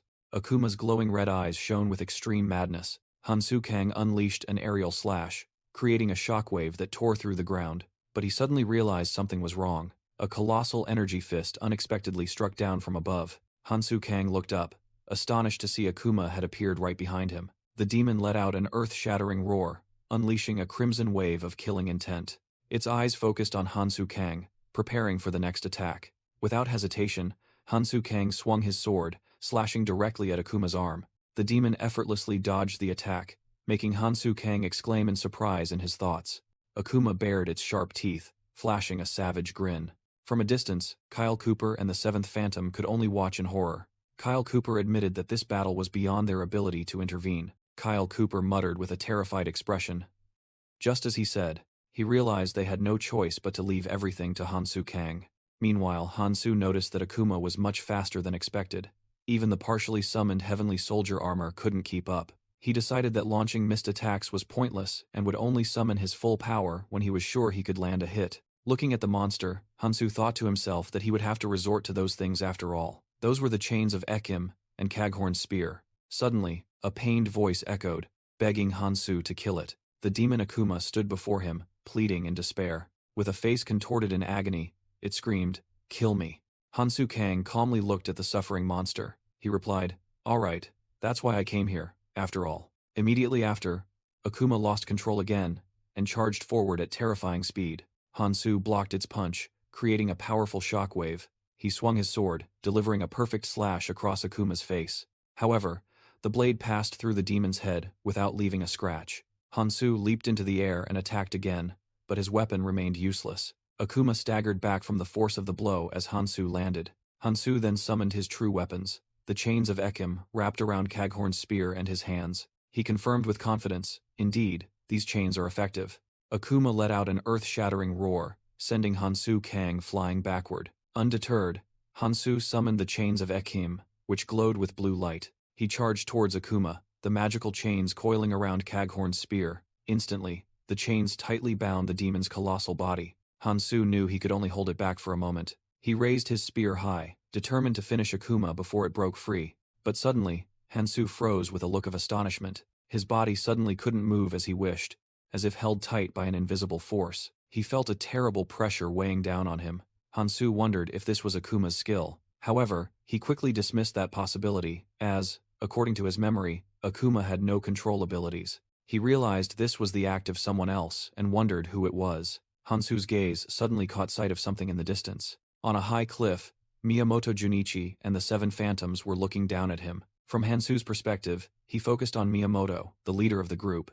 Miyamoto calmly closed his eyes, seemingly concentrating his energy. Then he opened his eyes, exclaiming with a look of utter astonishment, "You bastard, no way." Hansu also recognized the one interfering and called out his name directly, Miyamoto. Meanwhile, Akuma is still bound, furiously roaring and tearing apart the surrounding ground. Akuma, the giant demon, set foot on the desolate ground after being released. It stood towering, chains still wrapped around its muscular body and curved horns. With a sky-shattering roar, Akuma exerted its strength, shattering the chains that had bound it.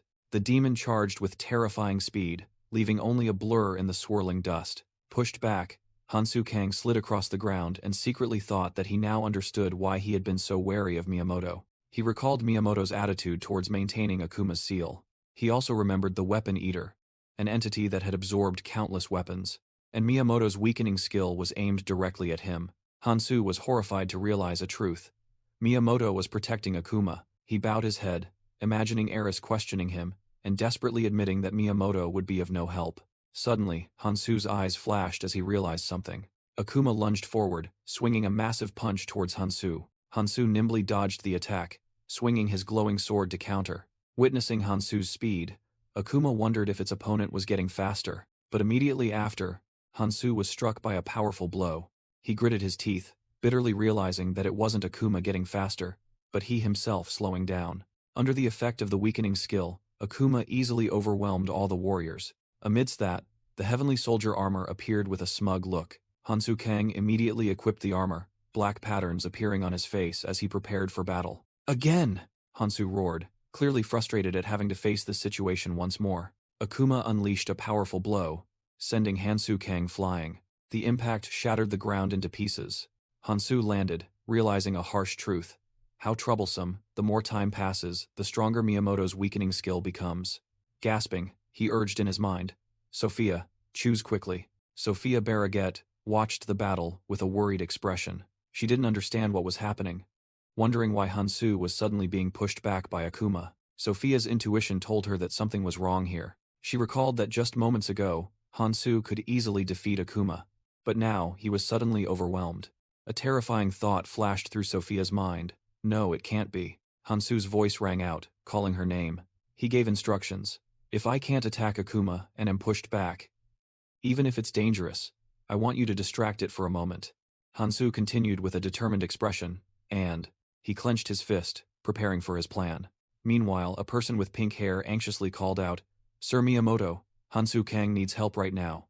Miyamoto Junichi coldly replied, "Do you mean all of us should help him?" He explained that unlike Hansu, they had no means to fight Akuma. Miyamoto likened their participation in the battle to entering a lion's den unarmed, only getting in Hansu's way. He concluded that they should trust and merely watch Hansu confront Akuma alone. The pink-haired person vehemently objected.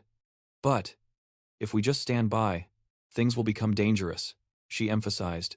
"If Hansu Kang falls, all of us in the entire red zone will share the same fate. Sir Miyamoto, are you planning to?" Sophia screamed, questioning Miyamoto if he intended to let Hansu Kang die.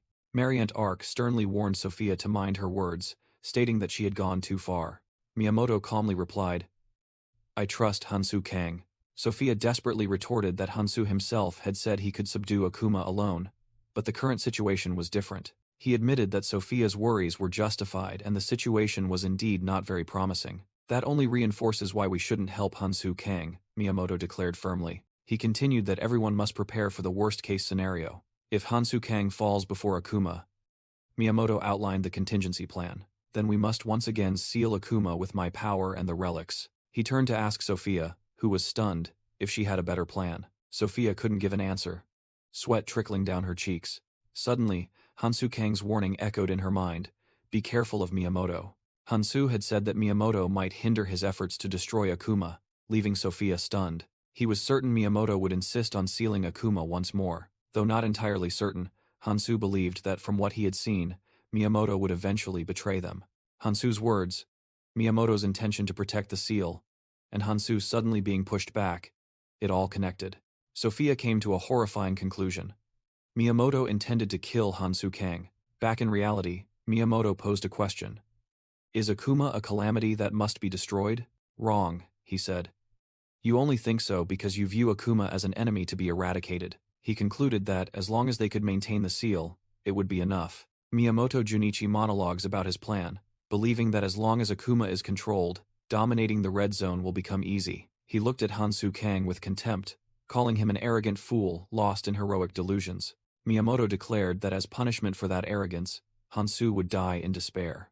Hansu Kang's eyes widened in horror, seemingly sensing the impact of Miyamoto's words or actions. He gripped the glowing sword tightly, preparing to fight to the end. However, Hansu collapsed, gritting his teeth against the intense pain. Akuma seized the opportunity, delivering a devastating punch to Hansu's stomach, sending fresh blood flying. The impact was so strong, it nearly folded Hansu's body in half. From a distance, the phantoms witnessed the horrifying scene with stunned expressions. A large pool of blood stained the ground where Hansu fell. Miyamoto was confident that the debuff skill he had poured all his strength into couldn't possibly be ineffective. But then, his expression began to change to one of doubt. The doubt quickly turned into rage as he couldn't believe his eyes. "How are you still standing?" Miyamoto roared as he saw Hansu Kang stagger to his feet, propping himself up with his sword. Akuma roared Hansu's name, facing his unwavering, resolute gaze. Hansu gasped for breath, his body pushed to its limits. In contrast, Akuma let out a savage laugh, reveling in the fight. The demon charged forward with terrifying speed, ready for its next attack. It soared into the air, aiming straight for Hansu to deliver a finishing blow. Suddenly, Hansu stomped his foot, summoning a wall of sharp ice to block Akuma's attack. Blocked by the ice wall, Akuma was momentarily stunned. Seeing this, Sophia Barraget decided to intervene, despite the danger. She began to chant, and a complex, brilliant magic circle appeared before her. Miyamoto Junichi angrily yelled, "What the hell are you doing?" He called her name in astonishment as he saw the magic forming. "I told you, intervention will only put us in more danger. Just let Hansu Kang fight Akuma alone," Miyamoto asserted. Sophia turned away in disappointment. "I'm disappointed in you, Miyamoto." She fiercely confronted him, arguing that they should help the person risking his life for everyone, while Miyamoto refused merely out of fear for himself. "Don't you feel any shame?" Sophia asked decisively. The blunt accusation left Miyamoto speechless. Sophia's powerful magical energy attracted Akuma's attention. The demon roared, shattering the ice wall to charge towards the new threat. Marion Ark cried out in panic. "Damn it, he's drawn to this side." Sophia immediately shouted a warning. "Everyone, get ready." Miyamoto watched anxiously, his hand emitting a blue light, ready to act to protect her. Akuma snarled as he saw a figure rush to block his path. "Don't even think about looking away." Hansu Kang, clad in the heavenly soldier armor, replied, "Your opponent is me." He swung his sword, unleashing a powerful green energy slashed directly at Akuma's face.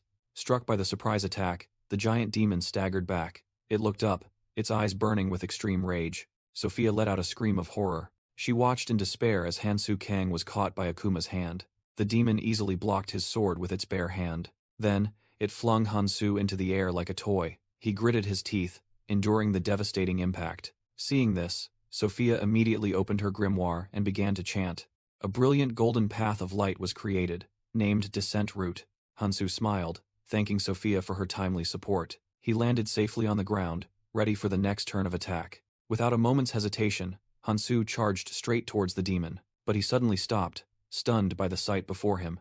Countless sharp golden spikes were growing from Akuma's back. The monster let out a wild roar, completely transforming into a raging beast. Then, it unleashed a deadly rain of spikes that covered the entire battlefield. Kyle Cooper exclaimed in horror, unable to believe the demon had such an attack. To counter, Hansu changed his equipment, summoning 7 blue energy orbs to surround him. He directed the orbs straight into the storm of golden spikes. The two terrifying forces collided, creating an earth-shattering explosion. Akuma stood firm after the explosion, seemingly unharmed. Seizing the opportunity, Hansu had already prepared his next move as the chains of Ekim emerged from the ground. The chains of Ekim whizzed through the air. The glowing chains tightened around Akuma's body, binding the demon. Hansu Kang stared at the enemy, his face covered in blood but his eyes resolute. Akuma. He summoned Caghorn's spear and vowed, "Just a little longer, and I'll finish you." Without hesitation, Hansu threw the spear with all his might. The weapon flew straight to its target, aiming for the bound demon. The spear plunged directly into Akuma's chest, creating a fierce energy explosion.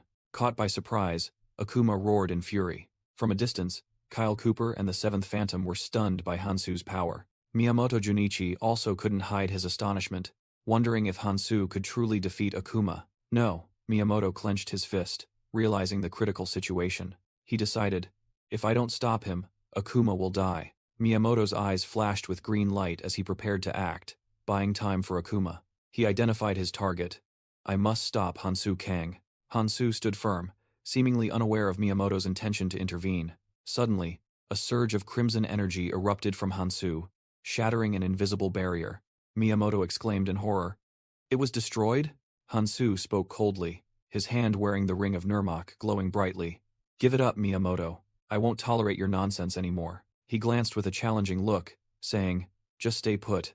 I'll deal with him first. Miyamoto cried out in pain, his body restrained by an invisible pressure. Miyamoto Junichi thought, it was because of Hansu Kang that he was recalling the past. A long-forgotten feeling. It was astonishment, the feeling he experienced when looking at Hansu. And then, memories brought him back to the past, when he was a warrior on the battlefield. He recalled the figure of a female warrior standing proudly amidst the desolate battlefield. It was someone with eyes full of determination. Miyamoto realized that for 20 long years, he had never forgotten that feeling, an emotion he had always held tightly in his heart. It was envy. In the flashback, Miyamoto gasped for breath, exhausted in a life-or-death battle. He cried out in pain, his body covered in wounds. His enemy was a gigantic winged monster, surrounded by flying creatures. He was thrown backward by an attack. Dark claws pierced through his body. Even so, his gaze remained unwavering. Just then, a gigantic golden magic circle enveloped the battlefield. Heiress Valentine appeared amidst the light, smiling and saying that everything was fine now. Miyamoto recalled that she was the lord of another world, and the most beloved person, all those in the red zone, held her in the highest regard. As for me, Miyamoto bitterly admitted, I cursed her. Miyamoto continued his confession, stating that it was then he found another opportunity, a hidden calamity named Akuma. He admitted that he only needed a small amount of mana to maintain the seal, and had deceived everyone to stay in the red zone. All of that was solely for his own safety and pride. However, his illusion of control shattered. Hansu Kang stood there, silently witnessing the entire confession. Trembling with rage, Miyamoto clenched his fist. You dare! He roared, his fury erupting. He unleashed a massive surge of dark energy towards Hansu. Hansu calmly faced the destructive attack. Suddenly, Keldian appeared, casting a green magic circle. His magic erupted, seemingly to neutralize the attack. Miyamoto and Baek Jansong watched as the smoke gradually cleared. Miyamoto scoffed, thinking to himself that even if he didn't know how Hansu had nullified the magic, he was certain he had landed a direct sword strike. However, Miyamoto looked up in utter disbelief. Hansu had stopped his energy blade with his bare hand. With black patterns appearing on his face, Hansu recalled a ruthless command. Kill. Without hesitation. Keldian's memory echoed, stating that there was no need for leniency towards those who stood in the way. That's right, Hansu thought to himself, and crushed the energy blade with his hand. Miyamoto Junichi suddenly realized that this man was an enemy and would be a major obstacle to his plans. Hansu Kang recalled a piece of advice. Avoid unnecessary killings. In his memory, Heiress Valentine said that humanity's hope lay in his hands, and to save as many people as possible, even when facing brutal evil. When Heiress concluded with, I'm entrusting it to you, Hansu, he merely clicked his tongue in annoyance. Miyamoto stood opposite, muttering, I. But then Chaldean's cold teaching echoed, that all evil must be destroyed for humanity's sake, for death was their only repentance. Eris pleaded earnestly again, for humanity's sake, to give even evil a chance, believing they would repent and change through compassion. Chaldean retorted, asserting that humans were incapable of change. Eris remained steadfast, believing that people could change under the right circumstances. Two opposing thoughts echoed in Hansu's mind. Kill them, and spare them. With a resolute gaze, Hansu made his choice. He struck, his dragon-scaled hand crushing Miyamoto's arm. Miyamoto's eyes widened in horror and extreme pain. His face was filled with unbelievable skepticism. Miyamoto collapsed to the ground, clutching his bloodied arm and screaming desperately. Looking at the broken sword, Hansu coldly stated that this was his last chance. The pity he offered him. He asked impassively, "Do you intend to continue?"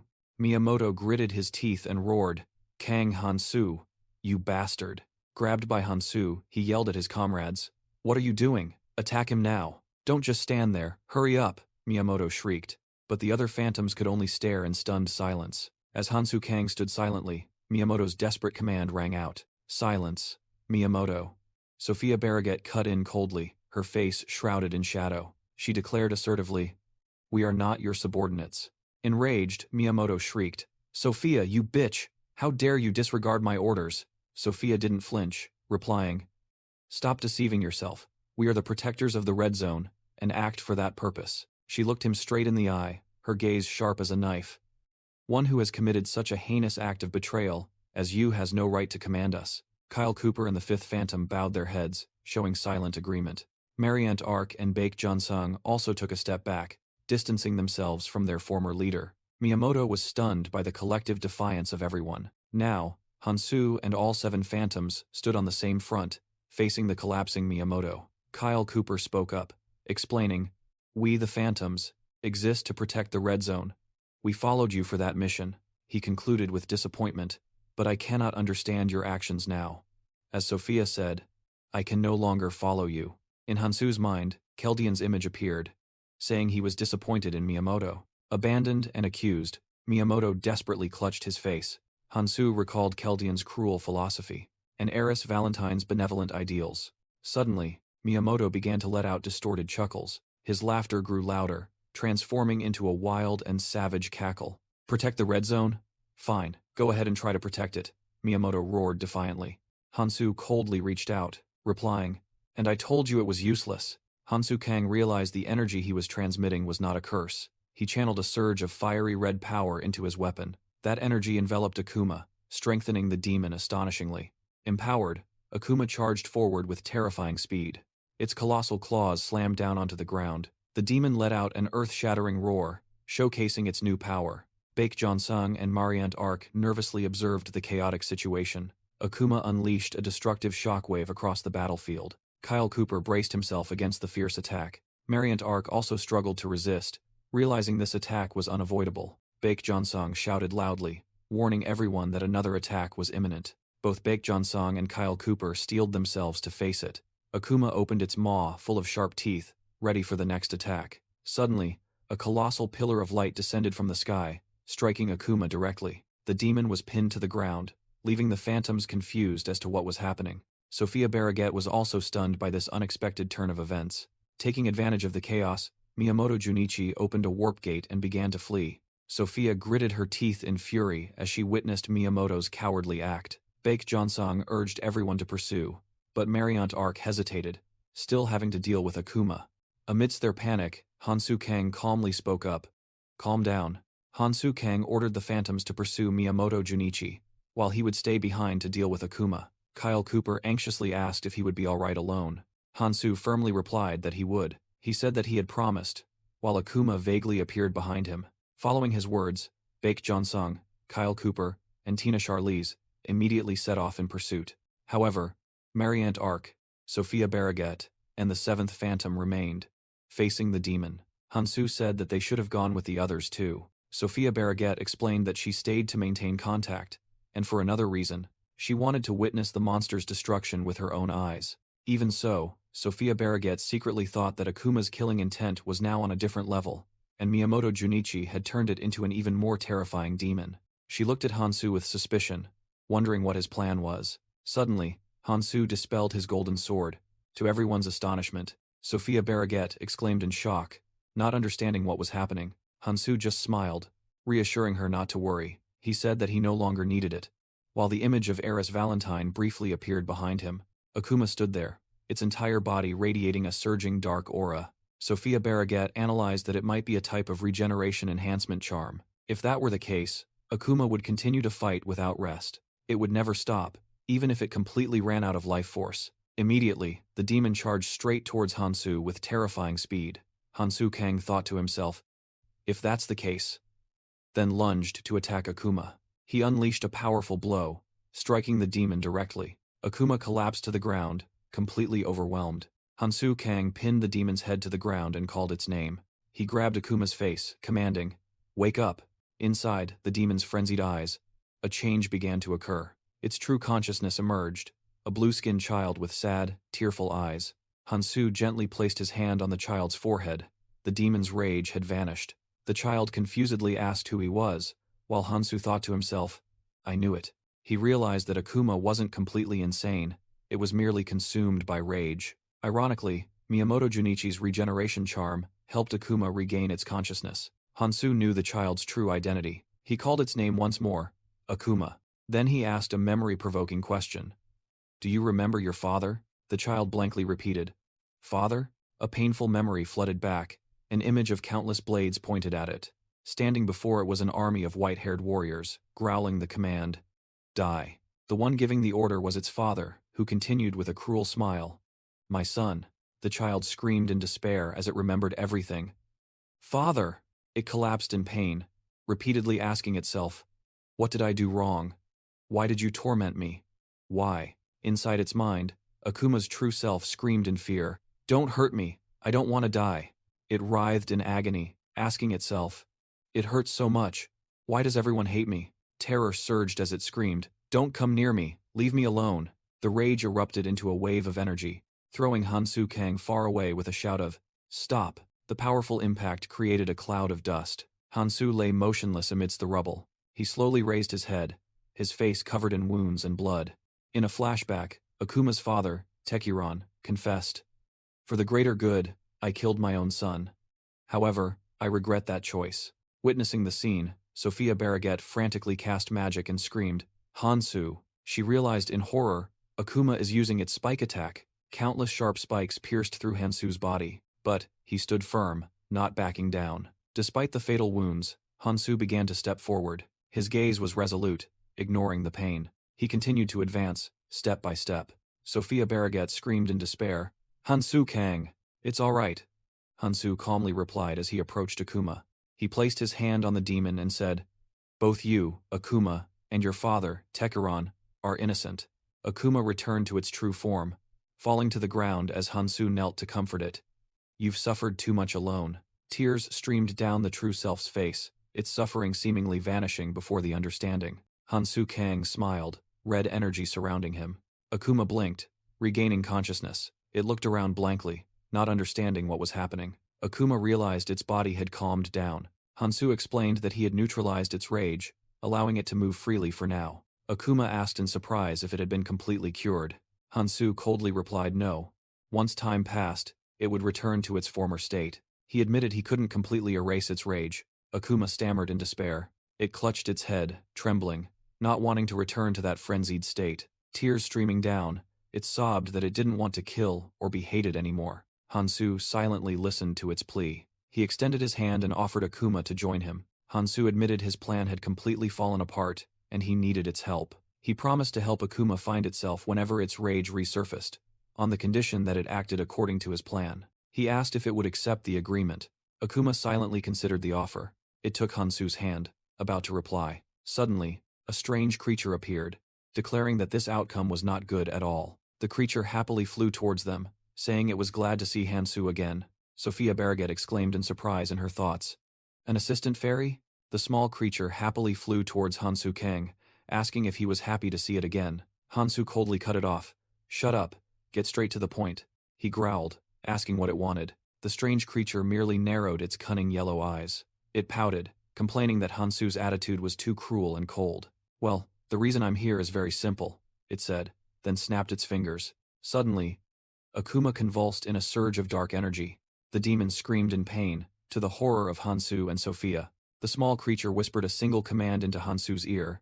Kill it. It confessed that it had watched Hansu's entire battle with Akuma. It recalled the bloody battle, the despicable betrayal, and the life-or-death struggle that Hansu ultimately won. Unbelievable! It was so much fun I couldn't tear my eyes away, it exclaimed excitedly. However, it immediately looked disappointed, saying it didn't like the ending at all. Hansu replied, "And that's why you interfered." "Bingo," the creature confirmed. "It's all to see what we want to see." It explained that it had made it easier for Hansu to act, rendering Akuma unable to resist now. It suggested Hansu could finish Akuma with a single strike, or tear the demon to pieces. "But I'd be very happy if you executed Akuma as painfully as possible," it added. But Hansu remained silent. Seeing Hansu uncooperative, the creature sighed. "Then, we have no choice but to follow the rules." The small purple creature reiterated the mission. "You must destroy all calamities." It warned that if even one was left, Hansu would receive nothing. Then it recalled the promised reward, 3 shining crystals. However, it declared Hansu was ineligible for the reward because he wasn't the one who directly defeated the disgorging root. It offered a new proposal. Kill Akuma to substitute for that achievement. "Choose," it urged as Hansu silently pondered. On one side was the reward he was promised. On the other was Akuma lying helpless on the ground. The creature gleefully asked, "Now then, what will you do?" Hansu remained silent, not replying a word. He merely clenched his fist silently. Standing before Akuma, Hansu looked down at the despairing demon. Akuma looked up, tears streaming, seemingly having accepted its fate. Hansu still stood there, solemnly looking at the kneeling demon. Akuma bowed its head, awaiting the finishing blow. "Yes, it makes sense. I understand. I would do the same," Akuma bitterly admitted. Painful memories of being attacked by its own kind, and its father flooded its mind. "No one cares if I die anyway," it whispered in despair. But instead of striking, Hansu knelt down and gently placed his hand on Akuma's head. Akuma snapped its head up, completely stunned by this unexpected action. Hansu Kang began speaking to the confused Akuma. He revealed that Akuma was Tekuron's son, a prince and the rightful heir of Elvenheim. Hansu called Akuma by his true name, Shane. Shocked, Shane asked how Hansu knew his name. Hansu whispered something only Shane could hear. Shane listened in silence, his eyes wide with astonishment. From afar, Sophia Barraget witnessed it all with a stunned expression. Meanwhile, the assistant fairy burst into laughter, declaring that this was exactly the sight it wanted to see. It cheered, praising Hansu Kang for never disappointing it. Shane bowed his head, seemingly accepting his fate. With the message "I will wait," Shane's body began to disintegrate into red crystal fragments. Hansu stood still as Shane's fragments enveloped him. Those fragments condensed into a massive rune treasure, astonishing the assistant fairy with a reward befitting a secret calamity. The assistant fairy scoffed at Hansu, suggesting he couldn't resist killing Shane for this reward. Hansu maintained a calm expression, completely unfazed. He ignored the countless red rune crystals, reached in, and picked up a small black orb. The assistant fairy, surprised, asked if he was truly only taking that item, and Hansu confirmed. Hansu's gaze was firm, without a hint of hesitation. He clutched the orb, a fragment of memories, and declared that this was all he needed. Hansu Kang, Sophia Barraget, and the assistant fairy stood in a strange cave, amidst glowing red crystals. The assistant fairy yawned, remarking that Sophia seemed at ease, while Sophia silently watched Hansu. With a worried expression, Sophia called his name, Hansu. She asked if he was all right after everything that had just happened. Hansu remained silent for a moment, not replying immediately. He turned away, coldly replying that he was fine and everything was going according to plan. Hansu said he would go retrieve the relics and told them to wait a moment. Watching his retreating back, both Sophia and the assistant fairy looked concerned, with Sophia wondering if he was truly all right. In contrast to Sophia's worried expression, the assistant fairy flashed a knowing, toothy grin. As Hansu walked, he reassured himself that he hadn't made any mistakes. It was simply the right choice. However, he couldn't help but ponder another assumption. He wondered what his old comrades would do if they faced a similar choice. The assistant fairy flew closer, remarking that he didn't look like himself. It asked if he was worried that today's events would repeat in the future. "Don't worry," the assistant fairy winked mischievously. It promised to show him something incredibly interesting soon.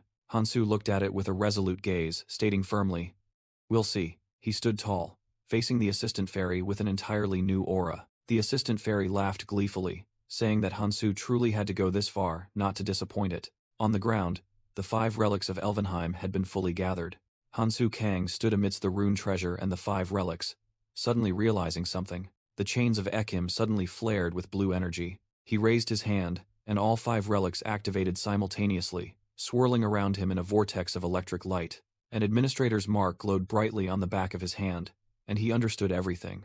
The reason Tekuron could control Ouroboros was because he was also an administrator. However, Hansu noticed that the shape of this mark was different from what he had heard about the Elvenheim race.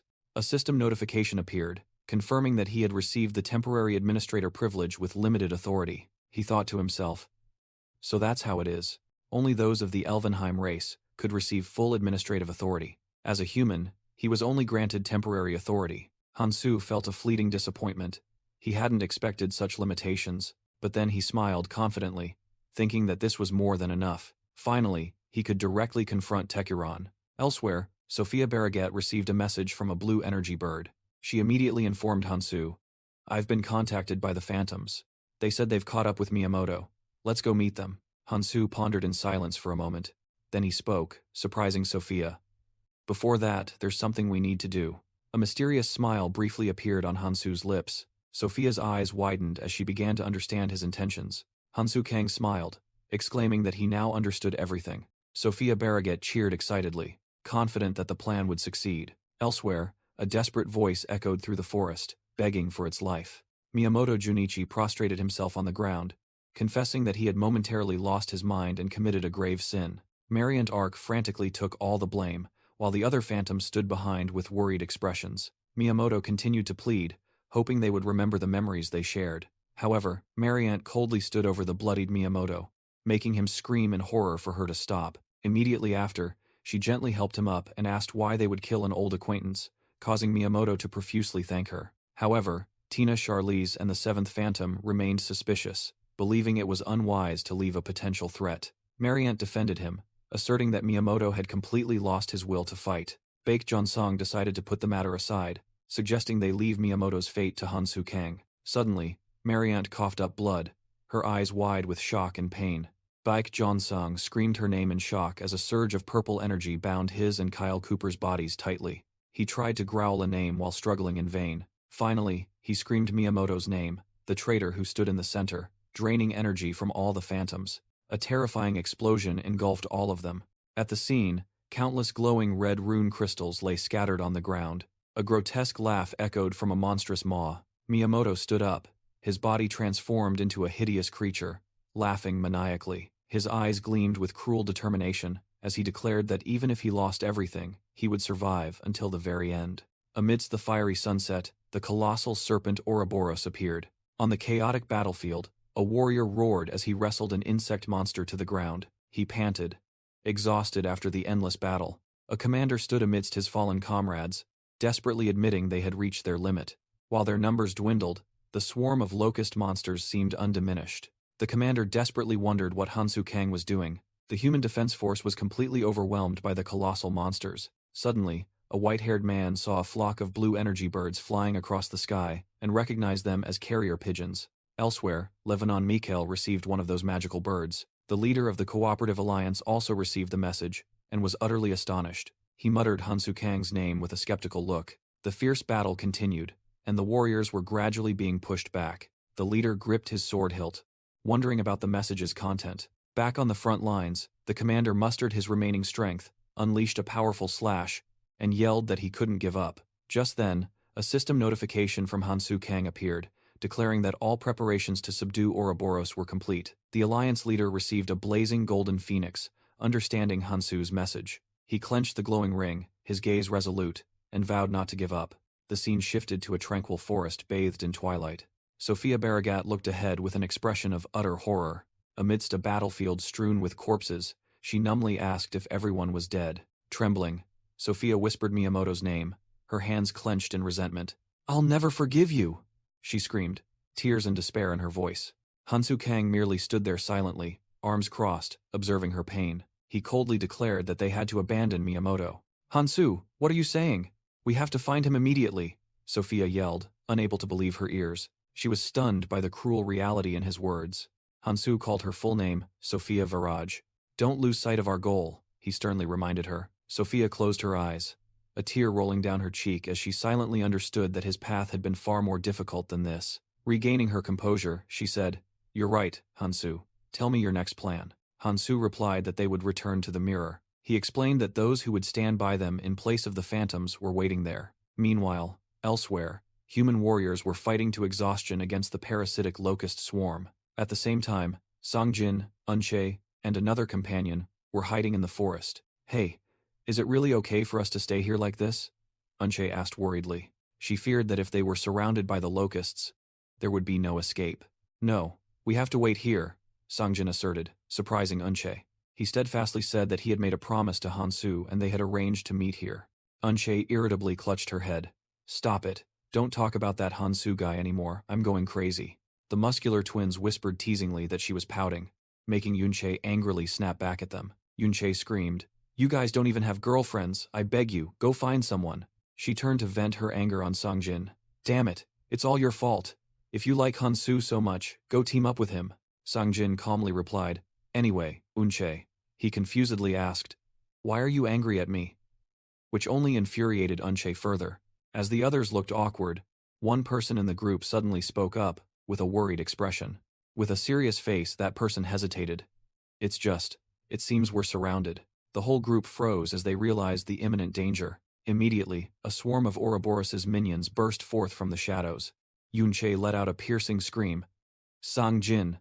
as he charged forward.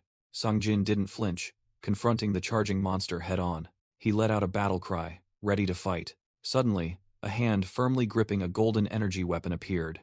Hansu Kang, in his blue cloak, effortlessly sliced through a monster. Songjin turned back in astonishment, unable to believe his eyes. "Are you all right?" Hansu casually asked, standing amidst the monsters. Songjin flashed a bright smile and replied, "Of course I'm all right." Sophia Barraget also appeared and cheerfully waved, "Long time no see, Hansu." Songjin looked at Hansu with admiration. "You're incredible. You've gotten even stronger since I last saw you." Hansu merely smiled back. "You, on the other hand, don't seem to have changed at all." Songjin grinned, saying they had finally met again as promised. Hansu Kang suddenly looked up, sensing something. Songjin happily expressed that he had always waited for the moment Hansu would need him. He resolutely declared he was ready, and told Hansu to use him as he pleased. Hansu smiled in approval, telling him to maintain that resolve. Suddenly, a hooded man appeared before Hansu. Hansu was surprised to realize it was the Black Monarch, Wangqiang Li. He recalled that Wangqiang had been resurrected through the cross on the 3rd floor of Tower Island. Hansu thought to himself, "Do I really have to defeat him again?" Suddenly, Wangqiang and a blonde-haired person stumbled right in front of him. Wangqiang frantically asked if his daughter was okay, and Sojong replied that she was fine, and said her father looked scary. Noticing the situation, Hansu decided there was no need to intervene. Yunche approached, grumbling that this was the Hansu Kang Songjin kept talking about. She seemed annoyed, but Hansu merely looked back with a puzzled expression.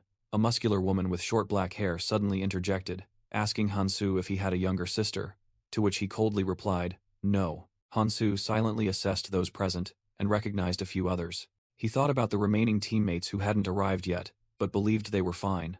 Songjin stepped forward and asked Hansu what he needed him to do. Hansu replied that he would briefly explain the situation. Standing before the colossal Ouroboros monster, Hansu declared that from now on, they would accompany him to destroy it. Unche and her teammates were stunned by Hansu Kang's declaration, as he asserted he would explain the plan later. Hansu decisively ended the conversation, stating that was all. Unche's entire group could only stare at him in silence, unable to believe what they had just heard. Her anger erupted, and Yunche shouted, questioning Hansu about his insane plan. She turned to Songjin, demanding he say something, believing Hansu had lost his mind. Contrary to her expectations, Songjin happily agreed, promising to follow all of Hansu's instructions. Furious at his unconditional obedience, Unche called Songjin useless and threw a punch. She screamed frantically, demanding to bury Songjin alive, while two teammates struggled to hold her back. Sophia Barraget also spoke up, showing her displeasure that Hansu had decided everything on his own. She whispered worriedly, asking if his plan was truly all right. Hansu was silent for a moment, his eyes gleaming with determination. He briefly recalled painful memories of loss and despair from the past. Images of his old comrades' sacrifices and suffering resurfaced, strengthening his resolve. Hansu smiled resolutely, reassuring Sophia that everything would be fine. Just then, A figure with long brown hair appeared from a distance. An unfamiliar woman approached where the group was gathered. Hansu smiled and greeted her, saying it had been a long time, and received a similar reply. Another blonde-haired woman also appeared, happily calling his name. The new comrades had arrived, gathering with Hansu's group. The brown-haired woman smiled in relief as the reunion took place. Yunche grabbed the startled Sungjin.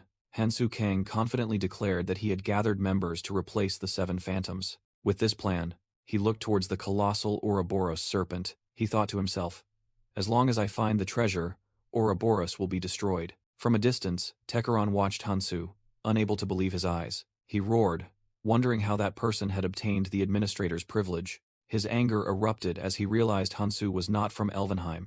Tekeron recalled Hansu inheriting the heavenly soldier armor and collecting all 5 keys to become an administrator. He scornfully looked at Hansu's group, seeing them as nothing but a bunch of insects. Sitting on his throne, Tekeron gnashed his teeth, vowing that Hansu could not be forgiven. He frantically asserted that in this red zone, he was the only administrator. Meanwhile, a human settlement was plunged into chaos. A warrior fell under the claws of a parasitic locust. Amidst the panic, a commander shouted, urging everyone to their battle stations to fight for their lives. Amidst the panic, Liu Hong secretly observed from behind a tent flap. He decided that to survive, he had to flee. Noticing the meager defensive forces, he believed fighting meant certain death. He planned to use the distraction of everyone fighting to sneak to a safe place. But just as he turned to leave, a subordinate spotted him and called his name in despair. Liu Hong frantically excused himself, claiming he was just going to the bathroom, when he was stopped by a subordinate. The subordinate urgently asked Liu Hong to follow, which confused him. He was led to Miyamoto Junichi, who was slumped over and breathing with difficulty. The subordinate announced that Miyamoto was in critical condition. Liu Hong rushed into the room, horrified to see Miyamoto severely injured, and shouted his name. Miyamoto, covered in injuries, weakly called out Liu Hong's name. Liu Hong pressed him with questions, asking who did this and about the situation of the phantoms and Hansu Kang. Miyamoto only remained silent to his questions. Then, Miyamoto ordered everyone to leave, keeping only Liu Hong. The 2 subordinates hesitated, worried about Miyamoto's injuries if left untreated. Miyamoto suddenly roared in anger, yelling at them to shut up and get out. The 2 subordinates were stunned by their commander's sudden outburst of rage. After they left, Liu Hong stood silently alone with Miyamoto. Suddenly, Miyamoto forcefully grabbed Liu Hong's arm and demanded him to look at him. Miyamoto grabbed Liu Hong by the collar, yelling that it was all Hansu Kang's fault. Enveloped in a purple aura, Miyamoto declared that Hansu must die. He ordered Liu Hong to go kill Hansu Kang, leaving Liu Hong speechless with fear. Liu Hong's face was filled with doubt and horror at the impossible task. He confessed his weakness, believing he had no chance against Hansu. Miyamoto placed a hand on Liu Hong's shoulder, calmly reassuring him that it was all right. Miyamoto Junichi revealed he would tell Liu Hong the location of the secret armor to protect the seal, ordering him to mobilize the Beacon clan and grow stronger. Liu Hong was stunned by Miyamoto's unexpected offer. He quickly regained his composure and exclaimed, praising Miyamoto for always having a plan. With a passionate expression, Liu Hong knelt down and declared that Miyamoto's command was his desire. He secretly thought this was a perfect opportunity, a path for him to definitely grow stronger. However, a sinister smile appeared on his face as he whispered that he would finish off Miyamoto after dealing with the immediate enemy. In another forest, a fierce battle was taking place. A locust monster had its head sliced off. Songjin charged into the swarm of monsters, swinging his weapon and cutting down enemies. Mihiyu also swiftly moved across the battlefield after taking down a monster. Hansu Kang led the group, urging everyone to hurry because they were almost there. Hiding behind a tree, Yunche hesitantly replied. Hansu explained that they had to get there before Miyamoto could act. Yunche clenched her fists, her gaze becoming more resolute, and replied that she understood. Meanwhile, a female archer in Hansu's new army was drawing her bow, creating 3 arrows of light. She was suddenly attacked by a charging monster, which bit her shoulder. Immediately, a gray-haired mage in the group used ice magic to freeze the enemy, saving the female archer. Another black-haired swordsman also quickly charged forward, slicing off a monster's head. Witnessing the power of the new army, Yunche quietly observed from behind. The sunset sky signaled a long and arduous battle was coming. After the battle, Songjin and Mihiyu sat exhausted on the ground. Yunche also panted, her face filled with despair. Someone in Yunche's group spoke up, saying they couldn't continue anymore. That person stepped forward to declare on behalf of the entire group that they were sorry but would retreat. Hansu Kang turned to tell his core teammates that they were extraordinary people, with enough skills to survive on their own. He clenched his fist, saying that was why they couldn't understand. The desperate desire to survive of ordinary people like Yunche's group. Yunche explained that they were simply calculating the path with the highest survival rate. With blazing eyes, she asserted that she couldn't take it anymore. Songjin angrily yelled, saying Unche was too weak and should be grateful to be led by Hansu. Unable to bear it, Unche roared at Songjin to shut up and threw a punch straight at his face. Mihiyu quickly intervened, scolding Songjin as a thoughtless idiot. While Unche grabbed Songjin by the collar, Sophia Barraget secretly thought that such a strong person could definitely survive. Sophia quietly approached Hansu Kang. She suggested he continue forward. Sophia believed that following them was ultimately each person's choice. Hansu firmly replied, "No." He turned towards the desperate people and loudly declared, "Trust me, and follow me." Unche knelt on the ground, looking up at Hansu with a confused gaze, and asked, "Why?" Yunche sharply questioned Hansu. "You alone are enough to win. Why do you want to drag along weaklings like us?" With a resolute gaze, Hansu Kang replied simply, "It's to save people." He explained that when confronting Ouroboros directly, the surrounding area would be destroyed, and he needed them to save as many people as possible. When Yunche sarcastically asked if they were supposed to be his rescuers, Hansu Kang casually confirmed that was exactly right, and they would save dozens of lives. He ended by revealing, "Including all of you," leaving Unche completely stunned. Hansu Kang turned and walked away, making an enticing offer.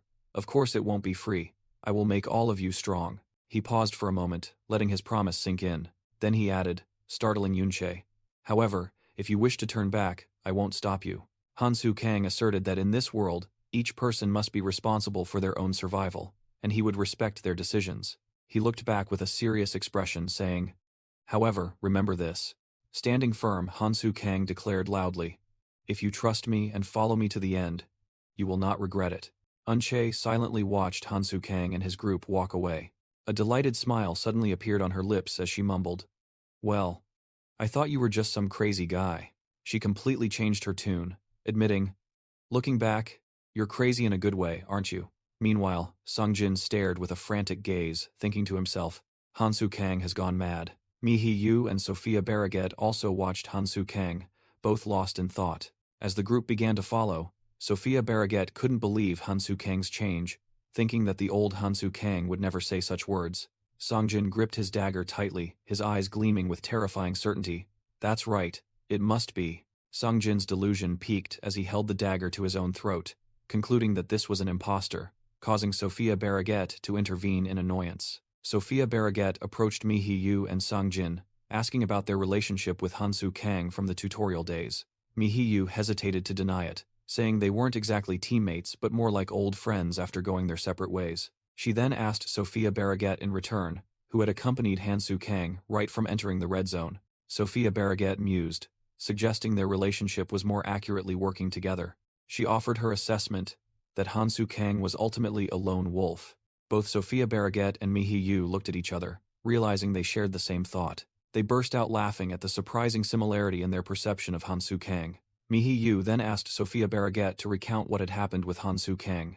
As the conversation unfolded, the surrounding trees rustled softly. Suddenly, Songjin spoke with admiration, admitting that what they said was very much like Hansu Kang. He excitedly recounted Hansu Kang's exploits, praising him as a true hero, which left the other two bewildered. Mihiyu listened in silence, lost in her own thoughts. Sophia Barraget concluded that Hansu Kang was an enigmatic man. Mihiyu explained that he had a goal they could never truly understand.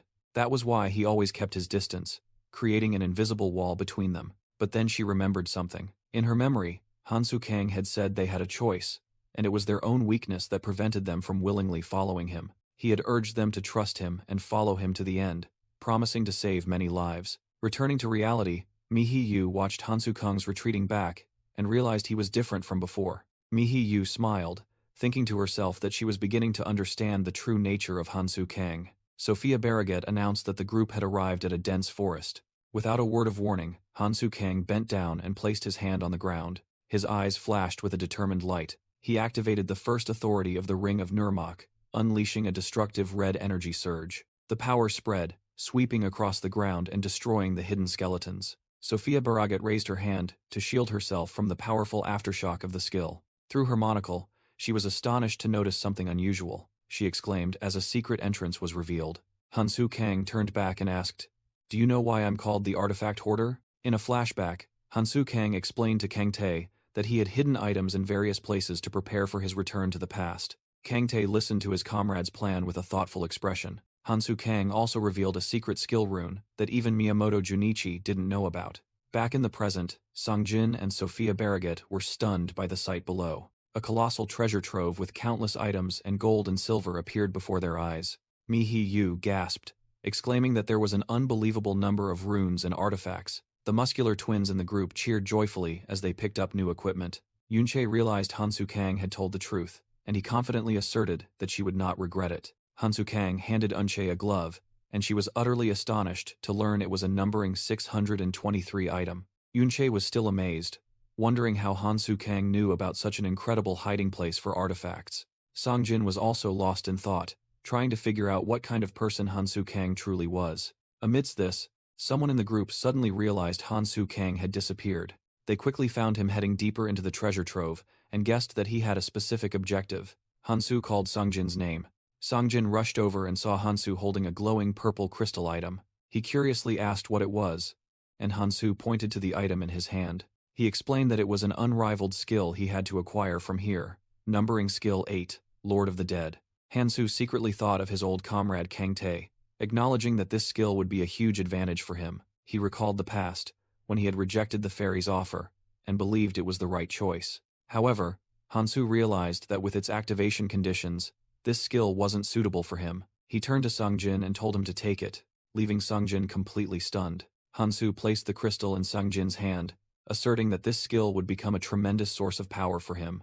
Overwhelmed, Songjin could only whisper Hansu's name. He swore to keep it for life, but Hansu firmly told him to use it now. Meanwhile, Sophia Barraget was helping Mi-Hee-Yu choose a better item from the treasure. Suddenly, Sophia's gaze sharpened as she noticed something through her monocle. She dashed away at blinding speed, the magic book in her hand beginning to glow. A comrade cried out in surprise as Sophia unleashed a giant golden magic circle. A party member screamed in horror, realizing they had been ambushed. Sophia Barraget clenched her fist, her eyes showing fierce determination in the face of the sudden situation. The leader of the group, Liu Hong, appeared with a glowing red energy orb in his hand. Behind him was an entire army from the Beacon clan, ready for battle. Mi-Hee-Yu turned to ask Sophia if she knew the enemy, and Sophia replied with disgust that she wished she didn't. Liu Hong roared, calling Sophia Viraj a traitor. He continued to accuse her of daring to steal Sir Miyamoto's treasure, leaving Sophia utterly bewildered. With a malicious grin, Liu Hong declared this was the perfect opportunity to eliminate everyone before Hansu Kang returned. At his command, the Beacon clan warriors collectively roared that Miyamoto's treasure would be theirs, then charged to attack. The melee erupted as one of the muscular twins blocked an attack from a Beacon soldier. Mi-Hee-Yu was also targeted by a brown-haired female warrior, while Yunche stood stunned in the back. Yunche cried out in terror as a hand suddenly reached for her. Liu Hong channeled his power, dark energy swirling around his hand. The battle raged fiercely everywhere as the party members tried to fight back. Mi-Hee and Sophia stood side by side, one drawing her bow while the other prepared magic. However, one of the twins was already injured, revealing the formidable strength of the enemy. Seeing this, Liu Hong angrily cursed his subordinates as a bunch of idiots. He ordered his troops to target the opponent's rear. Yunche became the primary target as Liu Hong shouted the command to take down the weak ones first. Mi-Hee-Yu shouted a warning as the ambush began. A comrade's eyes widened in horror at the sudden attack. A muscular Beacon clan subordinate charged, aiming directly for Yunche. Yunche's followers frantically screamed, urging her to dodge the attack. Paralyzed by fear, Yunche could only watch the incoming attack as another warning shout rang out. Memories flooded back, Yunche recalling a past battle where a comrade had to fight alone. She was lost in thought about her own weakness back then. In the flashback, the comrade had saved her life, leaving Yunche exhausted on the ground. She told herself that the only reason she survived was pure luck. With a resigned attitude, she had once believed that death was natural for the weak. Back in reality, Yunche was still haunted by the memory of her helplessness. But then, Hansu Kang's image appeared in her mind, along with his words to trust and follow him. She remembered the moment she placed her hand in his, deciding to put her faith in a new path. Regaining her courage, Yunche stood up and declared firmly that she was no longer afraid. Her gauntlet flared with a burst of power. Yunche's red eyes flashed with determination. "I've changed," she thought to herself, delivering a fiery punch to her attacker's face. The Beacon subordinate was sent flying by an immense force, Yunche stood firm, her fist still smoking after the successful counterattack. The large Beacon clan subordinate was hurled into the air by Yunche's attack. Yunche's comrades were stunned, unable to believe the power they had just witnessed. Mihi Yu and Sophia Barraget also watched the unfolding scene in astonishment. Another Beacon clan member roared in anger and charged towards Yunche. Without hesitation, Yunche delivered a direct punch to the next attacker's face, shattering his weapon. Another blonde Beacon warrior charged forward with a fierce expression, but that assailant was also immediately struck down, screaming in pain and spitting blood. A scorched trail on the ground, surrounded by fallen Beacon clan members after Yunche's rampage. Another subordinate collapsed as the dark energy dissipated from his body. Yunche silently looked down at her still blazing gauntlet. One of her teammates exclaimed in surprise that they should all trust themselves more. With a confident smile, Yunche declared that they had become much stronger. From a distance, Hansu Kang observed and remarked that the outcome was surprising. Meanwhile, Liu Hong and his team were also knocked back by a surge of purple energy, not expecting such strong resistance. Mihi Yu admitted that she and Sophia hadn't even had a chance to act yet. Yunche's muscular teammate humorously recounted that she had handled everything herself with a barrage of punches. Hansu thought to himself that despite being at a numerical disadvantage, they had overwhelmed their opponents without any casualties, proving they had made good use of the artifacts and runes here. Yunche calmly looked down. The battle was over. Hansu Kang looked at her with a proud smile, pleased with Yunche's growth. Hansu Kang coldly said, "Come on." As he looked at Liu Hong in the distance, he summoned his weapon and declared it was time to end things. Liu Hong screamed in terror as Caghorn's spear grazed past him. Hansu Kang slowly approached and commanded, "Answer me." He leaned down and asked if Miyamoto had shown him the location of this treasure.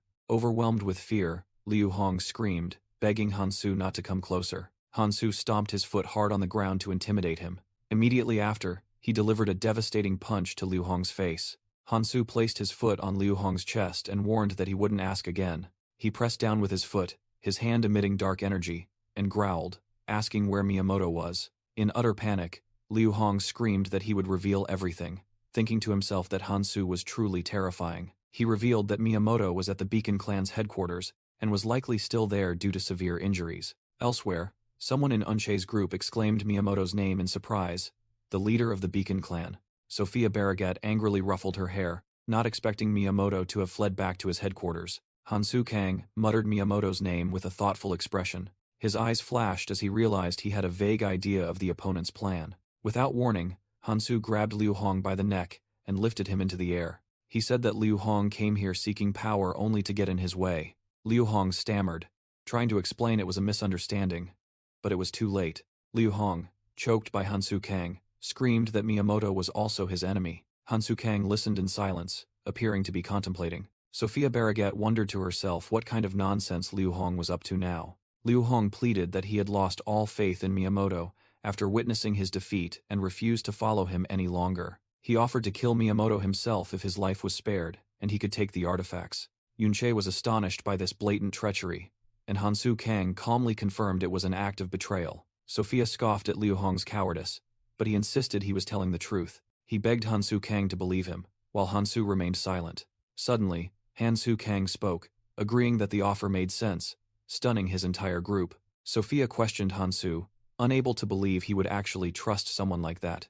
Hansu explained that if Liu Hong eliminated Miyamoto for them, it would also be a way to remove an obstacle. He looked directly at Liu Hong and said it wasn't a bad idea. Liu Hong rejoiced, thinking it was a reasonable offer, and demanded to be released to plan, secretly believing he could turn the tables. However, Hansu suddenly tightened his grip, making Liu Hong choke. He frantically asked why, and Hansu told him to go back and tell Miyamoto this. With cold, sharp eyes, Hansu growled, "You're next." Hansu Kang's hand released, letting Liu Hong's lifeless body fall. He stood looking at the corpse on the ground, and added one more thing. Hansu coldly declared, "I don't trust traitors." On the battlefield, Beacon's subordinates lay scattered in pools of blood. Amidst the carnage, Liu Hong struggled to stand up. He looked at the corpses around him and cursed Hansu Kang. Rage surged as he realized no one had been spared. Coughing violently from his wounds, Liu Hong continued to curse the one who had destroyed everything. With hateful eyes, he swore he would never forget this grudge. Meanwhile, elsewhere, the colossal Ouroboros serpent rose under the twilight. Its minions, the insect monsters, were slaughtering the defenders. A blonde swordsman panted amidst the pile of monster corpses he had just defeated. At the same time, Lebanon Mikhail was desperately shouting Hansu Kang's name amidst the encirclement. Two monsters charged, giving him no moment of rest. Mikhail screamed in despair, begging them for a moment to breathe. But the swarm of monsters continued to charge with terrifying speed. Suddenly, an object from the sky plunged to the ground. In a nearby area, a giant crustacean monster looked up at the attack helicopter. A massive explosion shook the ground as the helicopter opened fire. Back in the battle, Mikhail was also fiercely counterattacking. Finally, Hansu Kang appeared, and praised Mikhail for holding out so well. Mikhail breathed a sigh of relief but didn't forget to complain that he had almost died waiting. Hansu Kang stood firm, holding his glowing sword, as Mikhail sarcastically remarked that he was late. Levon and Mikhail asked Hansu Kang how many enemies he had defeated among his reinforcements. Hansu replied that he couldn't count them, only knowing that holding them back was not easy, while a flashback showed a blonde swordsman fighting fiercely. Nevertheless, Mikhail breathed a sigh of relief, believing that Hansu's return meant he had gathered powerful reinforcements. In his mind appeared images of the strongest, Miyamoto, Junichi, and the Phantoms. He excitedly shouted, asking where the strongest force in the red zone was. Hansu Kang coldly replied that Miyamoto and the Phantoms were not here. The two stood facing each other in tense silence on the desolate battlefield. Mikhail was stunned, unable to believe what he had just heard. He frantically asked how they could resolve the situation without them, but Hansu calmly said that everything was fine. Hansu smiled confidently and told Mikhail to just watch, for he had brought tens of thousands of reinforcements. Immediately, Hansu made a hand gesture to summon. A warrior swung a pink energy scythe, tearing through Ouroboros's minions. The blonde swordsman from the flashback appeared with his comrades, carrying a great sword on his shoulder with confidence. An archer in the reinforcement army aimed at a monster. His arrow transformed into a powerful blue energy stream and shot forth. Countless other warriors plunged into the chaotic battle, using swords and shields against the enemy. Amidst the battle, a healer used a staff to tend to injured comrades. A mage unleashed a golden energy orb from a magic circle, blowing away a monster. A blonde female warrior unleashed a fiery punch, creating a massive explosion. Mikhail stood frozen, utterly stunned by the power and scale of the army Hansu had brought. Mikhail wondered in astonishment about the identity of the powerful warriors who had just appeared. He tremblingly acknowledged their strength but was still bewildered by the promise of tens of thousands of reinforcements. Suddenly, Songjin growled, asking who allowed Mikhail to doubt Hansu. With a threatening gaze, Songjin asserted that Hansu's words were absolute and demanded Mikhail understand that. Songjin drew his sword, provocatively challenging Mikhail's expression. Hansu Kang intervened, telling Songjin to stop, and he immediately happily complied. Hansu turned and calmly called Mikhail's name. He placed a hand on Mikhail's shoulder and praised him for doing well. Hansu said to leave the rest to them, further confusing Mikhail. Suddenly, Songjin hunched over, looking as if he were exhausted. He made strange movements, pretending to be in distress.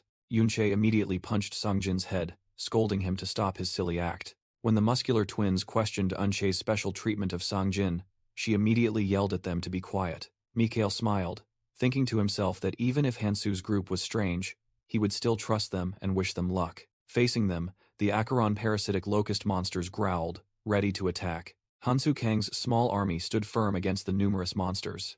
Hansu unleashed energy, ordering everyone to begin the battle. Gigantic green energy slashes swept through, tearing apart the enemy ranks. Holding his glowing sword, Hansu declared they would annihilate the parasitic locusts before nightfall. Under Hansu's command, his elite army plunged into the slaughter of the monster swarm. A female archer in the new army drew her bow, preparing to fire dazzling golden energy arrows. An Acheron parasitic locust roared and charged with terrifying speed. Amidst the chaotic battlefield, a warning rang out as the female archer barely dodged an attack from the left. Immediately, another warning sounded as a white-haired swordsman confronted an enemy from the right. A shield-wielding warrior struggled to defend, desperately shouting that their numbers were endless. Yunche fought while shouting loudly, urging her teammates not to waste time complaining. Another swordsman slashed at the enemy, telling himself to just try a little harder. Amidst the battlefield, Ouroboros's colossal leg descended, while everyone hoped they could hold out until night.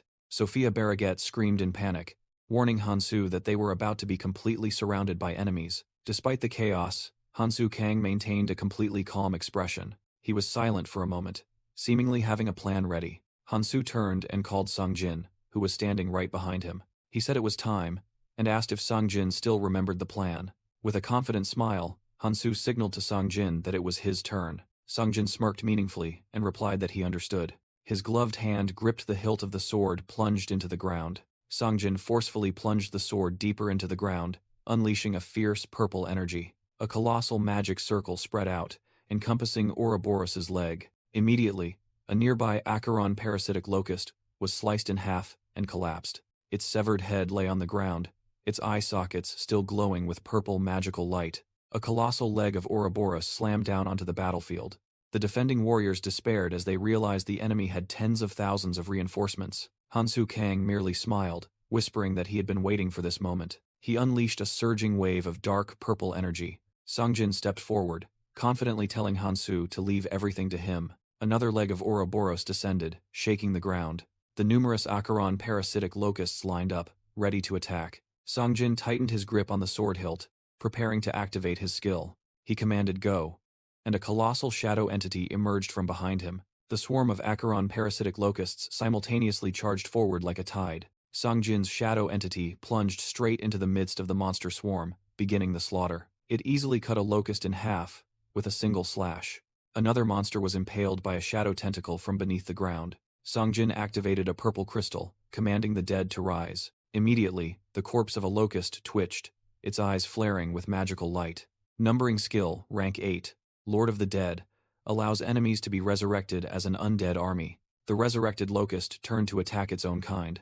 Songjin's undead army began to slaughter Ouroboros's forces. The surviving locusts cried out in confusion as they witnessed their dead comrades rise. The purple shadow army continued to sweep across the battlefield, growing stronger with each fallen enemy. Ouroboros's colossal leg slammed down onto the ground. Songjin excitedly shouted, "The plan succeeded! Hansu, let's move!" Hansu Kang gave a confident smile, praising, "Well done." Immediately, he charged forward with astonishing speed. Hansu led the entire army, all running towards the colossal monster. He declared, "Let's go." Hansu explained the plan to eliminate the Acheron parasitic locusts and use Songjin's skill to turn them into allies, paving the way to the lake. He turned to Sophia, assigning the task. "Sophia, take me to where the strongest magic power is. Alpha will be there." Sophia looked up at the magnificent creature, anxiously asking how they could climb it, but Hansu reassured her that it was very simple. He revealed, "We will use your declining path skill and climb directly onto it." The entire team landed on Ouroboros's sturdy, scaled back. One person in the army exclaimed in astonishment at the dizzying height. While Songjin feared a fatal fall, Unche reminded everyone to focus, and the others were relieved that the surface was sturdier than expected. Hansu drew everyone's attention. With dragon scales beginning to appear on his face, he declared, "From now on, I will lead the way. Follow me." Sophia, Unche, and the other female warriors all assumed battle-ready stances. "Let's advance," Hansu shouted, leading the entire force running along the serpent's spine. The formidable reinforcements charged after him with surging morale. The hooded female warrior focused intently, charging forward with her comrades. The parasitic locusts roared, surging forward like a dark tide. Hansu Kang landed on Ouroboros's surface, ready for battle. The warriors, led by Yunche, plunged into the chaotic battle, slashing and killing relentlessly. A blonde swordsman shouted, declaring that he and Yunche would hold back the enemies so everyone else could quickly clear a path. Meanwhile, a hooded female warrior and other archers took on the task of blocking the monsters attacking from behind. Hansu Kang narrowed his eyes, calmly declaring that he had seen the target. A boundless sea of locust monsters stretched across the giant creature's scales. Anshe and the blonde swordsman continued to fight fiercely, coordinating seamlessly. Hansu Kang gritted his teeth, channeling his power, causing brilliant golden energy to erupt around him. He concentrated all his strength, preparing for a decisive attack. With a slash from Galadriel's relic, Hansu Kang tore through the enemy ranks, creating a straight path. Yunche and her teammates were stunned by the destructive sight that had just unfolded. Hansu Kang turned back, calmly ordering everyone to follow this path. Sophia Barraget and Mihi Yu were also astonished by that unimaginable power. The group gathered at a large hole, surprised to discover an empty space beneath Ouroboros's scales. Hansu Kang explained that this was the entrance to the nerve ganglion, where the monster's core was stored. He revealed that Ouroboros had 3 cores, including its brain, and all of them had to be destroyed to defeat it. With that, Hansu Kang handed Unche a vial and told her to take it. He explained that it was an item used to destroy the core. She just needed to throw it at the target 30 minutes after entering the nerve ganglion. Yunche suddenly realized that this was what Hansu had quietly crafted earlier. Hansu Kang ordered, "We will split into teams, 1 core per team." He assigned the first team, consisting of Unche, Songjin, and another warrior. The second team was formed with a nun, an armored warrior, and an archer. Finally, Hansu pulled Sophia Barragat closer and declared them the third team. Hansu assigned Unche's team to the first entrance, making her ask in surprise why it was them. He explained that there was no need to complain about the order, as the entrances were in different locations and each team had to take one. Yunche reluctantly accepted the mission. She turned back and said to Hansu and Songjin, "Then we'll go first."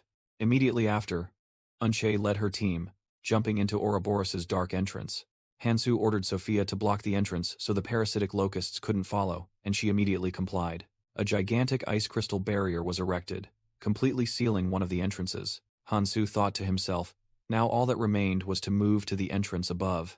Meanwhile, a gigantic swarm of parasitic locusts continued to charge relentlessly. Two members of the second team exclaimed in horror at their overwhelming numbers, wondering if they were self-replicating. Hansu summoned Galadriel's relic, asserting that their numbers were not an issue. He gripped the glowing relic firmly and signaled his team to advance.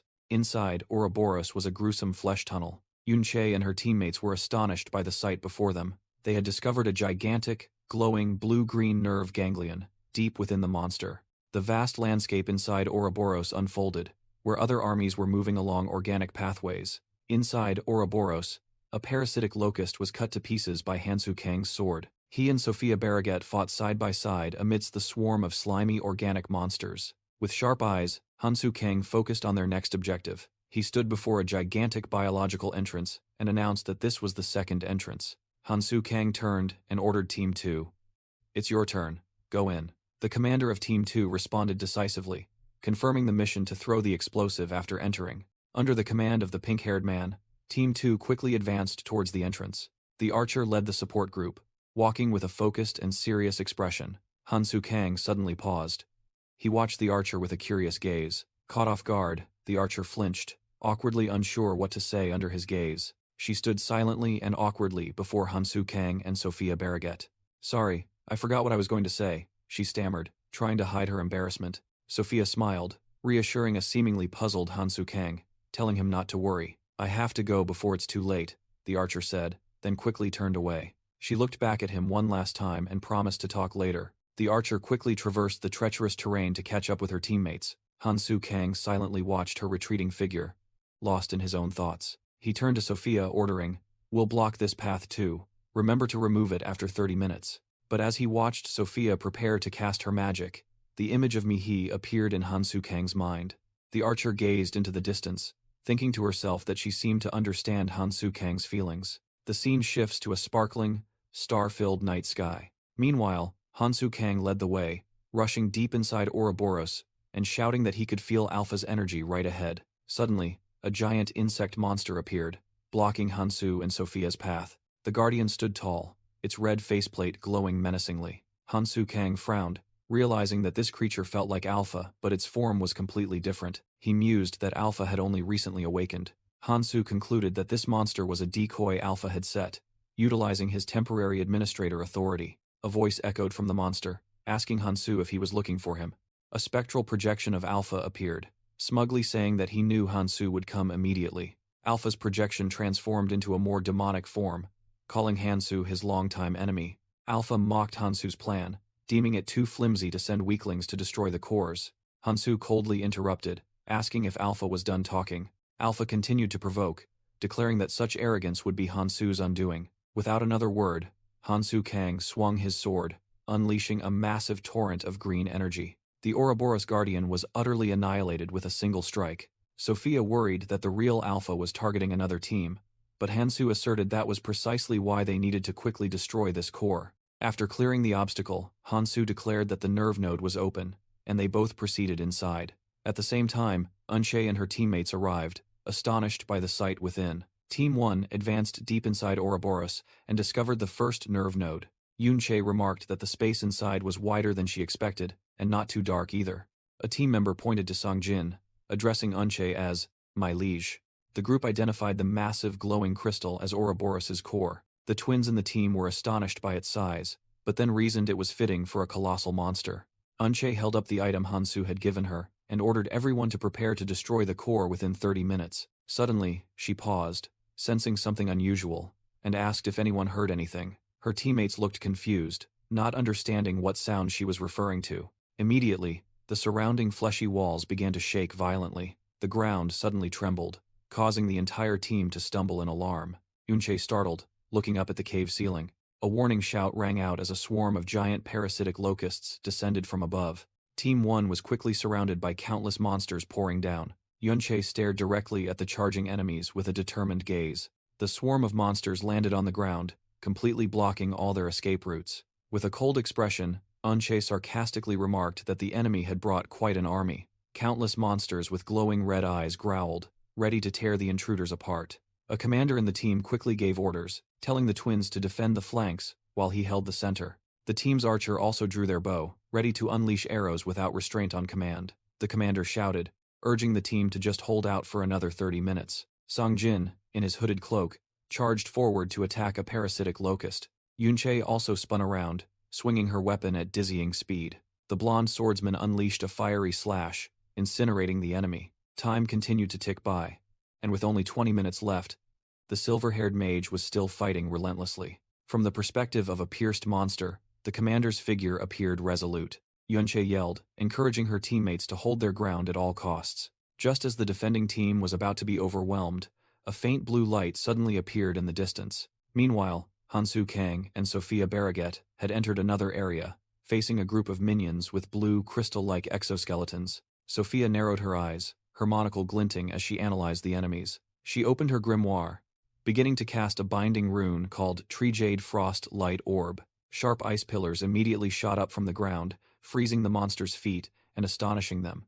Hansu Kang smirked, declaring that they were now just target practice. He shot forward, the ground beneath his feet cracking from his incredible speed. With the green energy sword in hand, Hansu easily cut down the immobilized monsters. He continued the slaughter, moving like a whirlwind through the enemy ranks. After clearing them out, Hansu stopped and looked up at a mysterious figure observing from above. Unexpectedly, the parasitic locusts in another area were swallowed by Ouroboros's fleshy walls. Hansu noticed the strangeness, wondering why the other locusts merely watched instead of charging to attack. Hansu Kang looked at the countdown timer, musing that holding out for 30 minutes wasn't difficult, but still couldn't believe Alpha would abandon the first central core. A projection of Alpha appeared, mocking Hansu's plan, and pointing out that his avoidance of him to protect another core was completely unlike him. With furious eyes, Hansu silently vowed to make Alpha regret his choice. Sophia ran over, pointing out the strange behavior of the locust swarm, just watching and asserting that it was definitely a trap, which Hansu agreed with. Hansu declared a change in plans, deciding to destroy this core immediately and then deal with the remaining cores himself. Sophia worriedly asked if the situation was that urgent, and that acting without explanation would only cause more chaos for the other teams. Hansu explained that if it were just the parasitic locusts, it wouldn't be a concern, but Alpha was inside Ouroboros, and he had to be the one to confront him. Sophia frantically questioned, fearing that destroying the cores would make Ouroboros move, and wondered if Alpha was more dangerous than Ouroboros itself. Hansu calmly admitted that Alpha was very dangerous, but asserted that Ouroboros was the more overwhelming threat. Sophia appeared confused by the contradictory words, but Hansu merely reassured her that he had a plan and told her to follow him. Sophia felt disappointed that Hansu still didn't fully trust her and explain everything to her. At the same time, a soul fragment of Miyamoto Junichi was activated, a skill that allowed him to control the mind of the person implanted with the fragment. Miyamoto's soul fragment roared in her mind, declaring it would take over Sophia's body. Sophia was stunned as she felt the intrusion into her mind. Sophia's eyes began to glow green, indicating she was resisting the possession. A surge of dark energy erupted from Sophia, with Miyamoto's enraged face appearing and screaming, challenging Hansu that he was not dead yet. Miyamoto mocked Hansu for trusting Sophia and turning his back on her, vowing to make him pay for what he had done to him. In contrast to the chaos, Hansu remained calm, standing before the crystal core, a vial of solution ready in his hand. Hansu coldly looked forward, thinking to himself that he had been waiting for Miyamoto to appear for a long time. Hansu Kang delivered a punch directly to Sophia Barraget's possessed body. The ring of Nurmach on his hand glowed, activating the destruction authority. Crimson energy enveloped Sophia, aiming directly at Miyamoto's soul fragment hidden within. He caught her body, bitterly reflecting that after regression, allies had become enemies, and enemies had become allies. With a cold gaze, Hansu Kang declared that he had found Miyamoto's location and would let the king bees deal with him. Through his administrator authority, He ordered Miyamoto to be teleported directly to the King Bee hive.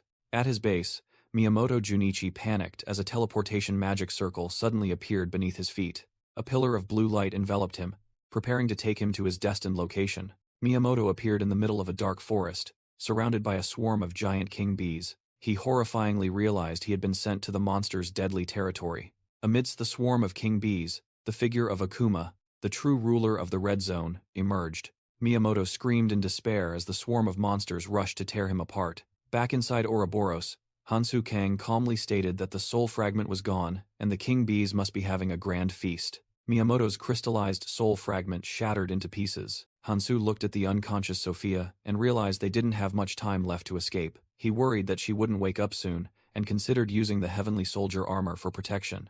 A system notification appeared, stating that his magic power was below 50% and suggesting he use the World Tree's energy. Hansu Kang decided to take the risk, silently apologizing to the World Tree. Immediately, a powerful surge of blue energy from the World Tree flowed into his body. Filled with magic power, Hansu Kang was confident that he could use his power as he pleased. He simultaneously activated Dragon's Defense, Dragon Transformation, and summoned the Heavenly Soldier armor. Hansu carefully placed the unconscious Sophia safely on the ground. Immediately, a massive surge of energy erupted from his position, shaking the ground. He soared into the air, his body enveloped in the mighty armor. His attack shattered the enemy's crystal defense. The target was revealed to be the colossal serpent Ouroboros. A brilliant golden explosion struck the monster's body. Suddenly, a colossal branch of the World Tree emerged from the ground. The branch lunged forward, beginning to coil around Ouroboros's head. The colossal serpent's green eyes widened, recognizing the threat. Its pupils contracted into sharp vertical slits. Ouroboros thrashed wildly, trying to escape the restraint. Hansu observed and realized that this monster acted purely on instinct, without intelligence. He decided to temporarily set aside the pursuit of Alpha to focus on stopping Ouroboros first. Using his administrator authority, Hansu commanded the World Tree branches to begin moving. The colossal branch tightened its grip around Ouroboros's body. Crushed, the serpent opened its mouth wide and let out a silent roar. Finally, Ouroboros was completely bound and neutralized by the World Tree branch. Miyamoto, in Sophia's body, hovered above the bound serpent. From a distant location, Tekeron declared that it was almost time to reunite with an old friend. He was determined to soon walk the path of the king. Meanwhile, on Ouroboros's back, a colossal tail slammed down onto the ground. The swarm of Acheron parasitic locusts plunged into a chaotic battle. A monster fell on the battlefield. Sangjin immediately activated the Lord of the Dead skill, resurrecting the fallen enemy. Now, with an undead army under his command, he was confident they could hold out until dawn. But suddenly, the ground cracked open, spewing out a grotesque mass of flesh. From it, new parasitic locusts emerged. Unexpectedly, Sangjin's entire undead army simultaneously looked up. They began frantically climbing the colossal body of Ouroboros. Sangjin was stunned, wondering what was happening above. He realized that if those monsters reached Hansu, they would become a burden, and was determined to stop them at all costs. Sangjin gripped his sword hilt tightly. He roared, ordering his army to destroy the climbing locusts. But seemingly having lost control, he desperately thought that he couldn't stop them all. High above, Hansu Kang in his transformed state was carrying an unconscious Sophia. He looked down at the colossal Ouroboros, now completely restrained by the World Tree's branches. Carrying the unconscious Sophia, Hansu Kang thought to himself that the after effects of Miyamoto's skill were worse than he expected, and she couldn't accompany him. He looked down at the young mage, deciding that he had to take her to safety. A system notification appeared, confirming that Hansu's World Tree Administrator authority had been activated, and Sophia had been teleported to Mikael. As soon as the teleportation was successful, an angry shout echoed from below, catching Hansu's attention. He turned his head in surprise to identify the source of the sound. On the back of the colossal Ouroboros, Sangjin was single-handedly facing the swarm of parasitic locusts, roaring a challenge at them. Seeing that sight, Hansu smirked, thinking that the timing was perfect. He shot down from above like an arrow, heading straight for the battlefield. From afar, Sangjin, who was fighting, noticed a winged figure soaring in the sky. He looked up and was astonished to realize it was Hansu. Sangjin was stunned, wondering if Hansu had come to help him, but then he was even more shocked by his transformed appearance. Hansu summoned countless brilliant blue energy orbs as he descended. The magic orbs rained down, creating massive explosions and sweeping away Ouroboros's minions. Sangjin stood firm against the powerful aftershocks of Hansu's attack. Hansu gently landed on the back of the colossal monster. Songjin immediately approached, anxiously asking about Hansu's wings and horns. Hansu brushed off the question, saying he would explain later and had something for Songjin to do. Hearing that, Songjin's confusion immediately turned into determination, ready to accept the task. Hansu ordered him to go assist Unche's team and destroy the core with them. Songjin said that Hansu didn't need to ask so politely. With a firm gaze, he asserted that a command was enough, as he had already told Hansu he could use him as he pleased. He smirked confidently, accepting the mission. Hansu stood within a magic circle, declaring that he would send Songjin directly to Team 1's position and entrust them to him. He gave one final command: do not die. Standing amidst the teleportation light, Songjin resolutely replied that the Lord of the Dead would not die. The magic circle flared with blinding light as Songjin vanished. Witnessing that, Hansu thought to himself that entrusting the skill to Songjin was the right decision and promised to take him to the next area. Driven by Songjin's will, Hansu felt he couldn't stay still. He shot off, telling himself he would go help Team 2 and ordered them to survive. In another space, a wounded swordsman was single-handedly facing Tekiron amidst his fallen comrades. Tekiron scoffed, asking why the swordsman wouldn't give up when he was alone. Though covered in injuries, the swordsman still challenged that he wouldn't die so easily. Tekiron continued to mock their loyalty, claiming that the cold-blooded one wouldn't come to save them, and they had all been abandoned. He extended his hand, offering the swordsman to become his soldier instead of serving such a king. The swordsman laughed, asking in return if Tekiron was talking so much because he was too afraid of Hansu Kang. Those words made Tekiron freeze, his eyes flashing with anger. He roared that these inferior beings infuriated him, simultaneously summoning countless weapons and shadow monsters. Tekiron charged to attack, yelling that if they wanted to die so badly, he would grant their wish. The red-clad swordsman looked up in astonishment. He gritted his teeth, bracing himself against the pain. He risked his life to deflect the incoming energy blasts to protect his fallen comrades. With lightning-fast movements, he spun to block consecutive attacks. Tekiron stood there, amidst the rain of weapons he had summoned to attack them. He smirked, remarking that it was a noble act for the swordsman to try and deflect every attack to protect his kind. Tekiron admitted that such an attitude was commendable. However, he declared that he could not waste any more time fighting. Tekiron decided to use a despicable method to finish off his opponent, summoning a colossal red energy blade. Countless swords suddenly appeared, piercing through the swordsman's body. Blood spurted from his fatal wounds. Even so, he let out a final, defiant roar. Tekiron's giant blade struck down forcefully. The swordsman collapsed to his knees, his body riddled with weapons. Tekiron declared that out of respect for his opponent's bravery, he would personally end their life. He raised his hand, preparing to deliver the decisive blow. Suddenly, Hansu Kang appeared and blocked Tekiron's attack with his hand. The powerful impact sent Tekiron flying backward. Hansu Kang stood before the injured swordsman, saying he had arrived late, and told him to rest. Inside the gigantic body of Ouroboros, Hansu Kang single-handedly faced a swarm of parasitic monsters, while his two comrades lay collapsed in the distance. The gigantic monster roared, lunging its massive head towards Hansu Kang, with the intent to devour him. Hansu Kang reacted, his hand transforming into a mystical green bone gauntlet. From the gauntlet, a brightly glowing green energy sword formed. With his dragon wings spread wide, Hansu Kang charged into the swarm of monsters, swinging his sword and cutting down his enemies. He continued the slaughter, sweeping away Ouroboros' minions with a flurry of slashes. All three of them now stood on the body of the gigantic serpent. The heavily wounded comrade let out a crazy laugh, exclaiming in astonishment, "Such insane, destructive power." With dragon scales on his face, Hansu Kang calmly looked back. He approached his dying comrade and plunged the energy sword into the ground. Hansu Kang offered a healing rune and said, "You look pathetic. Take this." The other person replied gratefully, promising to repay him. The man took the rune, and a green light enveloped his blood-soaked hands. As soon as he pressed the rune to his chest, a powerful healing energy erupted, restoring all his wounds. Fully recovered, the man looked at his benefactor in astonishment and called out, "Han, Su?" The female comrade also just woke up, startled as she realized the situation. She thought to herself with disappointment about her helplessness, despite being armed. The man apologetically excused himself for being in the way, but Hansu Kang reassured him that it was his fault for not realizing Alpha was already here. Hansu Kang took out a calamity feather, explaining that the World Tree's authority was nullified and they needed to use it to teleport out.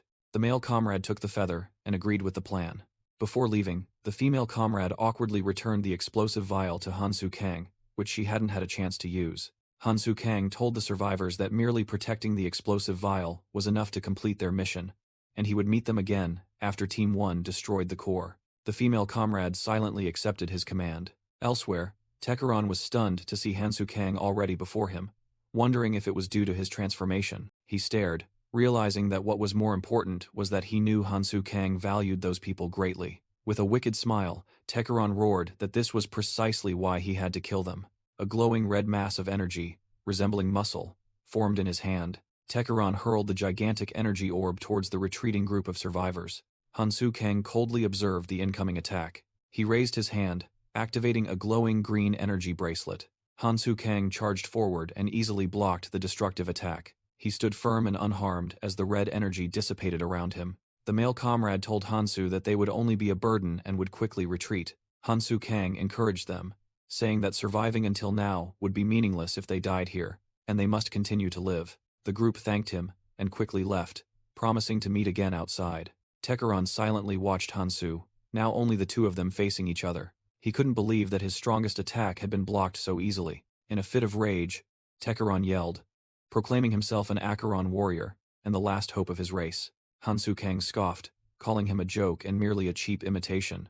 Tekeron roared furiously, lunging forward and telling Hansu to shut up. Hansu calmly analyzed, realizing that his opponent had lost his mind, and if he were a truly physically enhanced Acheron, he would have had a harder time. Hansu Kang confidently thought that dealing with Tekeron would not be a problem. He charged and delivered a thunderous punch to Tekeron's face. Hansu easily blocked Tekeron's counterattack, leaving him stunned because it was his clan's secret technique. Tekeron was utterly bewildered, unable to understand why Hansu could withstand his blows without flinching.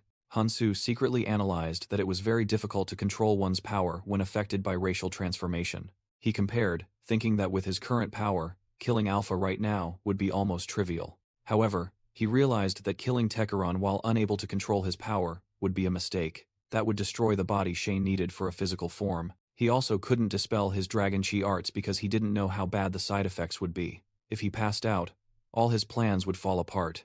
What a mess, Hansu thought irritably to himself. He decided to use the power of the Heavenly Soldier armor, deeming it the best option in the current situation. Tekeron was startled by the sudden shift in energy from Hansu. A layer of white-blue energy armor began to form around Hansu's fist. Tekeron roared in pain as he was struck by the armored fist. The Heavenly Soldier armor transformed into a gigantic defensive structure, throwing Tekeron far away. Surrounded by parts of the armor, Hansu declared, "Let's clean up this trash." Tekeron was mercilessly sent flying. A small object, a fragment of memories, was dropped onto a crystal structure below. Hansu looked at the defeated Tekeron and remarked that a replica was still much weaker than the true Akuma. Hansu Kang thought it best to return Tekeron's body to Shane as soon as possible. Suddenly, a loud noise echoed throughout the space.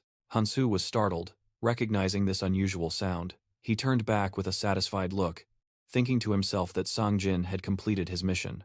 Meanwhile, Tekeron lay slumped on the ground, unable to believe he had failed despite using even his clan's secret techniques. He desperately wondered if his decision had been a mistake, as his dream of racial revival had shattered. Despair quickly turned into hatred, as Tekeron believed it was all caused by an inferior being. Filled with malice, he swore to snatch away everything Hansu Kang held dear. Tekeron reached out and touched the purified divine stone fragment.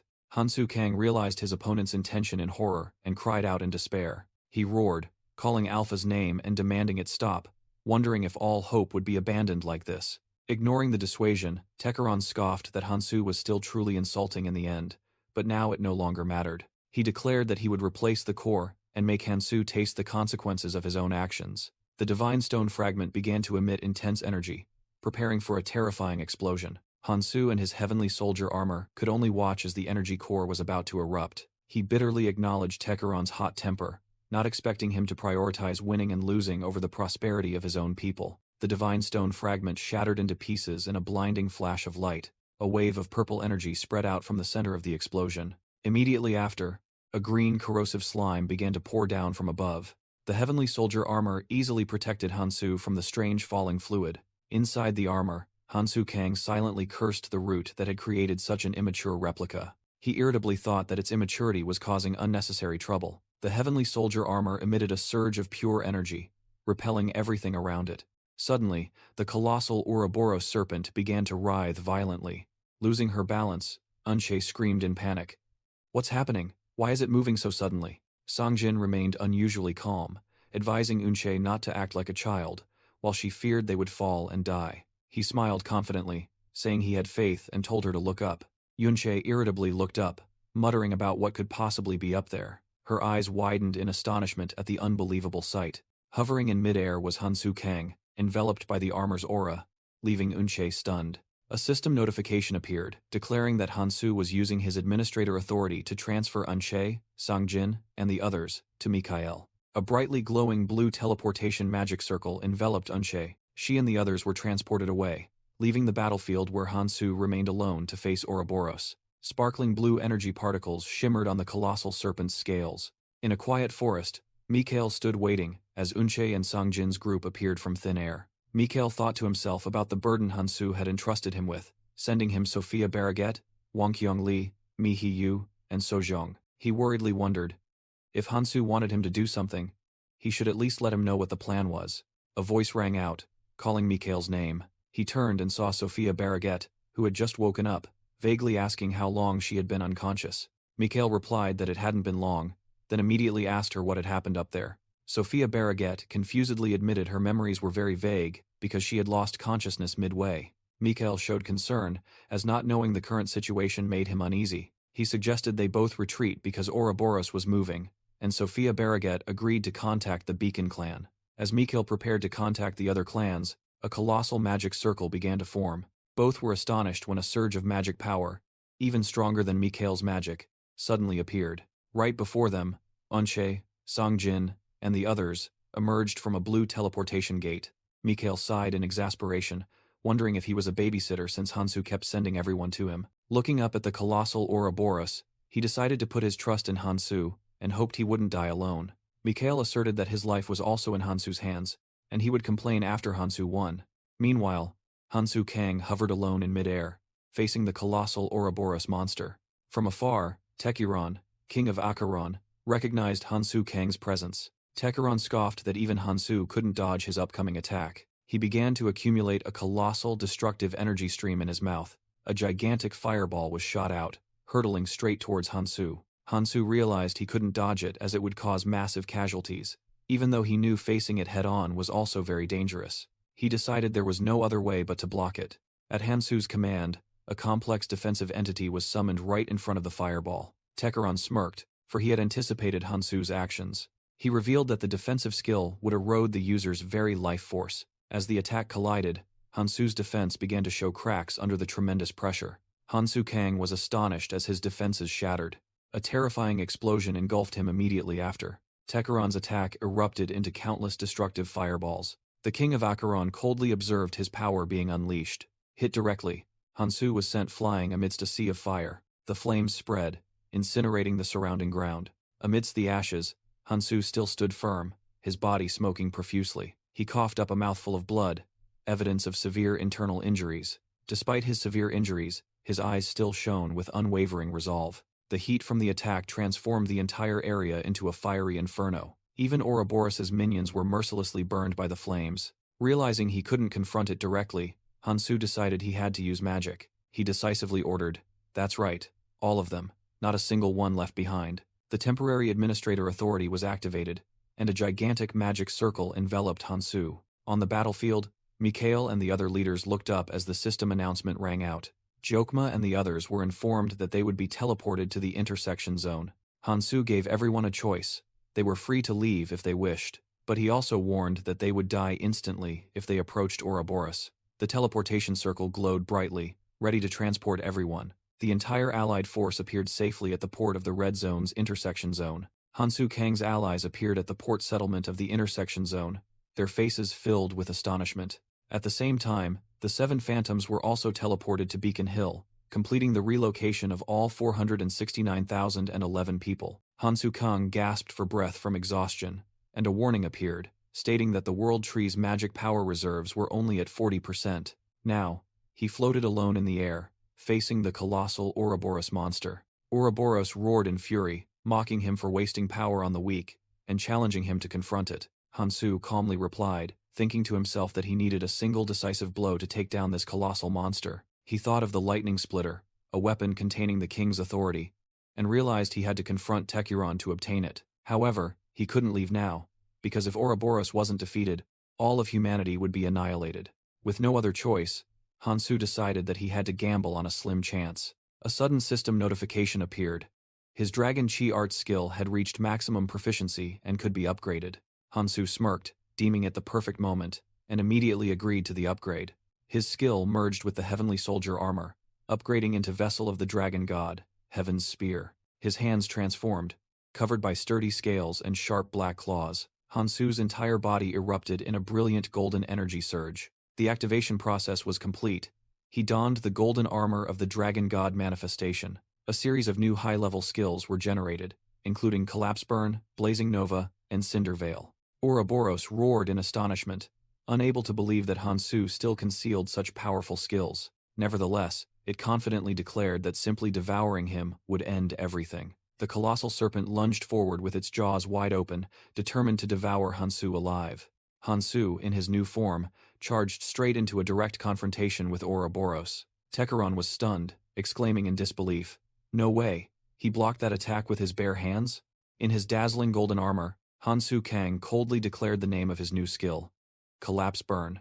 The colossal Ouroboros let out an earth-shattering roar, its body convulsing violently under the power that had just struck it. An orange energy explosion swept across the ground, completely incinerating Ouroboros' minions. In a safe location, Sangjin and his teleported comrades could only watch the battle from afar with astonishment. Mikhail broke out in a cold sweat, wondering if Hansu should still be considered a normal human. Yunche questioned in confusion, not understanding why Hansu had to bring them along, if he could handle everything himself from the start. Sophia calmly explained that Hansu was merely trying to protect them, and the colossal serpent was only temporarily unconscious. The entire group was startled by the information that Ouroboros had not yet been defeated. A hopeful comrade asked if Hansu could finish it off if he continued attacking like that. "No," Sophia replied decisively.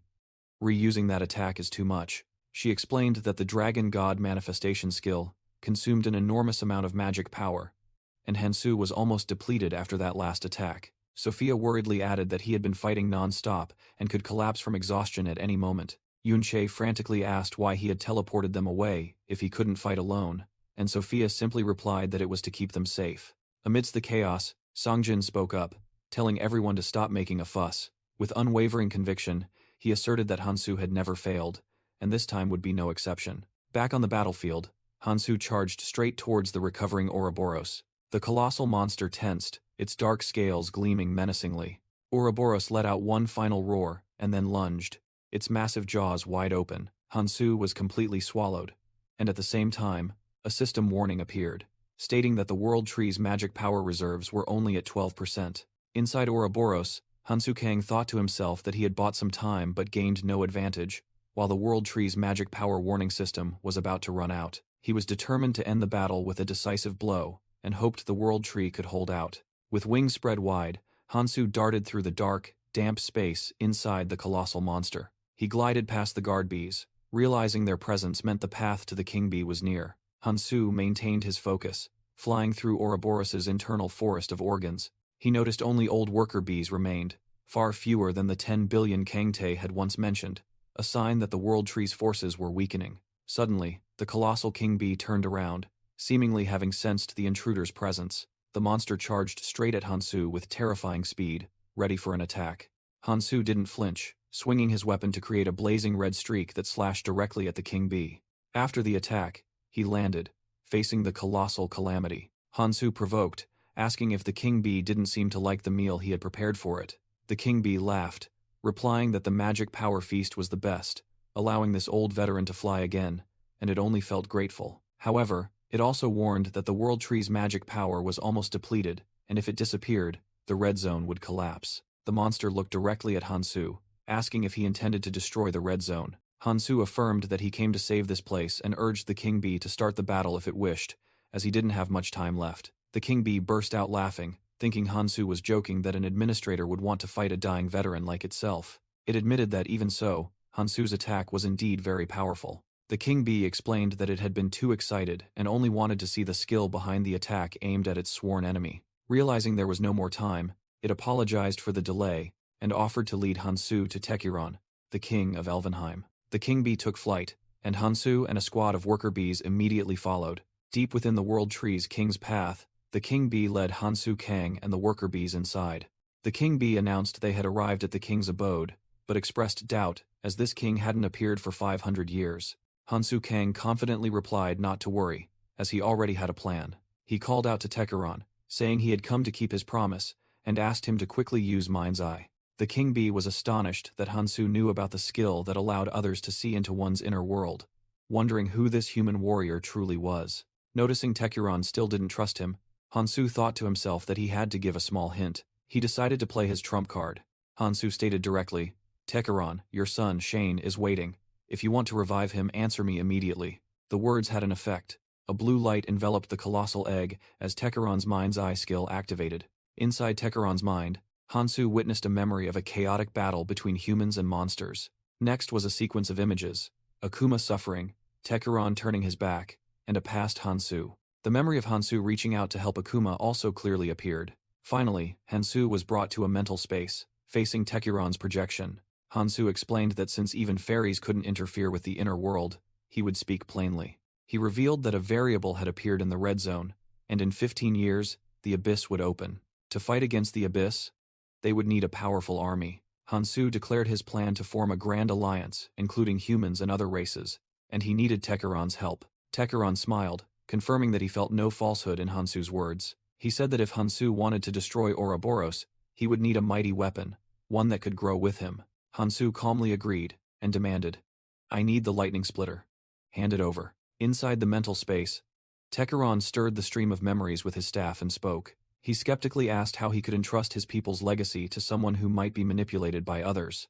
Hansu Kang showed annoyance, asking back, "You think I'm being controlled by someone?" Tekeron affirmed his suspicion was well-founded, based on what he had seen in the memories. He admitted that in the past, Hansu was the vanguard of the Valkyrie clan and a hero of the Abyss, someone worthy of being entrusted with the future. "But I cannot entrust it to a puppet," Tekeron concluded decisively. Hansu questioned, stating that his comrades had sent him here with the hopes of 6 billion people on his shoulders. He angrily warned Tekeron to retract his words disrespecting his comrades, asserting that they would never rely on a mere curse. Tekeron explained that he didn't mean to mock, but was simply curious. He revealed that Keldian, known as the Great Sage, had placed an overly obvious curse on Hansu.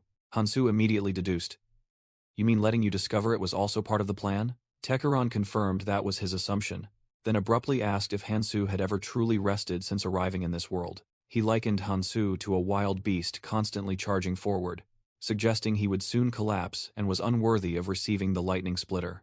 Hansu showed a hint of self-mockery, realizing that was how others perceived him, something he had never known himself. Tekeron offered advice and proposed breaking the curse, and Hansu decisively agreed. Tekeron began the ritual, chanting Breath of Manifestation to awaken a dormant power within Hansu. Energy from Tekeron's ritual flowed, enveloping Hansu as he stood within his own aura. A colossal, intricate magic circle formed above Tekeron as he continued the ritual. Tekeron secretly admired Keldian for combining the rituals of Acheron and Elvenheim into a message only he could recognize. Meanwhile, Hansu grew impatient, urging, "What are you waiting for? If you're going to break it, do it quickly." Tekeron reassured Hansu, saying that this curse was made to be broken, and he would remove it immediately. He began the ritual, declaring that the breath of manifestation would shatter all restraints and sever the chains. With a cry of "Unleash," the magic circle erupted with energy. Hansu Kang's mind violently shook as a mental barrier shattered. Memories flooded back.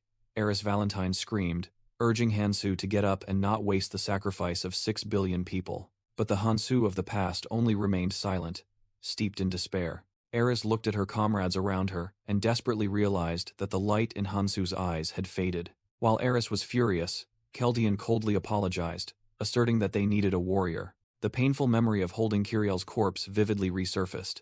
Back in the present, Hansu admitted Keldian was right, that he couldn't continue fighting back then. A familiar silhouette of Keldian appeared, saying that the fact his message reached Hansu proved he had always been on the right path.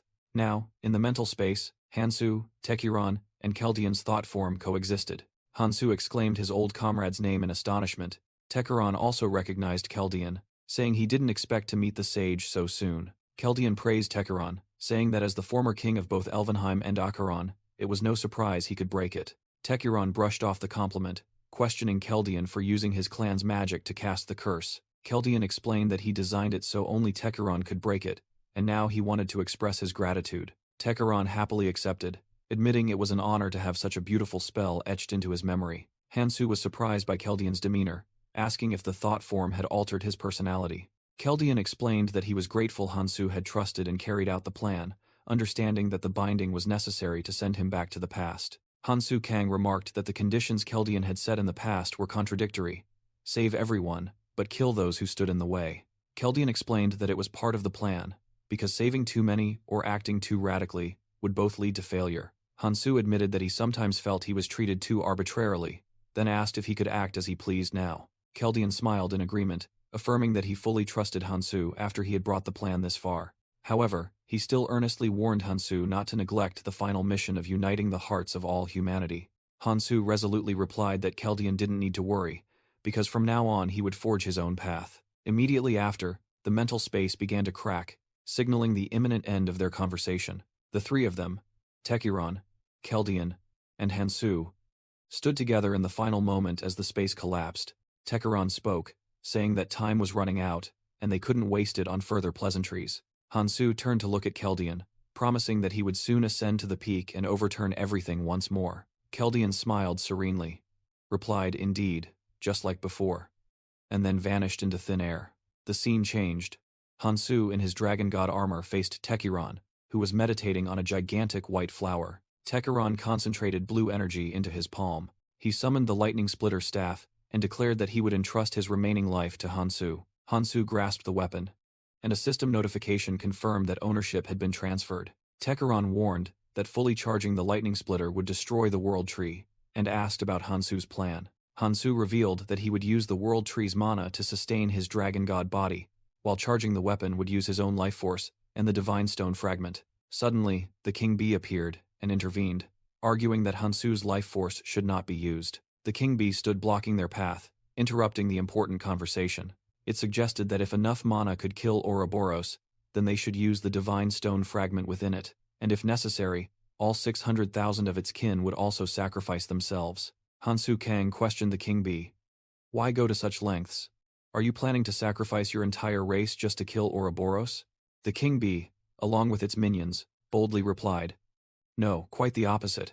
Hansu looked confused, not understanding the meaning behind its words. The King Bee explained that it had seen hope in Hansu. It recounted the desperate plight of its species. The world tree was withering, the queen bee couldn't lay eggs, and the attacks on humans were merely to compensate for the mana deficit. In the past, they discovered Ouroboros was draining the tree sap and fought a fierce battle, losing their queen bee but only managing to temporarily seal the monster. Hansu quietly listened to their tragic story. The King Bee revealed that the deceased queen bee had left behind a divine stone fragment, the last hope to hatch a new generation.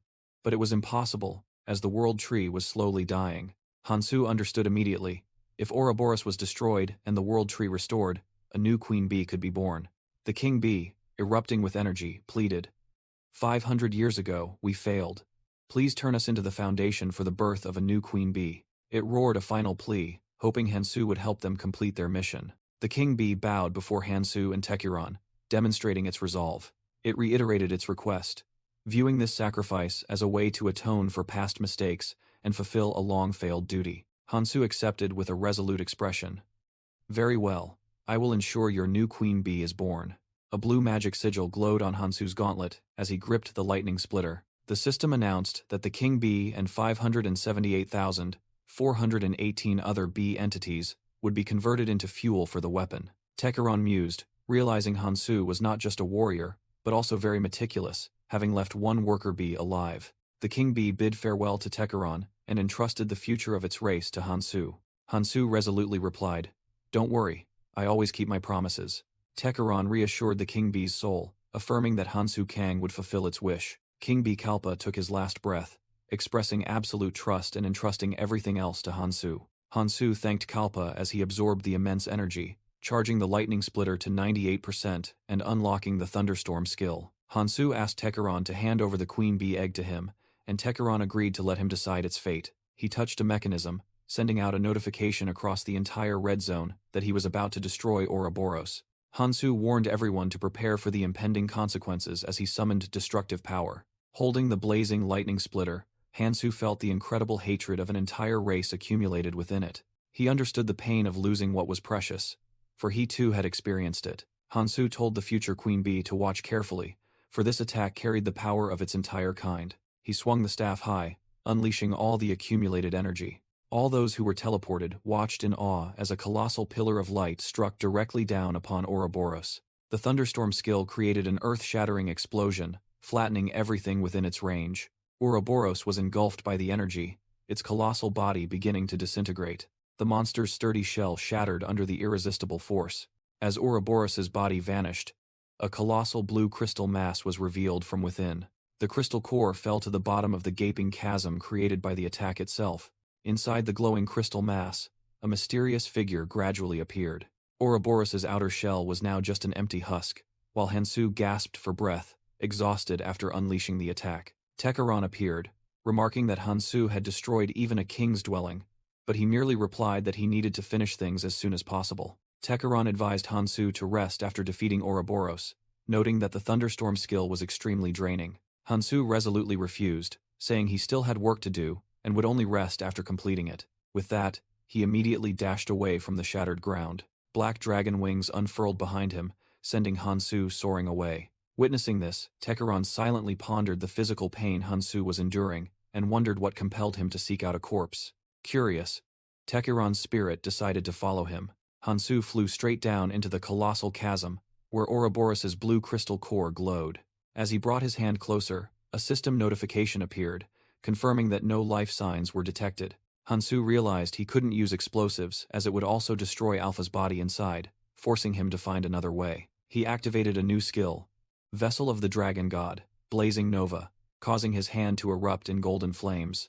The powerful ring of fire from his skill carefully melted a hole in the crystal mass, revealing a human silhouette within. In his blazing golden armor, Hansu was confident that it was enough. He reached inside and began pulling Alpha's motionless body out of its crystal prison.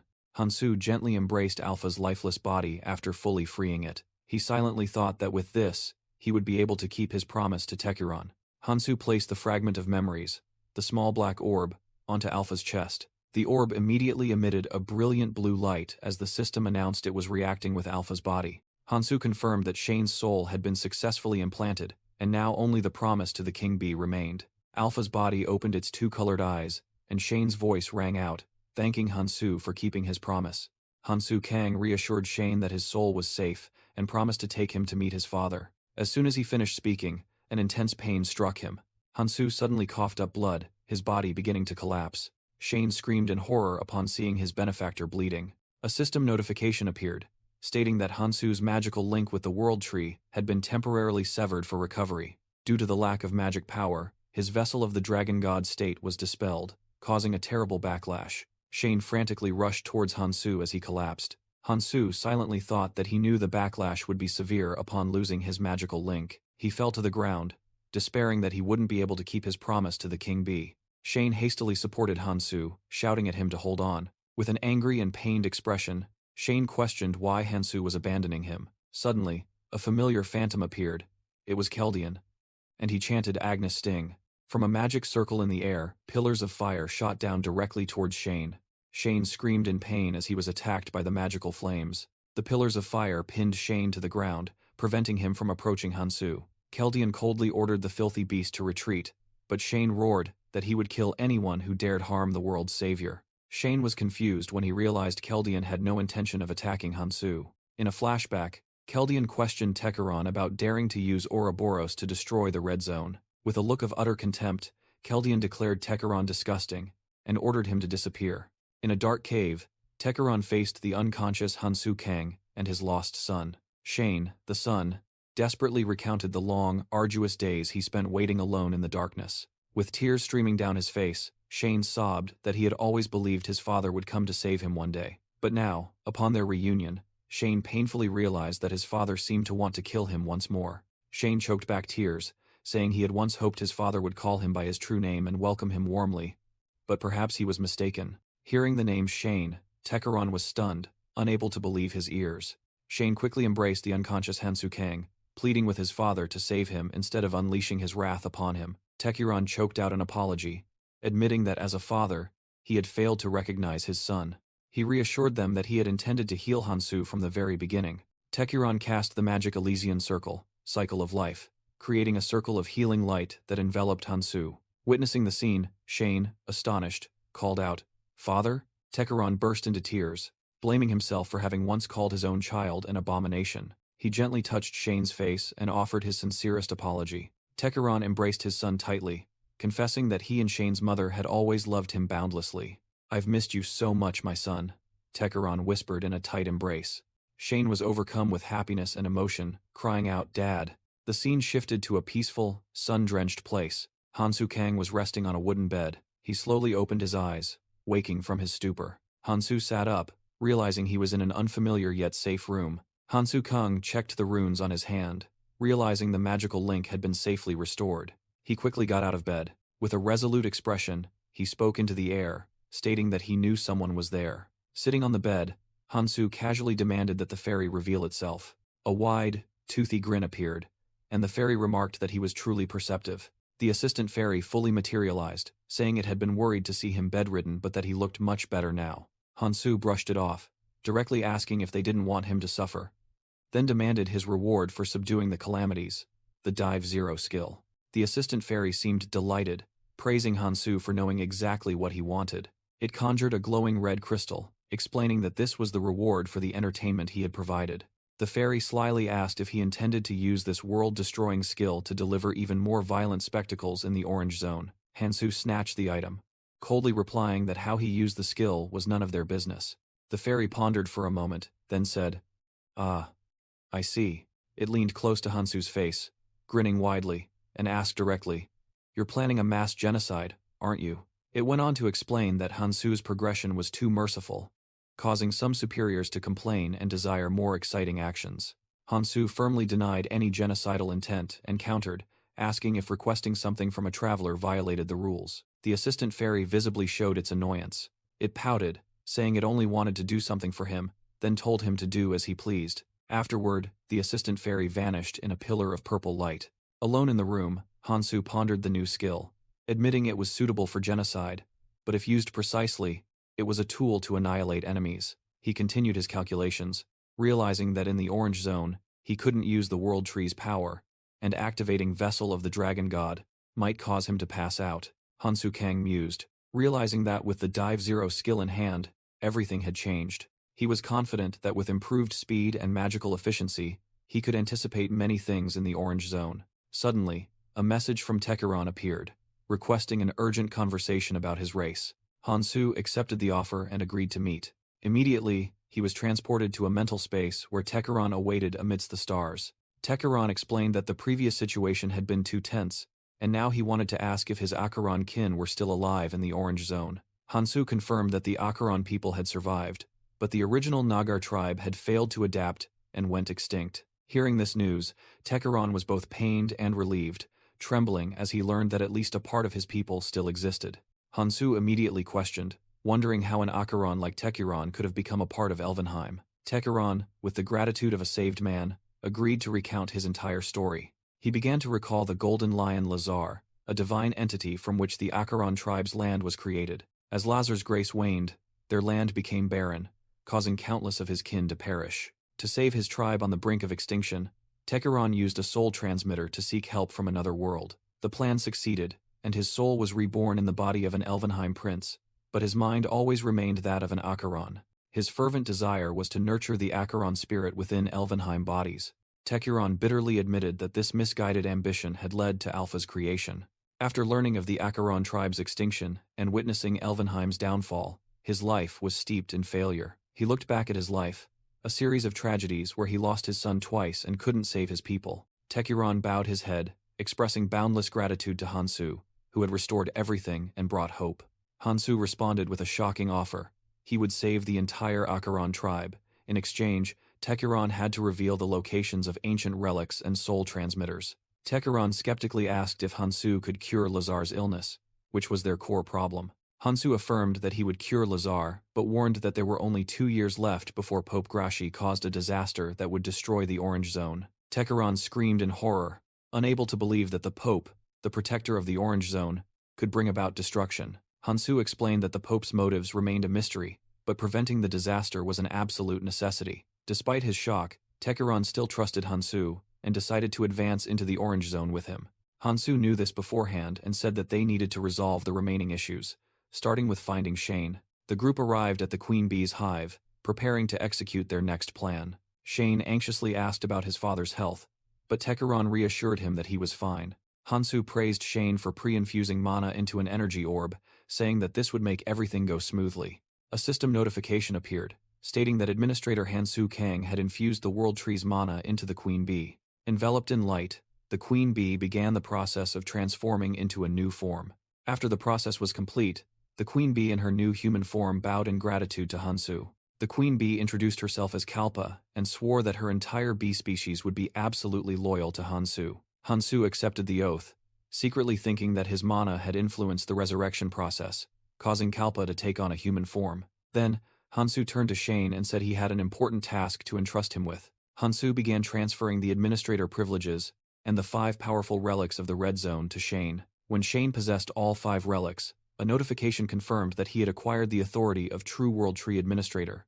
Hansu officially declared Shane the new administrator, entrusting him with the task of cooperating with the Queen Bee to strengthen humanity's forces. Shane asked if Hansu was about to leave, and worried that Alpha's influence would make him too ruthless. But Hansu replied that was exactly what he wanted. With renewed determination, Shane happily accepted the task, ready to fulfill his role. Queen Bee Kalpa, in her new form, told Hansu Kang that she had something she wanted to give him. Hansu recognized it as the soul fragment Miyamoto had left behind, an item he needed to retrieve. He thought that if he implanted this fragment into Shane, he could communicate with him even in the Orange Zone. However, a difficult problem arose in Hansu's mind. He hesitated, as taking Tekiron with him would ruin the 500-year reunion of the father and son. Although he felt guilty toward Shane, Hansu knew he didn't have much time and had to make a decision immediately. Shane noticed Hansu's pensive expression and asked about it, creating an opportunity for Hansu to tell the truth. He surprisingly asked if there were any other serious problems after all the calamities had been eliminated. Hansu explained that he needed Tekiron's help in the Orange Zone and asked Shane's permission to take his father with him. Shane sadly bowed his head upon learning that his father would have to leave again. Hansu gave the soul fragment to Shane, promising that it would help them stay in contact and that he would send updates regularly. Despite his regret, Shane still smiled and accepted, as being able to hear news about his father was the most important thing. Hansu thanked Shane for his understanding and promised that this separation would not last long. Shane calmly replied that he had already waited 500 years and absorbed the soul fragment into his body. When everything was done, Hansu asked Tekiron to take him to the lake, and Tekiron thanked him for giving them time. Tekiron agreed to take Hansu to a place with humans, as that would be more convenient for him. Hansu nodded in agreement, and teleportation energy began to envelop him. In a flash of blue light, Hansu vanished from the Red Zone. As soon as he arrived, he summoned a golden energy carrier pigeon, sending a summons to his allies. The energy bird soared through the twilight sky, heading towards the camp to deliver the message. Hansu Kang stood before his numerous allies and thanked everyone for gathering. He especially thanked Mikael for mediating with the clans and wished for him to continue supporting humanity. He turned to Mihiyu, acknowledging her remarkable growth rate and expressing his hope that she would become a great monarch. Next, he praised Yunshe and her clan for their crucial role in subduing Ouroboros and entrusted her with helping Mihi.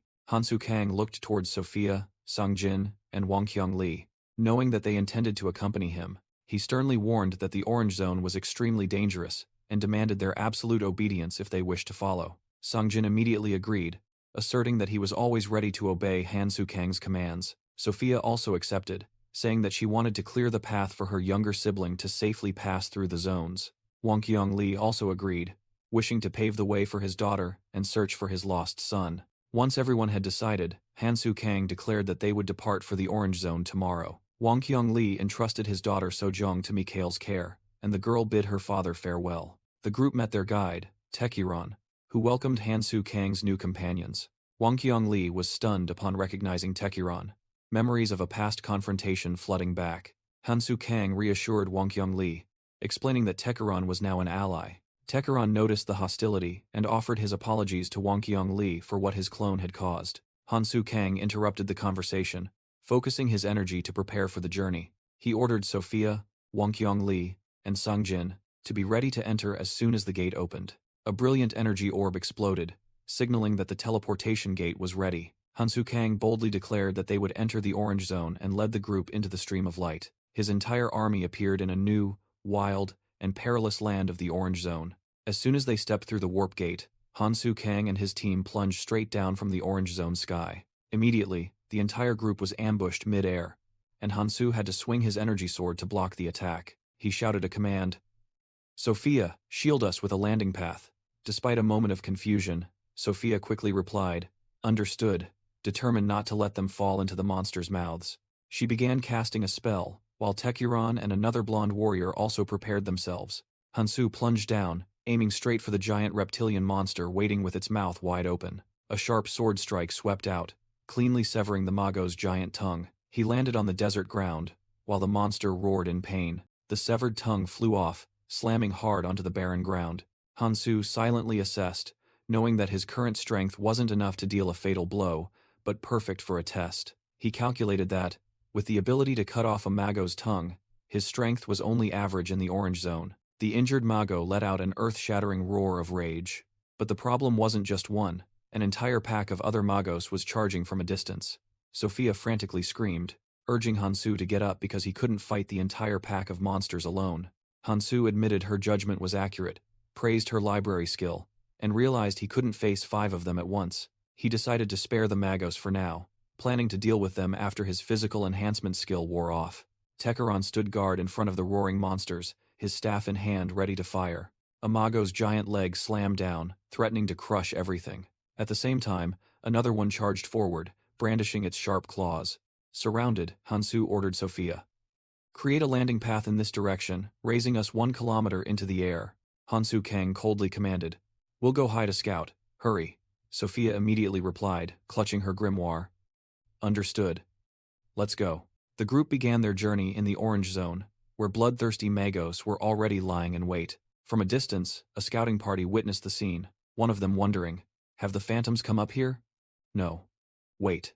That person, Shimura Ken, recognized Sophia and speculated about the absence of the other travelers. Confirming Sophia's presence, Shimura Ken decided this simple scouting mission had to change. He was astonished by how precisely Hansu Kang dealt with the pack of Magos, despite being a rookie. With a sinister smile, Shimura Ken decided he would kill the rest and capture Sophia, then asked his comrade to hand him the magic gun. His comrade questioned abandoning the mission, while also teasing whether Shimura intended to get revenge on Sophia for rejecting his confession. Enraged at having a raw nerve touched, Shimura Ken grabbed his comrade by the collar and threatened him. Meanwhile, a mysterious figure in a purple hood was also watching, declaring that he would kill all the men and capture Sophia alive. Shimura Ken turned away, warning his comrade to keep his mouth shut, and the other quickly expressed absolute loyalty. The magic gun was handed over, while a text explained that 1 month in the orange zone was equivalent to more than a year in the red zone. Shimura Ken confidently aimed, believing that with a year of experience here, he could easily take down a traveler from the red zone. But then he froze in shock as he looked through the scope. From 700 meters away, Hansu Kang was staring straight at him, making Shimura Ken unable to believe his eyes. He was confused as he saw Hansu raise his hand towards him. Hansu Kang calmly activated his skill, Dive 0. He clenched his hand into a fist. But Hansu himself was surprised to see strange dark energy emanating from his fist. A member of the sniper team screamed in horror as he saw Captain Shimura Ken's body being engulfed by a surge of dark energy. Immediately after, that very person also panicked, realizing he was disintegrating under the effect of the same power. The sniper's body completely vanished into thin air. Shimura Ken's gun and equipment fell to the ground, next to 3 orange crystals that had just appeared. From the ground, Hansu Kang coldly commented on the foolishness of the one who aimed a Mago hunting gun at humans. Sophia Barraget anxiously asked Hansu if something was wrong. Hansu reassured her that nothing was wrong, then signaled for the group to continue flying higher. The team continued to ascend, while Hansu remained alone on the ground. He thought to himself that from this distance, the Magos must have lost track of him.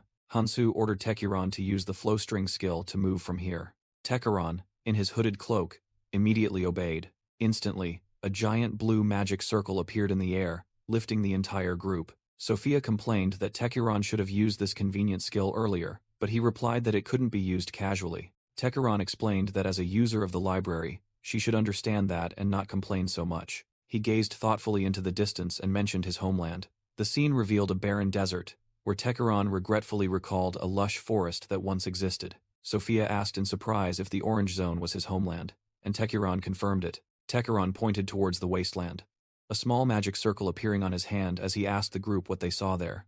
Sophia confusedly replied that it was just a desert, wasn't it? Tekuran explained that to those unfamiliar, his homeland might seem simple, but in reality, it was not. Upon arrival, Tekuran turned to Hansu Kang and suggested flying up about 10 kilometers higher to be able to see Lazar. Hansu Kang calmly agreed, reasoning that it would also help him pinpoint their location. Immediately, a magic circle lifted the entire group soaring into the sky. They continued to ascend, piercing through the clouds on the glowing magical platform. Tekuran smiled and began to introduce his homeland to the group. From above, a horrifying sight appeared. The entire desert region below was Lazar's land. Wang Qiongli and Sophia Barraget were stunned, unable to believe that an entire vast desert was once a living creature. Sophia wondered in amazement if the horizon they had seen earlier was merely its tail, and just how colossal it must be. Wang Qiongli admitted that while he had seen giant snakes and trees, this creature was on an entirely different level. Tekuran sadly agreed, saying that comparing it to Ouroboros was also disheartening. He solemnly named the entity Golden Lion Lazar. In a flashback, Tekuran recounted that Lazar was once a sacred beast that ruled the land, drinking seas of lava to form its body. The energy from the lava seas was transformed into an abundant source of power. That power bestowed blessings upon countless creatures, including his Acheron tribe. But now, all had dried up and turned into a desolate desert. Tekuran agonizingly wondered how much longer Lazar's blessings could last. Hansu Kang assertively stated that he brought him here precisely to solve that problem, and asked him to simply lead the way. Tekuran smiled, affirming his absolute trust in Hansu Kang, and explaining that he was merely lamenting the fate of his homeland. Tekuran saw a city in the distance, speculating that it might be a human city. Hansu Kang confirmed it was their destination, and ordered Tekuran to lower their altitude so they could hunt for runes along the way. Tekuran complied, and the group began to descend to the desert ground. After landing, Hansu Kang announced a 6-hour rune hunting plan, and declared that he would choose monsters for each person. He assigned the blonde man the task of hunting scorpions around the city. The blonde man quickly wielded his weapon, skillfully eliminating the monsters. Hansu Kang assigned the remaining members, including Sophia, Wang Qiong, and Tekuran, to hunt basilisks. Songjin charged, attacking a giant red basilisk. Songjin's powerful punch struck the monster's head forcefully. The basilisk collapsed, defeated by the group. 6 hours later, Hansu Kang praised the team for their hard work, while Wang Qiongli gasped for breath from exhaustion. Hansu Kang announced that they had enough runes to buy equipment in the city, so they would rest today and depart tomorrow. The group stared at him in astonishment, prompting Hansu Kang to ask why they had such expressions. Tekuran explained that they were surprised to be resting, as he himself thought Hansu would make them march non-stop. Hansu Kang asserted that the foundation of battle was proper rest and nutrition, and Tekuran chuckled in agreement. Tekuran offered to prepare dinner using basilisk meat according to a secret Acheron tribal recipe. Hansu Kang smiled and agreed, saying he was counting on him. The group set up camp, resting around the carcass of the fallen monster. The city in the distance was revealed to be the base of the Anvain Cross clan.